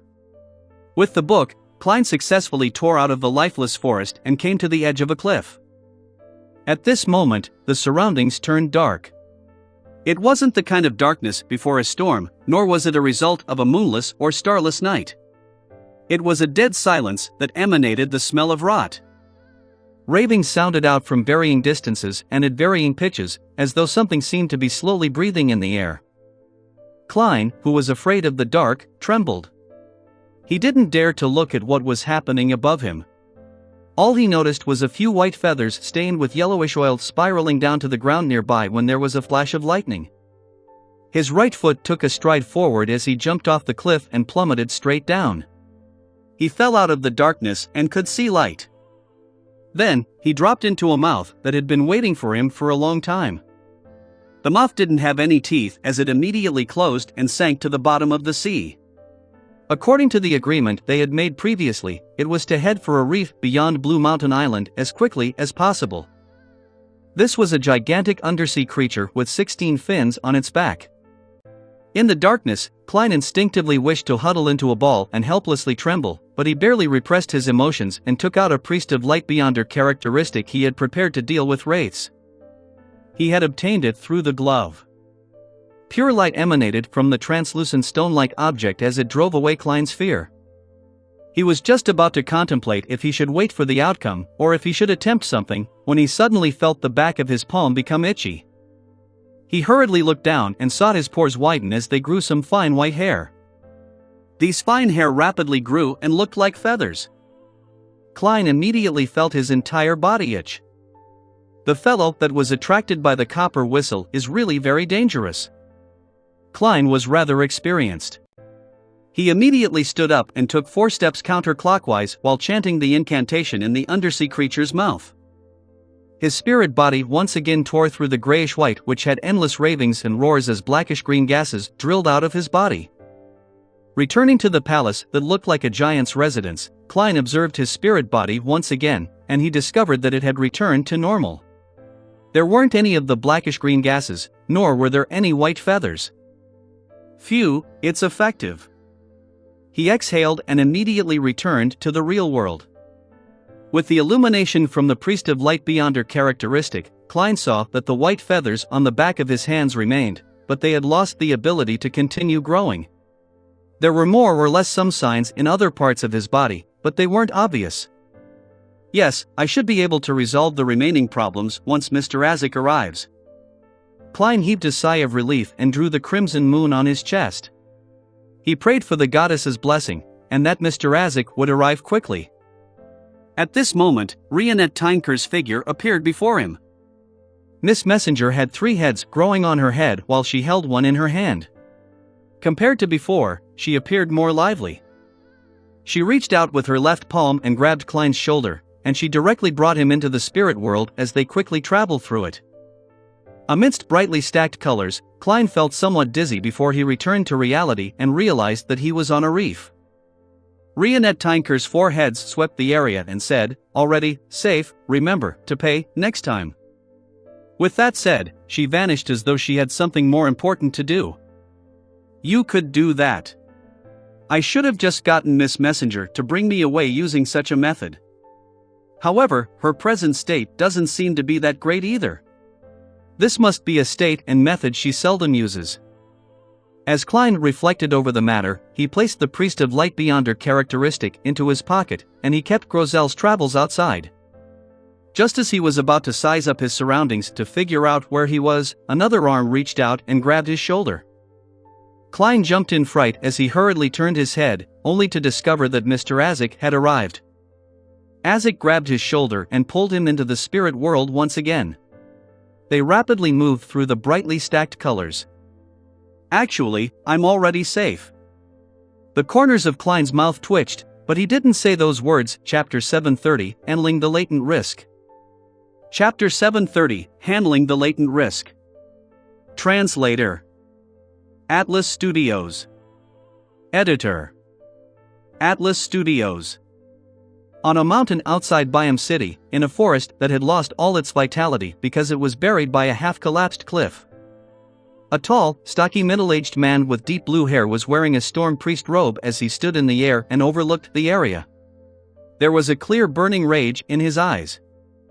He was none other than the Church of Storms Cardinal, Archbishop of the Rorstad See, high-ranking deacon of the mandated Punishers, See King John Cotman. At that moment, the battle from before was still fresh in Cotman's mind. He remembered how every participant in the battle retreated. The angel from the Rose School of Thought had used a particular method to transfer his powers over from a great distance. After he failed to achieve his objectives, he rather easily brought away his heavily injured partner, and no one wanted him to stay, aside from the strange monster that appeared out of nowhere. John Cotman remembered very vividly that when the angel retracted his arm, it had sparse white feathers on the black, sticky arm. From the top of the skull and from inside the erected eye, they grew from unimaginable spots. And all of this was because the Rose School of Thought's angel was dodging the glove with the true creator's aura while using some of his strength to shatter what seemed like an ordinary copper whistle. Shortly after the sinister and strange spirit world creature engaged in battle with the angel, it voluntarily retreated into the depths of the spirit world, preventing John Cotman from pursuing it. The Aurora Order Saint who had opened a door of teleportation didn't participate in the battle. After observing the situation in puzzlement, he picked up the glove with the true creator's aura, and he opened the door to leave before the battle ended. The strange monster that was summoned because of the copper whistle didn't have a fixed form. He was like the manifestation of death itself.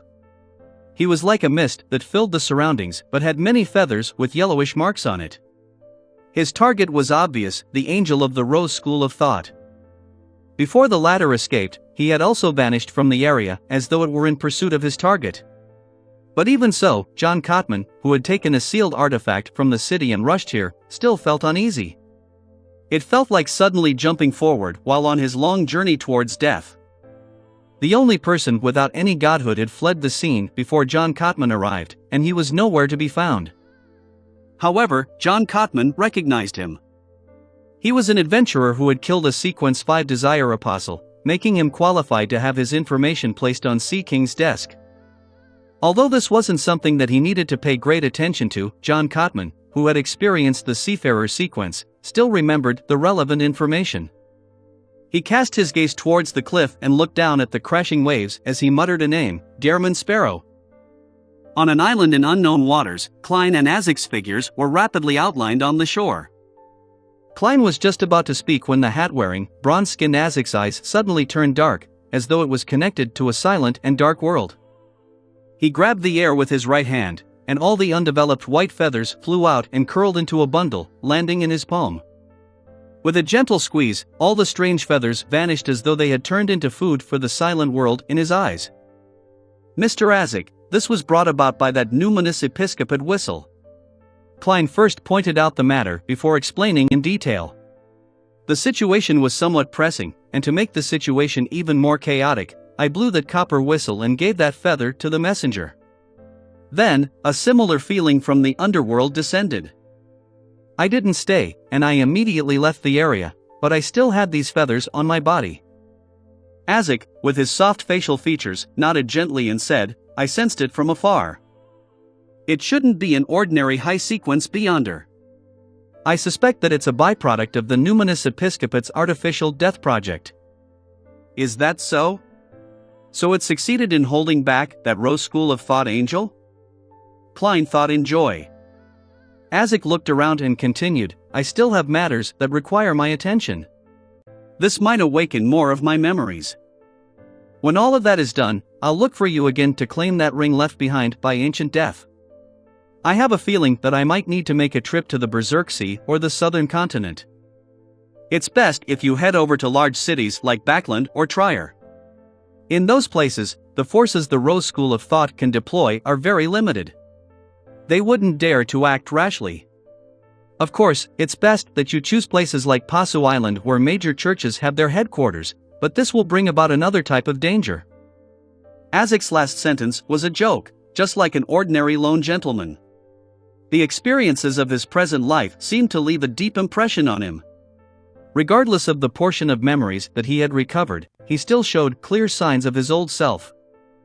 In situations regarding retained memories, the time span of decades shouldn't have much of an influence on the time span of millennia, but from a state of complete memory loss, 2 to 3 decades is enough to remold a person. After Mr. Isaac completely recovers his memories, will his many different lives result in him having different personalities? What a profound question. I'll let Miss Justice consider it later and seek advice from the psychology alchemists. As Klein was thinking, he secretly heaved a sigh of relief when he realized that Mr. Isaac wasn't delving into why he had a conflict with the Rose School of Thought. Instead, he asked, "Mr. Isaac, do you know anything about the Mother Tree of Desire?" Isaac shook his head. "I didn't even know of her existence before you sent me the letter." "You didn't know the Mother Tree of Desire?" Klein was taken aback as he switched to asking, "Then what about the Chained God?" Isaac shook his head again as he said with a smiling sigh, "In ancient times, she or they might have had other names." "That's right." Mr. Isaac began the cycle of losing and finding his memories at the end of the fourth epoch. He kept wandering the northern continent, while the Rose School of Thought was born in the early fifth epoch in the southern continent. Klein nodded and didn't ask further.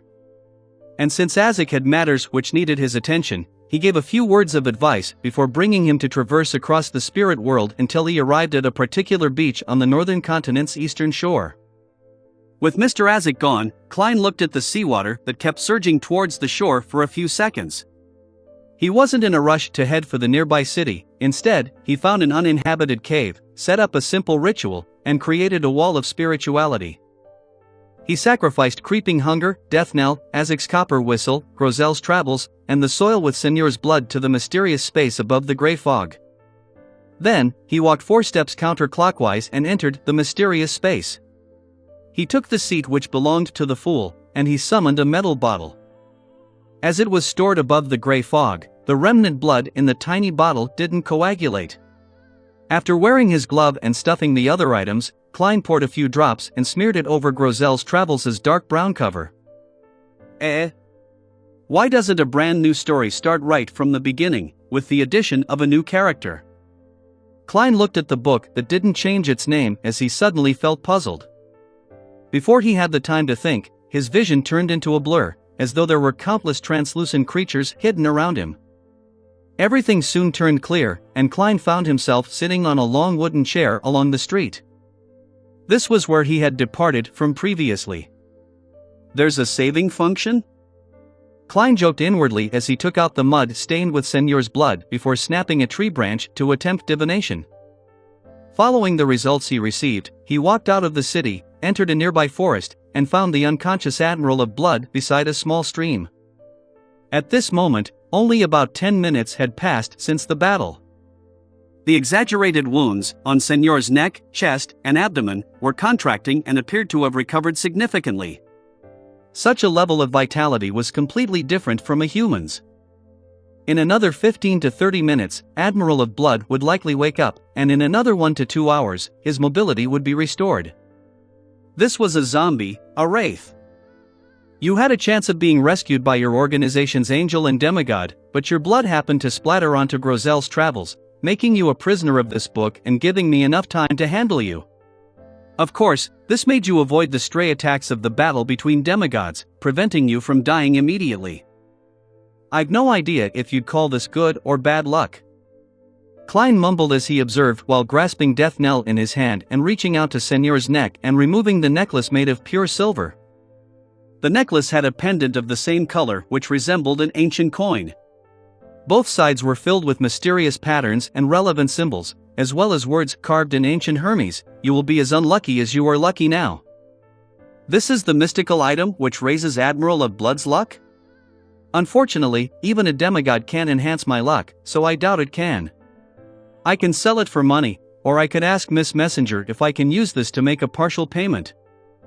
Klein wasn't in a hurry to take the necklace as he placed it on the stone beside him. He was afraid that there were unknown side effects that might affect the things he was about to do. Then, Klein focused as he controlled Admiral of Blood's spirit body threads. He wanted to make his first marionette which he would use for an extended period of time, so as to conclude the principles of a marionettist. Furthermore, no marionette was more convenient to bring around than a wraith. 1 second, 2 seconds, 3 seconds.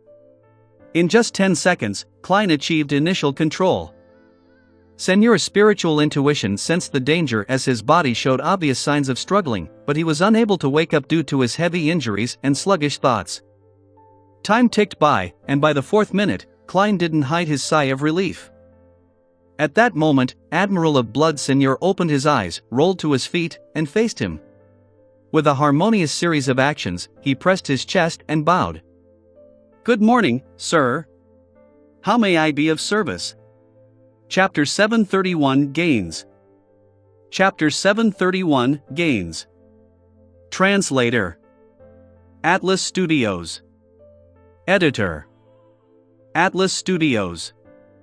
Illusory black threads emanated out of Señor's body and entered Klein's hands. With every jolt in spirituality, it gave a different reaction. In fact, there was no need to use both hands when controlling the spirit body threads. Klein was just accustomed to doing so, as it gave him a feeling like he was truly controlling a puppet. From the looks of it, other marionettists can discover each other's marionettes. The Señor's abnormality can't be hidden from their eyes, so I have to be careful about this. Klein concluded the problems he discovered, and he quickly turned his thoughts back onto Señor. This Admiral of Blood was dead. His spirit body had become a vessel for the marionette, losing any traits that belonged to him. Therefore, many divination methods were ineffective against him. Of course, methods to seek his corpse were still effective. Klein planned on cleansing the wraith in the gray fog before using paper angels to envelop the mirror-like objects that he had possessed before placing him into a cigar case that was sealed by a wall of spirituality, along with Azek's copper whistle. This created a 3-layered interference effect. This way, Klein believed that, even if the Rose School of Thought Angel wished to, it was impossible to use divination to lock onto his position via Admiral of Blood. As for whether the Mother Tree of Desire had left any backdoors in Señor's body, he wasn't too worried. This was because if that really happened, she could have mutated Señor during the demigod battle royale in order to deal with him. Based on the situation back then, there was a guaranteed chance of success. Mother Tree of Desire, or should I say, the Chained God, strictly controls its organization's members. It relies on a vow contract and other methods that are ingrained into the soul. This can be inferred from Miss Sharon's descriptions and my interaction with the corresponding characteristics. As long as I don't attempt to use Admiral of Blood to divine the secrets of the Rose School of Thought or the potion formula of the mutant pathway, I wouldn't trigger any problems. The werewolf Beyonder characteristic has remained normal despite being above the gray fog for so long. Besides, there's still the gray fog cleansing process. If there are any latent problems, it should be washed out. Klein thought for a while and took out Azek's copper whistle from inside his body. He turned his right wrist and made the side with fewer patterns appear under the sunlight, making it reflect the light. Immediately, the copper whistle had Señor's figure appear on it as it rapidly turned clear. The Admiral of Blood in front of Klein suddenly vanished as a result. Perhaps the Mother Tree of Desire can use the vow contract and other methods to vaguely lock on, but that doesn't matter. She can sense the gray fog's unique trait on me anyway, and she will sense me once I'm within range. Besides, this marionette might be destroyed at any time when I use it as a shield. Klein was like a jobless tramp who was debt-laden. He felt that there was almost nothing he was afraid of. Of course, he really was debt-ridden. As long as I advance to a demigod and can hide my unique trait, it's fine losing marionettes. Klein surveyed the area as he bent his back to pick up the silver necklace. He took 4 steps counterclockwise while chanting the incantation softly. This time, he hadn't entered via summoning his spirit body, so he couldn't directly return. The grayish-white fog was quickly emanated as hysterical ravings and roars echoed for an eternity. Azek's copper whistle didn't react abnormally, which meant that there weren't any latent problems with Admiral of Blood. Sitting at the end of the bronze table, Klein placed Azek's copper whistle in front of him, making Senor, who was dressed in a dark red coat and old triangular hat, appear. He was like a butler awaiting orders from his master. "Do you have any other items on you?" Klein asked, as though Admiral of Blood was still alive. This was his attempt to act as a marionettist. Following that, he controlled Senor, made him rummage through every pocket as he subsequently took out £325, 16 soldi, and 8 pence in cash. There were also 13 gold coins. Apart from that, perhaps due to his frequent act of transforming into a wraith state, Senor didn't carry anything else on him. How poor! As a pirate admiral, you don't even have a single mystical item? Did you hand it over to the Rose School of Thought or your subordinates? Klein seriously considered cashing out Admiral of Blood via the black market. Just in loan alone, he was worth £42,000. Yes, claiming the bounty from loan isn't pragmatic. Be it the Church of Storms and the Kingdom's military, they will follow the clues to capture Gehrman Sparrow, who managed to embroil so many demigods in a battle royale, and then investigate the organization backing him. They wouldn't even pay, and they might even plant a trap. By the same logic, the churches and governments of other countries must have similar ideas. However, they might be easier to work with. Retrieving the bounty will require substantial risks. Besides, there's no rush. I'll send Senor out when I plan on switching marionettes. After all, being a marionette for a few days won't change his identity or value. Klein reined in his thoughts and cast his gaze on the silver necklace with an ancient coin attached to it. He immediately used divination to gain the gist of its origins and usage. It came from a Sequence 5 winner from the Life School of Thought. After dying at the hands of a Rose School of Thought demigod, this gentleman's beyonder characteristic and psyche fused with an ordinary silver necklace that he carried with him, turning into a mystical item. As for the reason why the ordinary silver necklace would be carried by a Sequence 5 powerhouse for extended periods of time, Klein was unable to receive any effective revelations from it, as it had been too long and it had been corrupted. The mystical item had two uses. One was to passively make the wearer lucky. In their daily lifestyle, the owner would encounter good things, easily succeeding in whatever they did. When suffering a lethal blow or terrifying disaster, ridiculous scenes would happen, allowing them to be successfully rescued. The latter situation only lasted for 10 minutes. The second use was to actively give an enemy bad luck, making the target unlucky. Be it in daily life or combat, it was easy for them to experience failure due to some trivial problem. The corresponding negative effects of the necklace was the conservation of luck. After being lucky, they would immediately meet with repeated bad luck. They would be as unlucky as they were lucky before. It needed the wearer to be devoted and seriously avoid any danger, otherwise, it was very easy for them to die in a comedic manner, and even harm people around them. The luck received in one's daily life would often revert back after a month. The user would end up unlucky regardless of whether they wore it or not. However, such bad luck was slowly released, so it wasn't too dangerous. And luck obtained in combat would similarly strike back 10 minutes later in a similar vigor. Overall, this is a rather good mystical item, but I don't have much use for it. After all, Fate Counselor Ricardo was unable to change my luck. I'll just wear it on me for now. It has few negative effects on me. I'll sell it if there's a chance to pay off my debt with Miss Messenger. Miss Messenger wants gold coins, while I have gold pounds. It's nearly impossible to exchange 10,000 gold coins through the banks or official markets. From the looks of it, I'll have to do it in batches, getting each Tarot Club member to change some of it. Klein soon decided on a plan as he casually came up with a name for the necklace. Scales of Luck. Following that, he cast his gaze onto Senor, who was standing reverently to his side. He began to study the powers a wraith had. Forceful possession, enemy control, wraith's shriek, mirror blink, obstacle penetration, death-related spells, and invisibility that wouldn't be discovered by most mid and low sequence beyonders. Klein distinguished each power, and he matched them with Sharon's and Merrick's description, as well as his experience gained from combat. He soon concluded this, afraid that the candle in the outside world would finish burning. And a dark cave was extremely bad for the present him who had a phobia of the dark.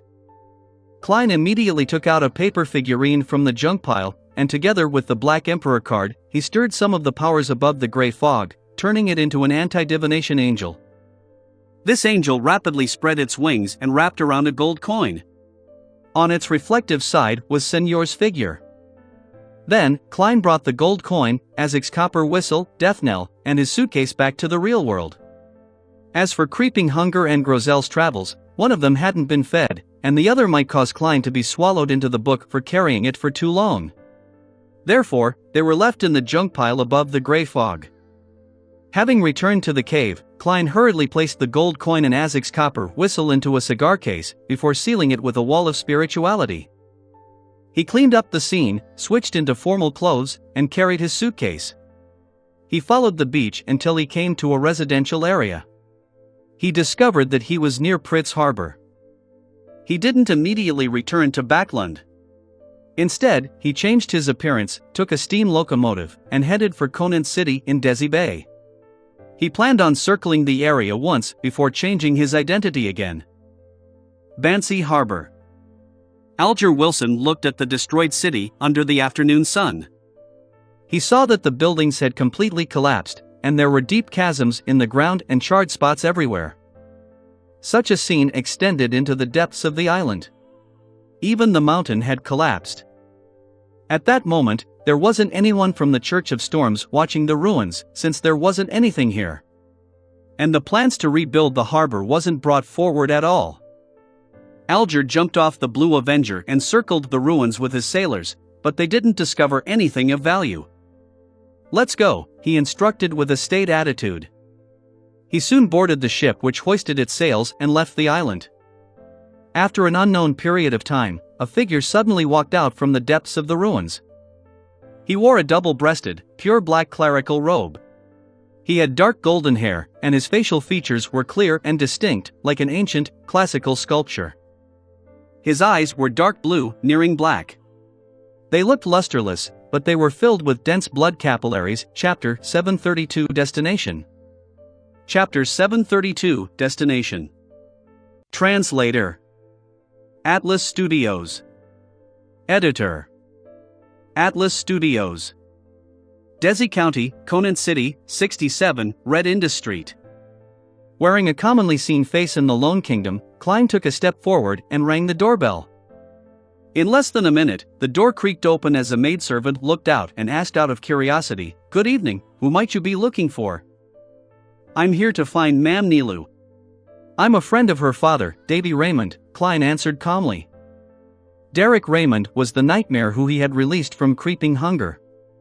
It was a red glove from the Nighthawks, and the first thing on his mind before he dissipated was his daughter, Nilu Raymond.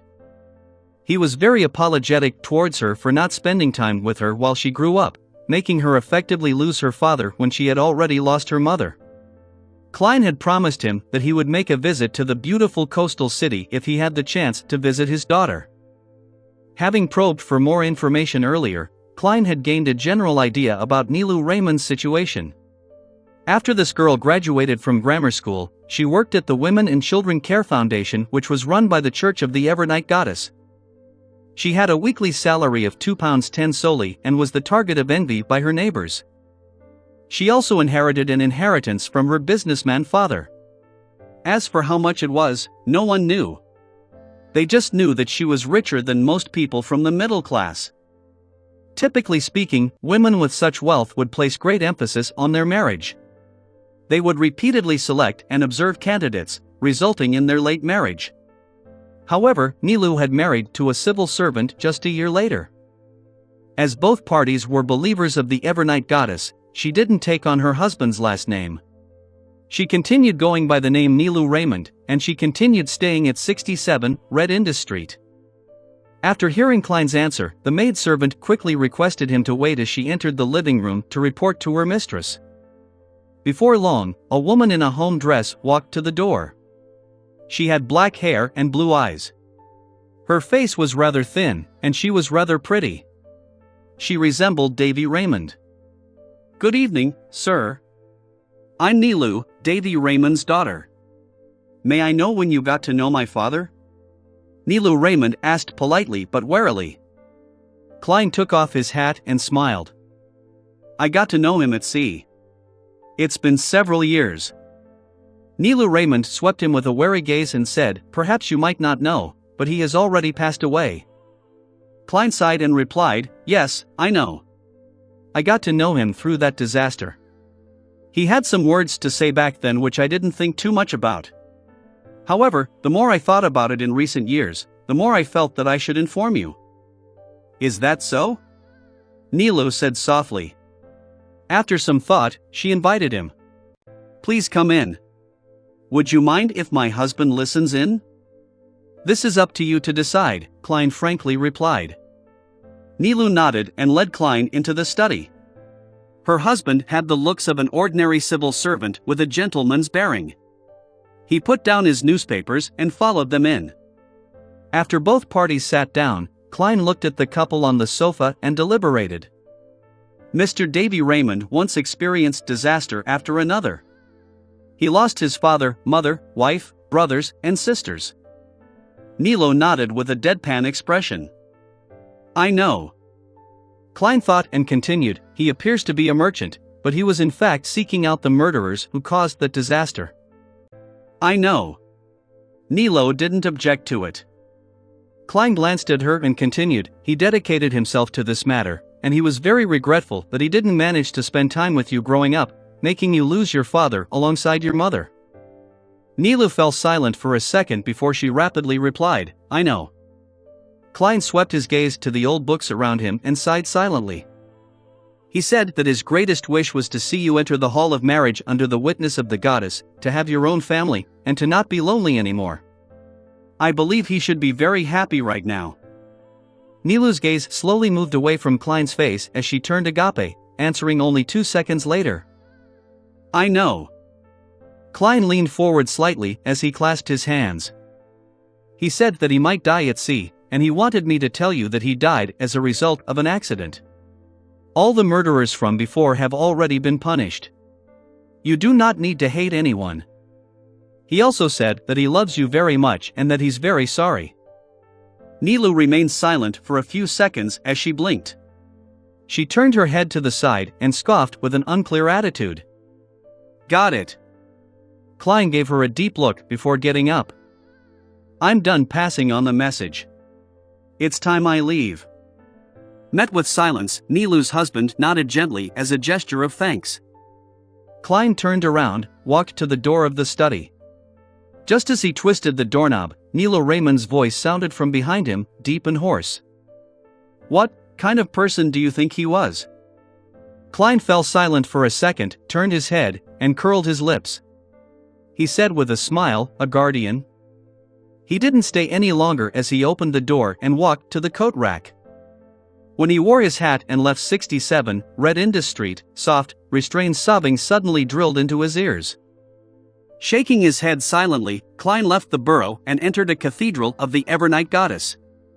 Passing through the dark and serene aisle, he sat in the 7th row from the back. He faced the crimson half-moon and the black sacred emblem filled with resplendent stars. He took off his hat, lowered his head, and held his hands to his mouth, just like the many believers present. While praying silently in the silence and tranquility, time quickly passed. Klein slowly opened his eyes as he gently stood up. At the spot where he sat, he left behind an item wrapped in paper. Klein walked along the aisle and left the prayer hall, going straight to the cathedral's entrance. With his back facing the hall, he wore his hat, raised his right hand, and snapped his fingers.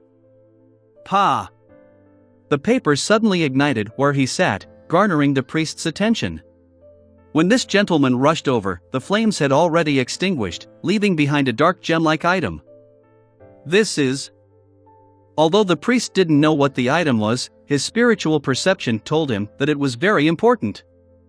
When he and the other priests rushed outside the cathedral, the gentleman in a tailcoat and half-top hat had already disappeared. The next morning, through a local black market, Klein had obtained a new identity as he came to the steam locomotive station. In his hand was a second-class ticket worth 18 soldi, as well as identification documents for himself. He held a black leather suitcase as he stood at the platform with his back straight, awaiting the arrival of the train headed for Backlund. The present him was a middle-aged man who was nearing his 40s. He was slightly more than 180 centimeters tall, and his black hair had a few silver strands. His deep blue eyes were like a lake at night, and he was rather good-looking. He gave off mature and elegant vibes. Looking down at the identification documents, Klein's eyes reflected his present name, Dwayne Dantes. After some thought, he placed the suitcase on the ground, laid it down, and opened it before stuffing all his identification documents inside. Inside the suitcase, there was a black wooden box containing the former lone soldier, Franzier Edwards' ashes. Moments after arranging his suitcase, he heard a whistle. A steam train chugged into the station spewing smoke before it slowed down to a halt. He looked up and cast his gaze forward as he examined it in silence. Then, he looked down at his suitcase and whispered, "It's time to return." He then stood straight, carried his belongings, and walked to the open carriage door. Backlund, Sherwood Backlund, 26, Dunstead Street. Benson took off his hat, removed his coat, and handed it to the maidservant. He looked at his sister, Melissa, who was glued to her book in the living room. "The entrance examinations are in June. You'll finally experience the pain of studiously studying that I endured back then." Melissa didn't look up as she continued reading. "I'm studiously studying every day. A little humor, Melissa. A little humor. What's the difference between a person without humor and a curly-haired baboon?" Benson said with a smile. Melissa casually glanced at him and said, "That wasn't what you said in the past." She didn't correct him on what the exact difference was between humans and curly-haired baboons, and she instead said, "Do civil servants also finish work so late?" "No, there's been a lot of work recently. As you know." "Oh, you don't." "In such a huge reform, the handing over of work and the straightening out of different relationships are very troublesome." Benson swept the mirror in the living room. He couldn't help but lift his hand to comb his hair as he said with a look of displeasure, "Although I'm only a low-ranking employee in the Ministry of Finance, that doesn't stop me from having plenty of work. The only thing to be happy about it that I've finally survived the darn probationary period. I'll soon have a weekly salary of £3. Melissa put down her book, and she walked to the dining hall and said to Benson, "It's dinner time." She paused and said very seriously, "I read in the papers that there's something called Donningsman tree sap that has a significant effect on boosting hair growth." Benson's face immediately had mixed expressions. Whoosh! Amidst the whistle, the long steam locomotive chugged into Backlund. Klein picked up his suitcase and once again stepped into the capital of capitals, the land of hope. He discovered that the smog had thinned significantly, and there wasn't the obvious palish yellow colors. The gas street lamps on the platform were already turned on, dispersing the gloominess and darkness. Surveying the area, Klein walked out the steam locomotive station, took the metro and a carriage, and came to a Church of Storms cemetery outside Westborough. Then, he spent a little bit of money and placed Franzier Edwards' ashes into a partition. By then, this lone soldier had already left Backlund for more than 165 years. After taking a step back, Klein observed it for a moment before using a pen and paper to engrave something on the partition door. Franzier Edward. He closed his eyes and added, "Every journey has its destination." End of the third volume, Traveler, Chapter 733, The Return. Chapter 733, The Return. Translator. Atlas Studios. Editor. Atlas Studios. Under a persistent rain, mingled with the thin fog, the rows of street lamps tried their hardest to shine through the mist. The occasional horse carriage that proceeded down the streets was a common evening sight in Backlund. Apart from these, Klein noticed a few gratifying changes while standing behind the window. Ring! A crisp sound echoed in the air as a two-wheeled mechanical device rushed down the side of the street to the other end of the street. Its frame was black in color, with some parts revealing grayish-white steel. Under the illumination of the street lamps and rain, it sparkled with the beauty of metal. On this device sat a man dressed in a postman's uniform. He kept pedaling with his legs, apparently using a great deal of strength. Behind him was a wooden box that had been painted in green. It's been promoted very well. The white-shirt, black-vested, mature-looking Klein sighed inwardly when he saw this scene. In a few hours within his return to Backland, he noticed many similar mechanical devices, and they were none other than the bicycles that he had promoted and invested in. From the newspapers, Klein knew that the Backland Bike Company had done tons of advertisements. It even held a bicycle competition in boroughs like Sherwood and Backland Bridge so as to garner the attention of others. Apart from that, they also actively promoted it to the government departments such as the Postal Service and the police departments. The results were said to be pretty good. Their pricing strategy had followed Klein's original suggestion, avoiding the middle-upper class who often used horse carriages. Instead, they aimed their target audience at those with weekly salaries of £1.10 solely and above, such as technical workers, students with a decent family background, and clerical employees that often needed to travel outside. Therefore, a bike worth £3 to £5 was affordable for the people in this demographic if they bit the bullet a little. And at the same time, they could flaunt it to the masses who had incomes that were lower than them. The current issue is that Backland often rains. It's difficult to hold an umbrella while riding a bicycle. The next step should be a raincoat. Klein retracted his gaze, shook his head, and chuckled. The place he stayed at was a high-end hotel in the Hillston borough. It cost him 10 soldi a night, making him feel quite the pinch. However, to match his persona, all he could do was bite the bullet and put up with it. His idea of Dwayne Dantes was that he was a believer of the Evernight goddess and a mysterious tycoon that came from Desi Bay. He had sold his original land and mines, planning to seek out brand new opportunities in Backland. He had a certain level of interest in obtaining an aristocratic title, but he didn't have the abundant wealth to do so. He had to first expand his social circle and begin making some investments. The benefits of this identity was that it was clearly different from the characters Klein had previously acted as. It allowed him to very naturally interact with people from the middle-upper class, especially members of the Military Officers Club and the Backland Diocese bishops of the Church of the Evernight Goddess.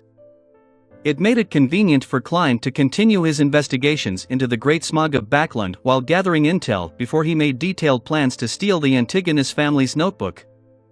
There were obvious disadvantages as well. Such a mysterious tycoon would definitely catch the notice of the Nighthawks and mandated punishers, so there was a certain level of background checks that he would have to undergo. According to Klein's experience, such an investigation would be done by the official Beyonder organizations under the premise that nothing important had happened. It could also be handed over to the police department, but in summary, not too much effort would be put into it, as it would be considered a routine check. Therefore, Klein, who was considered quite an expert at disguises, had prepared a second layer to his identity as Dwayne Dantes to his designs, so as to deal with the background inspection. This second layer to his identity was that Dwayne Dantes was a person who had adventured in the southern continent's East and West Balam for some particular reason. He had used a nickname, and he spent more than 10 years in that rather dangerous land filled with opportunity in order to amass a great deal of wealth. Since the origin of his wealth wasn't overboard, he had secretly returned to Desi Bay, and he forged a new identity. He had planned on beginning a new life in Backland and gradually legalize his wealth. It wasn't rare to see such people in loan. Their stories were acceptable and imaginable for an investigation. For this identity layer, Klein had left some inconspicuous clues in Conant City so as to indirectly reveal the truth. These clues included, but were not limited to, the stubs of his scalp tickets from East Balam to Conant City, habits as a result of living in the southern continent for extended periods of time, as well as his wealth of unknown origins. Klein believed that as long as Dwayne Dantes didn't involve himself in any serious Beyonder matters, preparations such as this were enough to fool most routine background inspections. And if he encountered an extremely dedicated official Beyonder who investigated it all the way and was even willing to seek the help of colleagues from the southern continent, then Dwayne Dantes had a third identity layer. It was that he was a cheat who had anti-divination measures to a certain degree. He disguised himself as a mysterious tycoon and spent large amounts of money in investments for this final scam. This identity was enough to get Dwayne Dantes arrested, but the level of attention placed on him wouldn't be too great. This allowed Klein to exit the stage without much trouble. Compared to my first time in Backland, the creation of a 3-layered identity shows how I've really matured significantly. Klein slowly walked to the middle of the room as he cast his gaze on a full-body mirror in the corner. His reflection had black hair and some strands of gray hair. His eyes were deep, but his experiences had left indelible marks on his face. He was a charming middle-aged man with a mature bearing. The design of Dwayne Dantes's identity wasn't difficult for the present Klein. However, stealing the Antigonus family's notebook from behind St. Samuel Cathedral's Cheneysgate was practically an impossible task for any external beyonder. Even a king of angels couldn't guarantee success. Of course, unlike other beyonders, Klein had 2 advantages. First, he was once a Nighthawk. He had quite a good understanding of the internal procedures they followed, and he knew which matters he could exploit. Therefore, the first solution he eliminated was to become a particular Nighthawk, infiltrate it, and find a chance to pass through Cheney's gate. There was a problem that existed in this. Nighthawks weren't able to randomly enter Cheney's gate, even for the captains and deacons. Something had to happen first, before they received the corresponding authority. Furthermore, Cheney's gate had its keepers inside. Randomly entering or taking things would result in an attack on him, causing a battle to break out. Klein didn't wish for his theft to result in any deaths or injury to the members of the Church of the Goddess. After careful consideration, he placed his sights on the keepers. These elders were retired Nighthawks who volunteered to enter Cheney's gate. They were in charge of watching the sealed artifacts, and they were from a different department from the Nighthawks. They entered and exited using the underground passageway through the cathedral, and they never interfered with the Nighthawks' work, nor would they be disturbed by the Nighthawks. Perhaps a result of staying behind Cheney's gate for extended periods of time, these keepers all had certain traits. They had cold auras and had deadpan expressions. Their skin was pale, and they resembled monsters from the deep darkness who were on the border of life and death. Klein believed that it wasn't difficult for him to locate his target if he met one. His initial plan was to rent a place in Northborough near St. Samuel Cathedral. He would hire a butler, a valet, a maidservant, a gardener, a chef, and a carriage driver to have a front as a tycoon. Then, he would often head to the cathedral to pray piously, participate in mass, donate money, and familiarize himself with the bishops and priests. During this process, he would work hard to find suspected keepers. He would choose 2 or 3 targets and observe their habits. When the opportunity arises, he would imprison one of them, change into his appearance or directly possess him, pass through Cheney's gate, and attempt to flip through or take the Antigonus family's notebook away. This was a very crude plan that was merely a train of thought. It needed to be perfected according to the intelligence Klein would slowly acquire. For this matter, Klein's second advantage was the Tarot Club. He had assistants that the Church of the Evernight Goddess and the Nighthawks would never think of. Furthermore, he could consider extending the recruitment of a Backland diocese Nighthawk or keeper into the gathering. He could then complete the theft through this traitor, just like how Emperor Roselle was used to obtain the Antigonus family's notebook by Zaradel. I've got to frequently head to the cathedral. Only by doing so can I find a target. Klein faced the mirror as he silently nodded. It had to be said that he felt conflicted. If a true Nighthawk or keeper were to betray the church to serve Mr. Fool, his first thought was to unleash divine punishment to get rid of this despicable traitor. After exhaling, he gave a self-deprecating laugh. He wore his double-breasted frock coat and hat, walked out the room, and reached the streets. With an umbrella, he circled to another street. Taking advantage of the distant street lamp and the drizzle, he suddenly changed back into Sherlock Moriarty. Glancing at his wrinkled trousers, Klein stopped a carriage and planned on heading to Isengard Stanton's house in Hillston Borough. Half an hour later, the somewhat ancient and dark building appeared before Klein's eyes. He paid 2 solely for his ride as he walked steadily around the puddles amidst the drizzle that refracted the yellowish light of dusk before coming to the famous detective's doorstep. Putting away his umbrella, he reached out to ring the doorbell and waited for a moment before seeing a man with a wide face open the door. The man had a head of malt-colored hair, grayish-blue eyes, and high cheekbones. He had the traits of someone from Lemberg or Mason. Mr. Isengard Stanton's new assistant? Someone from the Church of the God of Knowledge and Wisdom? Klein took off his hat and said with a smile, "Good evening, is Mr. Isengard Stanton home?" "He is. He just had his dinner after a busy day at work," the malt-colored lad replied politely. "May I know who you are?" Klein chortled and said, "Tell the good detective that a friend of his has returned from his vacation." The young man was taken aback as he blurted out, "Mr. Sherlock Moriarty?" Chapter 734 Old Friends.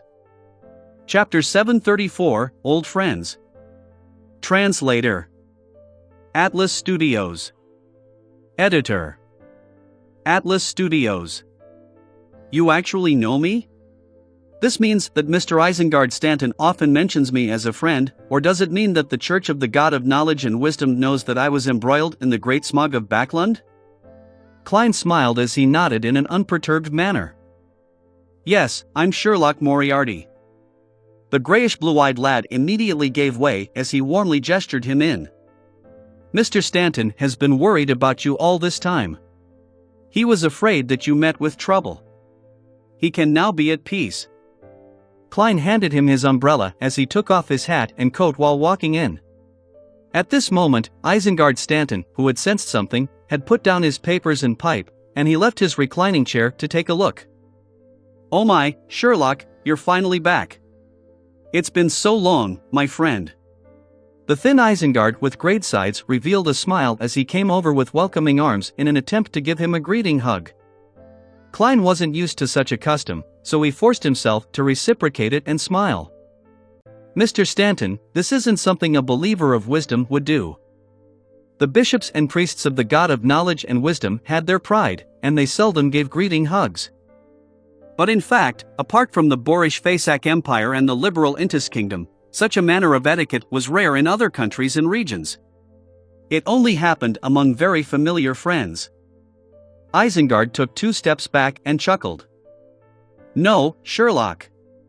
We're never stingy with respect and friendliness towards intelligent friends. In my heart, you're one of the top 5 detectives in all of Backlund." "I like that." Klein smiled inwardly as he retorted in jest, "So you're one of the top 3 detectives?" To be praised as having true wisdom by a Sequence 7 believer of the God of Knowledge and Wisdom was really delighting. "I wish that you share the same thoughts as myself," Isengard skillfully and gently replied. Then, he invited him to the living room and to the sofa. He leaned into a reclining chair and picked up his pipe. With a deep breath, he exhaled. "I'm very happy that nothing bad happened to you. You seem especially fine, both in body and mind. How was it? Was Desi Bay fun?" Klein had already prepared an excuse as he calmly smiled.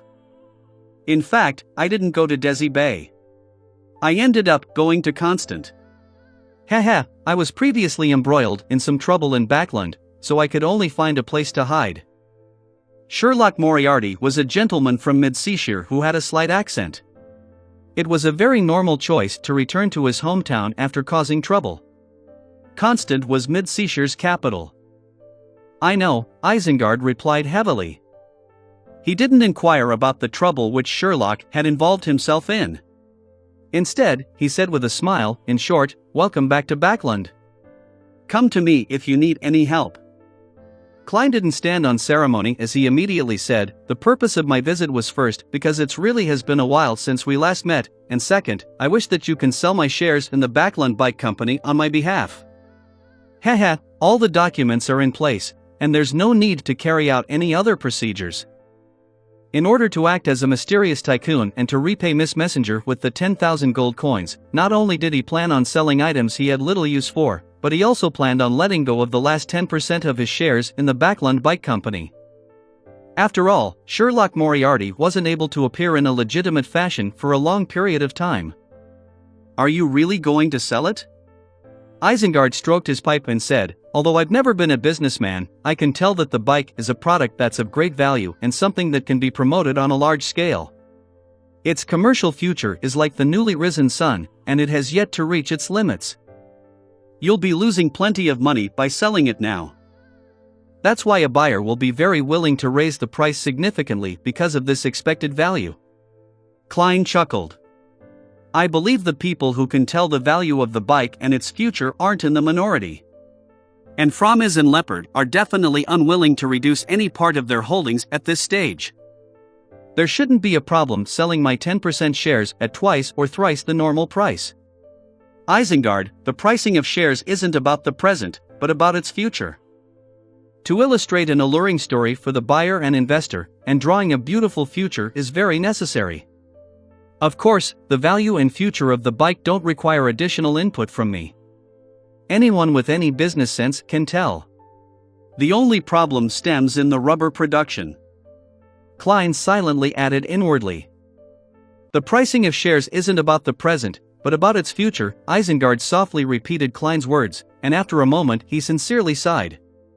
Sherlock, perhaps you should be involved in the business world. However, there will always be many accidents present. To dare to take risks is equivalent to chivalry in business. Oh well, I admit that I've recently been in dire need of large sums of cash, Klein replied with a smile. Isengard picked up his pipe as he gave it a satisfactory suck. You've convinced me. I will specially hire a lawyer and accountant to confirm the market value of Backlund Bike Company. Then, I'll add on an estimate of the expected profits and sell that 10% of yours. The corresponding fees and taxes will be deducted from the amount received. Oh. How should I contact you? It seems like your rental contract for the house at Minsk Street has lapsed. Klein obviously wouldn't expose his present identity. He said, having prepared for it, you can post news on the Tussock Times, Backlund Daily Tribune, and other newspapers about the sale of the shares to make more people know. Only when there's competition would there be better price negotiations. When it's sold, you can publish a notice to indicate that the deal has been closed and that further inquiries won't be entertained. And when I see that notice, I'll come visit you. Isengard was no stranger when it came to communicating over published notices in the newspapers. He nodded and said, no problem. Of course, all expenses will be deducted from the final sum received. With his main goal accomplished, Klein stood up and reached out his hand. Thank you for your help, Isengard. I need to leave. We can talk in the future. Isengard didn't hold him back as he sent him straight out the door. Klein circled to a nearby street and took a carriage to the Bravehearts Bar as he admired Bravehearts Bar's night view in the drizzle. He planned on re-establishing all the news and resource channels which Sherlock Moriarty used to have. After entering the noisy bar, he didn't head for the bar counter to order some beer and make inquiries. Instead, he circled around the boxing ring in preparation to leave, so that he could wait for Miss Sharon to appear on the carriage outside. At this moment, the door to a billiard room creaked open. Ian, with an old coat, walked out with newspapers in hand. His red eyes did a cursory sweep when he suddenly noticed a familiar figure. He gaped his mouth, but he didn't say his name. He greeted in pleasant surprise, "Good evening, sir. Is there anything I can help you with?" "Not for now. I'm only here to visit an old friend." Klein smiled warmly. As he spoke, he noticed that the papers in Ian's hand was news at sea. On it was a striking headline, shocking. Crazy adventurer made a fugitive. Crazy adventurer. Klein intuitively believed that it had nothing to do with him. Ian noticed his gaze and raised the newspapers with a smile. This is one of the rare up-to-date reports from news at sea because the bounties have already appeared in various places. The crazy adventurer, Gehrman Sparrow, plotted to bring harm on the City of Generosity, and he has been proven to be a member of a cult. In this incident, thanks to the Church of Storms and the military, no one from Bayam was injured. But Admiral of Blood Senior, who was involved in the matter, vanished as a result. It's suspected that he has been killed by Gehrman Sparrow. Guess how much of a bounty they are offering for Gehrman Sparrow? £50,000. It has exceeded Admiral of Blood's, and it's almost reached that of Admiral Hell's. £50,000. Klein's heart stirred. He calmed the palpitations in his heart as he replied with a smile, "Unfortunately, few people can claim such a bounty." He pointed at the bar's entrance and said, "I'll come to look for you again when I have the time." "All right." Ian didn't ask further as he mentioned in passing, "Is Mr. White from the Harvest Church your friend? That fellow, Emlyn, is finally willing to get out of the house? For those primordial moon believers?" Klein nodded. "That's right." After saying that, he squeezed through the crowd and pushed open the door to leave the Bravehearts bar.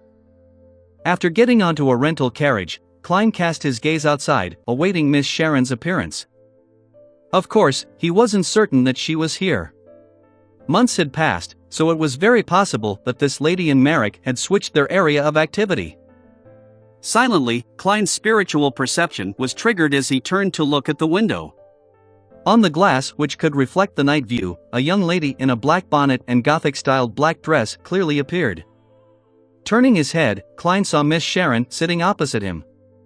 Her pale blonde hair, blue eyes, and pale expression didn't seem any different from before. "Good evening." Klein, who no longer needed to act as Gairman Sparrow, greeted first. Sharon got up a little and curtsied. Realizing that she might have read news at sea, he was momentarily unable to find a topic for small talk. He cleared his throat and directly said, "I killed Senor." "Okay." Sharon nodded slightly, indicating that she was aware. Klein smiled as he continued, "If Merrick still needs the Beyonder characteristic of a wraith, he can wait and prepare the money needed. Once I find a replacement, I'll sell Senor to him." Sharon didn't ask what replacement meant as she replied, "After seeing that piece of news, he has been awaiting your return." "Very good." Klein chuckled. He reached out for his collar, pulled out a silver necklace and said, "Senor's lucky item. You should know about it, right?" Sharon tersely answered as she waited for Klein to continue. "I plan to sell either this or the biological poison bottle. Would you, or people from your circle, be interested?" Klein took the initiative to ask, Chapter 735, Another Visit. Chapter 735, Another Visit. Translator. Atlas Studios. Editor. Atlas Studios. Sharon was silent for 2 seconds before she said, "I'll help ask." "It means you need to consider it?" "That's right. The negative effects of scales of luck does leave one hesitant. However, biological poison bottle is really compatible with a wraith. If it wasn't because I'm short on money, and how it lowers my immunity, making me easily fall sick, I wouldn't be willing to sell it. It's rather effective in an ambush." Klein vaguely grasped Sharon's intentions as he stuffed the silver necklace back into his collar. He asked after some thought, "Which power of a high-sequence prisoner pathway Beyonder makes all surrounding lifeless items attack one's target?" "Puppet," Sharon succinctly replied. "It's the power of a sequence 4 puppet? Turning themselves into a lifeless puppet, so that they are able to control all lifeless objects in a certain range? Advancing further, will they be able to directly influence the mystical items of an enemy?" Klein nodded in enlightenment and asked, "Then, do you know that demigod?" He immediately described in detail the appearance of the elder who had attacked him outside Byam. "Shanks," Sharon calmly said a name. "I actually wished that you could share with me more about him." Klein knew Miss Sharon's style as he said with an exasperated smile, "Then, do you know Zatwin?" He was the mentor of the Naturism sex leader in Oravi Island. "The demigod who was pursuing us," Sharon answered without hiding anything or any emotions, like a doll. "That's the one who made me feel like the chairs, tables, and curtains wished to kill me." What a coincidence. However, it wasn't arranged. It just proves that as a secret organization, the Rose School of Thought, with a history of over 1,000 years, doesn't have that many demigods. Perhaps it has about the same number as the Aurora Order. The number of saints number around 5, and the number of angels and Grade 0 sealed artifacts number about 2 to 3. Of course, this is also because they were suppressed by the 7 major churches, reducing their headquarters to colonies. At the height of their powers, they might have had far more than these. Klein thought and asked again, "Then, do you know the Rose School of Thought member that is able to make an entire mountain tremble with just one arm?" He planned on describing the arm's traits, but he realized that he hadn't dared to look straight at it. Sharon listened quietly as her eyes darted around as though they came to life. She asked with a clear voice, "What did you encounter?" "A saint, an angel, as well as Sea King, an Aurora Order demigod, a monster byproduct from the Numinous Episcopate's artificial death." Klein silently made a self-deprecating comment as he said with a wry smile, "I got on the bad side with the Mother Tree of Desire, and I suffered an ambush from the Rose School of Thought. Thankfully, I was in Biam, allowing the Church of Storms and the Kingdom's military to take action. I also threw out an item corrupted with the true Creator's aura, as well as something related to the Numinous Episcopate. In short, it was chaos, and I took the opportunity to escape." He replied frankly, apart from hiding the existence of Miss Messenger and Mr. Azek. As for the matter of the true Creator, he believed that Miss Sharon had long known that he wasn't affected by the ravings. This could be explained by a timely psychological intervention or psychic treatment. Mother Tree of Desire, Sharon murmured the name as rare emotional upheavals slowly appeared in her eyes. Klein didn't have the interpretation abilities of a spectator, and he was unable to tell what was exactly on Sharon's mind. He could only sense that she felt a little fear and loathing. Sharon quickly restrained her abnormal reaction, turning back into an extremely exquisite doll. She looked at Sherlock Moriarty and said, "You are very lucky and very mysterious." Klein smiled without a word, neither lying nor explaining. Sharon didn't inquire as she said, "You might have met Sua.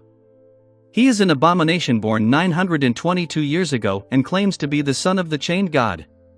He is also the present leader of the Rose School of Thought." "No way. The Rose School of Thought sent its leader and a demigod to deal with me.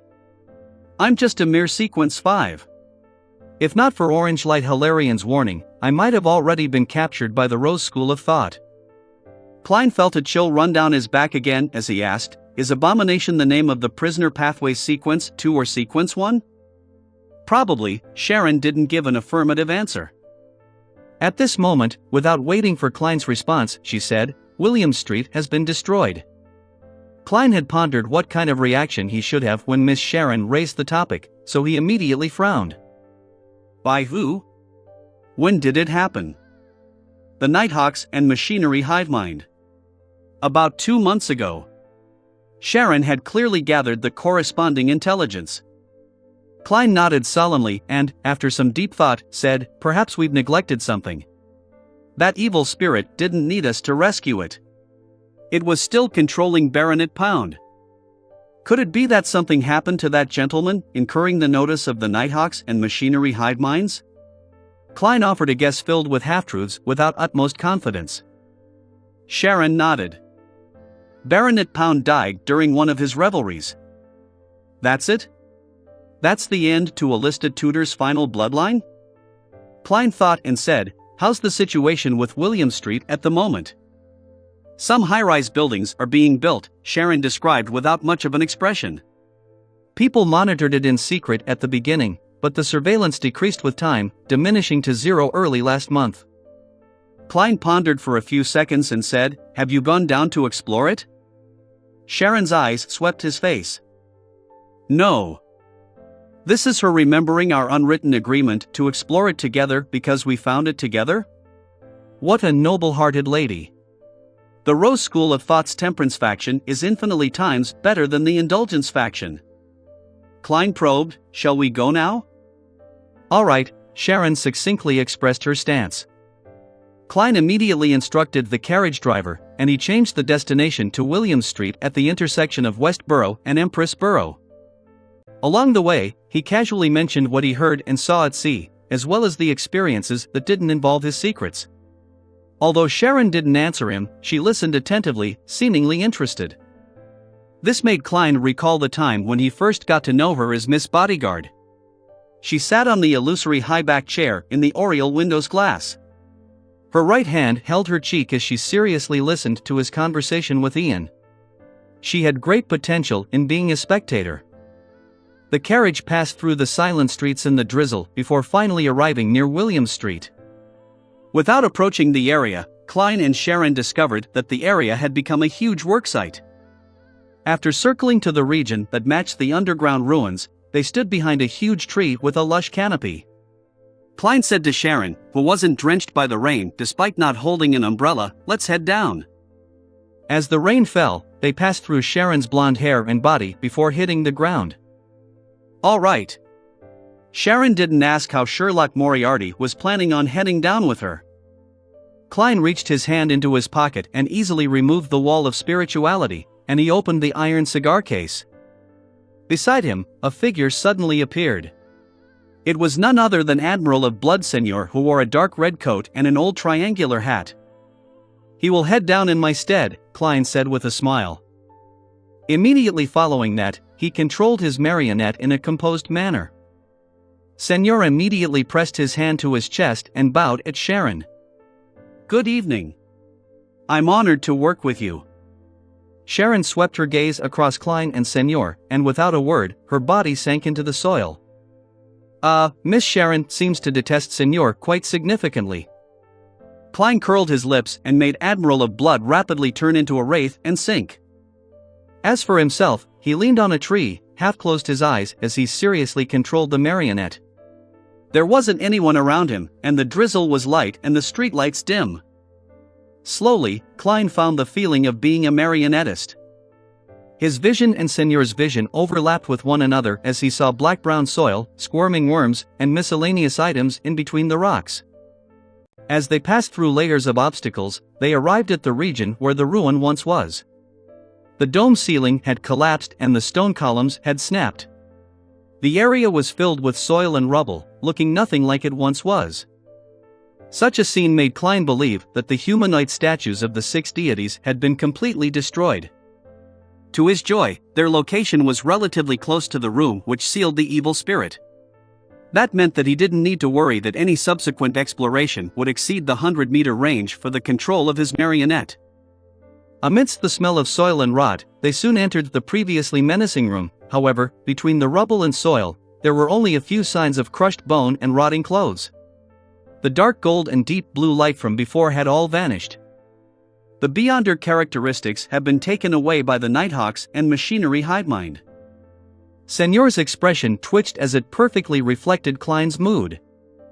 Sharon turned around in the dark solid environment and gently shook her head. "They didn't send anyone in. There are no traces of living creatures existing in here." "That's right. If a living person had entered and exited this room over the past half year, a wraith should be able to sense it. Besides, the deity statues obviously cannot be seen by the Nighthawks and machinery hivemind. Where did those Beyonder characteristics go?" As Klein frowned, Senior had a similar reaction. Could it be that the evil spirit wasn't completely obliterated? It had long escaped? Klein thought about it when he suddenly came to an alarming conclusion. He held back his emotions and made Senior pass through the soil and rubble-filled room with Sharon, and they arrived at the spot where the bloody door previously stood. And at that moment, only a few splinters proved that it existed before.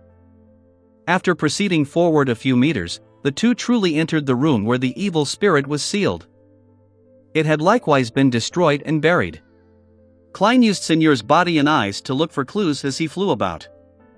"There should be a black high-back chair here." Sharon stopped and pointed at the splinters above 2 rocks. Klein instantly recalled the scene he had once seen in the dream. The young man suspected of being Medici had sat on a high-back chair, his head drooped low as though dead. Sharon didn't pause. She continued proceeding in the compressed soil in search for any traces. Suddenly, she spoke again. "There should be one here." "Another one? A second black high-back chair?" Klein floated over in surprise. Chapter 736, Third Chair. Chapter 736, Third Chair. Translator. Atlas Studios. Editor. Atlas Studios. Senior, in his wraith form, passed through the thick soil and rocks under Klein's control, arriving beside Sharon. He saw a damaged armrest which had asymmetrical patterns buried there, looking rather similar, but also different from the splinters they discovered moments ago. The armrest wasn't pure black in color. Their patterns exuded a dark red color, as though it was an intersection of iron and blood. Recalling the scene from his nightmare, Klein determined that this wasn't the high-back chair that the entity suspected to be Medici sat on. This was the second chair. The room that sealed the evil spirit had at least 2 high-back chairs. Klein and Sharon didn't say a word as they circled around in different directions to search for other clues. Before long, they discovered the evidence of a third high-back chair. It was the leg of a chair, mainly dark red in color with pure black patterns. It was completely different from the other 2 kinds of splinters. Perhaps it's a problem caused by the asymmetrical trait of the fourth epoch. Klein knew Sharon's style, volunteering to speak and saying something even he couldn't believe. In the nightmare that resulted from the evil spirit's influence, the colors of the high-back chairs were, at the very least, uniform. Sharon shook her head slightly. 3 has more of a ritualistic feel. She was implying that the innocent victims of Blood Emperor Alista Tudor weren't just one person back then. Perhaps a ritual had been held in the room that sealed the evil spirit. Klein was taken aback by what he heard as a scene flashed through his mind. In a spacious and dark room, 3 high-back chairs of different styles were placed around a particular point in the center. And sitting on each chair was a breathless humanoid creature with a drooping head. Among them included Red Angel Medici. The scene became clearer as Klein instantly connected 2 additional matters together. The main ingredients of the Sequence 0 Black Emperor's potion is the uniqueness and 2 Sequence 1 Beyonder characteristics, excluding one's own Beyonder characteristic. Blood Emperor Alista Tudor had apparently forcefully jumped from the Black Emperor pathway's Sequence 1 Prince of Disorder to the Red Priest Sequence 0, which wasn't a neighboring pathway. As a result, he became a half-crazy true god. As his thoughts whirred, Klein quickly had a theory. This room had once held a Sequence 0 advancement ritual needed for a true god. Of course, according to the complicated ritual needed by a Black Emperor, this was only part of the requirement. The pathway that represented war had clearly required the entire continent to be in chaos and had war to match in scale. And Blood Emperor Alista Tudor doesn't have the corresponding Sequence 1 Beyonder characteristic, so his Red Priest potion requires 3 Sequence 1 angels or sealed artifacts to provide him with the Beyonder characteristics. There happens to be 3 high-back chairs here. Yes, the evil spirit suspected to be Red Angel Medici said that to help it escape its seal, one should find direct descendants of the Sauron, Einhorn, and Medici family, and then extract 10 milliliters of blood and mix them with holy water. Sauron and Einhorn wield the Hunter pathway and are also angel families of the Red Priest Beyonder pathway.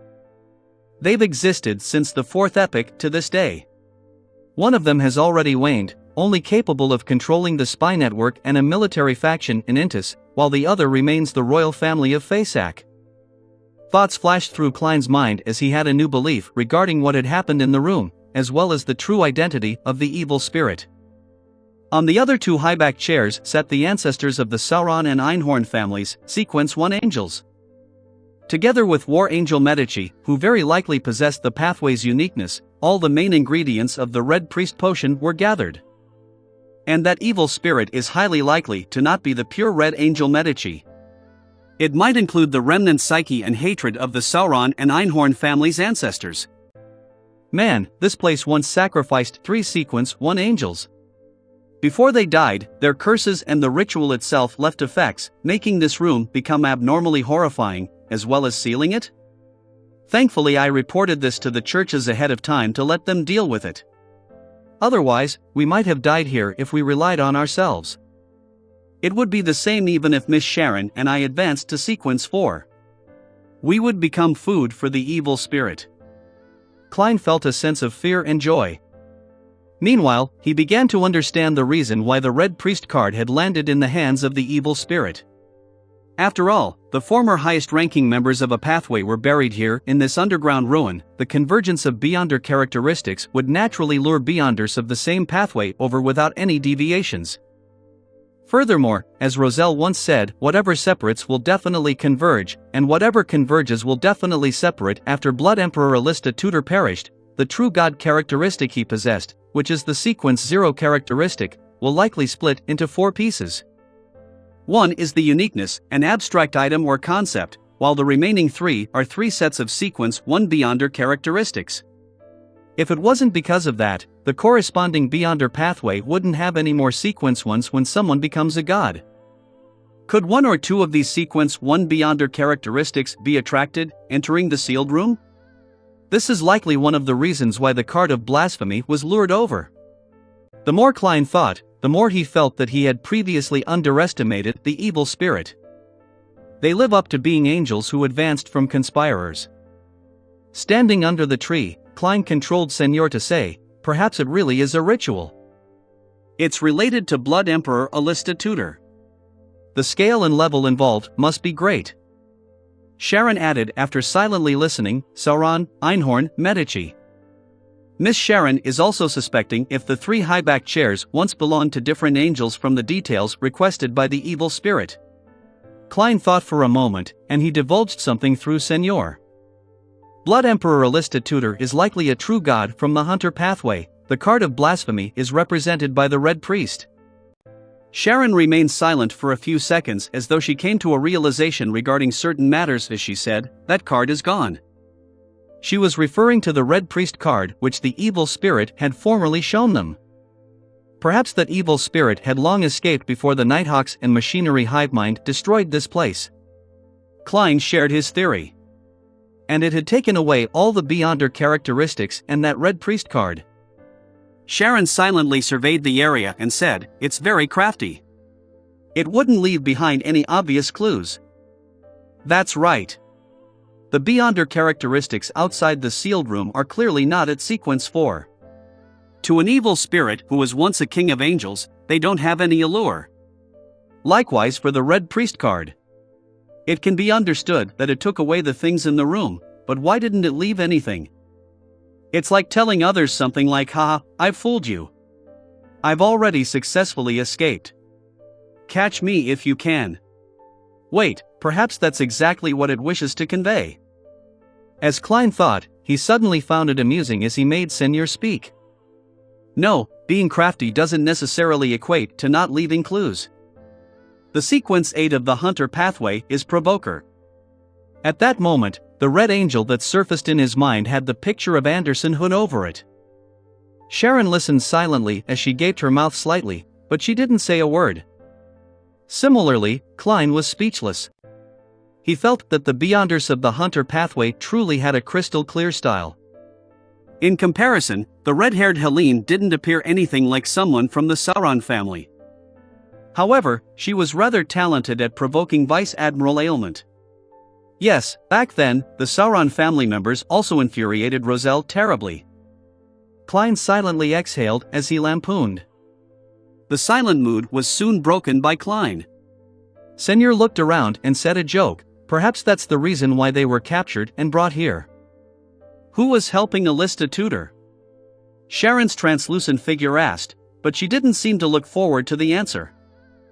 Perhaps it's the 6 deities. Klein recalled the 6 deity statues in the hall. However, he had second thoughts. However, the 7 deities supported the Trunsoist Empire. The Sauron and Einhorn families were powerful aristocrats of the empire. Of course, it cannot be ruled out that they first supported Tudor, and later had a falling out after he went mad. If it's not the 6 deities, does it mean that there are other deities supporting Alista Tudor? Who would it be? Klein thought in silence. Sharon didn't stay any longer as she floated up to the surface, returning to the tree. Klein stored away Senor's wraith, allowing it to enter the gold coin inside the iron cigar case. Then, he asked in passing, actually, I've always been curious. Where do the powers of pure evil spirits and wraiths who do not have Beyonder characteristics come from? The spirit world, Sharon answered simply. The conservation of Beyonder characteristics, but the source of Beyonder powers isn't necessarily the same? Yes, perhaps the spirit world itself is the product of some Beyonder characteristics. Klein nodded and looked at the soil beneath his feet. I'll continue investigating the whereabouts of the evil spirit. I'll inform you if there's anything. He planned on asking Rhodes later. With that said, he took out a pen and paper, scribbled down the method to summoning his messenger, and handed it over. You can write to me if there's anything. Sharon received the piece of paper and seriously looked at it. I'll be in the Bravehearts bar. Letters can be mailed to 126, Guard Street, Hillston Borough. Address it to Ma'am Miriam. All right. Klein stuffed his pen into his pocket. In front of Sharon, he used a ritualistic dagger to create a wall of spirituality and resealed the iron cigar case. Following that, he crossed the street to stop a carriage like a gentleman, sending Sharon all the way back to the Backland Bridge area. After doing this, he returned to the high-end hotel in Hillston Borough. Midway, he changed his appearance and switched carriages. Bam! Inside the Seaweed Bar. Danitz, who had spent some time drifting at sea, once again stepped back into the city of generosity. He planned on helping the resistance handle some matters. He pressed down on his cap, sat at the corner of the bar counter, and prepared to first hear about the recent news. He didn't wish to become a bounty reward due to untimely or inaccurate intelligence. At this moment, he heard an adventurer beside him say to his companion, "Hey, do you think Gairman Sparrow will get someone to claim Admiral of Blood's bounty on his behalf?" Ah?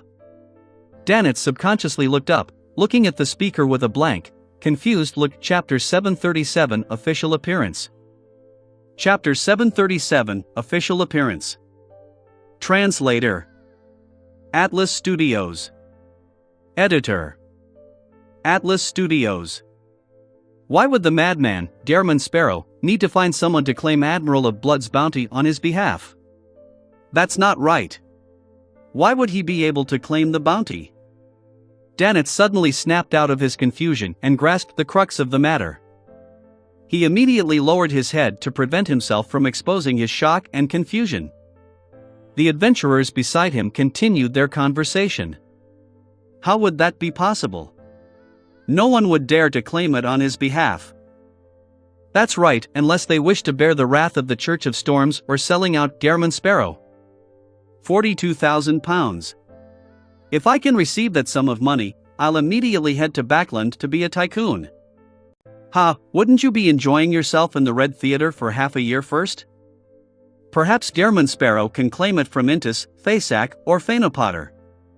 Although it wouldn't be as much as 42,000 pounds, it's definitely in no way a low amount. As the adventurers conversed, they began imagining their lives after obtaining 42,000 pounds. They even had a conflict of opinions and began arguing with flushed faces. No way. Are they implying that Gairman has finished off Admiral of Blood? No, although that madman always had the intention of doing so, he lacks the required support that he needs. He needs to work with Captain Anderson Hood? Danitz stood up, pressed down his cap, and kept his head down. He rushed towards the billiard and card rooms where there were newspapers placed there. Just as he left, the few adventurers from before looked at his back and spoke in hushed tones. Do you recognize him? It's obvious that something is wrong with how he was acting so suspiciously. I didn't get a good look, but I think he's a pirate who's here to gather intel. Shall we? An adventurer gestured, slicing his hand across his throat. Perhaps it's someone we can't afford to offend. Let's wait and see. Another adventurer stopped his companion's actions. Danitz entered an empty billiard room, came to the corner, and picked up a stack of newspapers. He quickly flipped through them, and slowly, his expression twisted. What did that madman do? He really finished off Admiral of Blood? It's only been a few months, and his strength has risen to such a level?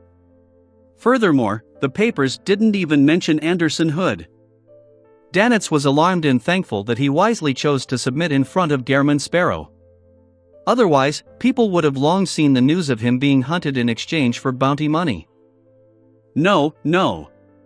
Back then, my death wouldn't have been published. Man, Gairman Sparrow is really a member of a cult.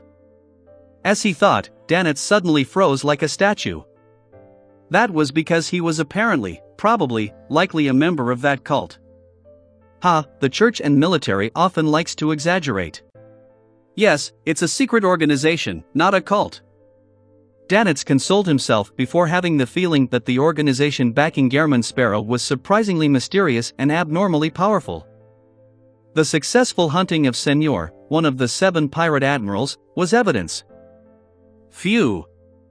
Danitz exhaled as he apprehensively praised the fool inwardly, expressing his desires to handle matters seriously. In a small building near the Governor General's office, Elend and Oskent walked out. "It's finally over," Elend sighed as he wore his captain's hat. Oskent rubbed his red brandy nose and added with a sigh, "That's right."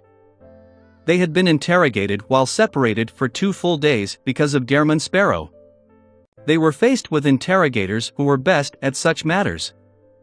Thankfully, Elend had never hidden anything from the beginning. He had reported to his superiors that Dearman Sparrow was of unknown origins, but that he was friendly to the military. It had nothing to do with him, since the decision of making this crazy adventurer an informant while having his background investigated was made by the higher-ups. As for Oskent, there weren't any problems at all. He had followed regular protocol when claiming the bounty for Dearman Sparrow. As they slowly walked towards the entrance in the middle of the garden, Ellen said with a sigh, "Who knew that Dearman Sparrow was that crazy and powerful?" According to the little information that they knew, finishing off Admiral of Blood was just one of the most ordinary and trivial matters that Dearman Sparrow had done that day. And such a crazy person had made the choice of entering the dangerous Banshee to save a few passengers and crew members who had merely expressed their friendship to him. Alan later learned that the dangers lurking in Banshee had far exceeded his imagination. The Church of Storms had directly destroyed the entire place. If I had told the interrogators that Dearman Sparrow has a soft and kind heart, they will definitely think I'm lying. Humans are really a mass of contradictions. Ellen silently shook his head. After hearing Ellen's poignant remark, Oskent replied with a wry smile, "Back then, I thought you introduced me to a relatively strong adventurer. But in the end, he even finished off Admiral of Blood. Damn it. I even think he has the strength to become the 5th king. You wouldn't doubt what I say if you look at the forest and those nearby mountains. That place, it's like... Ellen glanced at Oskent and finished his sentence for him. "It's like it was blasted by the coastal defenses more than 100 times over." That's right. Oskent agreed with Ellen's description. By then, the two had walked out the main entrance. Ellen looked at the night sky with twinkling stars and the dark crimson moon. After a few seconds of silence, he adjusted his collar and said, "Let's hope he doesn't return to the sea again." Byam. 6, Sphere Street. Dressed in children's clothes, Denton ran up to the study and said to his elder sister, who was practicing her sketching, "Donna, they say that Uncle Sparrow is a bad guy, a cultist, and a murderer. They even showed me the newspapers." Donna turned her head as she wrinkled her nose. "No way. Uncle Sparrow is a righteous, brave, and kind adventurer. We saw it with our own eyes. These are definitely more reliable than the papers." She hesitated for a moment before eloquently saying, "Although he had a very terrifying and ugly appearance, it was the price for his dreams and the power to protect. Denton, remember, the papers often like to fabricate content based on rumors or hearsay." "Yeah." Denton nodded heavily. "I've already cursed them." Donna praised her brother and subconsciously looked out. She saw that the street lamps had cast their light into their garden. It was tranquil, serene, and gentle. Hillston Borough, inside a high-class inn.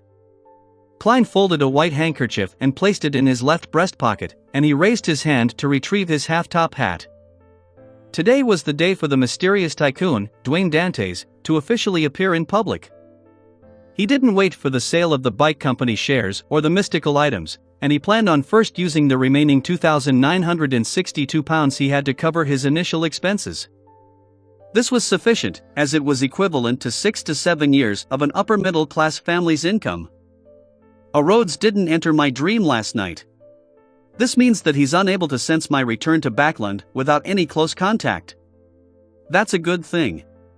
Yes, I'll contact it with the radio transceiver tonight to inquire about the evil spirit. I won't need to go through this hassle in the future." Klein mumbled inwardly as he held his cane and walked out of the hotel. At that moment, the sun was shining through the thin mist, elating the moods of the pedestrians. Klein got onto a carriage, and he went straight for Sherwood Borough's City Family Servant Assistance Association at 9, Canalawell Street. He planned on hiring an experienced butler, and get him to organize the servants needed for a villa. In the City Family Servant Assistance Association, Balin ended a conversation with a male colleague that came to talk to her. She lowered her head to clean up the 2 drops of black tea on her lotus leaf-colored dress. At that moment, she heard a mellow and heavy voice that time had left its mark on. "Good morning, ma'am." Balin hurriedly looked up and towards the reception. She saw a gentleman in his 40s, wearing a tailcoat made of silk and carrying a golden lace cane. Apart from the 3 buttons on his clothes, there was a golden chain that extended into his pocket. This gentleman had a pair of deep blue eyes, and he was good-looking. Even the tiny white patches on the side of his hair had added to the air he exuded. Just a smile from him made Balin feel her cheeks turn warm. "Sir, how may I be of service?" "Ah, right. How may I address you?" Balin hurriedly got up and said. "Dwayne Dantes," Klein warmly replied with a smile. "I wish to hire a butler, a good one." "Mr. Dantes, please wait a moment. Have a seat." Balin hurriedly led Klein to the guest area, and she reached out to point at a cloth sofa. Klein held a smile without rushing or nagging her. He very patiently sat down and awaited the staff to provide him with a list of names of the butlers. "What a gentleman! Oh no, I forgot to ask him what requirements he has." Balin raised her hand to touch her cheeks and said, "Mr. Dantes, what kind of butlers are you looking for?" Klein was already prepared as he replied with a mellow voice, "It's best if they have served in a noble family before." This aided Dantes in widening his social circle. Balin gradually grasped her professional knowledge as she said in detail, "Such butlers are rare. As you know, nobles seldom change their butlers unless they're unable to provide an effective service. Furthermore, even if they aren't able to be a butler, they're able to fill other positions in a noble household. In addition, the wealthy often have a considerable desire towards such butlers, and they're willing to offer salaries with a premium. Mr. Dantes, we do have the kinds you are looking for, but their annual salaries are above £100. That makes the weekly salary to be about £2 and up. An ordinary butler's annual salary is £40 to £80, which is 15 soldi to £1.10 soldi a week. That appears to be at the level of a technical worker's salary, but the master will provide room, food, clothes, charcoal, and other necessities. A butler practically has zero expenditure. An annual salary of £100 and above is really expensive." Klein quickly did the math as he replied as though he didn't take much notice, "No problem. As long as they're good butlers." Chapter 738, Life of a Tycoon. Chapter 738, Life of a Tycoon. Translator. Atlas Studios. Editor. Atlas Studios. Please wait a moment. Would you like coffee or tea? Balin asked warmly. Klein laughed and replied, "I enjoyed coffee when I was younger, the rich and fragrant kind, but now, I prefer black tea." "I prefer black tea as well." "Then, a cup of Marquis black tea?" Balin suggested with a smile. The coffee and tea provided to guests at the City Family Servant Assistance Association were ordinary in quality, ranging from low to medium quality. Marquis black tea was tea that Balin had brought from home for her own enjoyment. Klein wasn't a simpleton, and he was great at observing.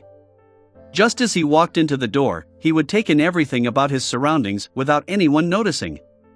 He discovered that the coffee and tea container placed in the display case were very ordinary, and he believed that the quality was definitely lacking. Therefore, he believed that Marquis black tea was likely reserved by the Association for VIPs, or it belonged to the lady before him. Regardless, it expressed how sincere she was. He didn't expose her as he smiled. "Thank you, you leave me unable to reject your suggestion. How may I address you, ma'am?" "Balin, just call me Balin," Balin said with a smile which resembled a blooming flower. She immediately briskly walked inside, and she selected suitable candidates from her colleague. Then, she returned to the reception counter, picked up a tin container, and skillfully brewed a cup of black tea. "Sigh, with a good-looking face and a good disposition while being dressed in a way that speaks volumes of my status, I can still sense the friendliness from a beautiful girl even though I'm middle-aged." Klein was having such an experience for the first time as he couldn't help but sigh. This made him further understand the importance of the faceless principle of ultimately being yourself. If he didn't keep this in mind and lost himself to the benefits brought about by his appearance, he would keep maintaining the corresponding appearance, resulting in him forgetting or even rejecting his former self, and he would gradually lose his identity. Soon, Balin carried a white gold-rimmed porcelain teacup and placed it in front of Dwayne Dantes. She said with a smile, "It still needs some time to cool down." Klein looked down at the cup, and he said half-jokingly, "Perfect, this gives me the time to adjust my mood to more formally face this cup of black tea." His compliments and gratitude made Balin feel even better. She found him a true gentleman, one who knew his way with words. "He's definitely not a believer of the Lord of Storms." Balin combed her slightly curly brown hair, and she returned to the room to hurry her colleague. Before long, she came over with a stack of documents and sat on the single-seater beside him. "After the screening, we have 3 suitable butlers. I'll briefly introduce them to you. The first person is Mr. Asnia, age 55. He once served Viscount Yorkville, but after this Viscount had a failed mining prospect investment, his family fell into a particular financial situation, and he had to sell its land and manors while terminating many of its servants. In the past decade, he was hired by 2 tycoons, and he has contributed significantly to the management of their households." As she spoke, Balin's brown eyes sparkled like 2 stars hid in them. She exuded the unique vibes of a teenage girl. Klein nodded slightly and said, "Then why did he leave the 2 tycoons?" Balin replied with a smile, "The first tycoon invested greatly in East Balam, and his whole family had moved there. Mr. Asnia wasn't willing to leave Backland, so he offered to resign. The second tycoon's health isn't too good, and he had handed the family business to his son, who has a butler he trusts more. Mr. Asnia is a believer of the Evernight Goddess, and his political inclinations is with the Conservative Party. He expects an annual salary of £130. May Goddess bless him." Klein tapped 4 spots in a clockwise manner on his chest, forming the sign of the crimson moon. Balin's eyes lit up as she asked, "Mr. Dantes, are you a believer of the goddess?" "Of course." Klein nodded with a smile without explaining further. "It's no wonder he's so gentle." Balin praised inwardly as she continued introducing Mr. Reback, age 48. He once served the Negan family, and he was the deputy butler for a long period of time, as well as an assistant to the butler. Later, after a transaction, he became Baron Syndras's butler. Shortly after Duke Negan was assassinated, Mr. Reback, whose contract came to an end, didn't receive a new contract from the Baron, so he had no choice but to seek our help. He's not a staunch believer of the Lord of Storms, and his personality is without problems. His political inclination is with the Conservative Party. He expects an annual salary of £120. Klein listened silently, nodding from time to time as a response, but he didn't cut off Balin's description. Balin flipped through the documents and took a few glances and spoke again. "The third person is Mr. Walter, age 42. He had been the land steward and assistant butler at Viscount Conrad's household. Due to certain matters, he had a conflict with the butler, and he chose to leave. He expects an annual salary of £115. He's a believer of the Evernight Goddess, and his political inclination is with the new party. Orovie Island's new Governor-General is a member of Viscount Conrad's family. This family pledges loyalty to the royal family." The relevant information quickly flashed through Klein's mind. After the introduction, Balin handed over the stack of documents. "Mr. Dantes, who do you wish to choose?" Klein fell silent for a few seconds before saying with a smile, "Let's do this. Let the 3 of them come to where I live tomorrow at 9 a.m.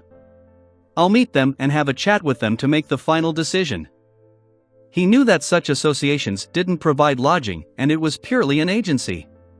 Even if he made the selection right there and then, he still had to wait until the afternoon or tomorrow to see his butler. Therefore, he decided to have a small interview to select the person that matched his intentions the best. "No problem," Balin said with a smile. "May I know your address?" Klein sipped the black tea, picked up a pen and paper from the table, and wrote down the location and name of the hotel he was staying in. You just came to Backlund? Balin blurted out a question when she saw it. Only then did she realize that Mr. Dwayne Dantes' skin was slightly darker than normal. It was slightly bronze-colored, seemingly a result of tanning. It gave him quite a rugged flavor. Yes, he doesn't have a Backlund accent. Balin slowly recalled more details. Klein smiled. I came from Desi Bay. I'm waiting for an excellent butler to help me seek out a suitable house and servants. After handing over a £3 deposit, he politely drank another sip of black tea and got up to bid farewell. Balin sent him all the way out of the door and watched him board the carriage. Mr. Dantes also seems to be a tycoon. Compared to that, his bearing and gentlemanliness are even more charming. Balin stood in her spot as she casually thought. On the carriage, Klein half-closed his eyes as he leaned against the wall, and he couldn't help but calculate the subsequent expenditures awaiting him. The butler will cost around £120. Taking into account the average cost, a valet will cost £35, a chef £30, a gardener £25, a carriage driver £25, a nursery governess £20, 3 ordinary ladies' maid £15, and 3 maidservants £10. This way, just the servants alone would cost £330 a year. It's equivalent to £6.7 solely a week. This already exceeds my salary back in Tingen.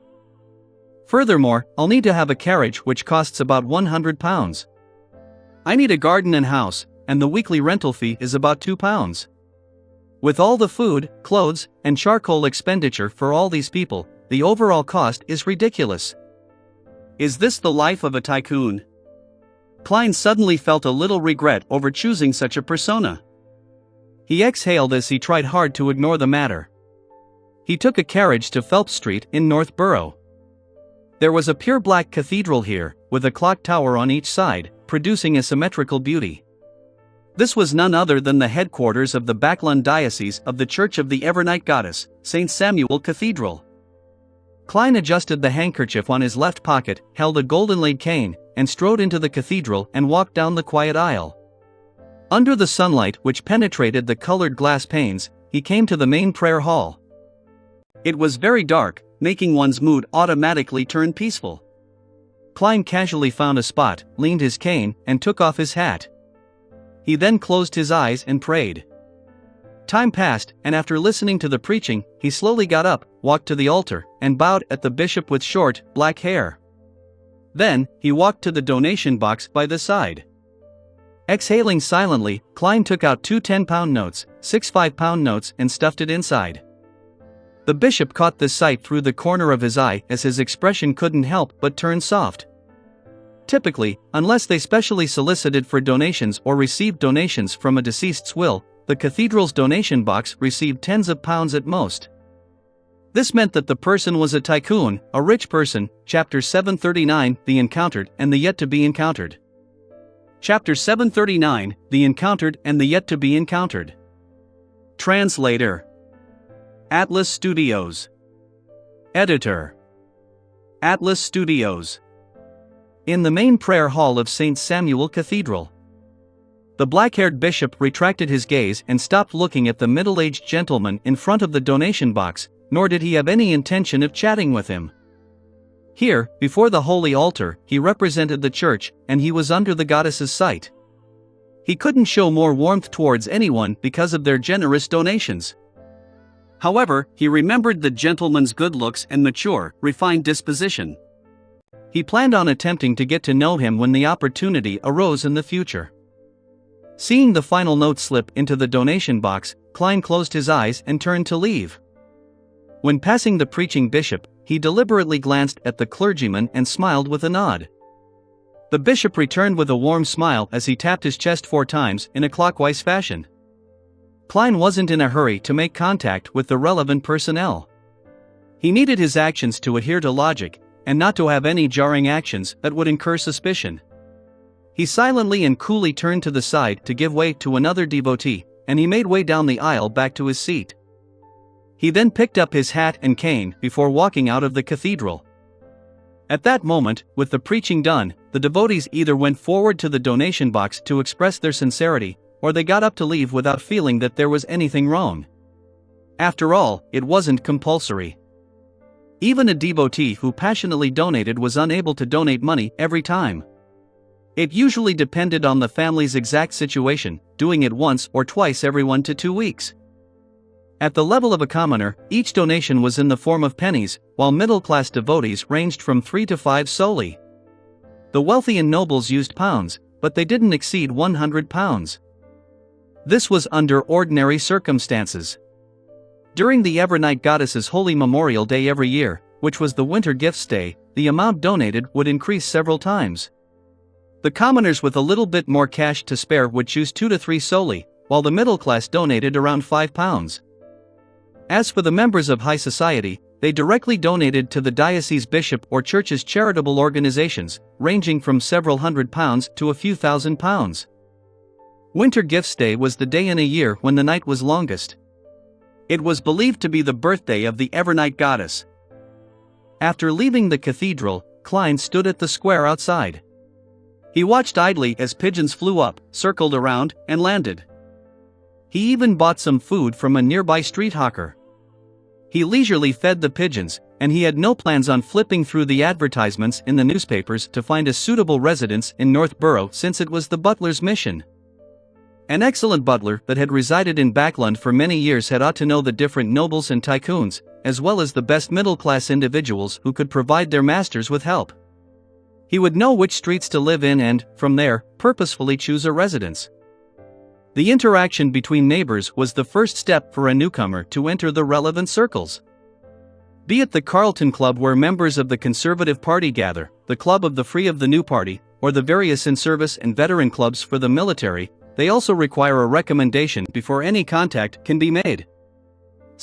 This is also the so-called club politics in the kingdom. Klein reined in his thoughts as he considered what he should do after he was done setting up the pigeon-feeding persona he created. After careful consideration, he discovered that there was really nothing that needed his immediate attention. This was because his plans were stuck on the surface. Hence, he planned on enjoying an expensive and sumptuous lunch. This was an action Dwayne Dantes ought to have, and it was also a result of Klein's own curiosity. In the months when he was in Backland, he didn't manage to muster the courage to head to the most famous restaurants in the big city to broaden his horizons. He kept choosing one of the 4, his own dining hall, the buffet cafeteria of the Quayle Club, the ordinary restaurants by the streets, and Lawyer Jurgen's dining hall. Otherwise, he would head to East Borough and settle his breakfast and lunch in what seemed like a very oily coffee shop. Labori Restaurant? Their head chef is said to be from Earl Hall's family. He has provided tycoons, successful lawyers, high-ranking government officials with usually hard-to-come-by flavors. Earl Hall had apparently invested in this restaurant and holds quite a major stake in it. This restaurant mainly serves local Backland cuisine. It's very famous for its desserts, but its price is horrendous. Intis Srenzo Restaurant. It serves the most authentic Intis cuisine. Many of the specialty dishes use Roselle's name, claiming that it originated from the Emperor's Palace dishes. Besides, it's not like most of the restaurants of the same class where they only offer a few main dishes every day. It has a wide variety. Klein recalled the information of the top restaurants he had read from the papers and magazines, and he finally decided on trying out the Emperor's Palace dishes. He didn't stay any longer as he got on a horse carriage and headed for the Intis Srenzo restaurant in West Borough. At the entrance, Klein handed his coat, hat, and cane to a red-vested waiter as he asked, "Are there still any available seats?" "I didn't make a reservation." "Yes, sir." The red-vested waiter didn't show any abnormal behavior as he humbly asked, "Sir, is this your first time here? Are you alone?" Klein nodded frankly and smiled. "Yes." "Then, may I have the honor of introducing you to some of our most unique dishes and fine wine that our restaurant has to offer?" As the waiter spoke, he led the guest in. "That's exactly what I need." Klein passed through the beautifully decorated door, and he saw walls that nearly reflected golden light. Instantly, he felt as though he was in a gold vault. Then, he noticed oil paintings hung on the walls, marble statues that were placed at suitable locations, as well as golden objects that were embedded or adorned in different spots. "Please watch your step," the attendant warned him as he led Klein to a spot by the window. Violin music played in the background of the restaurant. The waiter brought him a food menu and a wine menu as he flipped it open and introduced, "These are our most famous dishes: red braised Tagia beef short ribs, black truffle porcini mushrooms, Intis-styled foie gras." I would like to point out that our foie gras comes directly from the Bonus farm in Champagne province in the Intis kingdom. As Klein listened to the waiter's introduction, he browsed through the menu written in ancient Faisac, as the prices caught his eyes. After introducing the main dishes, starters, and desserts, the waiter began explaining how the wines should be matched. "Finally," he said, "the champagne, red wine, and white wine we have all come from a famous brewery from Champagne province. We even have warmer red wine from 1330. Its price is £126. If you wish to purchase it, you can take it along with you or store it with us, drinking a cup every time you come. £126. I can already hire an excellent butler with that." "Ha ha." Klein smiled with great grace. "Your dishes and wine are excellent. It's really difficult to choose." The red-vested waiter gave a hospitable smile. "You can choose the chef's recommendations for the day. It will be an authentic and delicious Intis meal arranged by our main chef. There are 3 choices: £15, £10, and £8. "I don't want any of them." Klein leaned back slightly as he smiled. "I'll have the £15 set meal." "All right." The red-vested waiter took away the menus, and he walked towards the kitchen. Klein drew a breath and slowly exhaled as he casually observed the area before him. Suddenly, he saw a familiar figure. It was a lady wearing an olive green dress. She was tall, with an excellent figure. She wore a black, out-of-fashion bonnet, with a fishnet veil hanging down and concealing her face. As a faceless, Klein had a strong ability to discern the external characteristics of humans. He immediately identified the lady. Queen Mystic, Emperor Roselle's eldest daughter, Bernadette Gustave. He wasn't in a rush to look away as he naturally moved his gaze to the side. Bernadette didn't seem to notice anything abnormal as she disappeared around the stairwell. Why would she appear here? Right, this restaurant's specialty is Emperor Roselle's palace dishes. Heh, it's nothing like the Chinese cuisine I thought it would be. He probably doesn't know how to cook and at best, is able to describe the concept. There are stir-fried dishes here. Could the owner behind the scenes actually be her? Why is she here in Backland instead of floating out at sea? Hasn't she found hero bandit Black Emperor? Klein sat down with a calm expression as questions arose in his mind. Meanwhile, on the streets, a carriage was driving towards the Intis Srenzo restaurant. Sitting in the carriage was Aaron Series' family. This famous surgeon was a member of the Quelite Club, a good friend of Sherlock Moriarty. He had once sought out the detective to handle Will Septon's matter. Ever since his wife became pregnant, he found his luck had become rather good. His business was improving by the day, and his income was rising by the month. He recently successfully completed Baron Sindra's surgery, and he received the commendation of this newly promoted noble. He was invited to the Srenzo restaurant to have lunch with him. It's said that the ice cream is pretty good, Aaron smiled as he said to his wife. His wife was a black-haired beauty, and she was already obviously pregnant. She smiled demurely and said, "I'm more looking forward to Emperor Roselle's palace dishes." Aaron tersely acknowledged as he looked out the window. "We're almost there." Just as he said that, his wife held her tummy and frowned. "It hurts a little." Aaron, who wasn't a first-time father, immediately checked on her and didn't discover any problems, but his wife was feeling greater discomfort. The child in her womb seemed to be pulling a tantrum. I think I won't go over there." "I wish to return home to rest," Aaron's wife suggested. Aaron thought for a while and said, "I'll accompany you home." He immediately ordered his valet, "Get down here and head to the restaurant to apologize to Baron Sindras on my behalf." After the carriage began its return, the discomfort that Aaron's wife suffered was relieved. By the time she walked through the doorstep, everything was normal. She pointed at her tummy, exasperated. It appears like he doesn't want to eat ice cream. Achoo! In the Intis Srenzo restaurant, Klein, who hadn't spared any dish, felt the pinch but began enjoying his ice cream in satisfaction. Midway, he found his nose itchy as he sneezed into a piece of tissue paper he pulled out. Westboro. In a dark house. Furs, who had already advanced to astrologer, participated in all kinds of beyonder gatherings, in search of the possibility to earn money.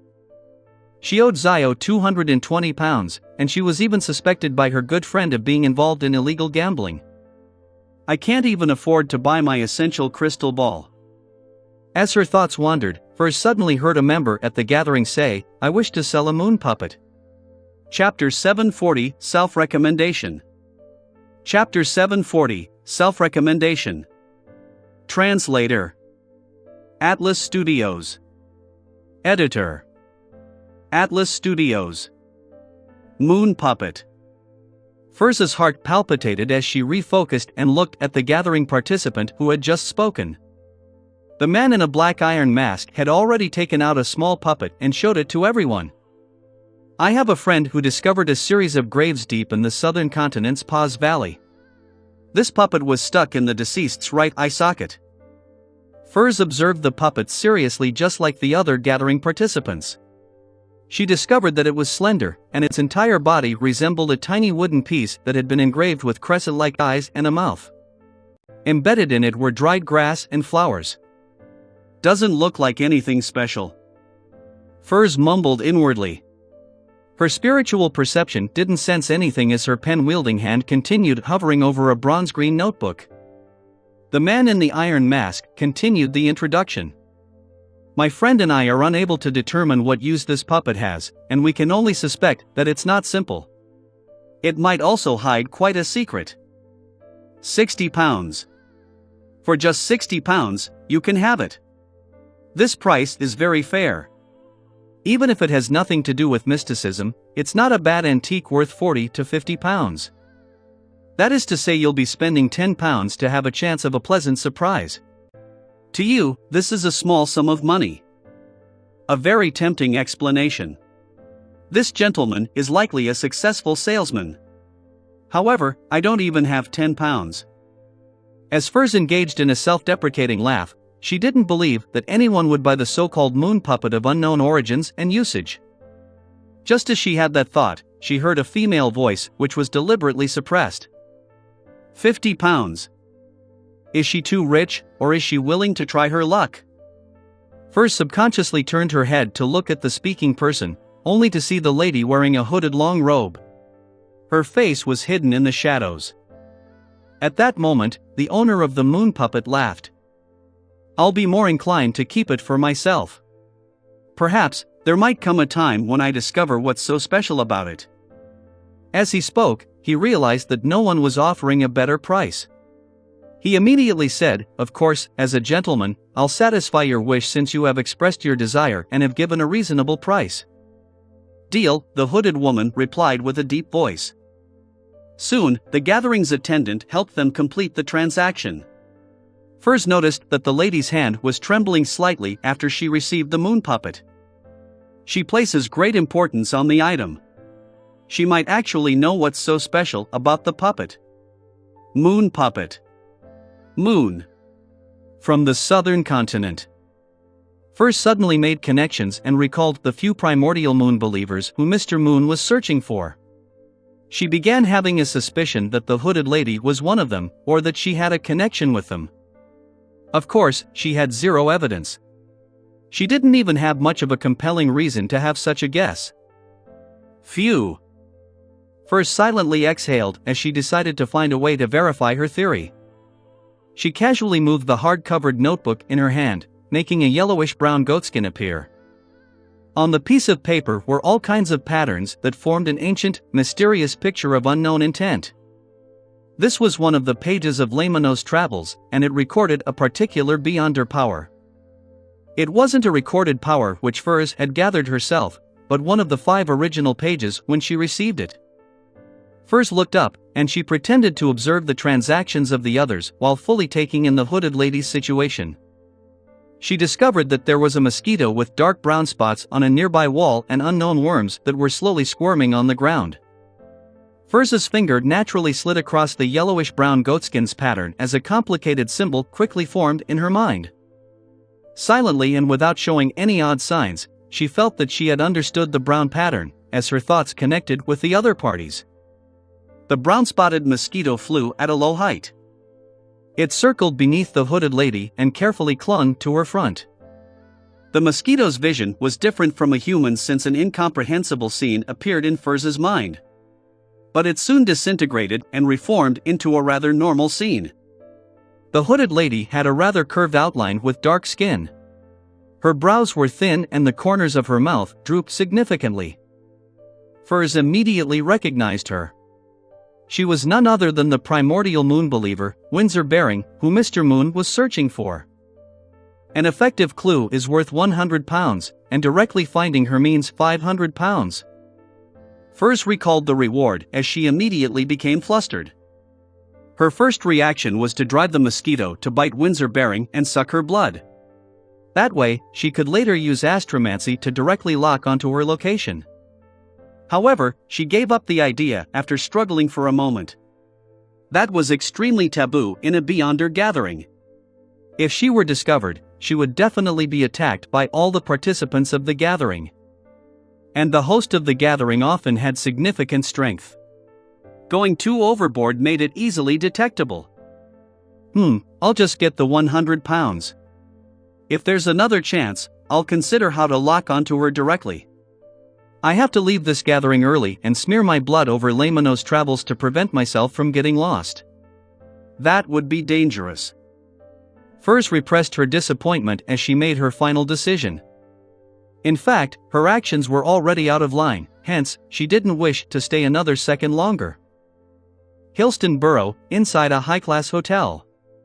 Klein stood behind an oriel window as he silently took in the crimson moon and thin clouds in the sky.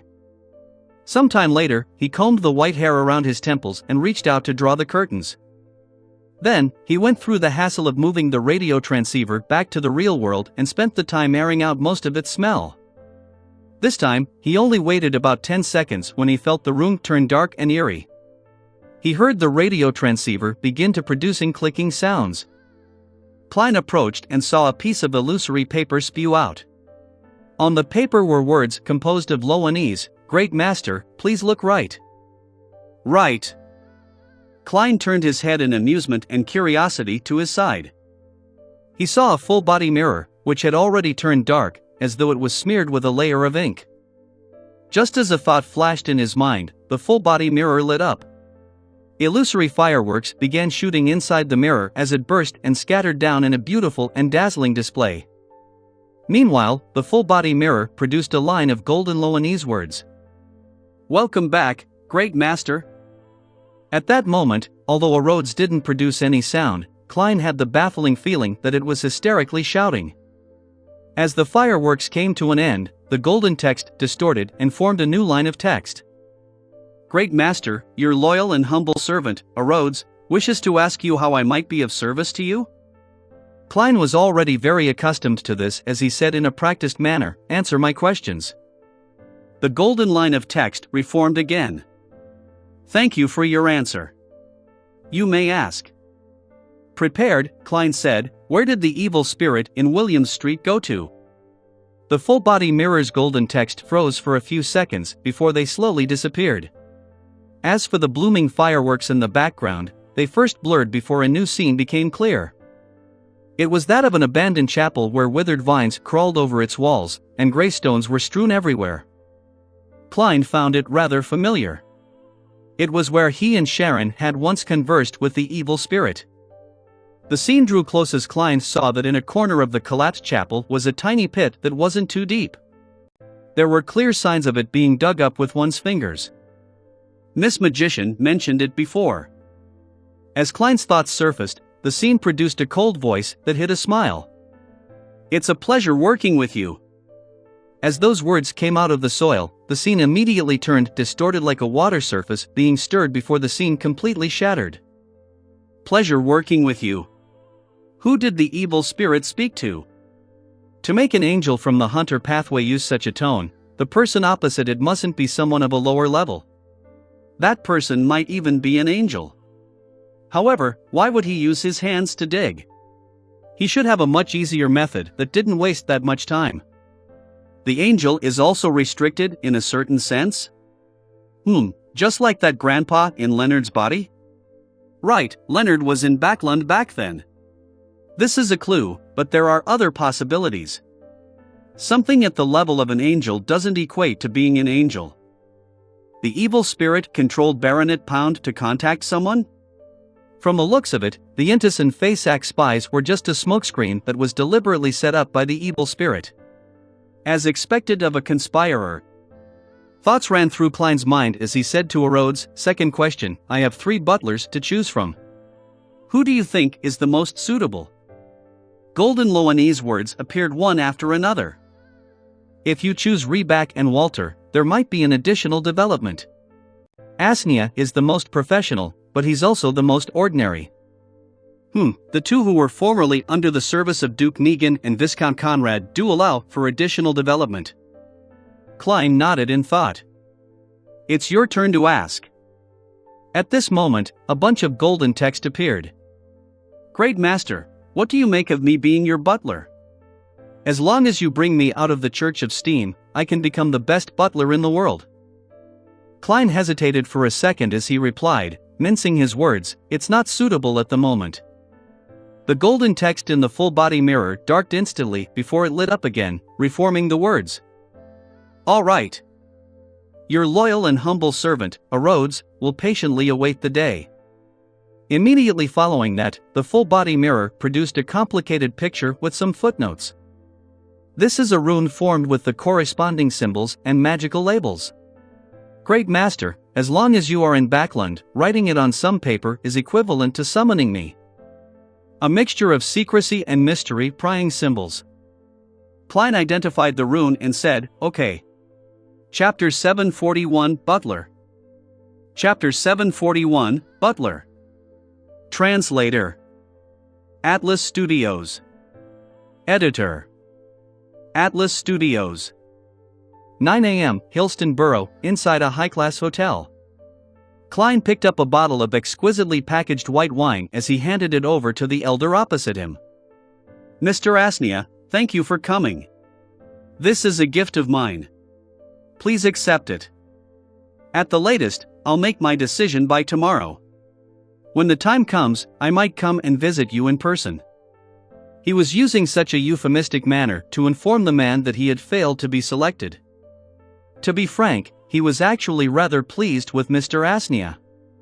He perfectly met his image of a butler, stern, well-mannered, professional, a high level of mental understanding, and is good at handling all kinds of thorny issues. As the oldest candidate who lived the furthest away, he had arrived half an hour ahead of time. He had been patiently waiting outside while Reback and Walter were only 15 minutes early. If not for Rhodes mentioning that the latter 2 allowed for additional developments, Klein felt that he would have chosen this old gentleman. After all, his main goal was to use the butler's social connections to more easily enter high society so as to make contact with the corresponding targets. The white wine was specially bought from the Intis Srenzo restaurant, costing him £2 since he knew someone was destined to be disappointed while wasting money to travel to and fro by carriage. This could effectively accentuate how generous Dwayne Dantes was and how gentlemanly he was as a mysterious tycoon. In addition, he didn't think it was right to belittle a butler from a noble family. Such people definitely knew plenty of people in high society, many professional butlers, and countless servants due to their past professional experiences. They covered the entire spectrum of people, and they could affect a gentleman's image, and this was a necessary consideration for entering even higher social circles. At present, the 55-year-old Asnia had plenty of white hair. His blue eyes were ingrained with the wisdom that time had given him, so he didn't reject Dwayne Dantes' gift. He received it and glanced at it before bowing. I love white wine from Garrod. Thank you for your kindness. Your grace is admirable. Garrod? Yes, the waiter yesterday mentioned that it's a brewery in Intis' Champagne province. It's well known for producing high-end grape wine. Some of the wine of certain vintage years are considered top-notch. Sigh, a butler knows more about wine than me. That's right. Mr. Asnia had mentioned that wine cellars are directly under the charge of the butler or a butler assistant among nobles and the rich. Does this mean that I need to have a wine cellar in the future? Wine costing £2 is at the bottom of the totem pole, while even Ormer red wine from 1330, which costs £126, isn't even considered the best. How much would such a wine cellar cost? As he thought it over, Klein felt heavy in the chest. He began to suspect that the £2,888 he had set aside from the gold coins weren't going to last long. If not for the training he had during his time as a clown, he definitely would have lost his cool and not reply with a smile. Your fondness for it is the greatest form of praise for me. Mr. Asnia, please invite Mr. Ree back, who's at the coffee house below up. Asnia didn't hesitate to agree to it. Less than 5 minutes later, Reback knocked on the door and entered the living room. This gentleman had his blonde hair combed neatly. The edges of his eyes and mouth had some wrinkles which weren't too distinct. He had a ruddy complexion and a masculine bearing. It was obvious that he was a butler who could accompany his master hunting or even fend off enemies. After exchanging greetings, Klein invited him in to take a seat while smiling. He went directly to the point. Forgive me for being honest. I don't understand why you would become the butler of Baron Sindras. Your father was the assistant butler to the Negan family, and your grandfather was the land steward of the same family. Many of your ancestors served the Duke and his relatives until they returned to the arms of God. You should have had such a life trajectory as well. Due to Emperor Rosel's influence, the various countries in the northern continent went from using their fief and aristocratic title to indicate their nobility to just their names and aristocratic titles. Only under special formal occasions would they use the former. Of course, there were a few nobles whose names stemmed from their fiefs. Reback gave a standard smile and answered, Baron Sindras is a newly promoted noble, an old friend of the late Duke. Therefore, I was sent to his family to help him and his family get accustomed to noble life and grasp the corresponding etiquettes. The late Duke he was talking about was the present Duke Negan's father, the Palace Negan, who had been assassinated the previous year. Then, why did you leave the Baron's family later? Klein deliberated and asked. Reback answered honestly, although Baron Sindras obtained his aristocratic title via the Conservative Party, he is one of the most famous bankers, investors, and enterprise owners in the kingdom. He was one of the earliest multi-millionaires, and he had a strong penchant for the new party. He was willing to provide a certain degree of support to them, creating friction between him and the Conservative Party nobles, including the younger Duke. Therefore, to prevent the Baron from being put in a difficult position, I offered to leave. He actually tried to keep me, and he was an excellent employer. Klein nodded and asked, You believe in the Lord of Storms? Reback seriously replied, Yes, the Lord gives us courage, zeal, and a sense of responsibility. Klein asked a few more matters about butlers and received a detailed response. Then, he said with a smile, Might I trouble you to invite Mr. Walter, who's at the coffee house, up? After I'm done chatting with him, I'll make the decision. You can wait in the coffee house for about 10 minutes. All right. Reback didn't harp on the matter and immediately got up to bow. After bidding farewell, he left in a manner that exuded the air of a military man.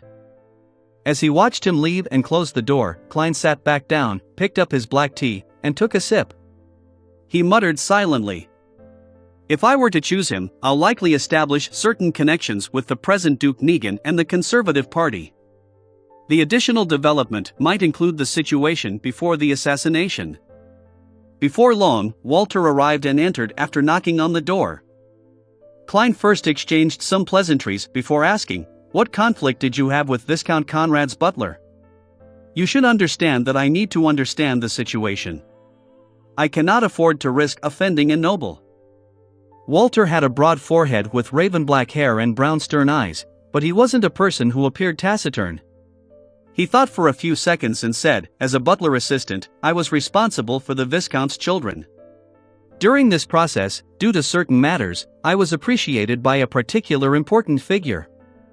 As such, I won the recognition of the Viscount, which made the butler wary against me. Later, that important figure passed away due to an accident, and as a result, the Viscount's attitude towards me changed. The butler treated me even worse, making me believe that it was pointless waiting for things to improve. In charge of the Viscount's children, and he got to know an important figure. Talem also got to know Prince Edisac from teaching Viscount Conrad's youngest son. And the prince passed away a few months ago because of the Great Smog of Backlund. This matches Walter's explanation. From the looks of it, this butler was one of the peripheral victims of that matter. He's rather cautious and professional. He didn't expose his former employer's negatives or reveal the matter about the prince, nor did he speak ill of the Viscount's butler. If I select him, the additional development is something to look forward to. Klein listened silently as he made some connections. He then switched to asking some professional questions, expressing his desire to enter high society. After receiving a satisfactory answer, he straightened his clothes, got up and smiled. "Let me introduce myself again. I'll be your employer, Dwayne Dantes." Walter immediately bowed and said, "Sir, how may I be of service?" He kept maintaining a stern, old-fashioned, and unperturbed demeanor, as though these were the professional traits of a butler. "Two matters," Klein replied with a chuckle. "First, help me hand this bottle of white wine to Mr. Reback, who's waiting at the coffee house. Please express my apologies and gratitude to him. Second, hire a solicitor to write up a professional contract that will include you and the other servants." "All right, sir."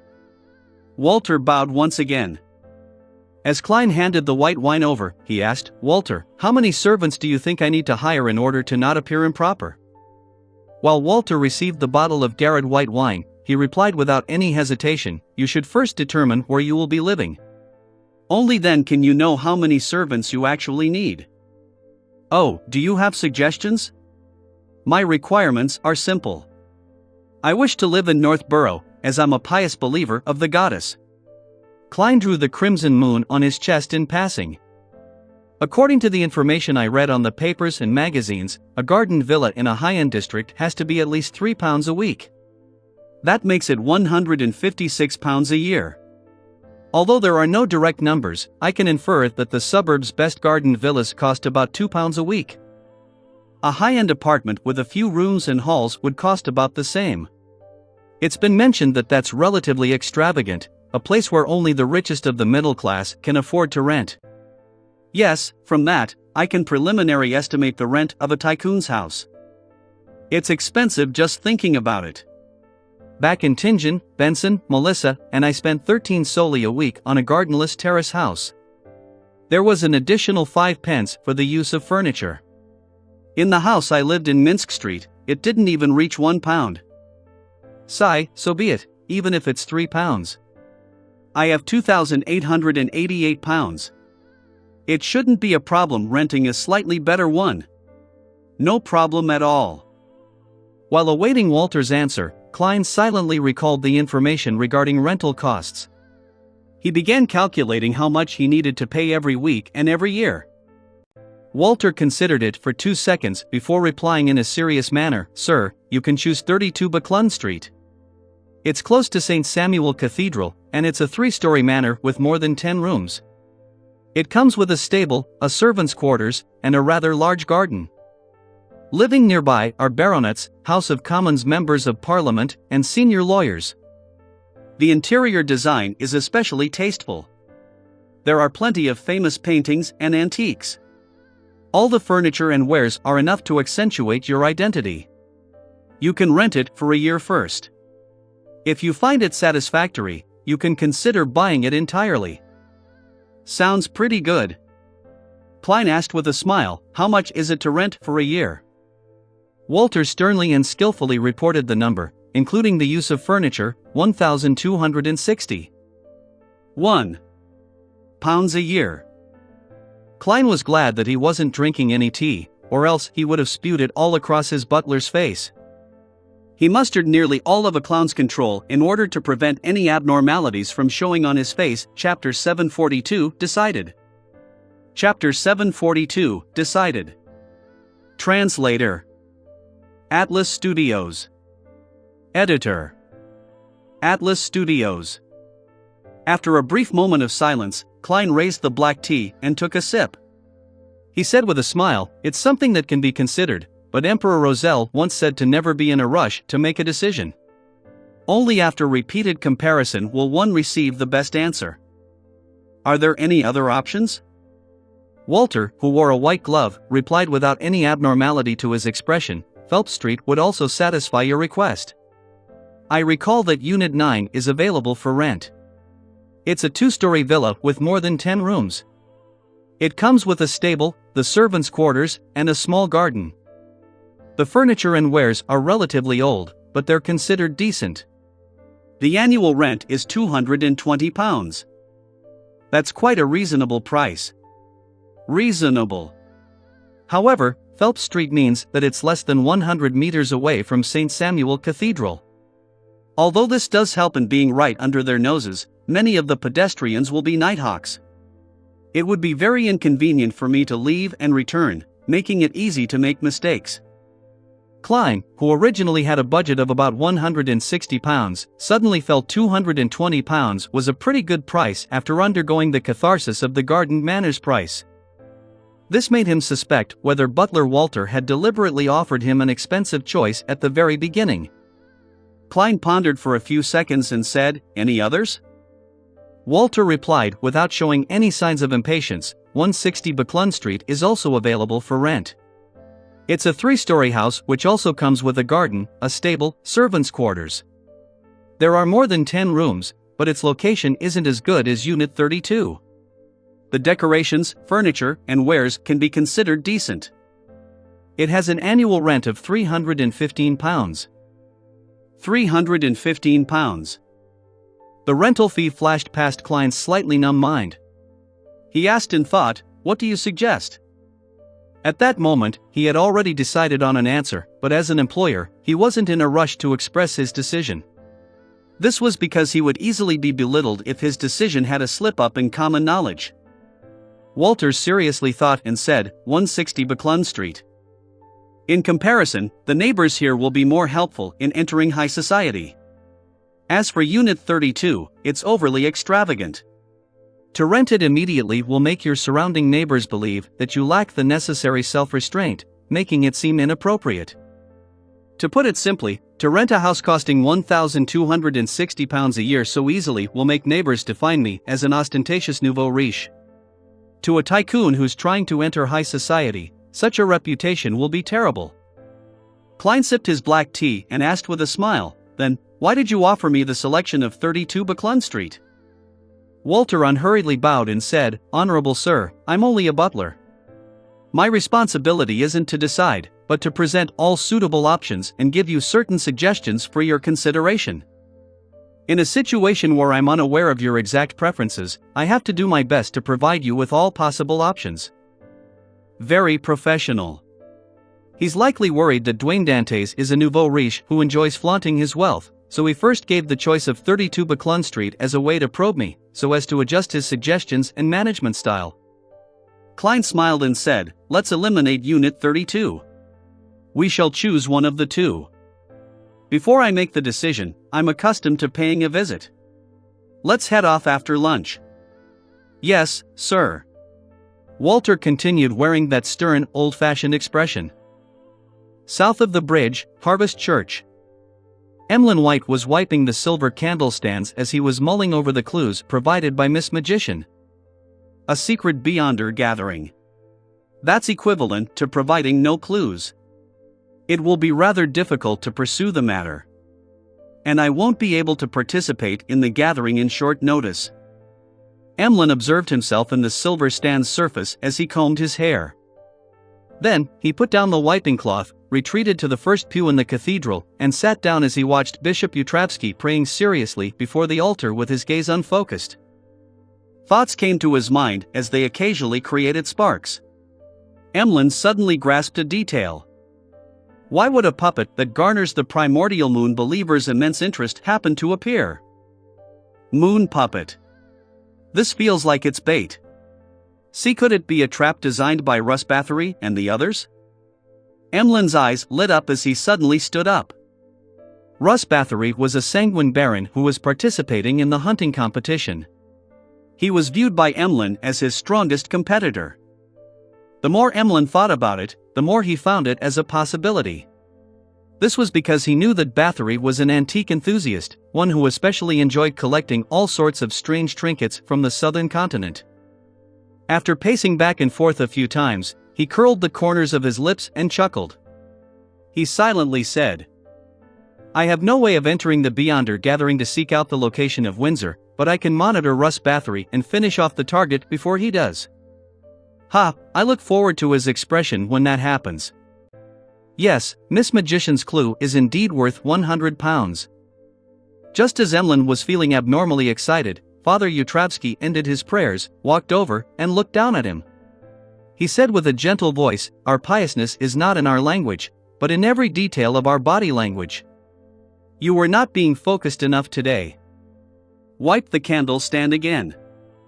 All right, Emlyn replied, suddenly feeling ashamed.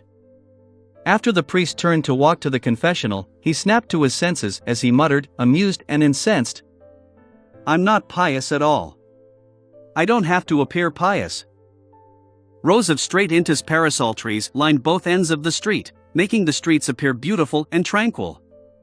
With his golden-laid cane in hand, Klein slowly walked out of Unit 160. He silently drew a breath and turned to look at Walter.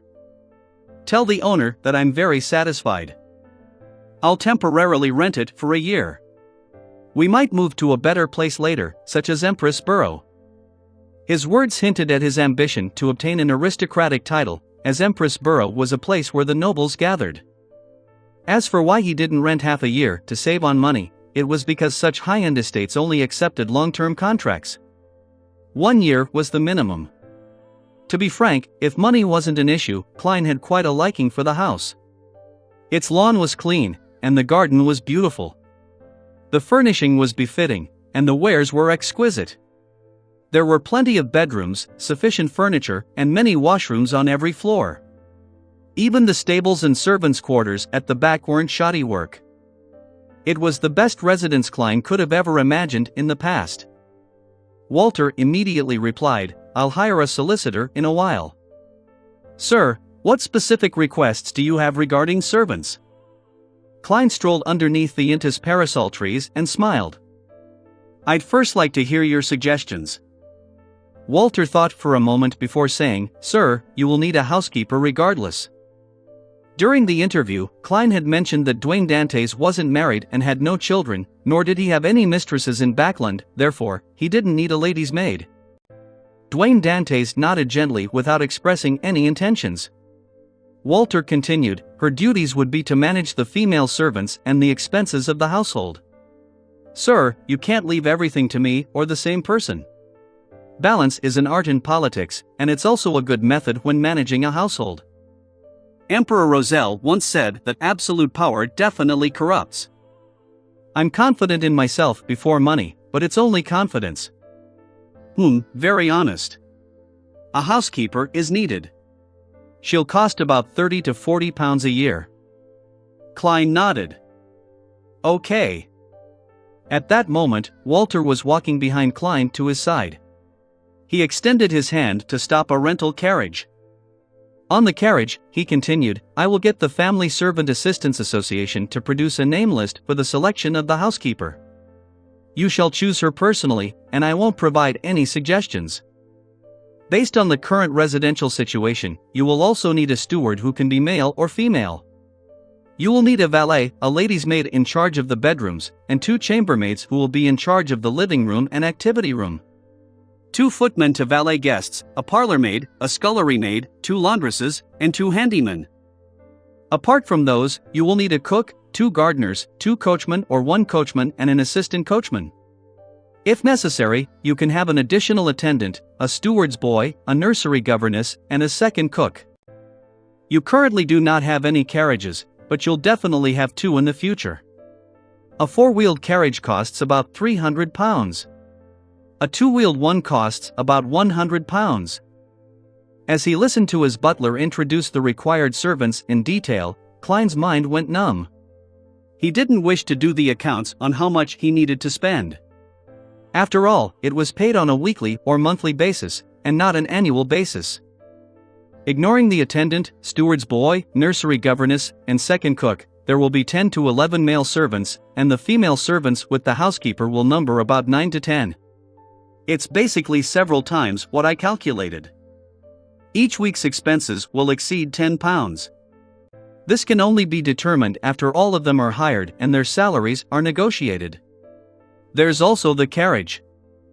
Klein's mind couldn't help but drift when he saw Walter's mouth moving nonstop. Seeing the staid and extremely dignified Mr. Dwayne Dantes nodding from time to time, Walter subconsciously broadened the topic. In the future, you will also need to rent a manor in the suburbs to entertain friends to have a wonderful weekend over there. There's no rush. It can wait until you hold several dances and banquets at Unit 160. Sir, do not mention housemaids in front of the neighbors of this street. Only those with salaries below £500 a year will hire housemaids because they're unable to hire enough female servants to handle the different parts of the household. Klein listened numbly as he reflexively wore a warm smile.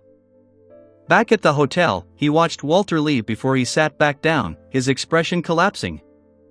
When it was 20 minutes to 3, Klein rubbed his temples and slowly got up. He went into his bedroom and prepared to begin this week's tarot gathering, Chapter 743, a diary page. Chapter 743, a diary page. Translator. Atlas Studios. Editor. Atlas Studios. Above the gray fog, in the palace with the towering dome. The fool Klein glanced at the sun, who had been pulled up ahead of time, as well as the world who had been conjured in advance. Emanating a little bit of his spirituality, he made contact with the crimson star representing justice, the hanged man, the magician, the moon, and the hermit. Beams of light rose up as relatively blurry figures appeared on the two sides of the long bronze table. Justice Audrey, who had just returned from a tree farm leading to the castle, had already changed into a dress. Her sleeves were layered in laces that were filled with lustrous pearls. Like clockwork, she stood up, lifting the corners of her skirt as she curtsied. "Good afternoon, Mr. Fool." Klein instantly felt better as he nodded with a smile in response. Meanwhile, he couldn't help but sigh. To act like a tycoon costs so much money. I wonder how huge the expenditures are for a noble like Miss Justice. After all the members exchanged greeting nods, he looked at the hermit, as he knew that this pirate admiral would likely provide him with new Roselle diary entries. As he had expected, Catleya spoke out. "Mr. Fool, I only managed to find one page of Roselle's diary." "Just one page? Shouldn't Queen Mystic be able to produce an entire book anytime she wants?" Klein, who had been met with repeated tribulations recently, remained composed as he nodded. "That won't be a problem." Catleya immediately conjured a yellowish-brown diary page. It then seemed to tear through the spirit world and enter Mr. Fool's hands. Klein deliberately looked down, and he was surprised to discover that the beginning of the diary entry didn't have a date. That means that it's a second page from another diary page. Why didn't Bernadette give me the first page? She should be able to figure out dates. After all, old Neil succeeded. Did she not? Or were the diary pages thrown into a mess, and she wasn't able to restore them to the correct order? Does this mean that Emperor Roselle's belongings were vied for by various factions after his death? Some were lost, and at that time, Bernadette was unable to stop them. Only when she became Queen Mystic did she have the ability to get involved. As Klein guessed, he quickly began reading the content on the piece of paper. How surprising. The fourth epic history divulged by Mr. Dorr is getting more and more interesting. This unlucky **** who's trapped amidst the storm and lost to the depths of darkness told me that the Black Emperor died once and had revived again. Surprisingly, this matches what was said in that ancient secret organization. Back during that gathering, they said that the 9 secret mausoleums of the Black Emperor weren't all destroyed. Even if this deity who walked the land were to perish, he could resurrect. Even if all 9 mausoleums were destroyed, as long as the order left behind by the Black Emperor remained, he had the ability to strangely resurrect. Only with the birth of a new Black Emperor would he be completely obliterated, never to appear again. According to Mr. Doerr's description, the Black Emperor had 3 stages in the process of his resurrection. First is that the uniqueness leaves the person possessing it, turning into an abstract concept. Second is when the subjects of the Black Emperor hear his mighty voice again. The third is that, when fused with the uniqueness, the Black Emperor would reappear in the astral world. The 3 sequence 1 Beyonder characteristics would automatically be returned into the Emperor's hands. This is an order that other true deities are unable to distort or prevent. This way, the sequence 1 Prince of Disorder of this pathway, Blood Emperor, and Night Emperor would be in a rather awkward situation. They might instantly perish, falling back to sequence 2. Mr. Doerr said that back then, the Lord of Storms and the Evernight Goddess had chosen the Night Emperor. They helped him switch to a neighboring pathway, the Judgment Pathway. As such, the Tudor-Trunsoist United Empire fractured. And Blood Emperor Alista Tudor, who was pushed into a corner, made a crazy decision. It was to switch to a non-neighboring Beyonder pathway. He paid the cost of losing his reasoning, becoming a lunatic so as to forcefully advance and become a true god. I have to say that this decision is filled with irrationality. It's almost impossible for it to happen, but Mr. Doerr told me that Alista Tudor eventually succeeded. The craziest true god was born. It's truly fascinating, but Mr. Doerr didn't go into the details since he kept it from me. I asked him which was worse, lunacy or death. He said that it was an obvious choice, death, because as long as one was alive, it wasn't impossible to recover even if one was completely mad. He laughed and gave an example. A crazy true god could use his instinct to mate with all kinds of living beings, giving birth to all kinds of descendants. Through this process, if he was lucky enough, the conflicting Beyonder characteristics would be purged. The lunacy would slowly disappear with time as he improves bit by bit. Mr. Doerr deliberately didn't say if there would be any remnant problems, nor did he explain why almost no one made such a choice, but I could tell that there was definitely some huge hidden risks. I have to say, Mr. Doerr's understanding of true gods far exceeds my imagination. Before he was exiled, he might have made an attempt to reach sequence 0. It's no wonder he shows such contempt to Zaradil, and he has zero respect for the various true gods. This only makes me more unwilling to let him return to the real world. There's plenty of information. It's no wonder that Bernadette deliberately chose this diary page. Wait, why did she choose this page? What important meaning is there behind it? Did problems begin to slowly happen to Emperor Roselle from that day until he eventually went mad? Mad. Could it be? No way. Roselle's situation back then was similar to Blood Emperor Alista Tudor. His pathway was severed, and the neighboring pathways were blocked by either people or items, making it difficult to reach them. See, could it be that under the immense stress, he made an irrational choice like Blood Emperor? And he had attempted to switch to a non-neighboring pathway? This way, the craziness in his later years was a result of him truly losing his reasoning, not a result of the defamation from others. It's no wonder Bernadette hated and betrayed him but is also trying to figure out the truth. From this angle, certain things have become very interesting. Roselle forcefully ascended to the throne and declared himself emperor, his declaration of the Civil Code, using the order from Earth's 18th and 19th century to replace the existing order. He wantonly spread his speeches and promoted his sense of aesthetics. Haha, I really belittled this senior of mine. I always thought he was cosplaying Napoleon or Caesar for his own entertainment. So it was him making preparations to become the Black Emperor. No, I saw a few pages of his diary back then. His thought processes were clear, and his emotions were stable. He could even communicate with various noble women of different ages. He might not have made the final decision back then but was subconsciously leaving a way out for himself? The Civil Code probably wasn't deliberate. As a usurper to the throne, declaring new laws is necessary, and from what he could use for reference, the Civil Code was what matched the situation and flow of history. The actions of him declaring himself emperor later on must be something Bernadette found incomprehensible. She found it difficult to accept. As Roselle's most beloved child, she probably noticed certain abnormalities with her father before he declared himself king.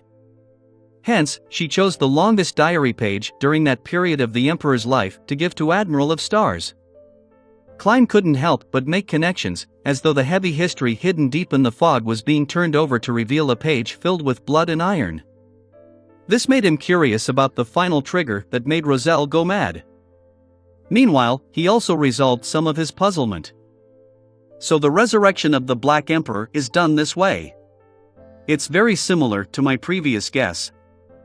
In the fourth epoch, there was actually a Tudor-Trunsoist united empire which was supported by the six deities like the Lord of Storms and the Evernight Goddess.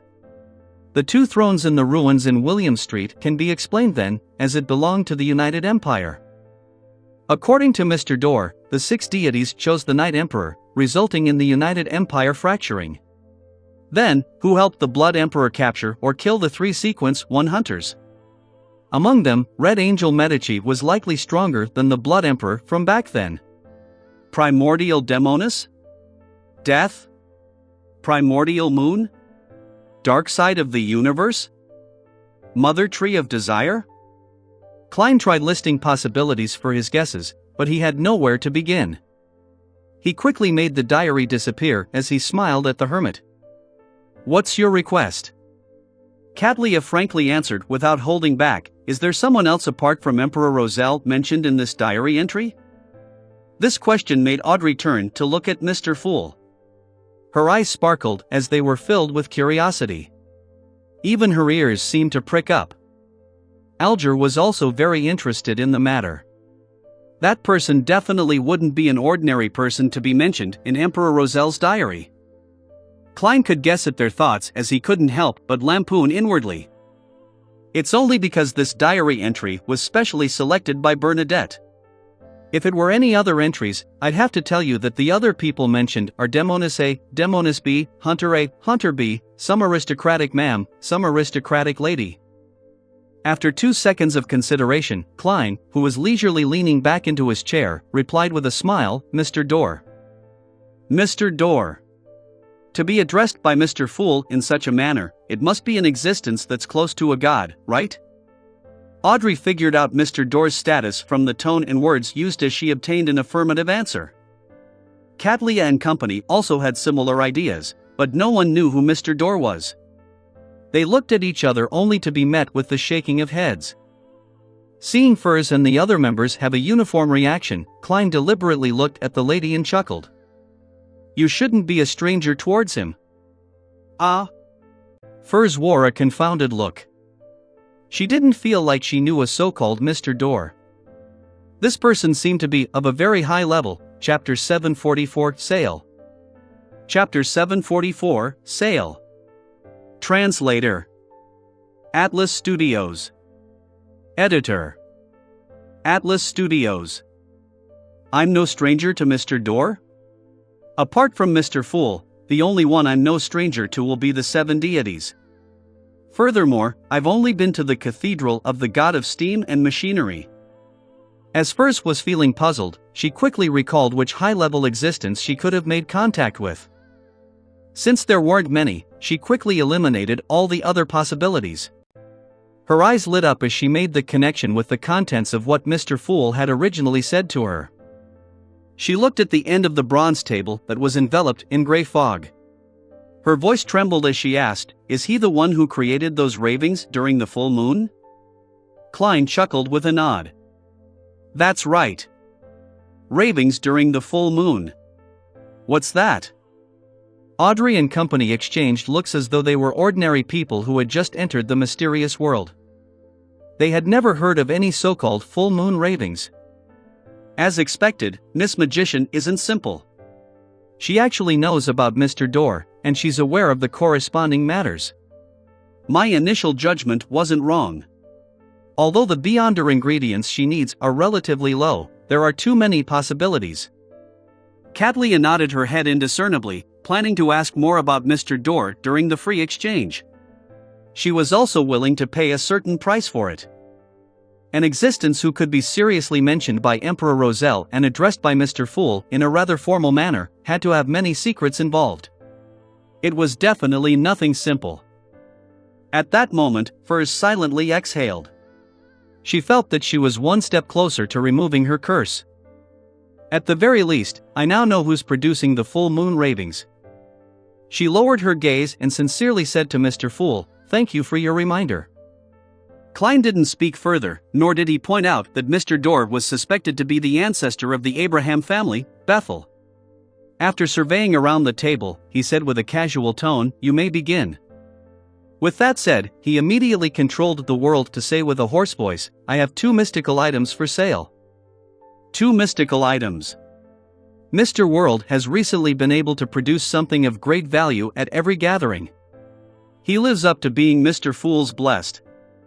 Audrey poignantly sighed in amazement as she cast her eyes towards the other end of the long bronze table. Clearly, she was looking forward to the world's explanation of the powers of the item. Alger was tempted, as he knew that the mystical items the world sold were definitely up to mark. However, thinking back to his lack of savings, with the secret to the primitive island already given to him, all he could do was silently sigh, feeling depressed. He still had 5 hours before arriving at Pasu Island, and he was yearning to immediately fly over and complete his report. Then, he could leave the area, find an ordnance to advance to Ocean Songster. Once he did that, he could explore that primitive island with the world, obtaining the relevant rewards, so as to ease his financial situation. As for Derek, Emlyn, and Furs, although they were somewhat curious about the mystical item, they lacked the desire to actually purchase it. One of them could submit an application to the 6-member council to select one mystical item which the City of Silver had for becoming a Sequence 6. The other wished to receive the rewards from the hunting competition, and he wasn't certain what the rewards would be, therefore, blindly purchasing items made it easy for redundancy and wastage to happen. Furthermore, he only had the 2,000 to 3,000 pounds needed for the reward for clues. As for the last one, she didn't even have the money to purchase it. Catleya looked at Gehrman Sparrow with piqued interest as she considered the possible origins of the mystical item. If it was suitable, without clashing with the 2 mystical items she had, she didn't mind buying it. Seeing how the 2 major clients appeared interested, the world gave a deep chortle. One of them is Scales of Luck. It's what I named it. As he spoke, he requested Mr. Fool to conjure the silver necklace that had an ancient coin dangling from it. After introducing its mystical effects and negative effects, he glanced at Audrey and specially gave a warning, "I suggest that Beyonders lacking in combat strength don't purchase it. Although it can allow one to avoid a fatal blow, the subsequent backlash is equally dangerous. One needs to have sufficient combat strength and sharp reactions to have a chance of surviving the backlash." Thinking back to how she took on more of a support role, one that leaned towards control and influence, as well as her lack of combat experience, Audrey nodded with slight disappointment. It was an indication that Mr. World was right. Mr. World is pretty nice to me and the Tarot Club members. He's willing to give such a warning. This would have prevented him from selling it. Audrey adjusted her understanding of the world. The hermit found the description extremely familiar. She had apparently heard of the effects of the Scales of Luck. Scenes quickly flashed through her mind before finally being fixed onto a few particular scenes. Catleya's eyes constricted as she blurted out in surprise, "Senor? It's likely Admiral of Blood Senor's necklace. It looks similar, and the effects are identical. Where did Gehrman Sparrow obtain it? What did he do this time? Did I miss some important news over the past few days while the future was out at sea?" Catleya instinctively suspected that the world had stirred up something massive again. Klein thought about it and controlled the world to laugh deeply. He's already dead. He wasn't against letting Miss Justice and company realize that Gehrman Sparrow was equivalent to the world. After all, there were already 2 people who knew, and he didn't plan on using this identity frequently in the future. A powerful member who often took action made the rest of the Tarot Club feel a greater sense of belonging. He's already dead. Gehrman Senor killed Senor? In the previous battle, I only held a slight advantage over him. Catleya discovered that she was increasingly unsure of the world's strength. Although Admiral of Blood's bounty was higher than hers, it was mainly because he did more evil deeds. In terms of her strength and mystical items, Catlia was slightly stronger. It wasn't as if she had never had any conflict with Senor. She had held the advantage several times, but she had failed to mortally wound him. As for Dearman Sparrow, she believed that he was inferior to her when they met on the future. He was even unlikely to defeat Vice Admiral Ailment Tracy in her optimum state. Only when this crazy adventurer completed his advancement and hunted Slaughterer Curtius did she determine that he truly had the strength of a pirate admiral and was someone at her level. However, a week had just passed, and Gehrman Sparrow had completed another hunt. He had finished off Admiral of Blood Senor, who was one of the top 3 pirate admirals. Catlia knew that she herself was incapable of doing so. He's dead? Admiral of Blood Senor is dead? Gehrman Sparrow did it? He's killing 1 sequence 5 a week? Furthermore, each one of them is stronger than the last. Even if he's Mr. Fool's blessed, isn't such strength too ridiculous? Especially when he hasn't become a demigod. Was it done with the help of the other blessed? The church should have the relevant records, but at my present position, I won't be able to read them. Alger was secretly alarmed as he automatically began to consider a reasonable explanation. Audrey was still in her family castle in East Chester County. All she read was a few newspapers and magazines that involved the entire nation, so she wasn't aware of what happened at sea. However, from Ma'am Hermit's tone and words, she could tell that Mr. World had done something incredible again. Senor. Mr. Hangman had apparently mentioned it before. It's Admiral of Blood's name. Mr. World finished off this pirate admiral and obtained his mystical item? How amazing. That's practically what I dreamed of. Back when I had heard of the 7 pirate admirals, I had imagined myself becoming a powerful beyonder to adventure out into the sea to capture all of them and hand them over to the kingdom. So our tarot club is already this powerful. I have to investigate who killed Admiral of Blood. That way, I'll be able to figure out Mr. World's real identity. But would he be unhappy about that? No, he mentioned it himself, so he's likely willing to let himself be known. Audrey thought in glee. Furs, who needed to read various newspapers to obtain material, instantly recalled a piece of news that she had recently read. Admiral of Blood Senor was suspected to have been killed by the crazy adventurer, Gehrman Sparrow. See, could it be that Mr. World is the crazy adventurer is the crazy adventurer with a bounty of 50,000 pounds? Furs felt respect. She began to believe that he had the ability to help her finish off the Aurora Order Oracle, the suspected traveler, Louis Veen. Emlyn shared similar feelings as Audrey. This was because he seldom read minor newspapers. His area of activity didn't include any information gathering grounds. As for Derek, he wasn't one bit surprised. He had long confirmed that Mr. World was extremely powerful. Even though Mr. Hangman had once mentioned that Admiral of Blood Senor was very powerful, he believed that Senor was inferior to Mr. World due to a lack of any direct impression of him. Catlia said after a few seconds of silence, "How much do you plan on selling it for, or what item would you like to trade it with? If the price is suitable, I can consider it." Great. There's finally someone who's interested. Klein, who was burdened with immense financial pressure, controlled the world to say, 12,000 gold pounds. He was afraid Catlia would be frightened away by such a price, so he quickly added, "You can choose to pay a portion with gold coins. That way, all you will need is 11,000 pounds. Klein believed that Admiral of Stars, who had plundered gold-carrying ships from various nations, definitely had some gold reserves. Even if she didn't have much, she could exchange for them from other pirates. This would allow him to make his first payment to Miss Messenger. As for fishing up sunken ships, due to the existence of the Church of Storms, Klein believed that any easily discoverable ships would have long been found by the irascible Storm Brothers. Sea King isn't weaker than Sea God, and there had to be a handful of people at the level of Sea King inside the Church of Storms. Catlia did a silent calculation and said, 4,000 pounds worth of gold coins and 6,500 pounds in cash. We can close the deal if you are agreeable. The money wasn't easy to raise, even for her, but she had the Moses Ascetic Order backing her. Spending about £10,000 to obtain the scales of luck was something that no secret organization would object to. As expected of a pirate admiral. Unfortunately, I have to avoid the Rose school of thought, and I can't clean out Admiral of Blood's ship. Klein made the world carefully consider it before saying, deal. Chapter 745, Knowledge is Money.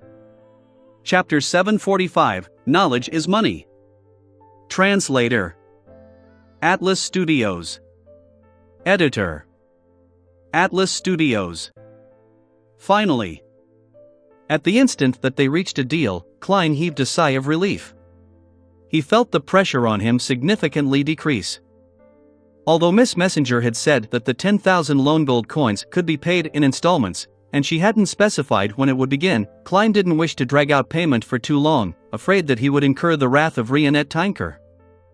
After all, she was a spirit world creature at the demigod level. If she really ended up mad, she had the means to make things difficult for her employer even if she was restricted by the contract. Besides, the cost of acting as a tycoon is just too high. The salary of 20+ servants and the corresponding costs is only just a tiny portion. There's still the carriage, horses, wine, gifts for neighbors, banquets, and investments to conceal my status, each of them more expensive than the last. If I don't save up enough cash, I'm afraid I'll go bankrupt and be unable to continue. Sigh, £6,500 with the cash I already have should be able to last until I confirm my target, right? No, the experiences from the past 2 days have proven to me that I should never use my own understanding to imagine a tycoon's life. I probably still need another £5,000 to £6,000 to barely maintain it. Klein wished to raise his hand to rub his temples, but he ultimately held back. He soothed his mind and made the world look around again before saying with a hoarse laugh, the second item is biological poison bottle. He used a relatively succinct description to describe the conjured brownish translucent bottle. He emphasized the few poisonous traits it had, how long it took, how to prevent the effects ahead of time, and any negative effects it gave while carrying it. Audrey felt a chill down her spine as she felt a little embarrassed. She felt the former because of the terrifying poison that made one rip off their skin and flesh, while the latter was a result of the strange aphrodisiac effects it had on a wide area. This is truly a crazy mystical item. It's the type that needs to be prepared ahead of time to show its full effects. It's quite useless against an ordinary spectator because observation and reading minds can help the low-sequence beyonders of this pathway detect the danger ahead of time and make the necessary actions. However, there's no need for me to do so. If I were to detect danger ahead of time, I can directly cry out for my guards. Besides, I don't like such effects. It will easily harm myself. Audrey, you're already a mature and rational beyonder. You can't buy everything you see. Audrey seriously considered it for a few seconds before giving up on asking the price. Seeing Miss Justice not ask for the price, Klein couldn't help but let the world add, £5,200. Audrey bit down on her inner lips as she politely shook her head. I wish to obtain a mystical item that's more offensive in nature. Spectator was a pathway that lacked any direct attacks in the early stages, one that was only effective at affecting or controlling their targets.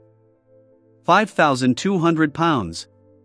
Alger, Furs, and Emlyn repeated the price softly in unison before they shirked all thoughts about it. £5,200, Catleya suddenly seemed to recall something as she paused obviously. She then quickly added, it's not necessary for me. Ma'am Hermit seems to be afraid of something. Audrey acutely read her emotions. For a split second, Catleya felt that the biological poison bottle had a lot of synergy with poison expert Frank Lee. Furthermore, their powers didn't overlap too significantly, and they even complemented one another. She was wondering if she should purchase it for her first mate since he had saved up quite a bit of money, but considering how Frank Lee might come up with terrifying experiments after obtaining the biological poison bottle, she trembled and gave up on the idea. She didn't wish to see the deck of the future produce the children of the crew, the kind that mood. After the gathering is over, I'll write to Miss Sharon and tell her that Admiral of Blood's necklace has been sold. All that's left is the biological poison bottle.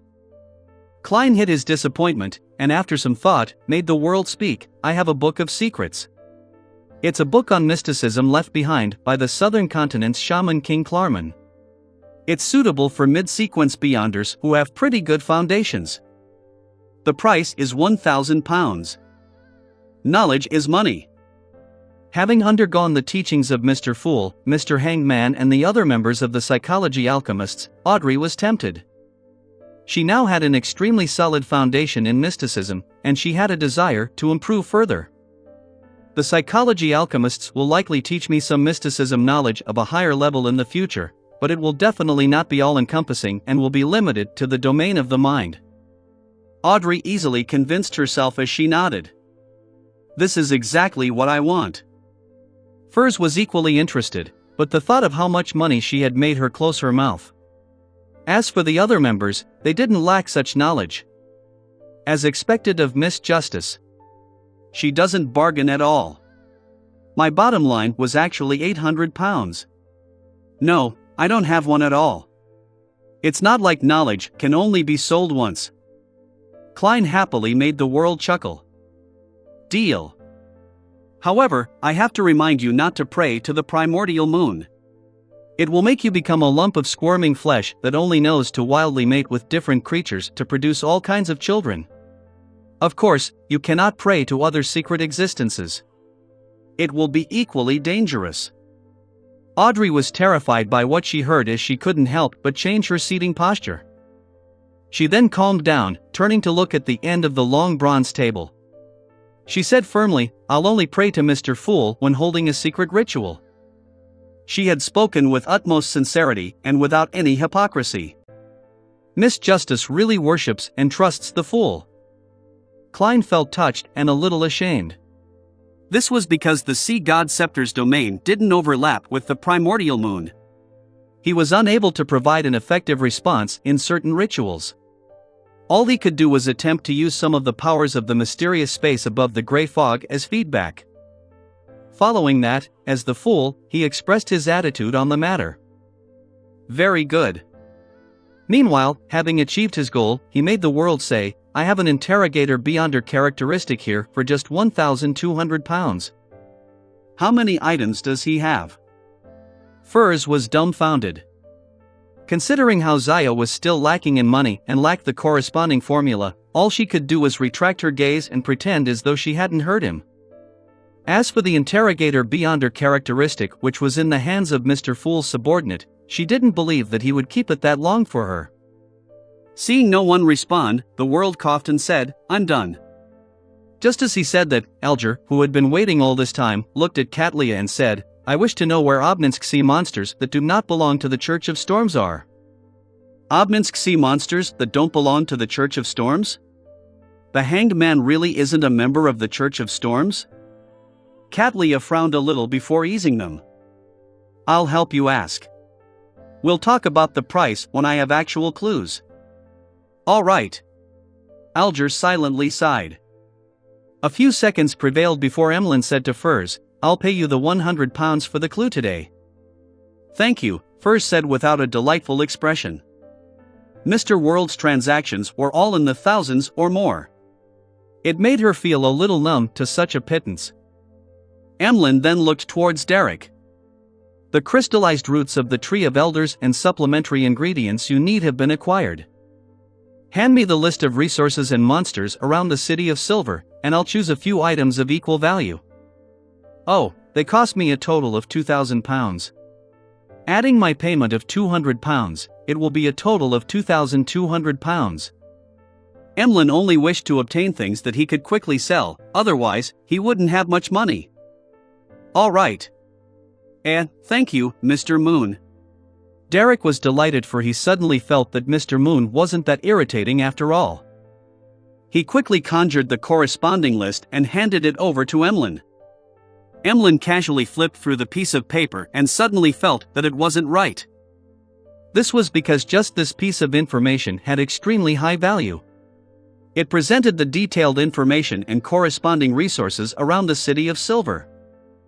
I remember that they didn't pay to see this list. Emlyn couldn't help but glance at the Hanged Man Alger and the Hermit Katlia. At that instant, he seemed to understand something. When he looked at the sun again, Emlyn had a newfound sense of superiority, as well as a sense of guilt he couldn't get rid of. He cleared his throat and said, this, also this. Derek seriously memorized what was said, and he indicated that there was no need for him to return to the City of Silver, as those could be gathered around Afternoon Town. Following that, Audrey inquired about clues to the fruit of an illusory chime tree, but she received a disappointing answer. When the transactions came to an end, it didn't need the fool to announce it, as they automatically entered a free exchange. Alger looked towards Little Sun and said, "Are you still in Afternoon Town?" "Yes, but we will be returning to the City of Silver soon. The new expedition team arrived today." Derek not only answered Mr. Hangman's question seriously, but he even offered a tidbit. "I've already told the chief that while clearing out the Afternoon Town monsters, I obtained the potion formula for notary." The Hanged Man nodded slightly and said, "What was his attitude?" "He only said very good." Derek carefully recalled what had happened. Alger chuckled when he heard that. "You can be at ease. Your chief is very happy to see you grow. In contrast, he will be more wary of the Elder Council's shepherd." He didn't continue on the topic as he informed all the members of a piece of news. Recently, many pirates have been heading to Bancy Harbor. They discovered that it has already been completely destroyed. Even if it's rebuilt, it would take several years. Chapter 746, Same Night. Chapter 746, Same Night. Translator. Atlas Studios. Editor. Atlas Studios. After hearing the Hanged Man's description, Klein couldn't help but recall Red Angel Medici and the evil spirit found in the underground ruin. However, he didn't share the discoveries of his exploration this time. Firstly, there wasn't a need to, and secondly, it involved Miss Sharon. As for the other members, they had already learned that Bancy Harbor had been destroyed. And since the Hanged Man hadn't revealed any new information, there was no need for them to reply to the matter. Realizing that no one was saying anything, Alger glanced at the world before looking back. He said calmly, "That's all from me." The hermit immediately turned to look at Furs. "Ma'am, what do you know about Mr. Dorr? I can pay for the corresponding piece of information." Furs, who didn't wish to expose her problems, suddenly hesitated when she heard the latter half of the sentence. She was momentarily tempted. "Payment. I wonder how much Ma'am Hermit can pay me. I don't really know much about Mr. Dorr either. Furthermore, some of the knowledge stems from Mr. Fool's words." Furs looked to the end of the long bronze table once again and asked, "Honorable Mr. Fool, can I tell her?" As he met her every full moon, Klein knew that Miss Magician's financial situation wasn't in the best of states, so he smiled with a nod. "Yes." Furs silently heaved a sigh of relief, turned to Catlia, and said, £500. "You can request for a private exchange."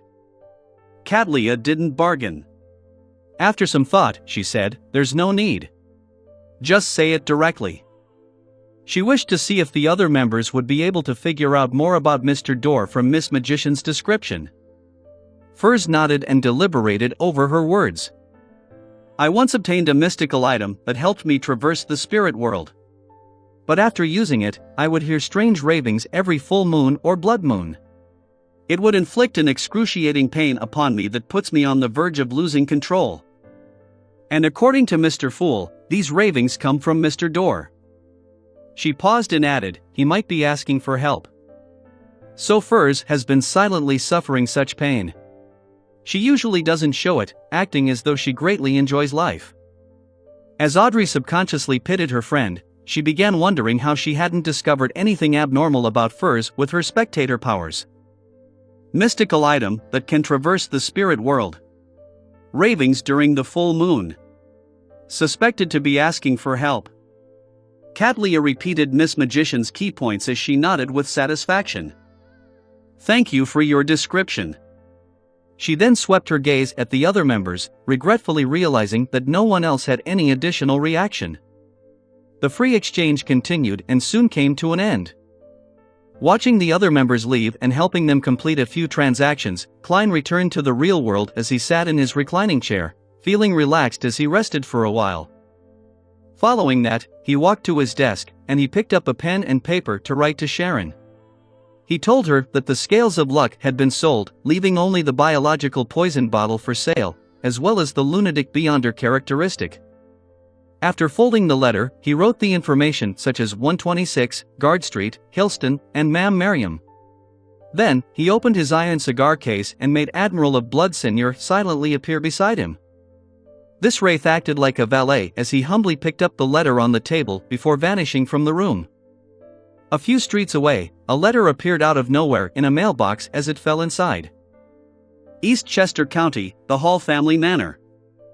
Audrey looked at the mirror with her unfocused green eyes as the contents of the book of secrets filled her mind. This knowledge formed an illusory book that appeared upon being recalled.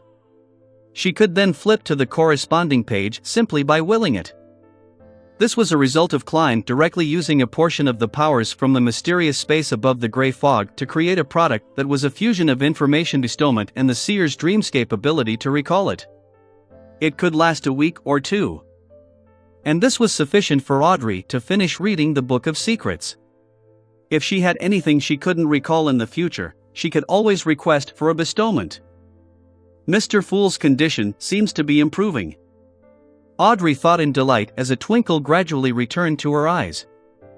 She stood up, walked to the door, and said to the bored golden retriever who was sprawled on the ground outside, "Susie, you don't look ladylike enough this way." Susie looked around warily and twitched her nose before saying, "This is the most standard action during hound training." "But you aren't a qualified hound." Audrey lampooned as she said with a smile, "I thought you would reply, Audrey, I'm only a dog." Susie replied in a serious manner, "An excessive use of repeated words makes it easy for others to grasp your personal habits and mental gymnastics." "Audrey, that's what that book on psychology wrote." Audrey was momentarily at a loss for words. At that moment, she saw her father, Earl Hall, with his valet and attendant walking up the castle's staircase. Even though it was sunny outside, this place remained dark and gloomy. There were even candle stands that had been lit. They were embedded in the walls as they illuminated the stairs. "This castle is just too old. I think it needs a major renovation," Earl Hall casually grumbled to his daughter. Audrey nodded in a demure manner and said, "Yes, my dear Earl. This is precisely why I dislike this place. It makes me feel like I'm slowly rotting away. But I'm actually spending £13,000 a year to repair this place," Earl Hall said with a regretful chuckle. Audrey glanced at Susie and smiled at her father. "Father, is there something for me?" Earl Hall pointed at the papers in his attendant's hands. "A telegram from Backlund. Someone is selling 10% of the Backlund Bike Company. Are you interested? I think this industry has a very bright future. And it's currently far from reaching its lowest estimated prospects." Bike? Audrey found the word rather unfamiliar as her eyes darted around, her expression slightly confused. Earl Hall smiled at his daughter. "It's a kind of machinery with two wheels that allows a person to ride on it. You can understand it as a carriage for the ordinary person. In Lone and Backlund, the majority of the population doesn't mostly comprise of the nobles or businessmen, but the ordinary people who engage in labor work. Next would be the type of people with some technical skill and standing. This is the target audience of the bike. They have absolute numbers, as well as the required ability to purchase it. Even if 10% of them are willing to buy a bike, it will lead to quite a wonderful development for this company. Yes, they hold the corresponding patents." Audrey trusted her father's foresight, and she could understand the prospects as described by him. She nodded gently and said, "How much would the 10% shares cost?" According to preliminary estimates, the Backlund Bike Company is currently valued at £50,000. This is because the product's advertising and sales campaign still needs time to develop further. Therefore, you can't naively believe that the 10% shares are only worth £5,000. I suggest that you bid £8,000 in the first round of bidding, with a bottom line price of £15,000. I will send people to help you in this matter, Earl Hall answered succinctly. "About £10,000. I've mostly used up the cash for this month." Clearly a little embarrassed, Audrey said, "Father, I won't be able to produce that much money on such short notice. And selling my shares, estate, collections, or await their profits will require some time." Earl Hall laughed out loud. "There's no need to go through so much hassle. You can mortgage your shares in the Backlund Munitions Corporation or Pritz Commercial Marine Company to the bank for a short period of time to obtain the cash. Once the matter is complete, you can mortgage the shares in the Backlund Bike Company for a longer period of time, using the mortgage loan to pay off the first loan.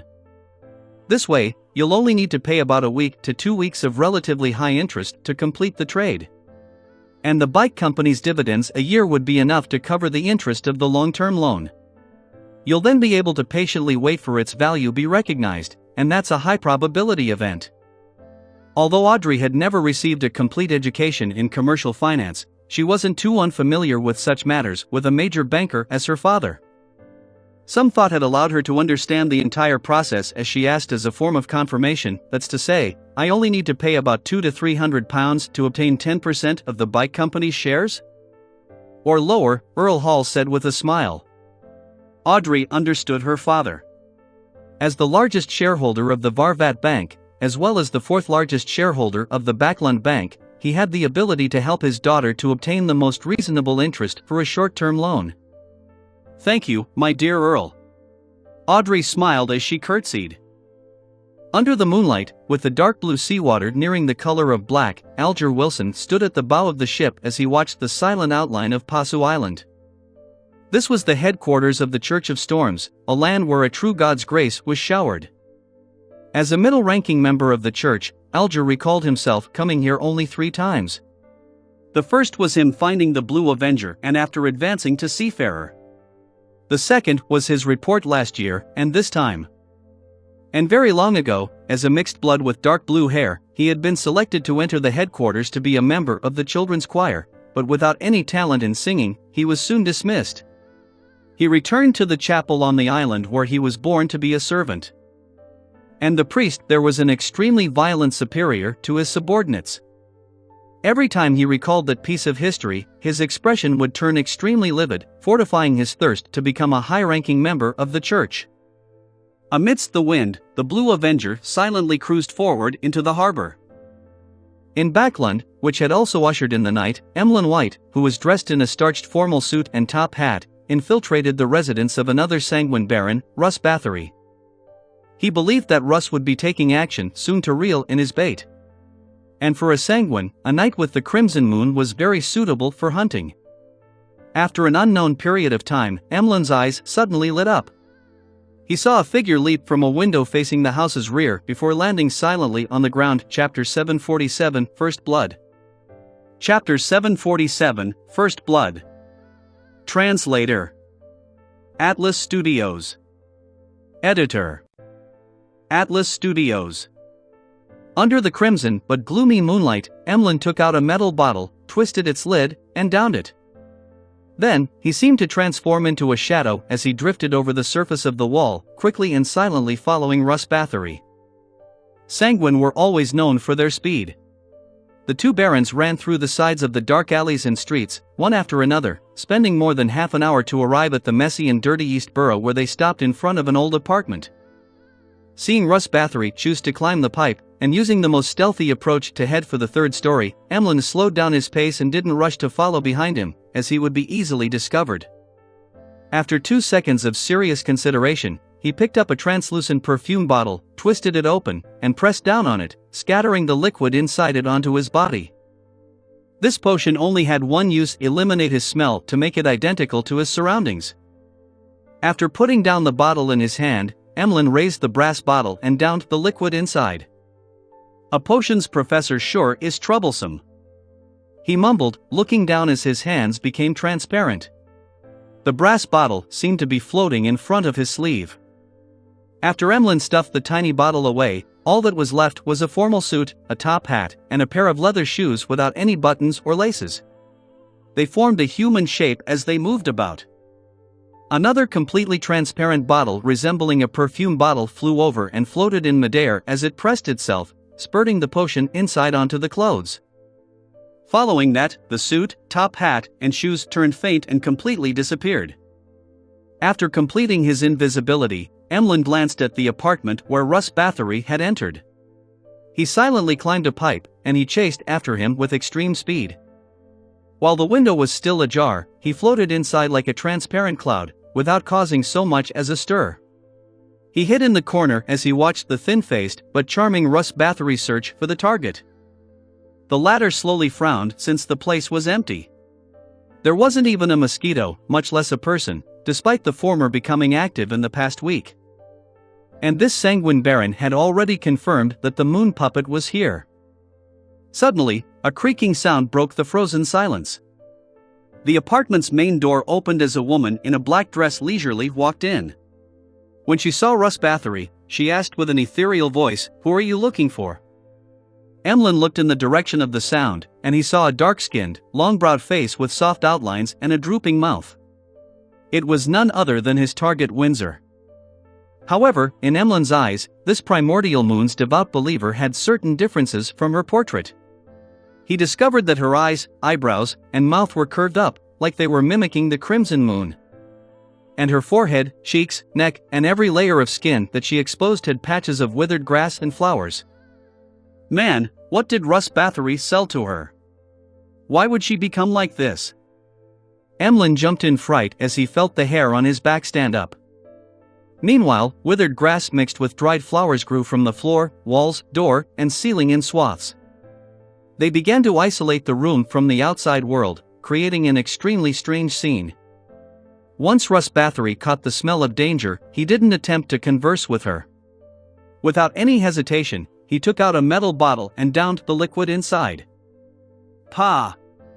He threw the bottle as his body dragged out after images as he pounced towards the mutated Windsor.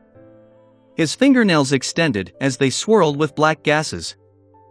The withered grass and dry flowers that were embedded in Windsor's face made her look like a huge doll. She met him at an equally fast speed, clawing at Russ Bathory without any aversion to being injured. Bang! Bang! Bang! After a series of collisions, Russ Bathory was sent flying back as he slammed into the wall. His sleeves were ripped apart, revealing the bone-deep scratches on his skin. And in the midst of his flesh, the withered grass and dried flowers slowly grew from the inside out. What a monster! This was the first time Emlyn was encountering such an enemy. He huddled in a corner and nearly forgot to help his kinsman. He didn't rashly appear as all kinds of thoughts flashed through his mind. As he observed the battle between Russ Bathory and Windsor, he considered how he should deal with the situation. The strangest of all is the withered grass and dried flowers. Withered grass and dried flowers. They're likely afraid of fire. Emlyn's heart stirred as he immediately abandoned his invisibility, took out another metal bottle, twisted its lid, and downed it. He then spewed out all the liquid in his mouth. The grayish-red liquid ignited upon contact with air, extending its scorching flames to the side. The flames stacked upon each other as the fire extended. Instantly, they engulfed the room in a scarlet ocean of fire. Amidst crackling sounds, the withered grass and flowers were ignited one after another as they rapidly spread the flames to their own kind. In just a few seconds, the sealed environment was on the brink of destruction. As for the grass and flowers on Windsor's body, they were also turning aflame. At this moment, Russ Bathory had a gaping hole dug through his chest, making him lose a great portion of his combat strength. He was relying on the Sanguine's extraordinary recovery ability to barely hold up. Seeing his enemy as a flaming torch, Emlyn acutely noticed that her aura was weakening. He didn't hesitate to lunge forward, circle around Windsor, and deliver several clawing swipes. Beneath his feet, wisps of black gas rose and swirled around the primordial moon believer like chains that bound her vitality. Bang! Bang! Bang! Bang! Bang! Bang! Intense and short bursts sounded as the two figures suddenly closed the distance. All movement within the scene had vanished in the end as Emlyn grabbed Windsor's throat with his left hand, raising her up. After hesitating for a second, he saw her hideous appearance and snapped her neck. Pah! A thin, miniature wooden puppet embedded with withered grass and dried flowers fell from Windsor's body as the flames in the apartment gradually died out. Emlyn yanked Windsor's mutated head, turned around, and faced the heaving Russ Bathory. He then pressed his free right hand to his chest, and he bowed with a smile. "Thank you for your help." Seeing Russ Bathory instantly turn furious and helpless, Emlyn added in great delight, "Remember to hand over the puppet and the Beyonder characteristic to Lord Nibs. They might be problematic." After saying that, black gases coagulated behind him, turning into two illusory bat wings. With a whoosh, Emlyn flapped these wings as he turned to fly out the window and land in the dark, nearby alley. When he landed, he quickly converged the black gases and turned to look around. Seeing that Russ Bathory hadn't followed him, Emlyn heaved a sigh of relief as he pressed his fist to his mouth. As he coughed, he mumbled, "I hate fire. I hate smoke." He was just about to leave East Borough when he felt a chill run down his back. Emlyn's mind instantly tensed up as he held onto Windsor's mutated head, slowly turned around, and looked at the shadows in the corner. He first saw a very tiny figure before identifying it. The body was thin and long, akin to a wooden pole. Its eyes and mouth were curved like a crescent, and its surface was embedded with plenty of withered grass and dried flowers. It was none other than the moon puppet from before. "It's targeting me. What the hell is this? I'm still very far from where Lord Nibs stays. It's really dangerous outside." Thoughts surfaced in Emlyn's mind as he felt his spine turn cold and his muscles turn tense. As these thoughts flashed through his mind, he suddenly had an idea. He stared at the moon puppet, and he murmured in ancient Hermes, "The fool that doesn't belong to this era. The mysterious ruler above the grey fog. The king of yellow and black who wields good luck. Can't a man have some sleep in the middle of the night?" Klein sat up as he rubbed his temples in fury. He quickly left his bed, took 4 steps counterclockwise, and he entered the space above the grey fog. He then took his seat that belonged to the fool. "It's that fellow, Emlyn White?"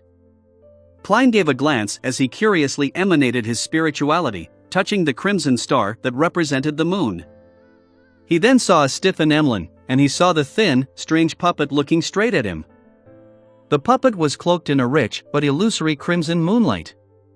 They were undulating like a tidal wave, making a connection with something high in the sky. At this moment, the crimson moonlight was spreading silently, enveloping Emlyn White within. "There's a problem. There's something wrong with this puppet." Klein, who could see more with the grey fog's aid, didn't hesitate to summon the sea god scepter from the junk pile into his hand. The blue gems on the end of the bone scepter lit up one after another, emitting a blinding luster. After chanting Mr. Fool's honorific name and seeking his assistance, Emlyn felt his already cold blood turn colder. It felt like it would slowly freeze into ice. This made his body rapidly turn stiff as he watched the moon puppet stumble and swagger towards him. At this moment, a silver bolt streaked down into the alley, causing all the gloom and darkness to scatter. Pa! The lightning bolts sizzled into a ball of lightning and landed on the moon puppet, drowning it in a swath of silver. The burst of light dissipated immediately as the strange puppet was left charred black. It lost its decorations as it collapsed. As for Emlyn, his blood no longer froze as it resumed its flow. With him quickly recovering from the stiffness, he knew that Mr. Fool was watching. He hurriedly asked softly, what can I sacrifice to you?" He always believed that Mr. Fool adhered to the principle of equivalent exchange. Therefore, he believed that he needed to pay a corresponding price for requesting his assistance.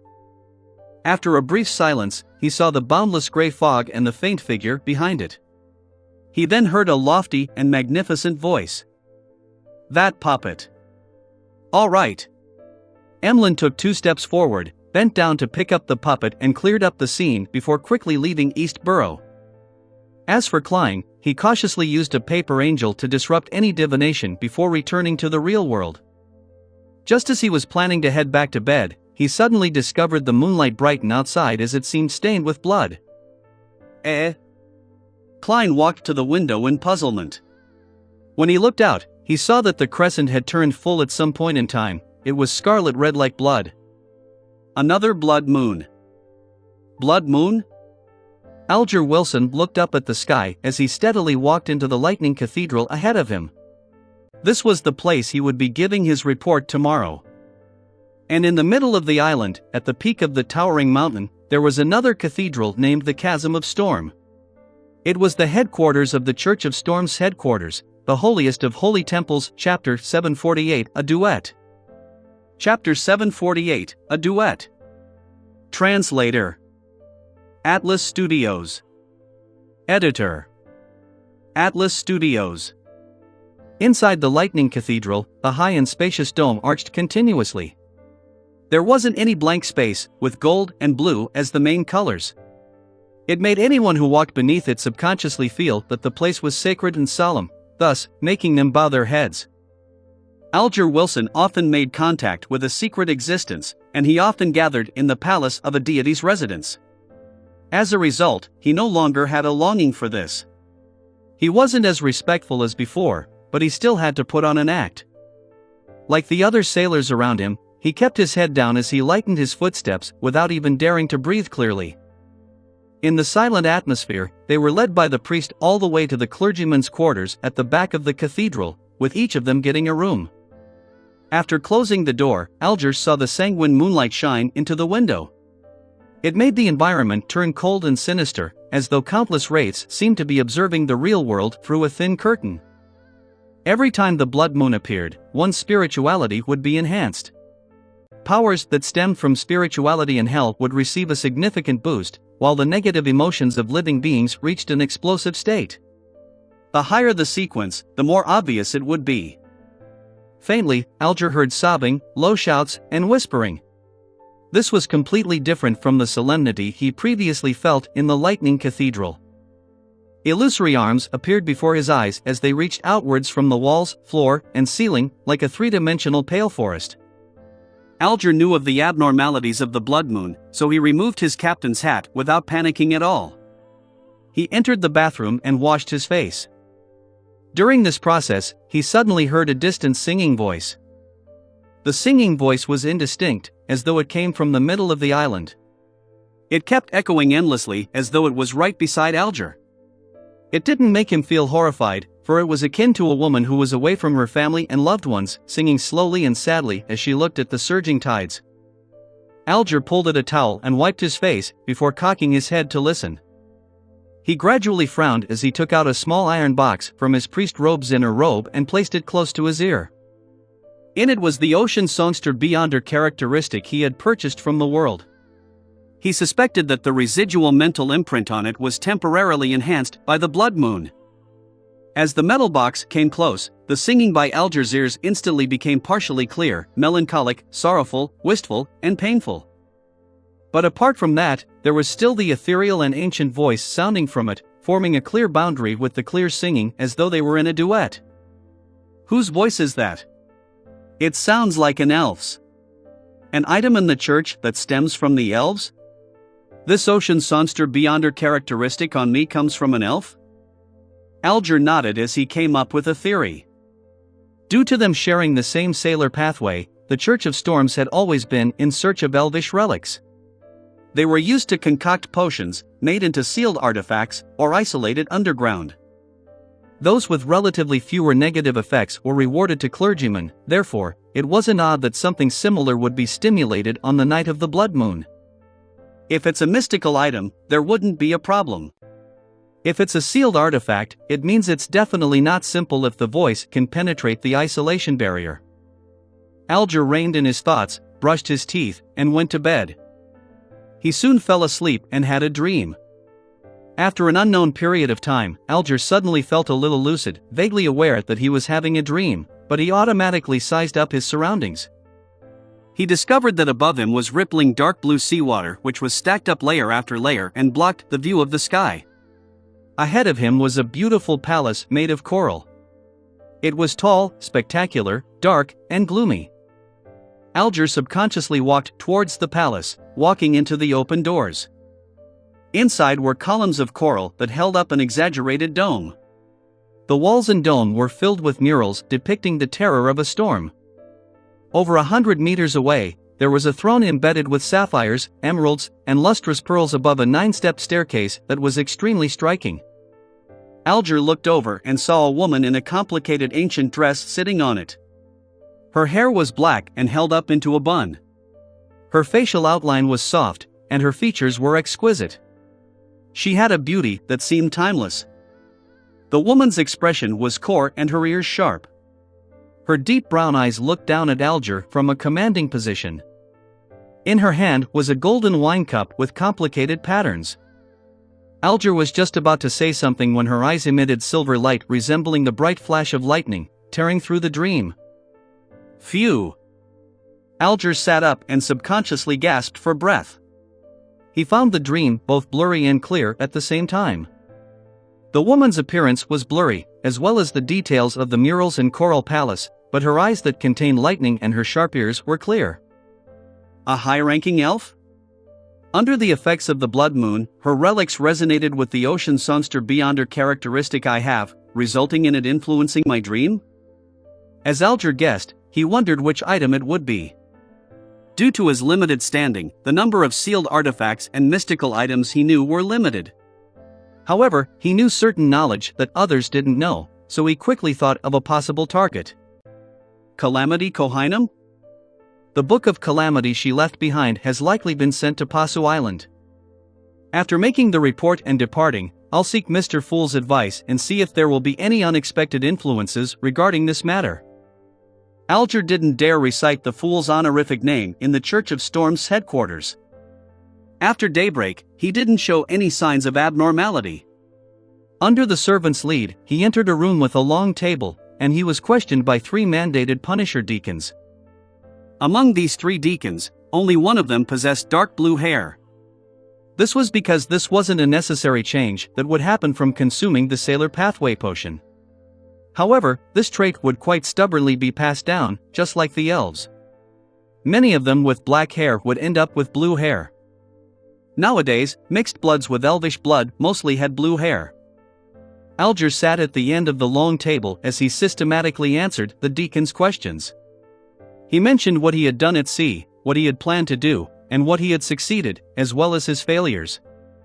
And this would be compared to the description from his crew to prevent anyone from lying. Towards the end of his report, the deacon with dark blue hair glanced at Alger. He asked with a hoarse voice, "Do you know Admiral of Stars Catlia?" "Not only do I know her." Alger was nearly taken aback as he answered after some thought, "I met her at the pirate convention." The deacon didn't harp on the question as he directly said, "Think of means to get to know her. Try to investigate Gehrman Sparrow's situation from her." "So that's how it is. It's because Gehrman hunted Admiral of Blood?" Alger deliberately asked, feigning his ignorance, "What did Gehrman Sparrow do again?" The dark blue-haired deacon said in a peeved manner, "He nearly destroyed Byam." "Alright, this isn't something you should know. In summary, remember. Gehrman Sparrow is a very dangerous person. There's a secret cult backing him. That organization has a demigod that's at odds with the Rose School of Thought." Nearly destroyed Byam? A demigod in the organization? At odds with the Rose School of Thought? Alger deliberately didn't hide his shock. He originally imagined that a focus was placed on Gehrman because of his hunting of Admiral of Blood Senior, but who knew that the reason was far more complicated and ludicrous than he had imagined. What did Gehrman Sparrow do? When I pass by Byam, I should find the actual spot to take a look. Also, isn't our tarot club's archenemy the Aurora Order? Isn't Mr. Fool always targeting the true creator? Why did it change? No, why is there the additional Rose School of Thought? Alger muttered to himself inwardly. As for the tarot club having a demigod, he wasn't surprised. He even found it logical. How could an ancient existence not have a demigod under him? Besides, back when Vice Admiral Hurricane Kilangos died silently in a strange manner, he was already convinced that Mr. Fool had a high sequence blessed. Thankfully, my meeting with Gehrman was very secretive, otherwise, things would be troublesome. Alger listened in silence without asking any questions. Like before, he accepted the missions and got up to leave the room. Backlund's North Borough, outside 160 Buckland Street. Servants stood in 2 rows to welcome their master's arrival. With white hair at his temples and deep blue eyes, Dwayne Dantes wore a tailcoat and a top hat with an inlaid gold cane. Together with butler Walter and valet Richardson, he walked in between his servants and arrived at the entrance of the 3-story building. Waiting there was housekeeper Tanaja, who he had long selected.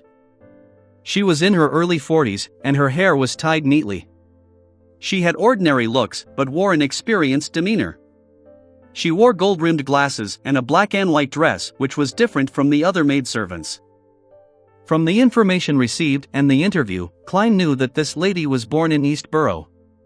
She was a believer of the Evernight goddess, and she had chosen to be trained by a charitable organization by the church at the age of 15, making her become a qualified maidservant. After more than 10 years of hard work, as well as the free lessons from the night schools, she was promoted from the lowest-ranking maidservant in a tycoon's household to a lady's maid. She later followed the tycoon's daughter when she got married, and she became a housekeeper until the family met with a financial crisis, forcing her to leave. She was extremely experienced when it came to managing a household. After this lady signed the contract, she received £1,000 from Dwayne Dantes as petty cash for the month before entering an argument with butler Walter on whether they should purchase or rent a carriage. From her point of view, since Mr. Dantes's goal was to enter high society and move into West Borough, or even Empress Borough, a carriage needed to be custom-made to not appear inadequate. Before that, they could rent a high-end carriage for a year and wait until there was hope of him becoming a noble before they had one custom-made.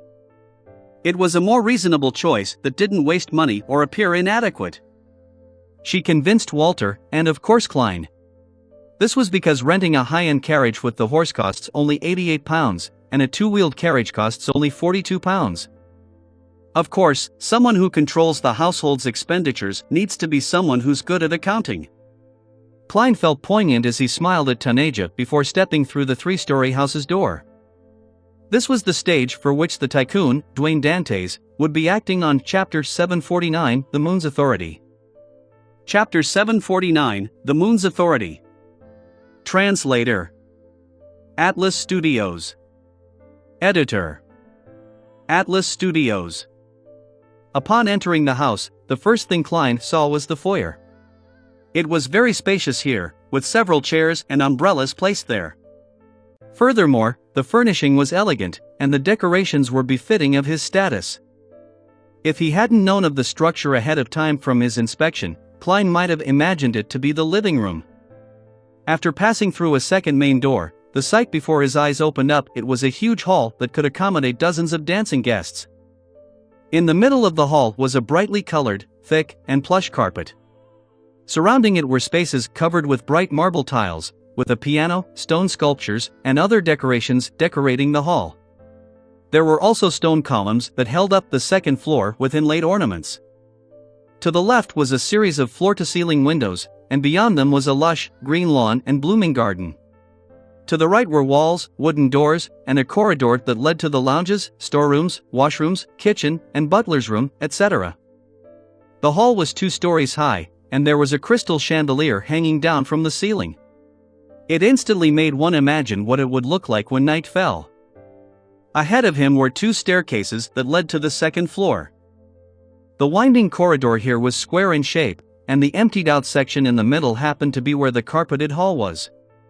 All Klein needed to do was hold a cup of wine and stand behind the railings of the second floor, and he could leisurely take in the sights of a ball below. There were many rooms on the second floor. There was a living room, an activity room, a dining room, washrooms, a billiard room, and many bedrooms. If any guests needed to stay for the night, they would stay there. Similarly, on the second floor, there were 2 staircases that led to the third floor. That was where Dwayne Dantes stayed. There was an exaggerated master bedroom, with a bar counter-equipped open room that allowed one to sunbathe and enjoy the scenery. There was a study which could be deemed as a miniature library, as well as 2 changing rooms and small bedrooms for the valet and the maid on night duty. There were also rooms meant for the household members and bathrooms, but Klein was currently a single man. As for the other servants, they lived in a terrace house behind the main mansion. In another direction was the stable. The mansion's underground area was equally spacious with a huge storeroom and wine cellar. Taking off his coat, Klein stood on the balcony in the half-open room on the third floor with his back straight. He took in the sights of the surrounding streets and couldn't help but sigh inwardly. There really is a reason why it's so expensive. The rent of £315 really can't be considered a waste. He had already paid a year's rent yesterday afternoon, and he could only force himself to enjoy this place that he rented. Meanwhile, he had also directly paid Walter a year's salary of £115. As it was very possible that he would flee once he obtained the Antigonus family's notebook, he didn't want to affect his butler's livelihood. By the same logic, he had long paid housekeeper Tanaja her annual salary of £42. It allowed this lady to realize how generous Mr. Duane Dantes was, as well as how mannered he was. Through the two head servants' negotiations and hard work, they hired all the servants. The annual salary of a male steward was £30, his valet, Richardson, was £35, the two footmen in charge of valeting guests and serving at the dining table each received £30, the two ladies' maids were £18 each. The two chambermaids were £12 each, and the two handymen were £12 each. Apart from them, the cook was £30, the assistant cook was £15, the scullery maid was £13, the parlour maid was £11, the nursery governess was £25, the steward's boy was £10, the two coachmen were £25 each, the two gardeners were £20 each. The two laundresses were £10 each, all for a total of £413. It cost about £8 a week. Together with the two head servants' annual salary, Klein needed to pay £570 a year, making it approximately £11 a week. This was still without including the expenditures for food, clothes, and all kinds of daily necessities. I'll pay £10 to £20 a week without any income the moment I open my eyes. Klein did a mental calculation as he forced himself to cast his gaze onto the garden. In the afternoon, he had paid off the rental fee for the two carriages and servants' first week's salary. Together with him giving housekeeper Tanaja £1,000 for the daily expenses, he only had £1,286 and 18 gold coins left. However, he would receive the payments from Miss Justice and Ma'am Hermit within the week. I wonder how long that £1,000 can last Tanaja. Just to store up the required alcoholic beverages for the balls would cost a few £100s. The rich Mr. Duane Dantes fell into deep thought and could hardly extricate himself from it. To calm his emotions, he decided to head above the grey fog while the butler and servants were busy with handling the household chores. He wanted to study the strange puppet which Emmeline White and sacrificed. After the blood moon happened, Klein had no choice but to return to the mysterious world and pull furs into it. He resisted the urge to sleep as he listened to her drone on about her daily life in Backland. After everything was over, he was just too tired. He accepted Emmeline's sacrifice, and after confirming that there wasn't anything weird, he returned to the real world and collapsed into bed. After straightening his stylish dark-colored vest, Klein walked to the door and said to the awaiting valet, "Richardson, I have a habit of sleeping in the afternoon for 45 minutes. I don't want anyone disturbing me." "Yes, sir," Richardson answered humbly. He was an illegitimate son with mixed blood. His father was Loanese, a supervisor at a manor, while his mother was a native from East Balham who was a slave in the same manor. After he was born, he was met with discrimination and bullying. This resulted in a weak and submissive character, and because he was good-looking, he was suitable for valeting guests. He was selected by the manor's master to be a valet before being brought to Backland. After both houses of the Lone Kingdom had abolished slavery, he found himself out of a job. All he could do was seek the help of the City Family Servant Assistance Association. Before Klein, he had served two households and committed some mistakes, but he did build up a wealth of experience. He caught butler Walter's notice, and he became Duane Dantes's valet.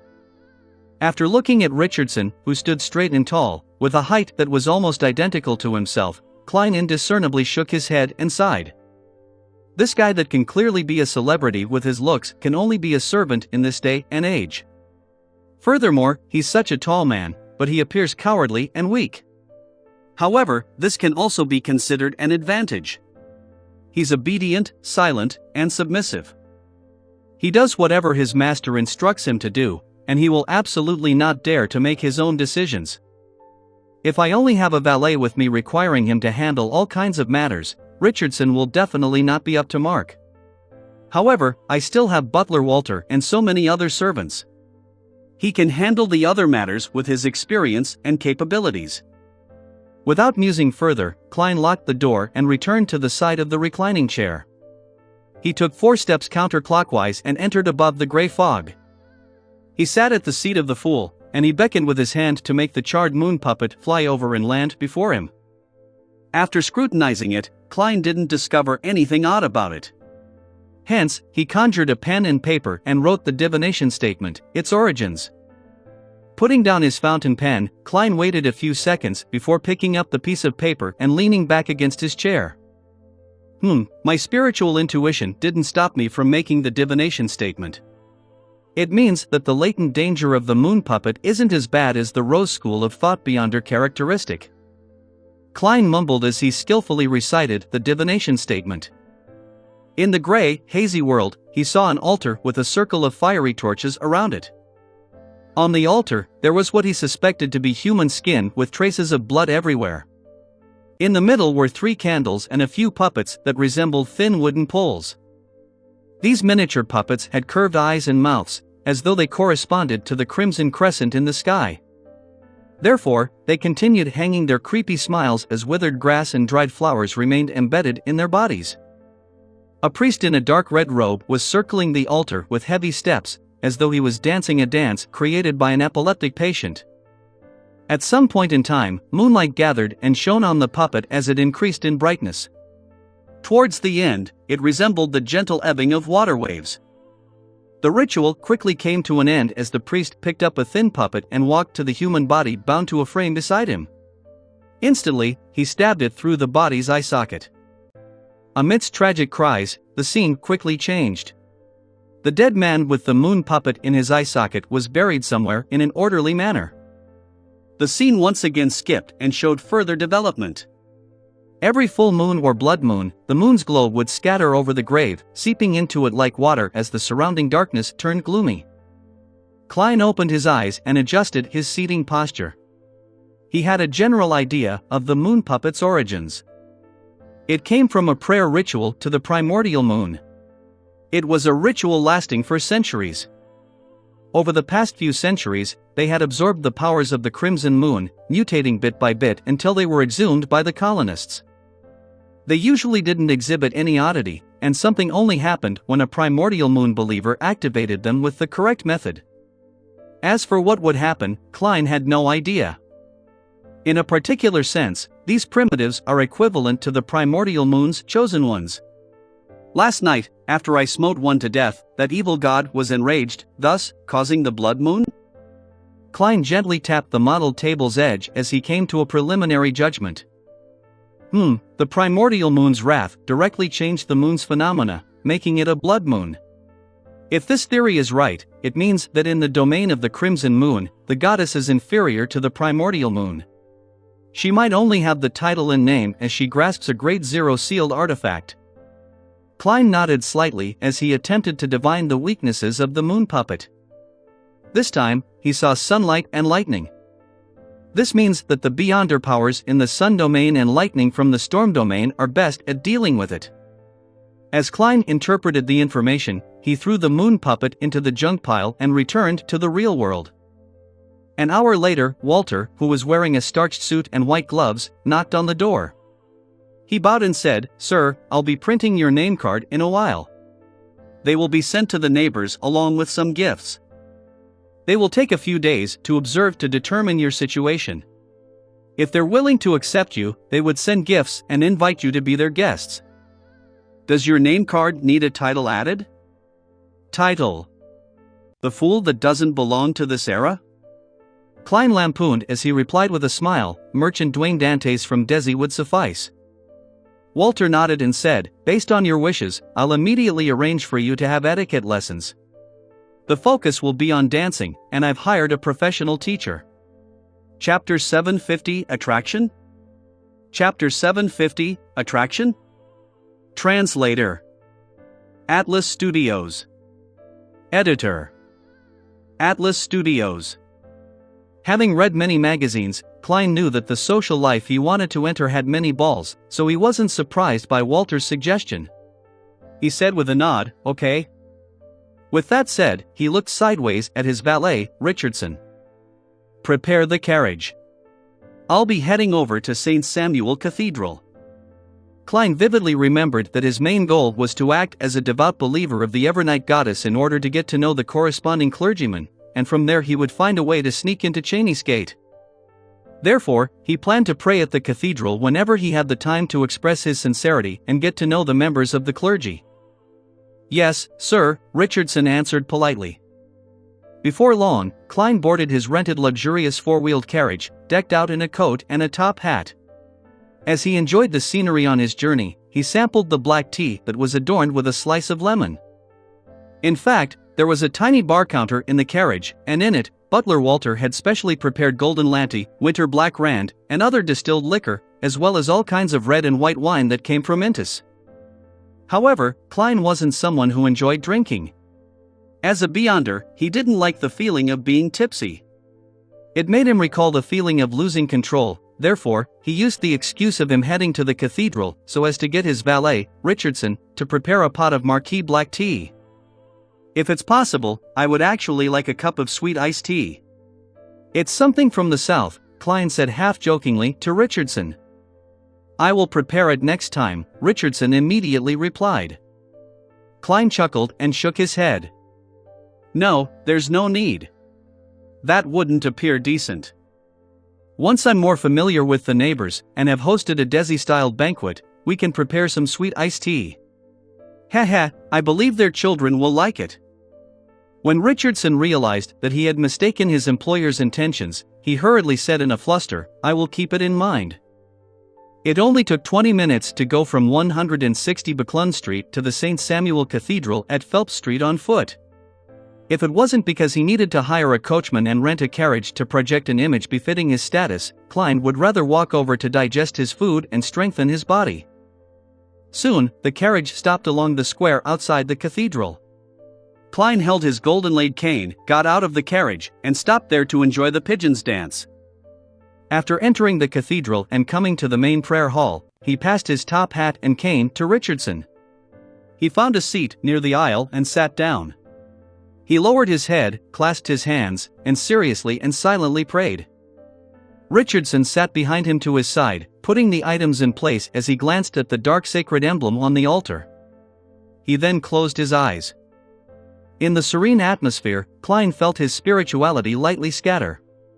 He wasn't too surprised by this, because the praying masses in the cathedral would encounter something similar.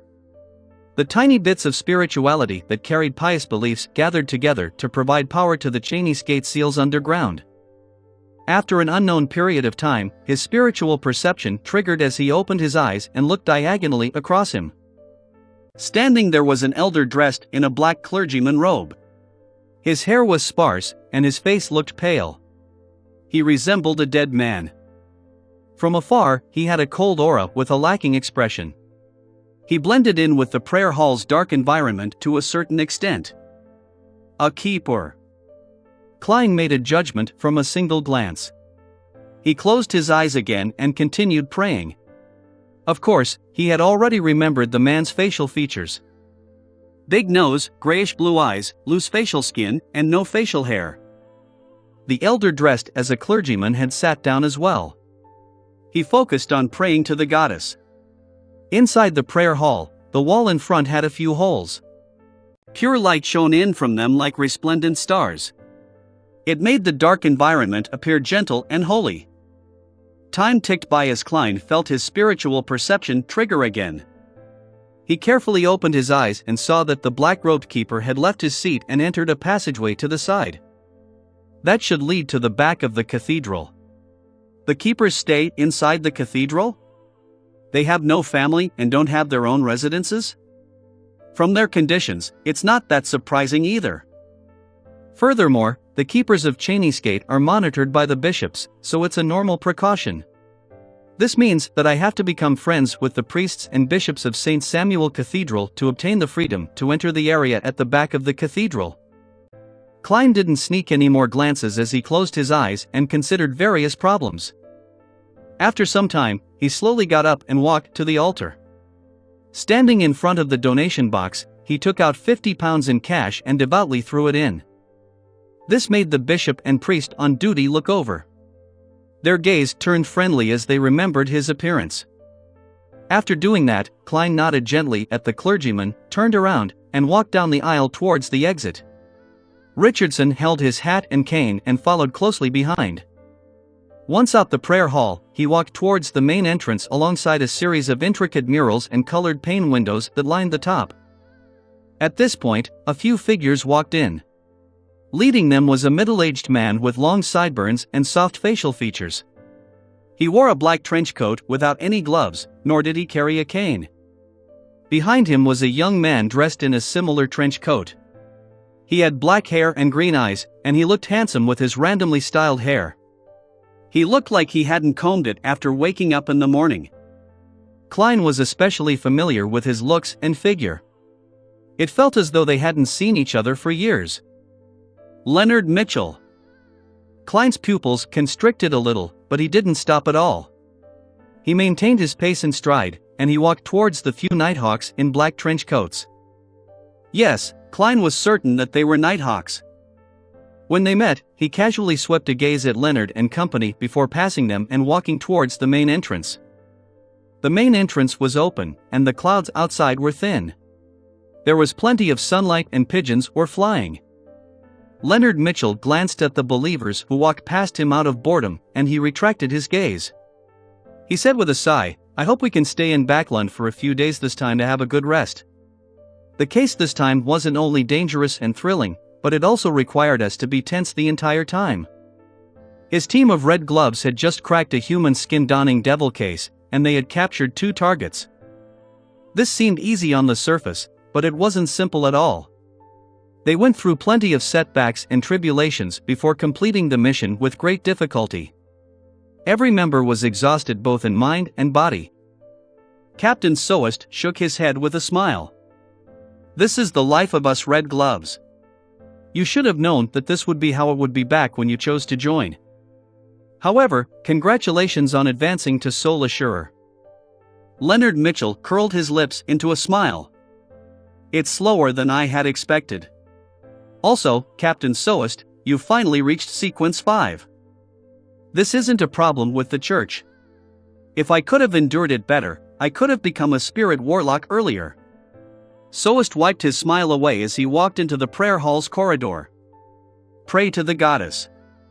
It will effectively eliminate your mental stress, allowing you to recover."